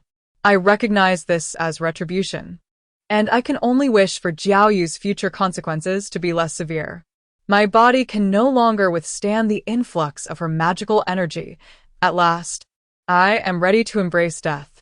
After enduring countless years of relentless torment, I finally stand on the brink of release. I plead with Jiao Yu to unshackle the iron chains that bind me, for I wish to perform one final act for Mei Si. As a divine beast, the Qinglong possesses treasures beyond measure. Its sinews are particularly formidable. Should I willingly flay myself and extract my tendons, offering my flesh and blood as a sacrifice to the heavens, then my dragon sinews could ensnare the celestial deity and strip them of their powers. In a desperate bid to protect Mei Si, I took the life of my father. Now, as I face my impending demise, I can only hope that my dragon tendons will safeguard her. In my final moments, I once again beheld the brilliance of Mei Si's eyes. Chapter 45. The death of Mei Si. Upon witnessing Mei Si's reaction, Yichengel could not restrain his mockery. He never uttered the word love to you. What does it matter to my father and mother? Though you find yourself in misery, it was you who forsook my father first. You seized my mother and coerced my father into marrying you. Such reasoning is utterly unfounded. Mei Si, now that you are aware of your connection with the Qinglong, you should also reveal who took Taer. Tell me. Yi Jinan's gaze toward Mei Si was frigid. Only after hearing Yi Jinan's words did Mei Si respond, struggling to rise from the ground. Yan Jiyue hurried to assist her, but she brusquely rejected Yan's hand, her expression bordering on madness as she confronted Yi Jinan. If the Qinglong can love me, enduring the excruciating torment of being flayed alive for my sake, Then why can't you, Ijinin? You love me more than the Qinglong does, do you not? Did you not profess your willingness to sacrifice everything for me? Were your promises mere fabrications? Ijinin, why have you turned your heart away? Why can you not love me consistently? As Maisai's voice gradually tinged with sorrow, Ijinin paused before responding with calm conviction. I once held you dearly in my heart. My promises to you were genuine. I was prepared to relinquish everything for the prospect of our future together. I chose you with unwavering determination, yet it was you who abandoned me. The madness in Maisie's eyes gradually faded as she denied. I did not. Jinan, at that moment, was aware that her parents' lives were in the hands of the Qinglong clan leader, and her mother was threatening to die. Maisie's words were interrupted by Jinan, who said, Maisie, do you believe my parents would willingly allow me to marry you? Although the secrets of the Qinglong clan are concealed, the leaders of the 6 divine beasts are vaguely aware of some truths. The other 5 divine beasts often intermarry, yet the Qinglong clan remains isolated. Have you ever pondered why that is? As the young leader of the 9-tailed fox clan, my parents naturally opposed our union. Do you comprehend the immense pressure I endured and the trials I faced for the 9-tailed fox clan to reluctantly consent to my proposal? Although I am merely a 9-tailed fox, I sacrificed a tail for the sake of marrying you. Jinan concluded, revealing his 8 tails. I had never heard of you losing a tail, Maisie exclaimed, her eyes wide with astonishment. That is because when I reveal my true form, I conjure an illusion of a tail with my magic. As soon as Jinan's words fell, he manifested another tail, and Maisie stumbled forward to touch it, only to find her hand passing straight through. It was merely an illusion. I am sorry, Jinan, I did not know. Tears welled up in Maisie's eyes. Jinan retracted his tail and implored her. Maisie, I have never blamed you. I only ask that you tell me how to find Tao Air. In a state of despair, Maisie asked Jinan, is your heart solely occupied by Xing Tao Air? Yes. Then kill me, for I will never reveal Tao Air's whereabouts to you. Maisai, do you truly believe I hesitate to end your life? Jinan's demeanor had shifted dramatically from before, his tone laced with a palpable intent to kill. In response to Jinan's words, Yanjiyue stepped protectively in front of Maisai, pleading earnestly. My mother genuinely does not know the whereabouts of Xing Taer. I implore you, Chief spare her. Her words held the truth. Maisai was indeed unaware of the location of the chief's wife. No sooner had she spoken than Jiang Yuchuan, Xian Yu, and Mo Fan entered the Golden Hall together. Trailing behind them was a somewhat plump man, his visage amiable and reminiscent of Luo Xinjin to some extent. Upon seeing the newcomers, Yan Juyue's voice quivered with desperation as she called out for assistance. Please help me. Jinan furrowed his brow and addressed the portly man, Luo Ju. What brings you here? This man, Luo Ju, was none other than the chief of the Taotai clan and the father of Luo Xinjin. Uncle Luo, do you not care for the lives of my mother and me? Yan Juyue questioned in disbelief. Juyue, your mother has indeed erred this time. It is not unreasonable for Jinan to seek her life, Luo Ju replied, turning to Jinan with a plea.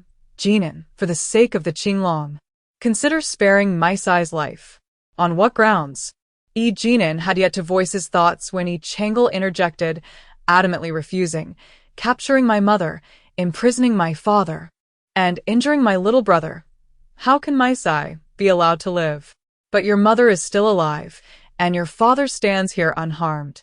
As for the serpent, even if he is an ancient water beast, my mother is a Qinglong. Changle, recalling their past connections, implored, for our shared history, please spare my mother. Yi Jiaoyu pleaded earnestly. She cast a grateful glance towards Xianyu. Changlo, we have been classmates. Why not spare my mother's life? Allowing her to owe you a personal favor from the 9-tailed fox clan? We are all divine beasts, and in any case, this transaction would not be to your detriment. If you insist on taking her life, it would bring you no advantage. Mo Fan also urged, Changlo, should you choose to spare my mother? Whenever the Qinglong clan can be of assistance, we will surely offer our utmost support.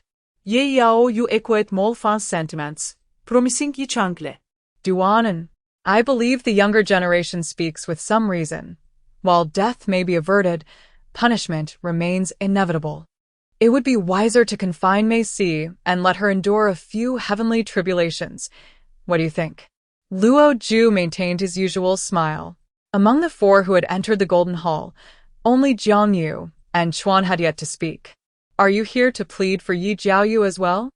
Yi Changlo directed his gaze at Jiang Yu, his expression betraying no emotion. Chuan, please help me. After witnessing Yi Changli's actions, Yi Jiaoyu implored Jiang Yu. Jiang Yu, however, disregarded her plea, merely shaking his head at Yi Changlo and softly stating, Changlo, I respect all your decisions and will always stand by your side. What if I disregard the bonds of the 6 divine beast clans and insist on MASU's life? Yi Changlo pressed further. Hearing the exchange between Yi Changlo and Jiang Yu, Mo Fan frowned. Yi Changlo. Luo Ju patted Mo Fan's shoulder, interrupting him. This is Changlo, indeed. Luo Ju greeted Yi Changlo with a smile, reminiscing, even before you took form. I had the pleasure of seeing you, a delightfully fluffy little fox, utterly charming in appearance. Now, you have reached the venerable age of 100,000 years. How swiftly time flies. Luo Ju remained unperturbed, continuing to converse with Yi Changlo, as you are of the same generation as your father. You should address me as Uncle Luo.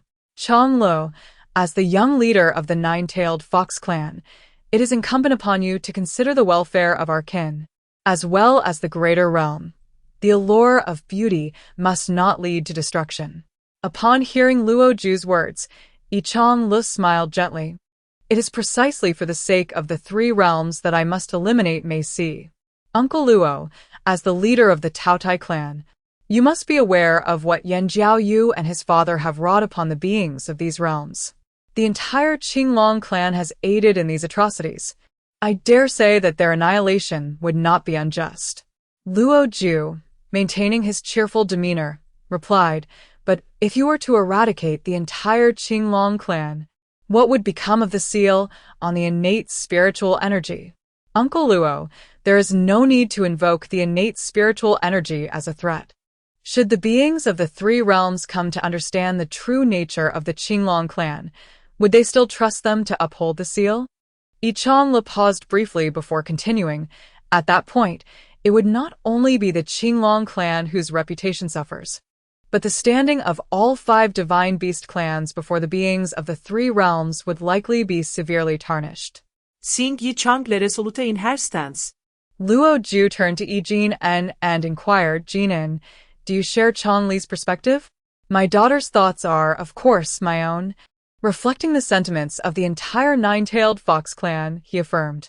If that is the case, I shall refrain from speaking further. Luo Ju made his position clear. Uncle Luo. Yan Jiyue's voice was imbued with a plea. Jiyue, you see, I am utterly powerless, Luo Ju said apologetically to Yan Jiyue. If I am not mistaken, Uncle Luo and Xianyu, Mo Fan, your purpose in this endeavor is merely to ensure Yan Jiyue's safety. As for MASU's life, should you manage to save her, it would earn the favor of the Qinglong clan. If not, as long as Yan Jiyue remains unharmed, it matters little to you. Yi Changle's gaze towards Luo Ju sharpened. Changle, how could you think of me in such a manner? I only came upon the news of clan leader Yi's predicament and, at my mother's behest, was compelled to act out of concern for you. Xianyu hastily explained to Yi Changle, but upon seeing Mo Fan and Luo Ju's unyielding expressions, he incredulously asked, Uncle Luo, Mo Fan, is it truly as Changle has stated? Mo Fan disregarded Xianyu's inquiry and turned to Yi Changle, saying, Yi Changle, you remain as astute as ever, yet you consistently opt for the most unfavorable choice. Yi Changle regarded Mo Fan with a sympathetic gaze. The most unfavorable? Montag Fen. If one views everything as a mere transaction, life becomes excessively burdensome. Mo Fan scoffed. You may lead a seemingly effortless existence, carrying the weight of the nine-tailed fox clan upon your shoulders, yet you never consider their welfare. Thus, you live lightly while your kin suffer. Yi Changle. Wishing to avoid further entanglement with Mo Fan, stated, I shall not endanger Yan Jiu's life, but as for Mei Si, I cannot make such assurances. If you all have achieved your objectives, you may depart. Do not waste each other's time. Should you insist on obstructing me, then let us engage in battle. Upon hearing Yi Changle's words, Mo Fan flicked his sleeves and strode towards the exit of the Golden Hall. Luo Ju maintained his ever-smiling demeanor, bidding, Ji Changle, until we meet again. With that, he too exited the hall. Changle, do you know that if you truly kill Mei Si, there will be no chance of reconciliation with Jiue? Xianyu's expression was one of deep anguish. Xianyu, are you aware that Yan Jiue has been practicing the secret arts of the Qinglong clan? Yi Changle inquired of Xianyu. Yan Jiue cast a fleeting, guilty glance at Xianyu before lowering her gaze. I know, Xianyu replied, his expression betraying no hint of surprise, suggesting he had long been aware of this matter. Over 20,000 years ago, Yan Jiue sought my assistance in locating the Buddha's sandalwood to save her father. I knew her father had succumbed to madness due to the Qinglong clan's secret arts, and I refused her. From that moment, she severed ties with me. Yi Changle paused before continuing. Yet even if she had not severed our relationship, knowing she had practiced the secret arts, I would still wish to have no connection with her, for that art repulses me.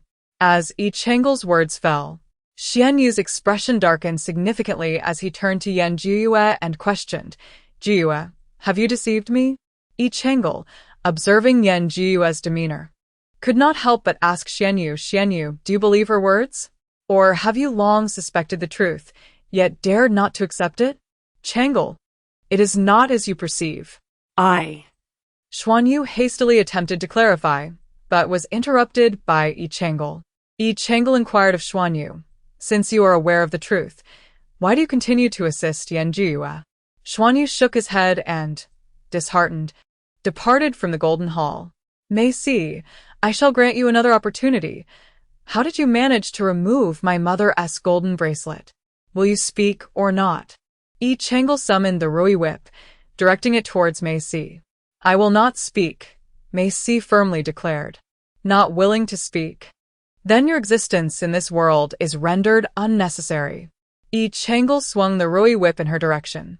Yan Jiue shielded Mei Si with his body, revealing a man cloaked entirely in black robes. All I know is that a man of profound magical prowess abducted your mother, even with the power to annihilate the world. I could not contend with him. Upon hearing Yan Jiue's words, Yi Changle asked Mei Si, who is the man in the black robe? Mei Si forcefully shoved Yan Jiue aside, laughing maniacally.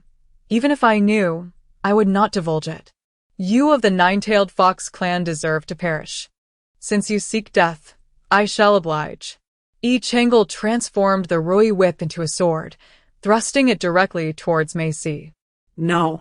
Yan Jiue immediately unleashed a spell, attempting to intercept the Rui whip. Mei Si countered with her own force, nullifying Yan Jiue's magic, and the Rui whip pierced through Mei Si's body. Yi Jinan, the greatest regret of my life is loving you. I curse you to never find Xing Tower. Anyone who falls for you, Yi Jinan, shall meet a fate as grim as mine. With those words, Mei Si breathed her last, her body slowly dissolving. Mother! Yan Jiue crawled towards the dissipating allure, crying out, why won't you leave me even a single word? Chapter 46, The Fall of Yi Jinan. Yi Changle, Yi Jinan, and Jiang Yuchuan paid no heed to Yan Jiue's cries as they departed from the Golden Hall. Once outside, Yi Changle could not restrain herself and inquired of Yi Jinan, Father, how are you? At that moment, Yi Jinan's complexion was alarmingly pale, yet he mustered a faint smile to reassure Yi Changle, saying, Father is, but before he could finish, he fainted. Father. Yi Chang'e hurriedly supported Yi Jinan, channeling her energy into him. In the mere span of 6 months, Yi Jinan had exerted his spirit twice, inevitably rendering it unstable. Yi Chang'e surmised this might be the cause of his collapse. However, she could not perceive Yi Jinan as spirit and felt his vitality waning, which threw her into a state of panic. Jiang Yuchuan, I cannot sense my father's spirit. Jiang Yuchuan immediately infused Yi Jinan with his own energy, frowning as he replied, I cannot sense it either. Jiang Yuchuan's mother, Jiang Xianing, was the chieftain of the Xuanwu tribe, renowned for her exceptional medical skills, making her one of the foremost healers in the 3 realms. It was said that once, the former war god of the celestial clan, Kun Ning, severely injured, sought her healing and, upon meeting her, fell deeply in love. After recovering, he lingered in the undersea, ultimately becoming the son-in-law of the Xuanwu tribe, and together with Jiang Xianing, they bore Jiang Yuchuan. Yi Chang'e had heard of Jiang Xianning's resounding reputation within the 3 realms. The thought that Yi Jinan could receive her assistance alleviated some of his unease, prompting him to hasten alongside Jiang Yuchuan towards the underworld sea. Upon their arrival, Jiang Yuchuan led Yi Chang'e into a modest, yet warmly inviting room. After carefully placing Yi Jinan upon the bed, Jiang Yuchuan addressed Yi Chang'e, instructing, Stay here with the clan leader, while I fetch my parents. Yi Chang'e cast a grateful glance at Jiang Yuchuan, expressing, Thank you, Yuchuan. Between us, there is no need for thanks. Jiang Yuchuan replied as he exited the room. Before long, Yi Chang'e beheld Jiang Xianning and her husband, Kun Ling, both adorned in resplendent azure garments, their exquisite beauty evident as they approached hand in hand behind Jiang Yuchuan. Yi Chang'e promptly bowed to Jiang Xianning, beseeching, I implore you, clan leader Jiang, to save my father. Jiang Xianning stepped forward to assist Yi Chang'e, saying, Dear child, there is no need for such formality. You may call me auntie. With a serious demeanor, she assured Yi Chang'e, Chuan has briefed me on the situation, and I shall do everything in my power to rescue your father. Jiang Xianning remained inside to tend to Yi Jinan, while Jiang Yuchuan and Kun Ning kept Yi Chang'e company outside. My lord Yi Chang, Lord Jinan is formidable. He will be fine, they reassured him. The snake, having recovered thanks to Yi Chang'e's care, flapped its wings and flew before him. After a day and night had passed, the door finally creaked open, and Jiang Xianning emerged with a grave expression, stating to Yi Chang'e, Your father has awakened. You may enter. Upon witnessing Jiang Xianning's grave expression, Yi Chang'e found himself rooted to the spot, as though weighed down by an immense burden, unable to take a single step forward. After several deep breaths, he gradually made his way into the room. Jiang Yuchuan attempted to follow, but Jiang Xianning intercepted him, saying, Chuaner, let the remaining moments be reserved for them, father and daughter. The notion of remaining moments left Jiang Yuchuan in disbelief. Mother, is there truly no way to save clan leader Yi? Even if my soul were to fragment, I would still be powerless, Jiang Xianning replied solemnly. Inside the room, Yi Jinan leaned against the headboard. Despite Jiang Xianning's relentless efforts over the course of a day and a night, his complexion had only grown more ashen. Yi Chang'e forced a smile and sat before Yi Jinan's bed, saying, Father, after merely 2 uses of soul power in 6 months, you have already lost consciousness. You must diligently cultivate your strength moving forward. Though spoken in jest, a hint of sorrow tinged Yi Chang'e's voice. Noticing this, Yi Jinan reached out to gently stroke Yi Chang'e's head. Chang'e, before your father, you need not feign strength. If you wish to cry, then let your tears flow. Tears streamed down Yi Chang'e's cheeks as he pleaded with Yi Jinan, Father, please do not abandon me. Chang'e, your father will never forsake you. Even in death, I shall remain by your side, Yi Jinan assured her, pausing before continuing. This time, my awakening was thanks to Xianning's considerable efforts. Remember to express your gratitude to her. Father, is it too much to ask you not to die? Jinan gently wiped away the tears that had fallen from Changle's eyes and spoke to her with heartfelt sincerity. Changle, your father understands the complexities of your emotions. Now that you have personally resolved your entanglement with Mei Si, our grievances with the Qinglong clan have come to an end. If in the future, Yan Jiayue does not seek to provoke you, do not allow her to occupy your thoughts. With my absence, should you accumulate too many enemies, life in the three realms may become arduous. From the very beginning, I knew that you had no desire to marry the prince of the heavenly clan, and I understood that if you chose not to wed him, the chaotic energy would inevitably leak. Thus, your mother and I tirelessly searched throughout the three realms for a means to reinforce the seal of the chaotic energy. Yet, you have proven your worth by independently seeking out the Buddha sandalwood and dispelling the chaotic energy. At merely 80,000 years of age, you have accomplished what many could not. I am immensely proud of you. You have performed splendidly. Changle, the nine-tailed fox clan exists to safeguard the chaotic energy. This is our sacred duty. Now that you have dispelled it, that obligation no longer binds you. Your life is now yours to command. Live for yourself and no longer for anyone or anything else. Jinan's tone grew earnest. Whatever may come to pass, do not blame yourself, all right? I have lived for over 400,000 years, encountered your mother, and subsequently welcomed you into this world. I harbor no regrets in this life, save for the brevity of the time I have spent with you. Beyond the 30,000 years since your birth, I have scarcely been by your side, and that weighs heavily on my heart. Changle shook her head. You are the best father in the world. Upon hearing her words, Jinan smiled with comfort. Changle, you are also the finest daughter one could ever wish for. Jinan's gaze gradually became unfocused as he caressed Changle's cheek, solemnly stating, Changle, you have done nothing wrong. Never feel guilt for your actions, understood? Although Changle found this peculiar, she nodded in agreement. Father. Changle watched helplessly as Jinan's form slowly dissipated, her cries echoing in anguish. Chapter 47. The appearance of the black-robed man. The funeral bells of the celestial realm tolled for 2 consecutive days, marking the demise of 2 divine beings. Such an event had never occurred since the inception of creation by the heavenly sovereign, igniting a flurry of discussions across the 3 realms. Chapter 48. The fall of Jiang and Chuan. The black-robed man scoffed. Changle, you exhibit great magnanimity, but I wonder if you can extend such generosity towards yourself. Changle frowned slightly. Chapter 49. The balance of the 3 realms in the heavenly clan. The heavenly monarch Pei Yan stood before the cloud platform, witnessing the divine punishment cleave through the sky. Hastily, he turned and stepped into the heavenly palace. Pei Yan adjusted a lamp within the hall. Chapter 50. There is no medicine for regret following the annihilation of the nine-tailed fox clan. The funeral bells of the celestial realm continued to toll relentlessly, their sound resonating throughout the 3 realms. Pei En's learned of the nine-tailed fox clan's destruction. Chapter 51.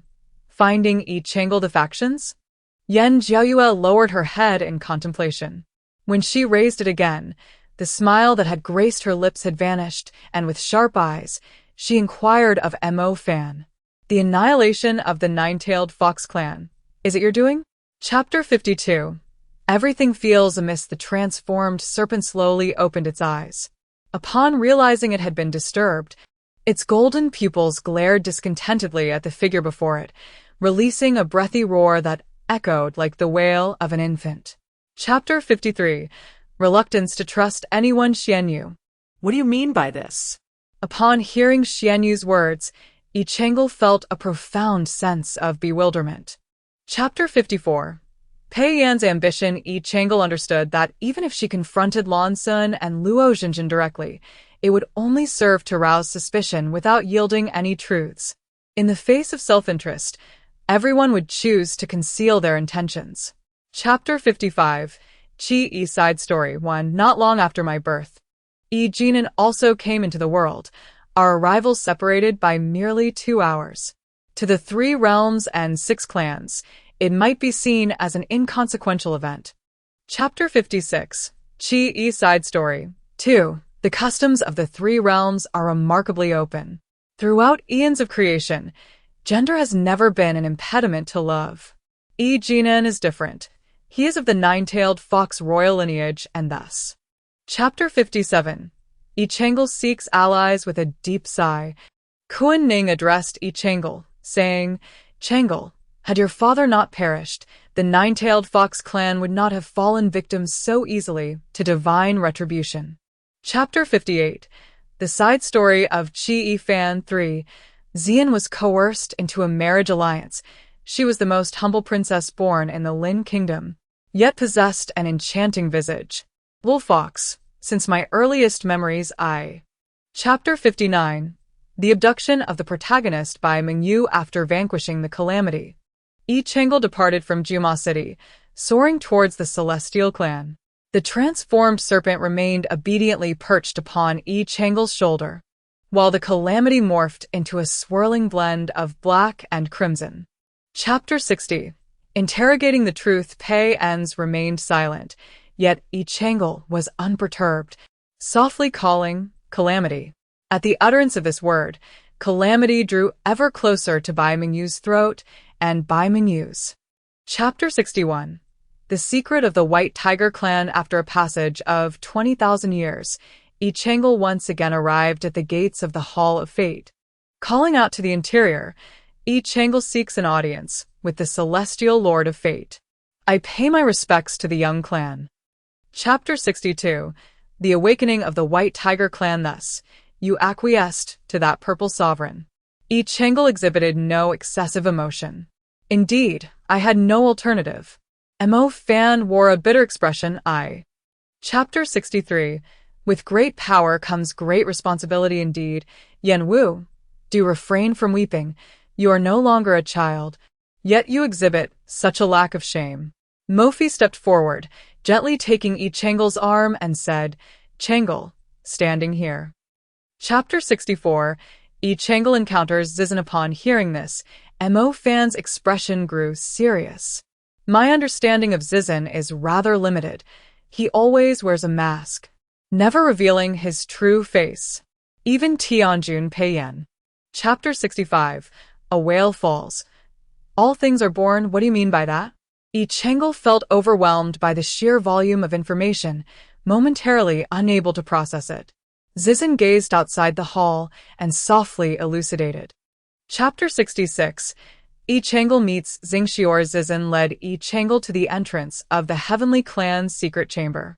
Though the door was tightly shut, a faint glow of luminous stones could be discerned. Zizan released Changel's hand and stepped back. Chapter 67. Understanding Jinan's good intentions. A pang of guilt struck Changel's heart as she said, I always thought father wanted to spend some sweet moments alone with mother, which is why he postponed my enlightenment ceremony. Chapter 68. Journey to the Boundless Sea. Lord Changel, where are we headed? Upon departing from the White Tiger Clan, the serpent transformed and peered from beneath its cloak, only to discover Changel soaring towards a place he had never visited. Chapter 69. A fox seeks only to preserve its innocence. Feng Yi regarded the woman shrouded in the dark cloak before him, maintaining an air of calm, as he replied, I am unaware of what you speak, fair maiden, yet I must inform you that this humble wooden boat is not for sale. Chapter 70. Infiltrating the Kingdom of Whales. As the wooden vessel submerged, it accelerated downwards, causing Changel's vision to blur until nothing was discernible.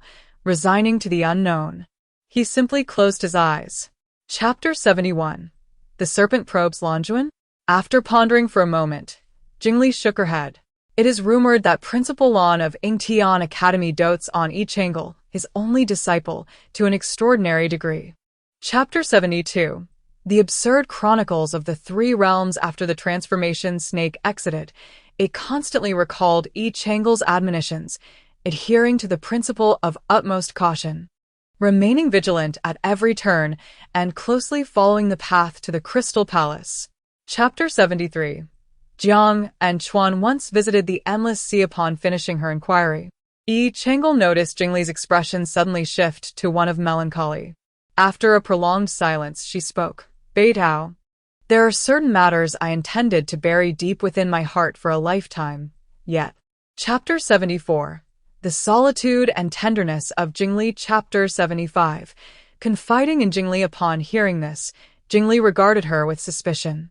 Chapter 76. The Clam Spirit and Luo Chuan. As Jingli guided Yi Chengel towards their meeting with the Clam Spirit, the transformation snake felt an unsettling sense of familiarity with the path. Jingli led Yi Chengel through a lacquered door. Chapter 77. Seeing Whales in the Azure Sea. Seeing deer in the deep woods, Yi Chengel extended her palm towards Luo Chuan, raising an eyebrow and stating, "Return the transformation snake to me, and I shall divulge the truth." Luo Chuan gazed at the ring on Yi Chengel's left hand, momentarily taken aback. Chapter 78. The Antlers of the White Deer. Upon hearing this, Yi Chengel, recalling Luo Chuan's animosity towards Lan Sun, began to speculate and inquired, "Your intense dislike for Lan Sun, could it be due to your father's?" Chapter 79. Speculation regarding Zizun. After emerging from the Black Gate, Jingli hurriedly approached, a hint of anxiety in her voice as she asked, "Why were you inside for so long? Did you learn anything?" Chapter 80. Yan Jiue's Destruction of the World. Upon witnessing. Chapter 81. The Serpent Transformation to Matriarch Zero. The members of the Qinglong clan were left astounded by the act of world annihilation, frozen in their places. Yan Jiue was the first to react, being closest to the silver-haired old woman, she. Chapter 82. Confrontation with Lan Sun. Yi Chengel smiled in agreement with the notion of the serpent transformation becoming Matriarch Zero and departed from the Celestial Clan. "My Lord Chengel, where shall we go next?" The serpent transformation tilted her head. Chapter 83. The Journal of Kai Si. Zizun informed me, Yi Chengel confessed to Lan Sun. Zizun? Lan Sun questioned, puzzled. How could he possibly know about this journal? And why would he? Chapter 84. Love as Armor. Hearing Yi Chengel's words, Lan Sun angrily retorted, "Yi Chengel, what nonsense are you spouting? The matters concerning the nine-tailed fox clan weigh heavily upon my conscience, however." Chapter 85. Encountering Kaisher. Upon hearing this, Lan Sun's expression was one of utter disbelief. "It cannot be, it cannot be, it should not be this way." Chapter 86. A novel. Yet reality, is it a novel, or is it the realm of reality? Yi Chengel murmured Kaisher's words, pondering. If it is indeed a novel, how could it also be the realm of reality? Chapter 87. The callousness of divine punishment. You burned your soul, and yet did not perish? Yi Chengel expressed incredulity. For I had assumed that within the Cloud Sea secret realm, what remained of you was merely a remnant from before you ignited your soul. Chapter 88. All beings shall forget Kaisher. Yi Chengel shook his head. Chapter 89. Every individual is extraordinary. Gazing into Yi Chengel's crimson eyes, a hint of guilt tinged Kaishi's tone. According to the agreement with Wang Yang, once I bring you to the three realms, I shall dissipate. Chapter 90. The Fall of Lan Sun. The master is aware. Lan Sun looked at Yi Chengel with deep remorse, saying, "Chengel, the master has always recognized your clear sense of right and wrong, perceiving you as approachable." Chapter 91. When will Lord Chuan return? A silent green figure appeared quietly behind Yi Chengel. After Yi Chengel had vented her emotions, Su could have approached her side. In Chapter 92, the little fox mentioned that Xianyu had built a house beside the waterside pavilion, remaining in Qingqiu. Following the little fox's guidance, Yi Chengel arrived at the waterside pavilion and indeed spotted the water. In Chapter 93, when Yi Chengel met Xianyu's gaze, her expression remained unchanged and her heart steady. Since her master had already passed away, the nine-tailed fox clan would soon revive, leaving her with no imminent danger. In Chapter 94, Yi Chang'e slumbered for 3 days and nights. Upon awakening, her first action was to head to the waterside pavilion, regardless of whether Xianyu stayed or left. In Chapter 95, after receiving Yi Chang'e's response, the gossiping serpent finally voiced its curiosity. My Lady Chang'e, does Su Ke harbor feelings for Director Lan? Chapter 96. Xianyu tames the serpent. Since Yi Chang'e implemented the new decree, the formal documents from the Fox clan have drastically diminished. With the overwhelming paperwork suddenly alleviated, Xianyu's once busy life has transformed. Chapter 97. The uninvited guest from Qingqiu, Luo Xinjin. The devastation has restored the fan. Chapter 98. The purpose of the Purple Sovereign. With the distance to Yi Jinan, Jiang, and Chuan's rebirth extending at least 900 years into the future. This explains why Yi Chang'e is urging Xianyu, Mo Fan, and Yan Jiyue to accompany him to the feast. Chapter 99. The Green Tea Man. Luo Ju. Though Yi Chang'e had a rather unpleasant encounter with Luo Ju during his time in the Qinglong clan, at this moment, Luo Ju appeared as if nothing had transpired, greeting Yi Chang'e with a smile. Chapter 100. The repeated knocking on the courtyard door. Yi Chang'e, weary and burdened, reluctantly made his way to the courtyard door, anticipating it to be either Xianyu or Luo Xinjin. Upon opening the door and seeing Yan Jiyue, Yi Chang'e could not help but frown. Chapter 101. The intent of Mo Fan. After listening to Mo Fan's words, Yi Chang'e pondered for a moment and inquired, Mo Fan, what do you mean by that? Yi Chang'e, do you still remember the 9 tails? Chapter 102. The divine Ling Tiao. Upon finishing her words, Yan Jiyue sighed deeply and continued, however, based on her temperament, she may not be inclined to assume the role of the head. Hearing this, Mo Fan added. Chapter 103. Chang'e Academy Master? Upon hearing these words, Xianyu, Luo Xinjin, Mo Fan, and Yan Jiyue all displayed expressions of profound astonishment. Luo Xinjin gazed at the tightly embraced figure. Chapter 104. The Radiant Zhuke Clan. Chapter 105. The Opulence of the Zhuke Clan. Upon entering the main hall, Yi Chang'e, upon seeing Xian Xia, realized that Xianyu had inherited her exquisite appearance from Xian Xia. Xian Xia, adorned in a crimson robe, sat upon the elevated seat, accentuating her inherent. Chapter 106. Xian Xia's Fiery Temper. Chapter 107. Departing from the Zhuke clan. Seizing the moment while Xian Xia was preoccupied with arranging the meal, Xianyu discreetly pulled Yi Chang'e aside. Chapter 108. The Intent of the Purple Sovereign. Although the distance from the Zhuke clan to the Baihu clan is not particularly vast, it typically requires 5 days to traverse. However, Yi Chang'e managed to reach the Baihu clan in just 3 days. This. Chapter 109. Xian and Qi.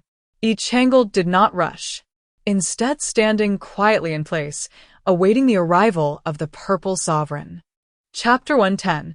The Most Delectable Sweet and Sour Ribs. Recently, I encountered an individual who seemed to be acquainted with Xian, deriding our 9-tailed fox clan as a bunch of unfaithful scoundrels. Yi Chang'e paused momentarily and continued. Chapter 111. The Most Approachable Deity. Pei Enz averted his gaze from Yi Chang'e, offering an awkward chuckle. It seems the young clan leader is overly concerned. By your account, the bond between you and your sibling must be quite strong. Chapter 112. The Fragile 7-Colored Flower. The ethereal female celestial bombarded Yi Chang'e with an array of inquiries, to which she could only respond to one.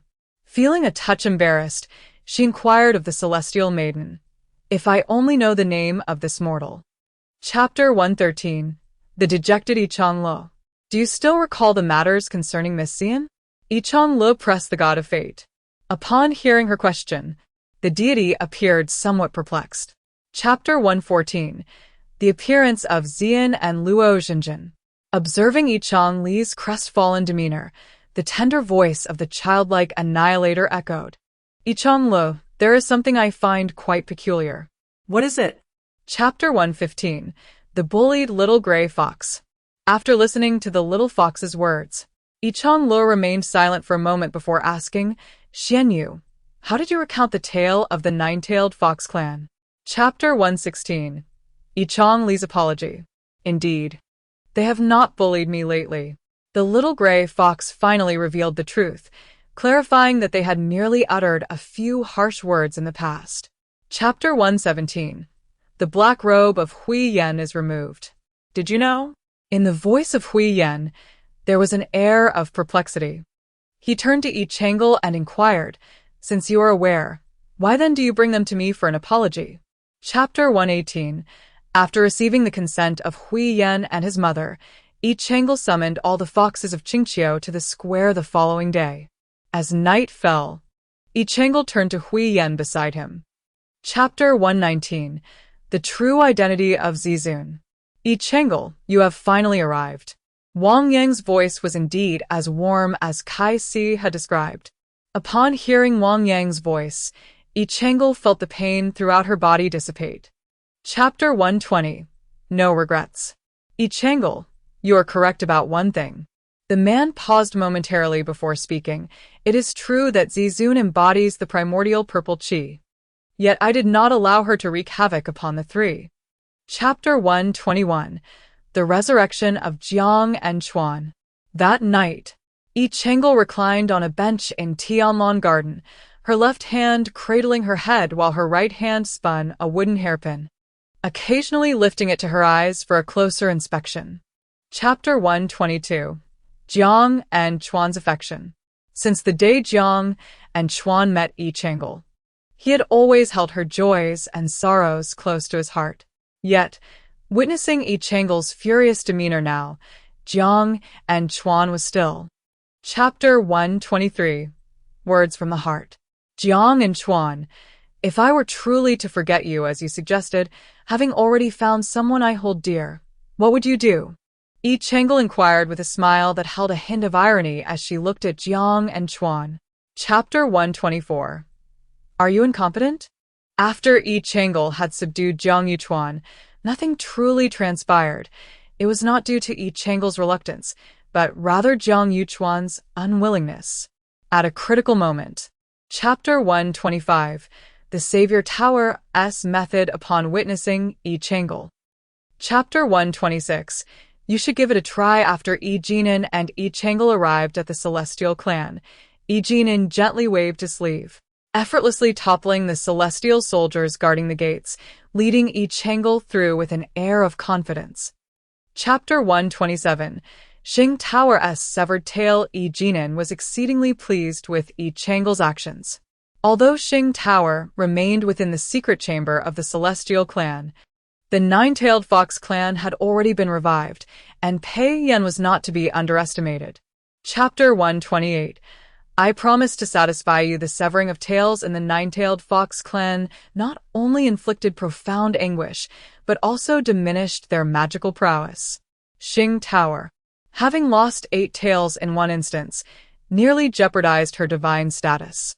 Chapter 129. When did you fall for Jiang Yuchuan? Yi Chang'e gazed at the grand entrance of Tianlong Courtyard, clenching her small fists. Yet. Chapter 130. Qi-Es Solitude. Xing Tower could only accompany Yi Chang'e for approximately 2 hours before being claimed by Yi Jinan. As Yi Jinan remarked on the long, dark night, he. Chapter 131. Jiang and Chuan's proposal. Upon receiving news from Jiang and Chuan, Yi Chang'e was dining with Yi Jinan and Xing Tao'er. Yi Chang'e. Chapter 132. The wedding date of Yi Chang'e and Jiang Chuan. Among the members of the Xuanwu tribe who accompanied Jiang and Chuan to propose to Yi Chang'e, there was an elderly man with a head of white hair, exuding an ethereal presence. His name was Reagan. Chapter 133. In this world, I wish only to please you. From the day of her birth, Yi Chang'e was aware of her overly affectionate adoptive father, Yi Jinan, who was quite clingy, albeit his affections were solely directed towards Xing Tao'er. Nevertheless. Chapter 134. In this lifetime, I desire only you. Yi Chang'e once Yi Jinan ceased to cling to Jiang and Chuan, Yi Chang'e finally had the opportunity to explore the enchanting realms of Qingqiu with Jiang Chuan. As Yi Chang'e recalled, this marked Jiang Chuan's third visit.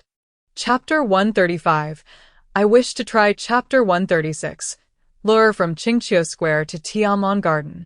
Yi Chang'e kept her gaze fixed ahead, remaining silent, merely grasping Jiang Chuan's hand as they swiftly advanced. Chapter 137. The most effective method. Jiang Yuchuan's words indeed hold merit. When transforming from serpent to human form, he appeared as a strikingly handsome young man of 8 feet. He approached Yi Chang'e with an air of familiarity, which made her somewhat. Chapter 138. Leaving the sin to others after settling matters with Jiang Yuchuan, Yi Chang'e conveyed her intention of journeying to the deep-sea whale kingdom to both Yi Jinan and Xing Tower, mentioning merely that Jing Li had previously aided her in the matter of the Blue Sun whale. Chapter 139. The letter left by Luo Chuan. Upon receiving the gift, Jiang Yuchuan finally voiced his lingering question to Yi Chang'e. Lure, why does this princess refer to you as Bei Tao? Chapter 140. The heavenly river stone. The whale demon clan resides in the depths of the boundless ocean. Thus Yi Chang'e reasonably assumed that the Crystal Palace was as it appeared, a palace resembling a whale. Chapter 141. Distance creates beauty. Why 3,000 years? Chapter 142. The kind-hearted spider spirit. Without Jiang Yuchuan's incessant presence, Yi Chang'e enjoyed a rare restful slumber. Freed from Jiang Yuchuan's company, even the serpent found solace in sleep. Chapter 143.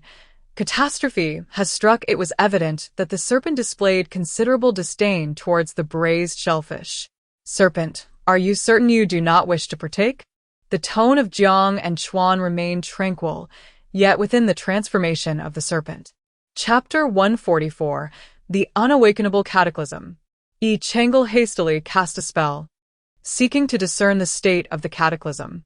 Although her master, Lan Sun, was renowned across the 3 realms for his weapon-forging prowess, Yi Chang'e felt unprepared in the realm of weapon crafting. Chapter 145. The origins of the cataclysm. Upon hearing Yan Jiu's response, Yi Chang'e could not suppress her frown. Had there been any other means to awaken the cataclysm, she would have refrained from stepping into the Azure Dragon clan. Chapter 146. The Seal of the Cataclysm. Ling Tiao, after listening to Yi Chang'e's request, took the cataclysm from her hands, scrutinizing it closely before gradually channeling a surge of magical energy into its core. Chapter 147. To the Elven Clan. After the cataclysm departed, Ling Tiao exhibited an unusual demeanor, not insisting that Yi Chang'e linger longer at the Chang'e Academy to keep her company, but rather urging her to accompany Jiang and Chuan. Chapter 148. I must agree with you. The young clan leader was indeed correct. Such rumors were evidently fabricated, which made me seem rather overly dramatic. The tree paused for a moment, offering a sheepish smile. Indeed. Chapter 149. The original hue of the cataclysm. Yi Chang'e and Jiang Chuan harmonized in their discourse, causing the tree's expression to darken entirely as it spoke with an icy tone. If that is the case, perhaps the 2 young clan leaders should venture to the Elven. Chapter 150. The Resurrection of the Purple Smoke. After thoroughly inquiring into the origins of the cataclysm, Yi Chang'e and Jiang Chuan departed from the Elven clan. Upon departing from the Elven territory, approximately 100 miles away, the narrative continues with Chapter 151. What is it like to be a fox? In Chapter 152, the reasons behind the revival of Xian are revealed. While Yi Jinan and Qi Yi feel a sense of nausea from the answers, Yi Chang'e finds satisfaction, smiling as she alleviates the situation for Jiang Yuchuan, saying, Uncle Qi Yi, do not focus all your attention on. In Chapter 153, the Mo family arrives in Qingqiu. During their days back in Qingqiu, Yi Chang'e observes that Qi Yi and Yi Jinan are indeed good brothers, as even the extent of their clinginess reveals that Qi Yi surpasses Yi Jinan. Chapter 154 speaks of Xian's demise. Drunkenly lying on the bed, Qi tightly grasped Xian's hand, murmuring and refusing to let her go. Xian, with a resigned smile, playfully urges the little fox to release her grip. Chapter 155 emphasizes the need for vigilance regarding Xian after her passing. In Chapter 156, Xian presents herself willingly.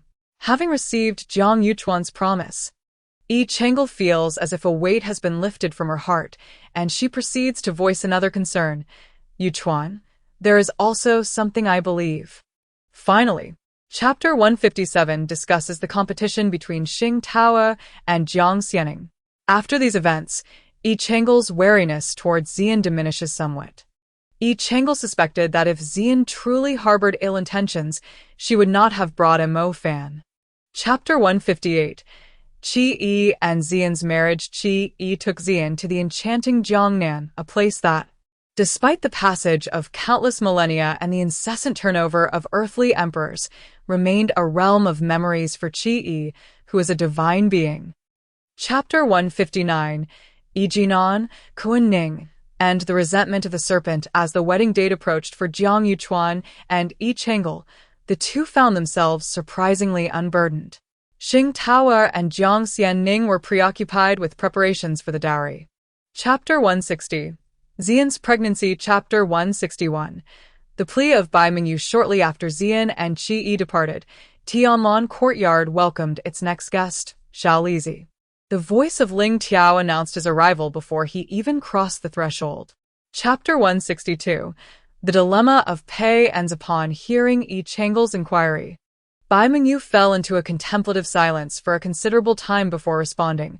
Because my master has feelings for you, I wish to implore you to grant him a chance. Chapter 163. I do not believe in fate. Upon hearing Pei En's intention to annul his engagement with Yi Chang'e, Bai Mingyu. Chapter 164. The weakness of Pei En's father. Have you considered how the annihilation of the nine-tailed fox clan might affect the perception of the heavenly clan? Should there remain a marital alliance between the heavenly clan and the nine-tailed foxes? Chapter 165. My affection for Jiang Yuchuan leads me to desire marriage with him. Bai Mingyu, following Pei En's instructions, remained confined to her chamber, never once stepping out. Thus, she remained oblivious to the presence of Pei En's, who stood not far from the palace's exterior. Chapter 166. The concept of sacrifice. Chapter 167. Yi Chang'e and Jiang Yuchuan's bond. Upon hearing this, Yi Chang'e, displeased, extricated herself from Jiang Yuchuan's embrace, playfully reproaching, Jiang Yuchuan, are you implying that I was not beautiful before? You are lovely, Lure. Chapter 168. Journey to the Underworld. See Chapter 169. The fall of purple smoke and red blossoms following the conclusion of the Xuanwu clan's wedding festivities. Yi Jinan and Xing Tail did not hasten to depart. They lingered in the Underworld Sea, accompanying Yi Chang'e for an additional half-month, over the course of several hundred. Chapter 170. The loss of a child. Upon hearing Jiang Xianing's words, Qi's countenance turned ashen, rendering him speechless. Had it not been for Yi Jinan's support, he likely would have faltered and collapsed. Chapter 171. The concerns of Xian. Chapter 172. The fury of Xingxior. Xian's words held merit, leaving no room for rebuttal. Xingxior could only fabricate an excuse. She set down her spoon and grasped Xian's hand, her expression tinged with. Chapter 173. Xian's recovery. Upon hearing Qi Yi's words, Yi Jinan immediately comprehended the source of Xingxior's anger. However, he could also understand Qi Yi's evasive behavior. He had pondered that if. Chapter 174. An encounter with the demon clan. Observing Qi Yi, Yi Jinan contemplated taking Xingxior on a journey through the three realms. Ever since the revival. Chapter 175. Atonement for the cataclysm. Recalling the myriad scars that marred his body before the cataclysm, Yi Chang'e inquired speculatively, so you have rendered yourself in such a ghastly state as a means of self-punishment to alleviate these. Chapter 176. The monk in the bottle, I do not know, the cataclysm murmured, lowering his gaze, unable to meet the eyes of the snake transformation. Have you never asked him? The snake transformation queried in confusion. The cataclysm shook. Chapter 177. Who exactly are you? Is there another person? The monk pondered and then spoke. Esteemed lady, are you referring to the Azure Dragon clan among the 6 divine beasts? It seems. Chapter 178. The monks passed in the face of I Chang's interrogation. The monk maintained an expression of calm, steadfastly adhering to his original claim. Esteemed benefactor, I am truly just an ordinary mortal. Chapter 179. The heart demon of annihilation. Upon hearing the term heart demon, I Chang's expression changed drastically. The heart demon is a fearsome entity that instills dread across the 3 realms. Its terror is unparalleled. Chapter 180. The monk's fate. The monk's calm demeanor left I Chang momentarily bewildered. After all, they were to break the ancient seal of chaos left by the divine emperor, which had led to the extermination of one of the sacred beasts, the Azure Dragon. Chapter 181. The affection between annihilation and the serpent. The monk's actions clearly indicated his reluctance to elaborate further. Following their conversation, I Chang gained considerable insight into his identity, reflecting upon what he had already deduced. Chapter 182. The growing affection between annihilation and the serpent. After leaving the inn, the serpent hurried after annihilation, calling out, "Annihilation! Do not rush off so hastily. Wait for me." I Chang resided in the inn. Chapter 183. The shaky tower. The serpent was startled when annihilation suddenly opened his eyes. As he rose, he stammered an explanation. I wasn't planning anything, though annihilation had sealed his own powers. Chapter 184. The long path ahead for annihilation. I Chang had assumed that annihilation would require some time to come to terms with his thoughts. However, much to his surprise, within just 1 day, the serpent had brought annihilation before him. At that time. Chapter 185. The benevolence of annihilation. The childlike heart of the serpent transformation disregarded annihilation, for annihilation had existed for over 1 billion years.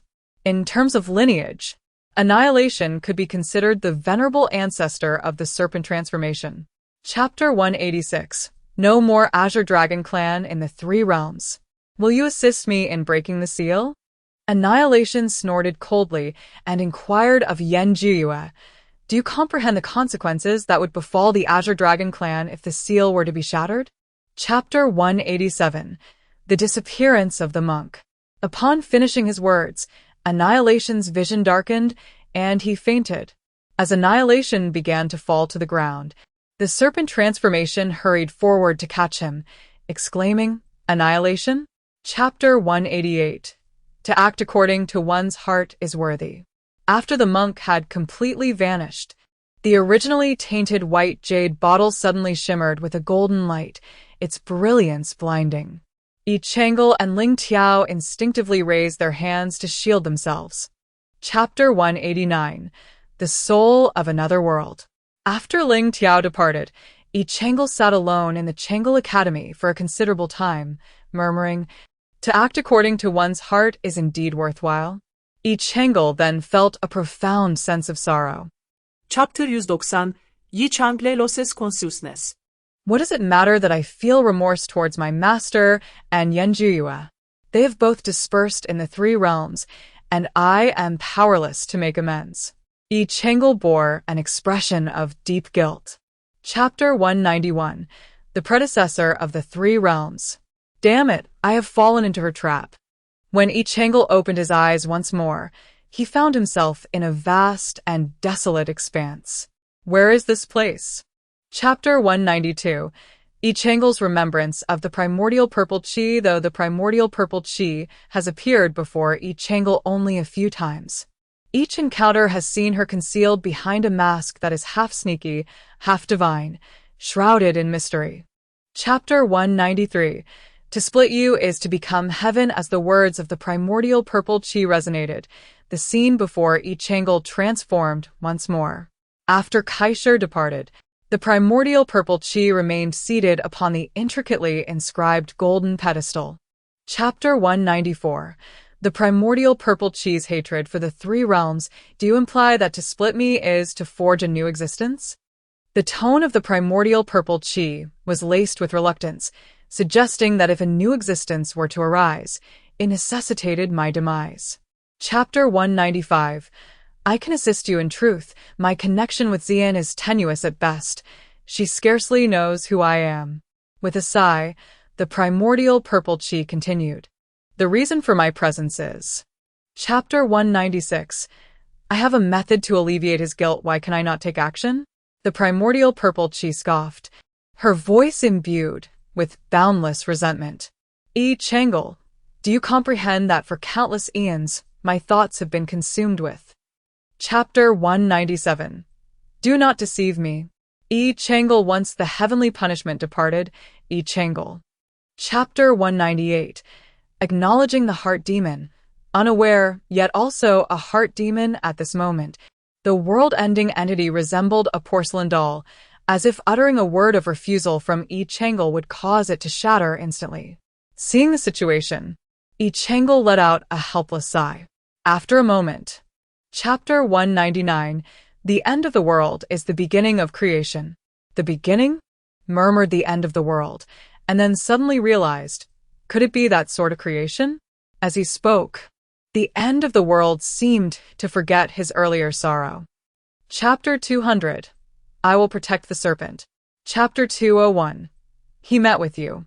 All right. End of the world, I trust you. Even in the face of death, one must protect those they cherish. This was the tacit understanding shared between Changel and the end of the world. Chapter 202. He is not the beginning. Changel poked the serpent resting on his shoulder, but upon finding it unresponsive, he turned his left forefinger, which held the end of the world, and called out, End of the world. Chapter 203. A system of clear rewards and punishments. He is not the beginning? Changel exclaimed in disbelief, swiftly denying. How is that possible? I have seen the reverse life tree with my own eyes, even before the creation of the beginning. Chapter 204. The end of the world almost succumbed to the heart demon. Chapter 205. The mistake lies with the divine reputation. Chapter 206. Departing for Wind City. After the serpent awakened, Changel and the others did not linger, setting off from the courtyard. Their destination was a place adorned with the beauty of wind, flowers, snow, and moonlight, where every season felt like spring. Chapter 207. The Wind God at the summit of Tsongshan. During their conversation, the trio arrived at Wind City. Before experiencing the fierce winds of Wind City, Changel pondered the references to the wind in Chronicles of the Three Realms. Chapter 208. More fond of beauties than wealth. Chapter 209. The person lying on the altar. Did I get it right? After a moment of contemplation, Changel speculated. Could it be that Sister Luo Chuan is also within Wind City? The wind has always been free. Chapter 210. I gave it to you long ago, sister. With an anxious expression, Changel dashed toward Luo Chuan's direction as the world-extinguishing artifact transformed into a ring, firmly encircling Changel's index finger. Chapter 211. The freest wind. Changel, incredulously repeating, You gave it to me long ago?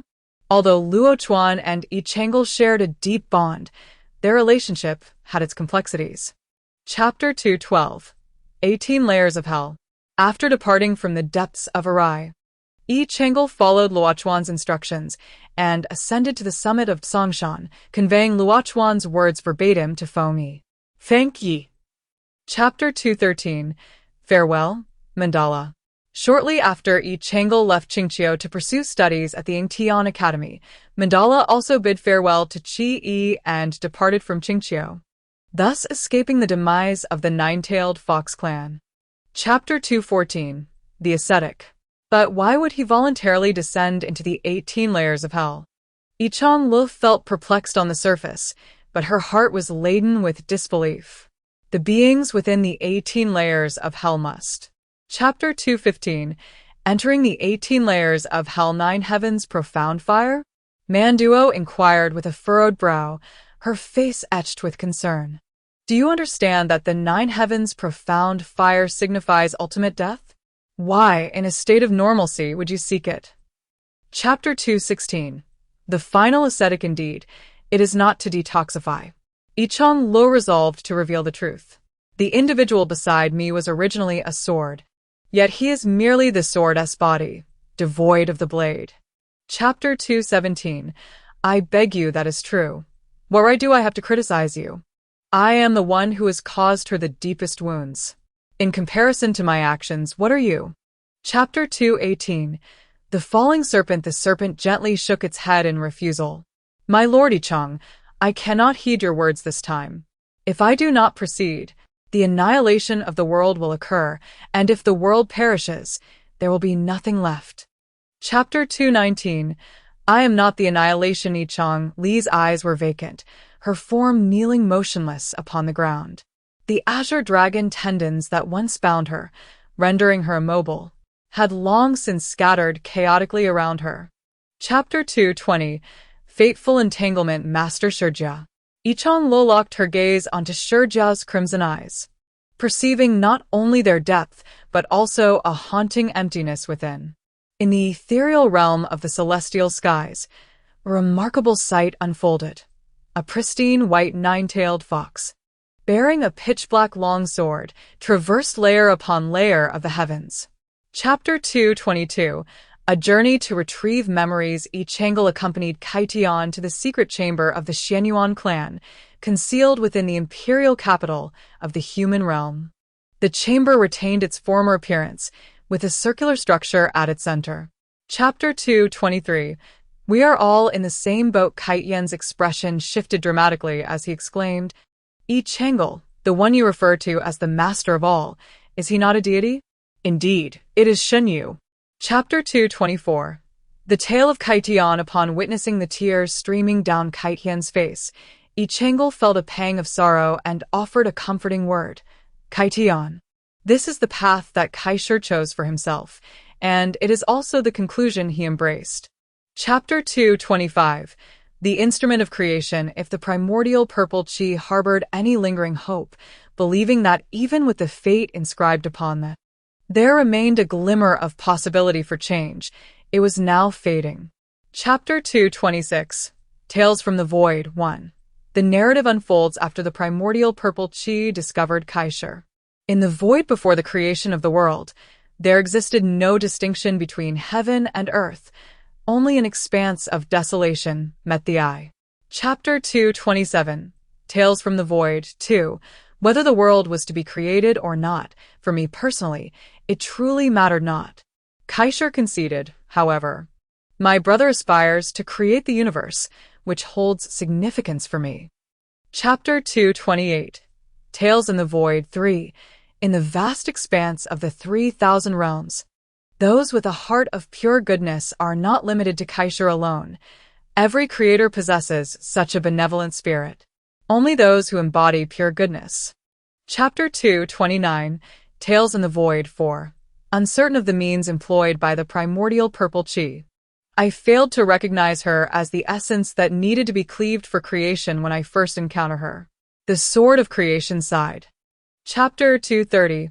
Left all alone to sacrifice oneself for the primordial purple chi? Ichang could scarcely believe his ears, questioning. But Kaishur clearly sought to seal the primordial purple chi after its division, resulting in the 6. Chapter 2:31. The cost of creation left in the 3 realms. The sword of creation wept with a voice hoarse from anguish, while Ichang allowed the sword to vent emotions buried deep within for years, quietly standing by to reflect on everything that preceded creation. Chapter 2:32. The sword of creation is no longer a tool for creation. It turns out that if a creator perishes within the small world they have forged, the accompanying tool for creation will also cease to exist within that realm. Chapter 2:33. Disguising as Kaishur. Ichang, I believe we must deliberate further. After catching up with Ichang, Kaitian advised, let us directly seek out the Hongmeng purple. Chapter 2:34. Yi Jinan's fall from grace on the bed. Mo Fan lay, with his eyes tightly shut. His once handsome visage now bore no color, and his cheekbones jutted out prominently, rendering him a mere shadow of his former self. Chapter 235. If only you were an ordinary fox at the age of 30,000. Yi Changel departed from Qingqiu and went to Yingtian Academy. Though he spent little time with Xing Tower and Yi Jinan, he remained understanding and obedient, even after enduring numerous trials.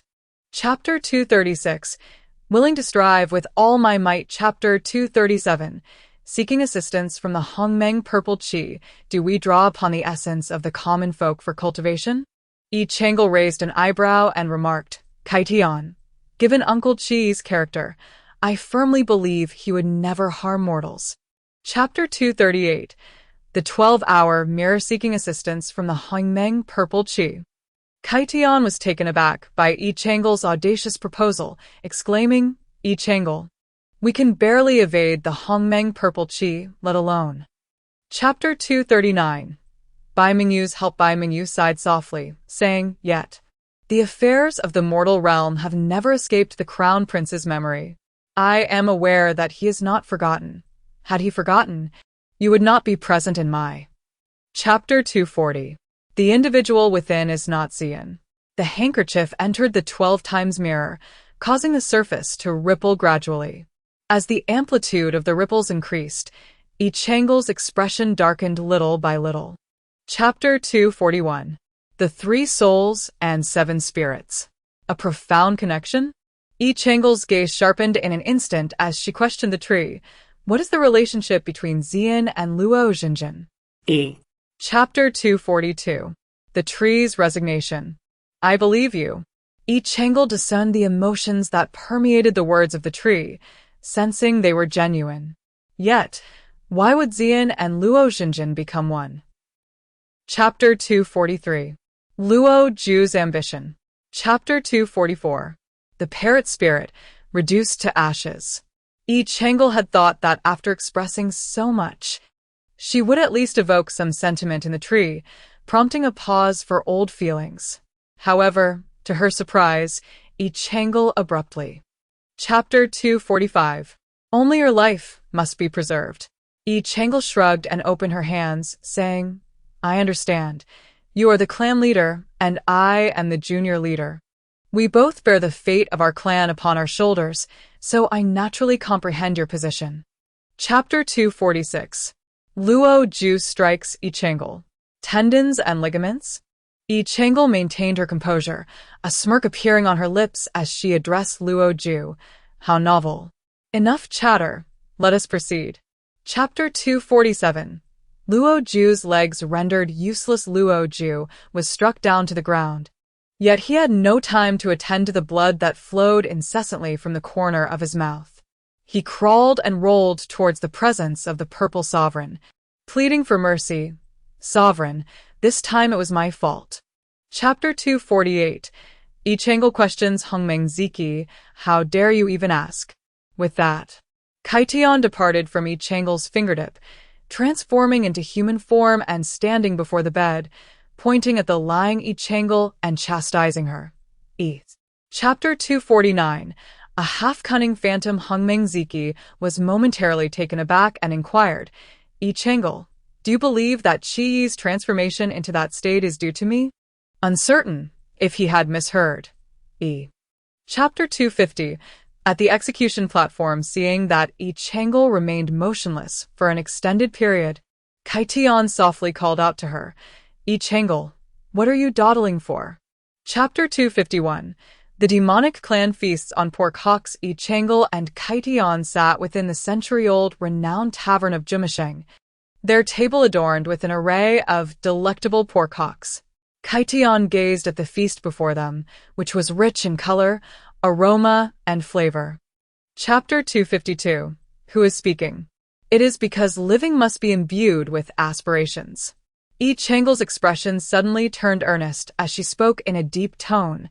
Kaitian, the one you care for most has once existed in the void with. Chapter 253. The Return of the Buddha's Sandal, it is I. As the voice fell, A figure shrouded in a black robe gradually descended from the heavens. Upon landing before Yi Chang'e and Kaitian, the robed individual spoke in a deep tone. Chapter 254. Becoming the heavenly punishment is a curse. Kaitian widened his eyes in disbelief, exclaiming, Dongfang, you are also in that void? Dongfang Yu nodded, reaffirming with certainty. Chapter 255. The truth behind Kaishi's demise. No, Kaitian interrupted Dongfang Yu's words, refuting. Had I and Yukong been by Kaishi's side when he sealed the 6 types of primal energies, Kaisher. Chapter 256. Chang'e, you do not trust me. Thus, Kaisher regretted it. Dongfang Yu defended Kaisher, stating, when Kaisher decided to keep Lan Sun, he did not foresee that it would transform his resurrection into Lan Sun's. Chapter 257. Kaitian kneels. I did not. Do not misunderstand me. Yi Chang'e repeatedly waved his hands, hastily denying, his face contorting into a flattering smile as he explained, I merely aim to share information swiftly. Chapter 258. The Seduction of Kaisher. Yi Chang'e gazed at the kneeling Kaitian, his expression abruptly turning cold. Kaitian, are you forcing me? Kaitian looked up, stubbornly denying no. Chapter 259. Your misfortunes have never been related to Kaisher. Thus, I say it was my misunderstanding. Yi Chang'e's face still bore a semblance of a smile. Yet the mirth did not reach her eyes. Now that the misunderstanding had been resolved, it was time for you too. Chapter 260. Kai Si cannot be dead. Upon hearing these words, Hongmeng Ziki's gaze instantly turned cold as he addressed Kaitian. I was right in my speculation. You are indeed not Kaitian. After speaking, Hongmeng Ziki raised. Chapter 261. Stop pretending, Hongmeng Ziki. Noticing the hint of panic in Hongmeng Ziki's tone, Yi Chang'e sighed and candidly replied, We did not deceive you. Kai Si has truly perished. Chapter 262. The greatest obstacle to the destruction of the 3 realms. Hongmeng Ziki looked up, his eyes filled with confusion as he regarded Yi Chang'e and asked, Yi Chang'e, do you not trust me? I do not. Yi Chang'e suppressed the turmoil within. Chapter 263. Where does your resentment stem from? Yi Chang'e stood with her arms crossed, perplexed as she inquired, Hongmeng Ziki. If your intention is to harness the primal chaos to obliterate the 3 realms, why did you initially seek my aid to eliminate? Chapter 264. Collaborating with Hongmeng Ziki. Where does it originate? Hongmeng Ziki appeared taken aback by Kaitian's question, momentarily stunned. Before responding, Kai Si cleaved me apart. My inescapable predicament is also due to. Chapter 265. Hongmeng Ziki is actually Luo Zhen's pillow. Indeed. Yi Chang'e nodded in acknowledgement.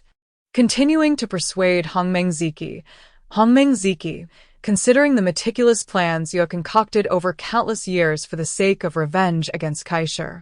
Chapter 266. The allure of Hongmeng Ziki. What is the nature of my relationship with Xian? Hongmeng Ziki replied enigmatically. Countering Yi Chang'e's inquiry, the sprite from the elf tribe has already informed you about Xian's connection to Luozhen. Chapter 267. The soul-severing goo. This allure, while profound, may not necessarily be a blessing. Hongmeng Ziki frowned slightly, expressing a hint of disdain. To be frank, the affection that Mofin and Shuli harbor for me is quite superficial. Chapter 268. Reliable initiation, then I shall act in the capacity of Luozhen. And, as for Xian, Hongmeng Ziki proposed, what if we let Qi believe she has perished? Chapter 269. The removal of the Gu matriarch with differing intentions. Any explanation would merely serve as a waste of time. After contemplating this statement, Yi Chang'e praised Hongmeng Ziki. Chapter 270. Yi Chang'e's venting observing his son. Now restored to health, being embraced excitedly by his wife, Yan Wu smirked with satisfaction, the room enveloped in warmth. After a moment, Yan Wu spoke. Chapter 271. Not a kindred spirit indeed. Mo Fan nodded thoughtfully and remarked, Mother, consider this. Although I may be of value to the Purple Sovereign, he possesses numerous capable subordinates. Furthermore, even if I... Chapter 272. Qi awakens Mother. Both you and I understand that with Pei Yan and Luo Ju's ambitions, even without the Purple Sovereign's backing, their desire to dominate the three realms remains unchanged. Chapter 273. Yi Chang'le's explanation. Chapter 274. Yi Jinan's inquiry. Qi Yi's gaze darkened as he denied. Yan Yan has never mentioned the Purple Sovereign to me. She cannot possibly know him. However, if Aunt Xian... Chapter 275. Yi Chang'le's performance. Yi Chang'le chuckled awkwardly a couple of times, his expression sincere as he said, Father, you are truly overthinking this. How could Mother and I possibly conceal anything from you? Uncle Qi Yi, you are really... Chapter 276. Sun Du observing Yi Chang'le's head-shaking demeanor, Hongmeng Ziki stood still for a moment before smirking and then trotting after Yi Chang'le, asking earnestly, Yi Chang'le. Chapter 277. The creation ancestor becomes divine. Before them stood a temple, its steps ascending towards the heavens, leading to the true sanctum nestled within the depths of the clouds. Only if one wishes to ascend this staircase. Chapter 278. The only one who has witnessed the divine renown is Yi Chang'le. Although Kaitian smiles, tears stream down his face. Observing the peculiar sight of Kaitian alternating between laughter and tears, the mortal kindly reminds those around him. Chapter 279. The worst-case scenario. Perhaps my former conclusion is unalterable. A newfound seriousness graces Dongfang Yu's countenance, yet since my encounter with Yi Chang'le, I have embraced a different perspective. Chapter 280. The power of faith.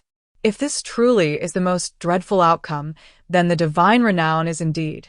Yi Chang'le paused, Turning to Dongfang Yu and inquired, Is it truly the creator ancestor, and how shall we contend with him? Chapter 281. The existence akin to an ant. Xiao Yu, your words hold merit. After carefully contemplating Dongfang Yu's insights, Yi Chang'le began to analyze. Kaisha ventured to that vast expanse eons ago. Chapter 282. The remaining matters shall rest upon you all. Upon the utterance of Hongmeng Ziki's words, a flicker of surprise instantly illuminated the faces of the other three. After exchanging glances among the three, Kaitian stepped forward. Chapter 283. Dongfang Yu's departure. Realizing that even the direst outcome had long been anticipated by Dongfang Yu, Yi Chang'le understood that he could not possibly halt his departure, since he could not obstruct him then. Chapter 284. The beginning of everything. From the moment of my birth, I was aware of my fate, cleaved by a being named Kaisha, aiding him in the creation of a new existence. The visage of the primordial purple energy bore a hint of melancholy. Chapter 285. I am the divine you. Yi Chang'le comprehended the sentiment of the primordial purple energy. The inverted tree had dissipated long before the creation of the three realms. Even if he ascended the heavenly ladder and arrived at the vast ocean, he would attain. Chapter 286. The first creator. You are the divine you? Dongfang Yu's gaze towards the blood figure grew increasingly skeptical, pondering. As far as I know, the divine you is among the most. Chapter 287. Journey to the Western Paradise. Chapter 288. The Springs of the Western Paradise. Chapter 289. Healing all wounds. Chapter 290. The skin of the merfolk. Is it as warm as this spring water? Does it heal all pains in this world? Yi Chang'le meticulously contemplated Kuinjing's words, feeling that the person within Kuinjing's discourse. Chapter 291. The Apology of Jiang and Chuan. Naturally, it shall not be returned. Chapter 292.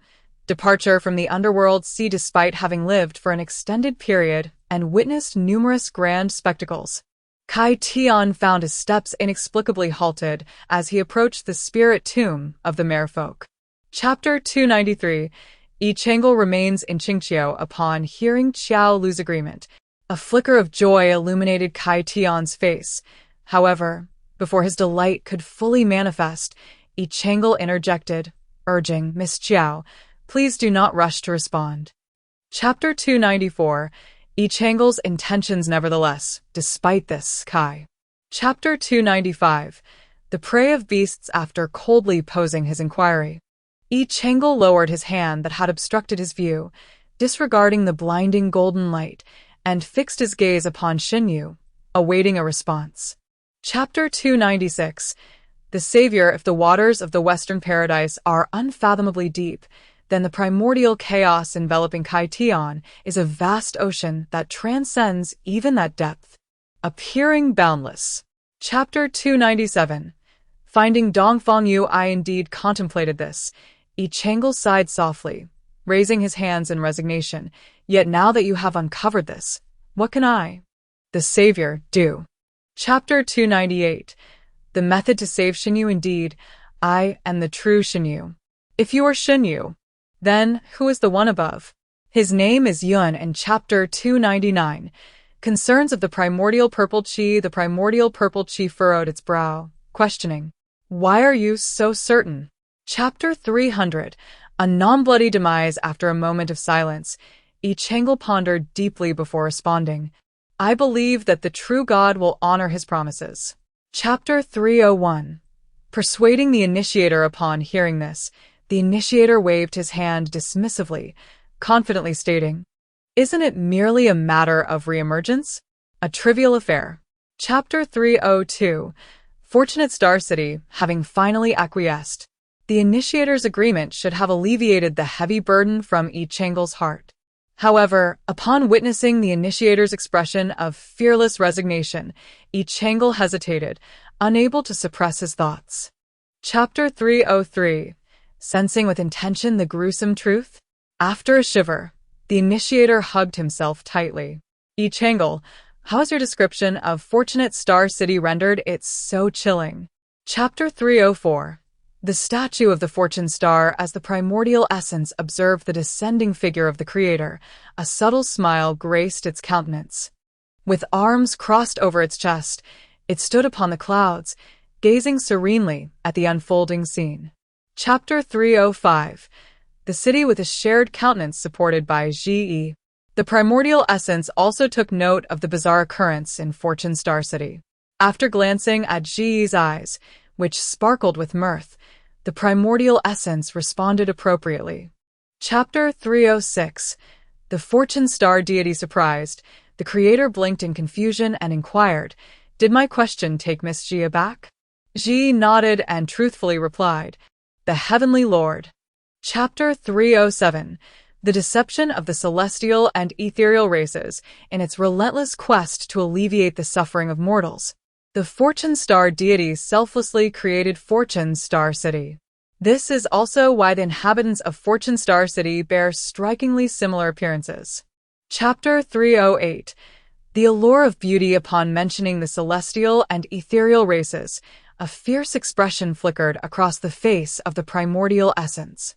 Yi Chang'e's eyes sparkled with intrigue, leading to a timely suggestion, primordial essence, perhaps. Chapter 309, the worship of the Fortune Star deity creator. Noticing the creator's prolonged silence, Yi Chang'e urged, do speak swiftly. For whom do you maintain your chastity? Chapter 310, the bump on the creator's head. Upon hearing this, the primordial essence could not suppress its skepticism, questioning, is it truly sculpted by hand? How could it be? The Hongmeng purple chi reacted, covering. Chapter 311, yellow eyes in the night. Sigh. The waiter let out a breath, remaining silent. Ji ascended the stairs with an oil lamp in hand, asserting in an authoritative tone, I shall go check on them. Chapter 312, the stench of corpses. Upon receiving the gaze of the Hongmeng purple chi, Kai Tian furrowed his brow and inquired with confusion, how could I not notice her, a living person, entering my room? Chapter 313, this damned tacit understanding. Yi Chang'e and Hongmeng purple chi were fully aware that the fortune star cake posed a threat, yet they stood by as she consumed it. Kaitian intended to confront them both about this matter. Chapter 314. The dispute between Yi Chang'e and Kaitian. Am I selfish? Kaitian incredulously pointed at herself. Yes. You are selfish, Yi Chang'e retorted, her face flushed with indignation. Kaitian. Chapter 315. Should we have a little fox or a little Xuanwu? Yi Chang'e's sympathy made the previously resolute Kaitian waver slightly, didn't it? Yi Chang'e observed. Chapter 316. The gourmand with reverence for food. All of it went into her belly? Only then did Yi Chang'e shift her gaze toward the Hongmeng purple chi. At this moment, Hongmeng Ziki was seated gracefully in a chair, embodying a serene presence. Chapter 317. The unification of heaven and Ji as Kaitian covered his eyes. A profound silence enveloped the room. The only sound piercing through the stillness was the persistent flicker of Ji's tongue. Chapter 318. The overindulgent Kaitian. Dear Kaitian, what is transpiring between you and Miss Ji? Hongmeng Ziki's face vividly portrayed a blend of astonishment and joy. Chapter 319. Ji's father, is there truly a lord presiding over Fuxing City? Yi Chang'e inquired, casting a glance at Hongmeng Ziki, astonished to learn of the city's lord during his nocturnal visit. Chapter 320. Fortuitous circumstances after clandestinely visiting Ji's father. Yi Chang'e and his companions proceeded to investigate Ji's mother. If the residence that held Ji's father exuded opulence, then. Chapter 321. A change in guides. Have they wronged you? Musu's words instantly darkened Kaitian's expression. Even if Uncle Mu deemed me unworthy of being your son-in-law. Chapter 322. A perilous smile. What did mother say? Ji found it hard to believe her ears. Fu Rou raised an eyebrow, declaring, Ji, I never repeat myself. Chapter 323. Taking residence in the Lord's manor. Cough, cough, cough. As the heavens opened, there was no hesitation in staring directly at Fu Rou, and Yi Chang'e quickly cleared his throat a few times before Kaiti spoke. The atmosphere in the hall was initially tense and fraught with hostility. Chapter 324. The past of Musu. Seeing the furious expressions of Hongmeng Ziki and Kaiti, Yi Chang'e felt an increased sense of helplessness on his face. He gestured with his hands, indicating that if one were to calculate seriously, considering you too. Chapter 325. The art of skin changing. Observing Musu's clenched fists and the overwhelming hatred emanating from him, Kaiti's gaze grew somber as he inquired, Uncle Mu, could it be that Fu Rou has violated the agreement with? Chapter 326. The righteous king of hell. Chapter 327. The infertile men of Fuxing City. Impossible.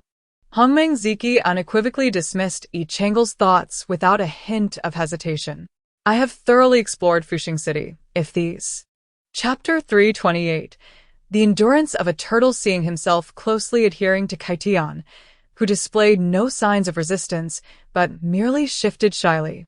Fuzhu smirked and decided to draw even closer. Chapter 329. Matters of marriage. To consider. Fuzhu seemed entirely oblivious to the underlying meaning in Kaitian's words. Although she no longer clung to him, she entwined her arm with his, her tone imbued with a certain. Chapter 330. The marriage cancellation. At this moment, the sky was still early, the incense burning. Chapter 331. One man among two women. Tianling. Ji gazed at Kaitian's resolute departing figure, collapsing helplessly to the ground, pleading, do not leave. Musu watched Ji's expression. Chapter 332. Kaitian's true heart. Upon hearing the words, Ji's expression instantly turned icy as she sternly inquired, Fuzhu, what do you mean by that? It means nothing, Fuzhu replied. Chapter 333. Three cannot compare to. For hearing Ji's words, Yi Chang'e and Hongmeng Ziki swiftly turned their gazes toward Kaitian, who remained seated, embodying a serene and tranquil demeanor, completely. Chapter 334. Agreement on. For together Ji discerned the abundant resistance reflected in Fuzhu's widened eyes and couldn't help but furrow her brow. S reaction was unexpected for Ji. as she had not anticipated it. Chapter 335. Skinning what you know? Yi Chang'e paused, then feigned ignorance with a bewildered expression as he inquired of Fu Zhu. Miss Fu Zhu, I find myself somewhat perplexed by your words. Chapter 336. A wolf in sheep's clothing. Though the night had deepened, summer still lingered, imbuing the evening with a degree of warmth. Yet, Yi Chang'e's words fell upon Fu Zhu like a bucket of ice water, jolting her from head to toe. Chapter 337. Trading with Fu Zhu not enough? Ha!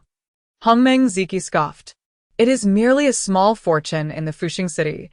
With a mere flick of my finger, you all shall. Chapter 338. The ghost of hard labor. We have arrived. Fu Zhu gestured with her chin towards an unremarkable mound of yellow earth. Is it here? Hongmeng Ziki's tone was laced with surprise. Chapter 339. The puppet master behind Fuxing City is Pei Yan. Yi Chang'e retorted. Heaven's Gate. Although our nine-tailed fox clan has not prospered to the point of constructing homes from gold, we are not destitute enough to resort to selling luminous pearls. Chapter 340. Pei En's hidden among the clouds, realizing he could leverage Pei En's to address matters in Fuxing City, while simultaneously dealing with Pei Yan, thus achieving two objectives with one stroke. Hongmeng Ziki tore through the void, barely allowing Yi Chang'e a moment to react. Chapter 341. Opening the sky to open water. Did he harm you? Upon the mention of Pei Yan, Pei En's countenance instantly darkened, revealing a tempest of hatred in his eyes, while an uncontainable aura of murderous intent surged within him. Chapter 342. The wife you murdered with your own hands. The opulent palace before him, adorned with a towering plaque, exuded an air of grandeur, unmistakably signifying the extraordinary status of its master. As Pei En's approached the palace gates. Chapter 343. Imprisoning Pei Yan.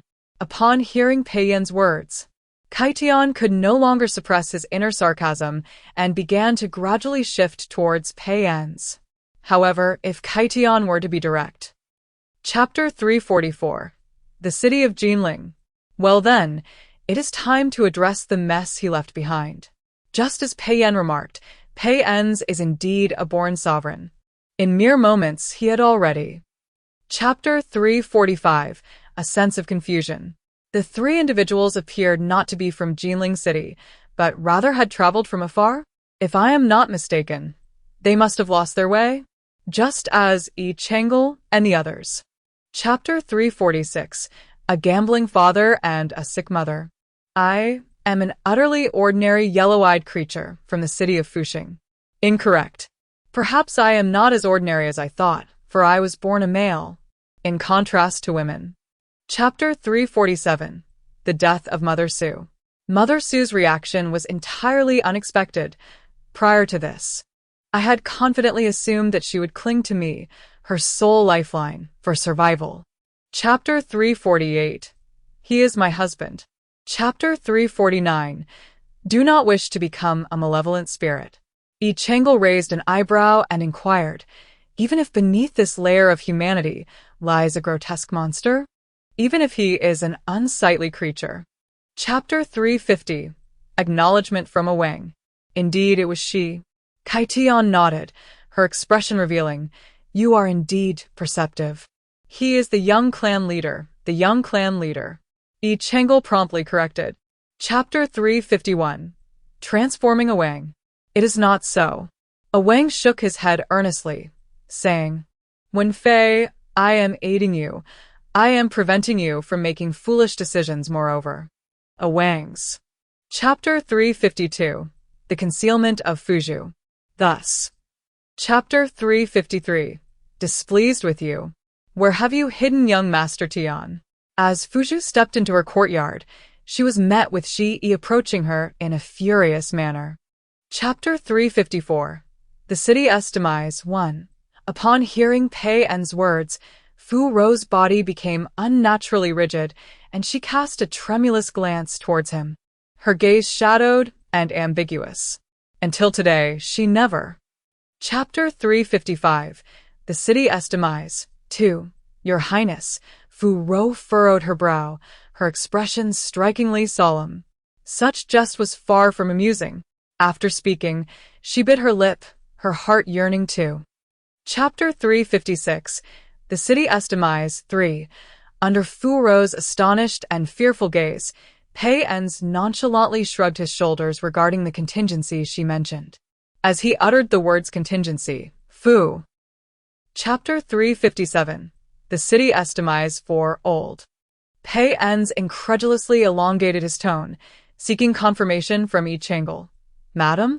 He was perplexed that there could be an elder involved in this matter.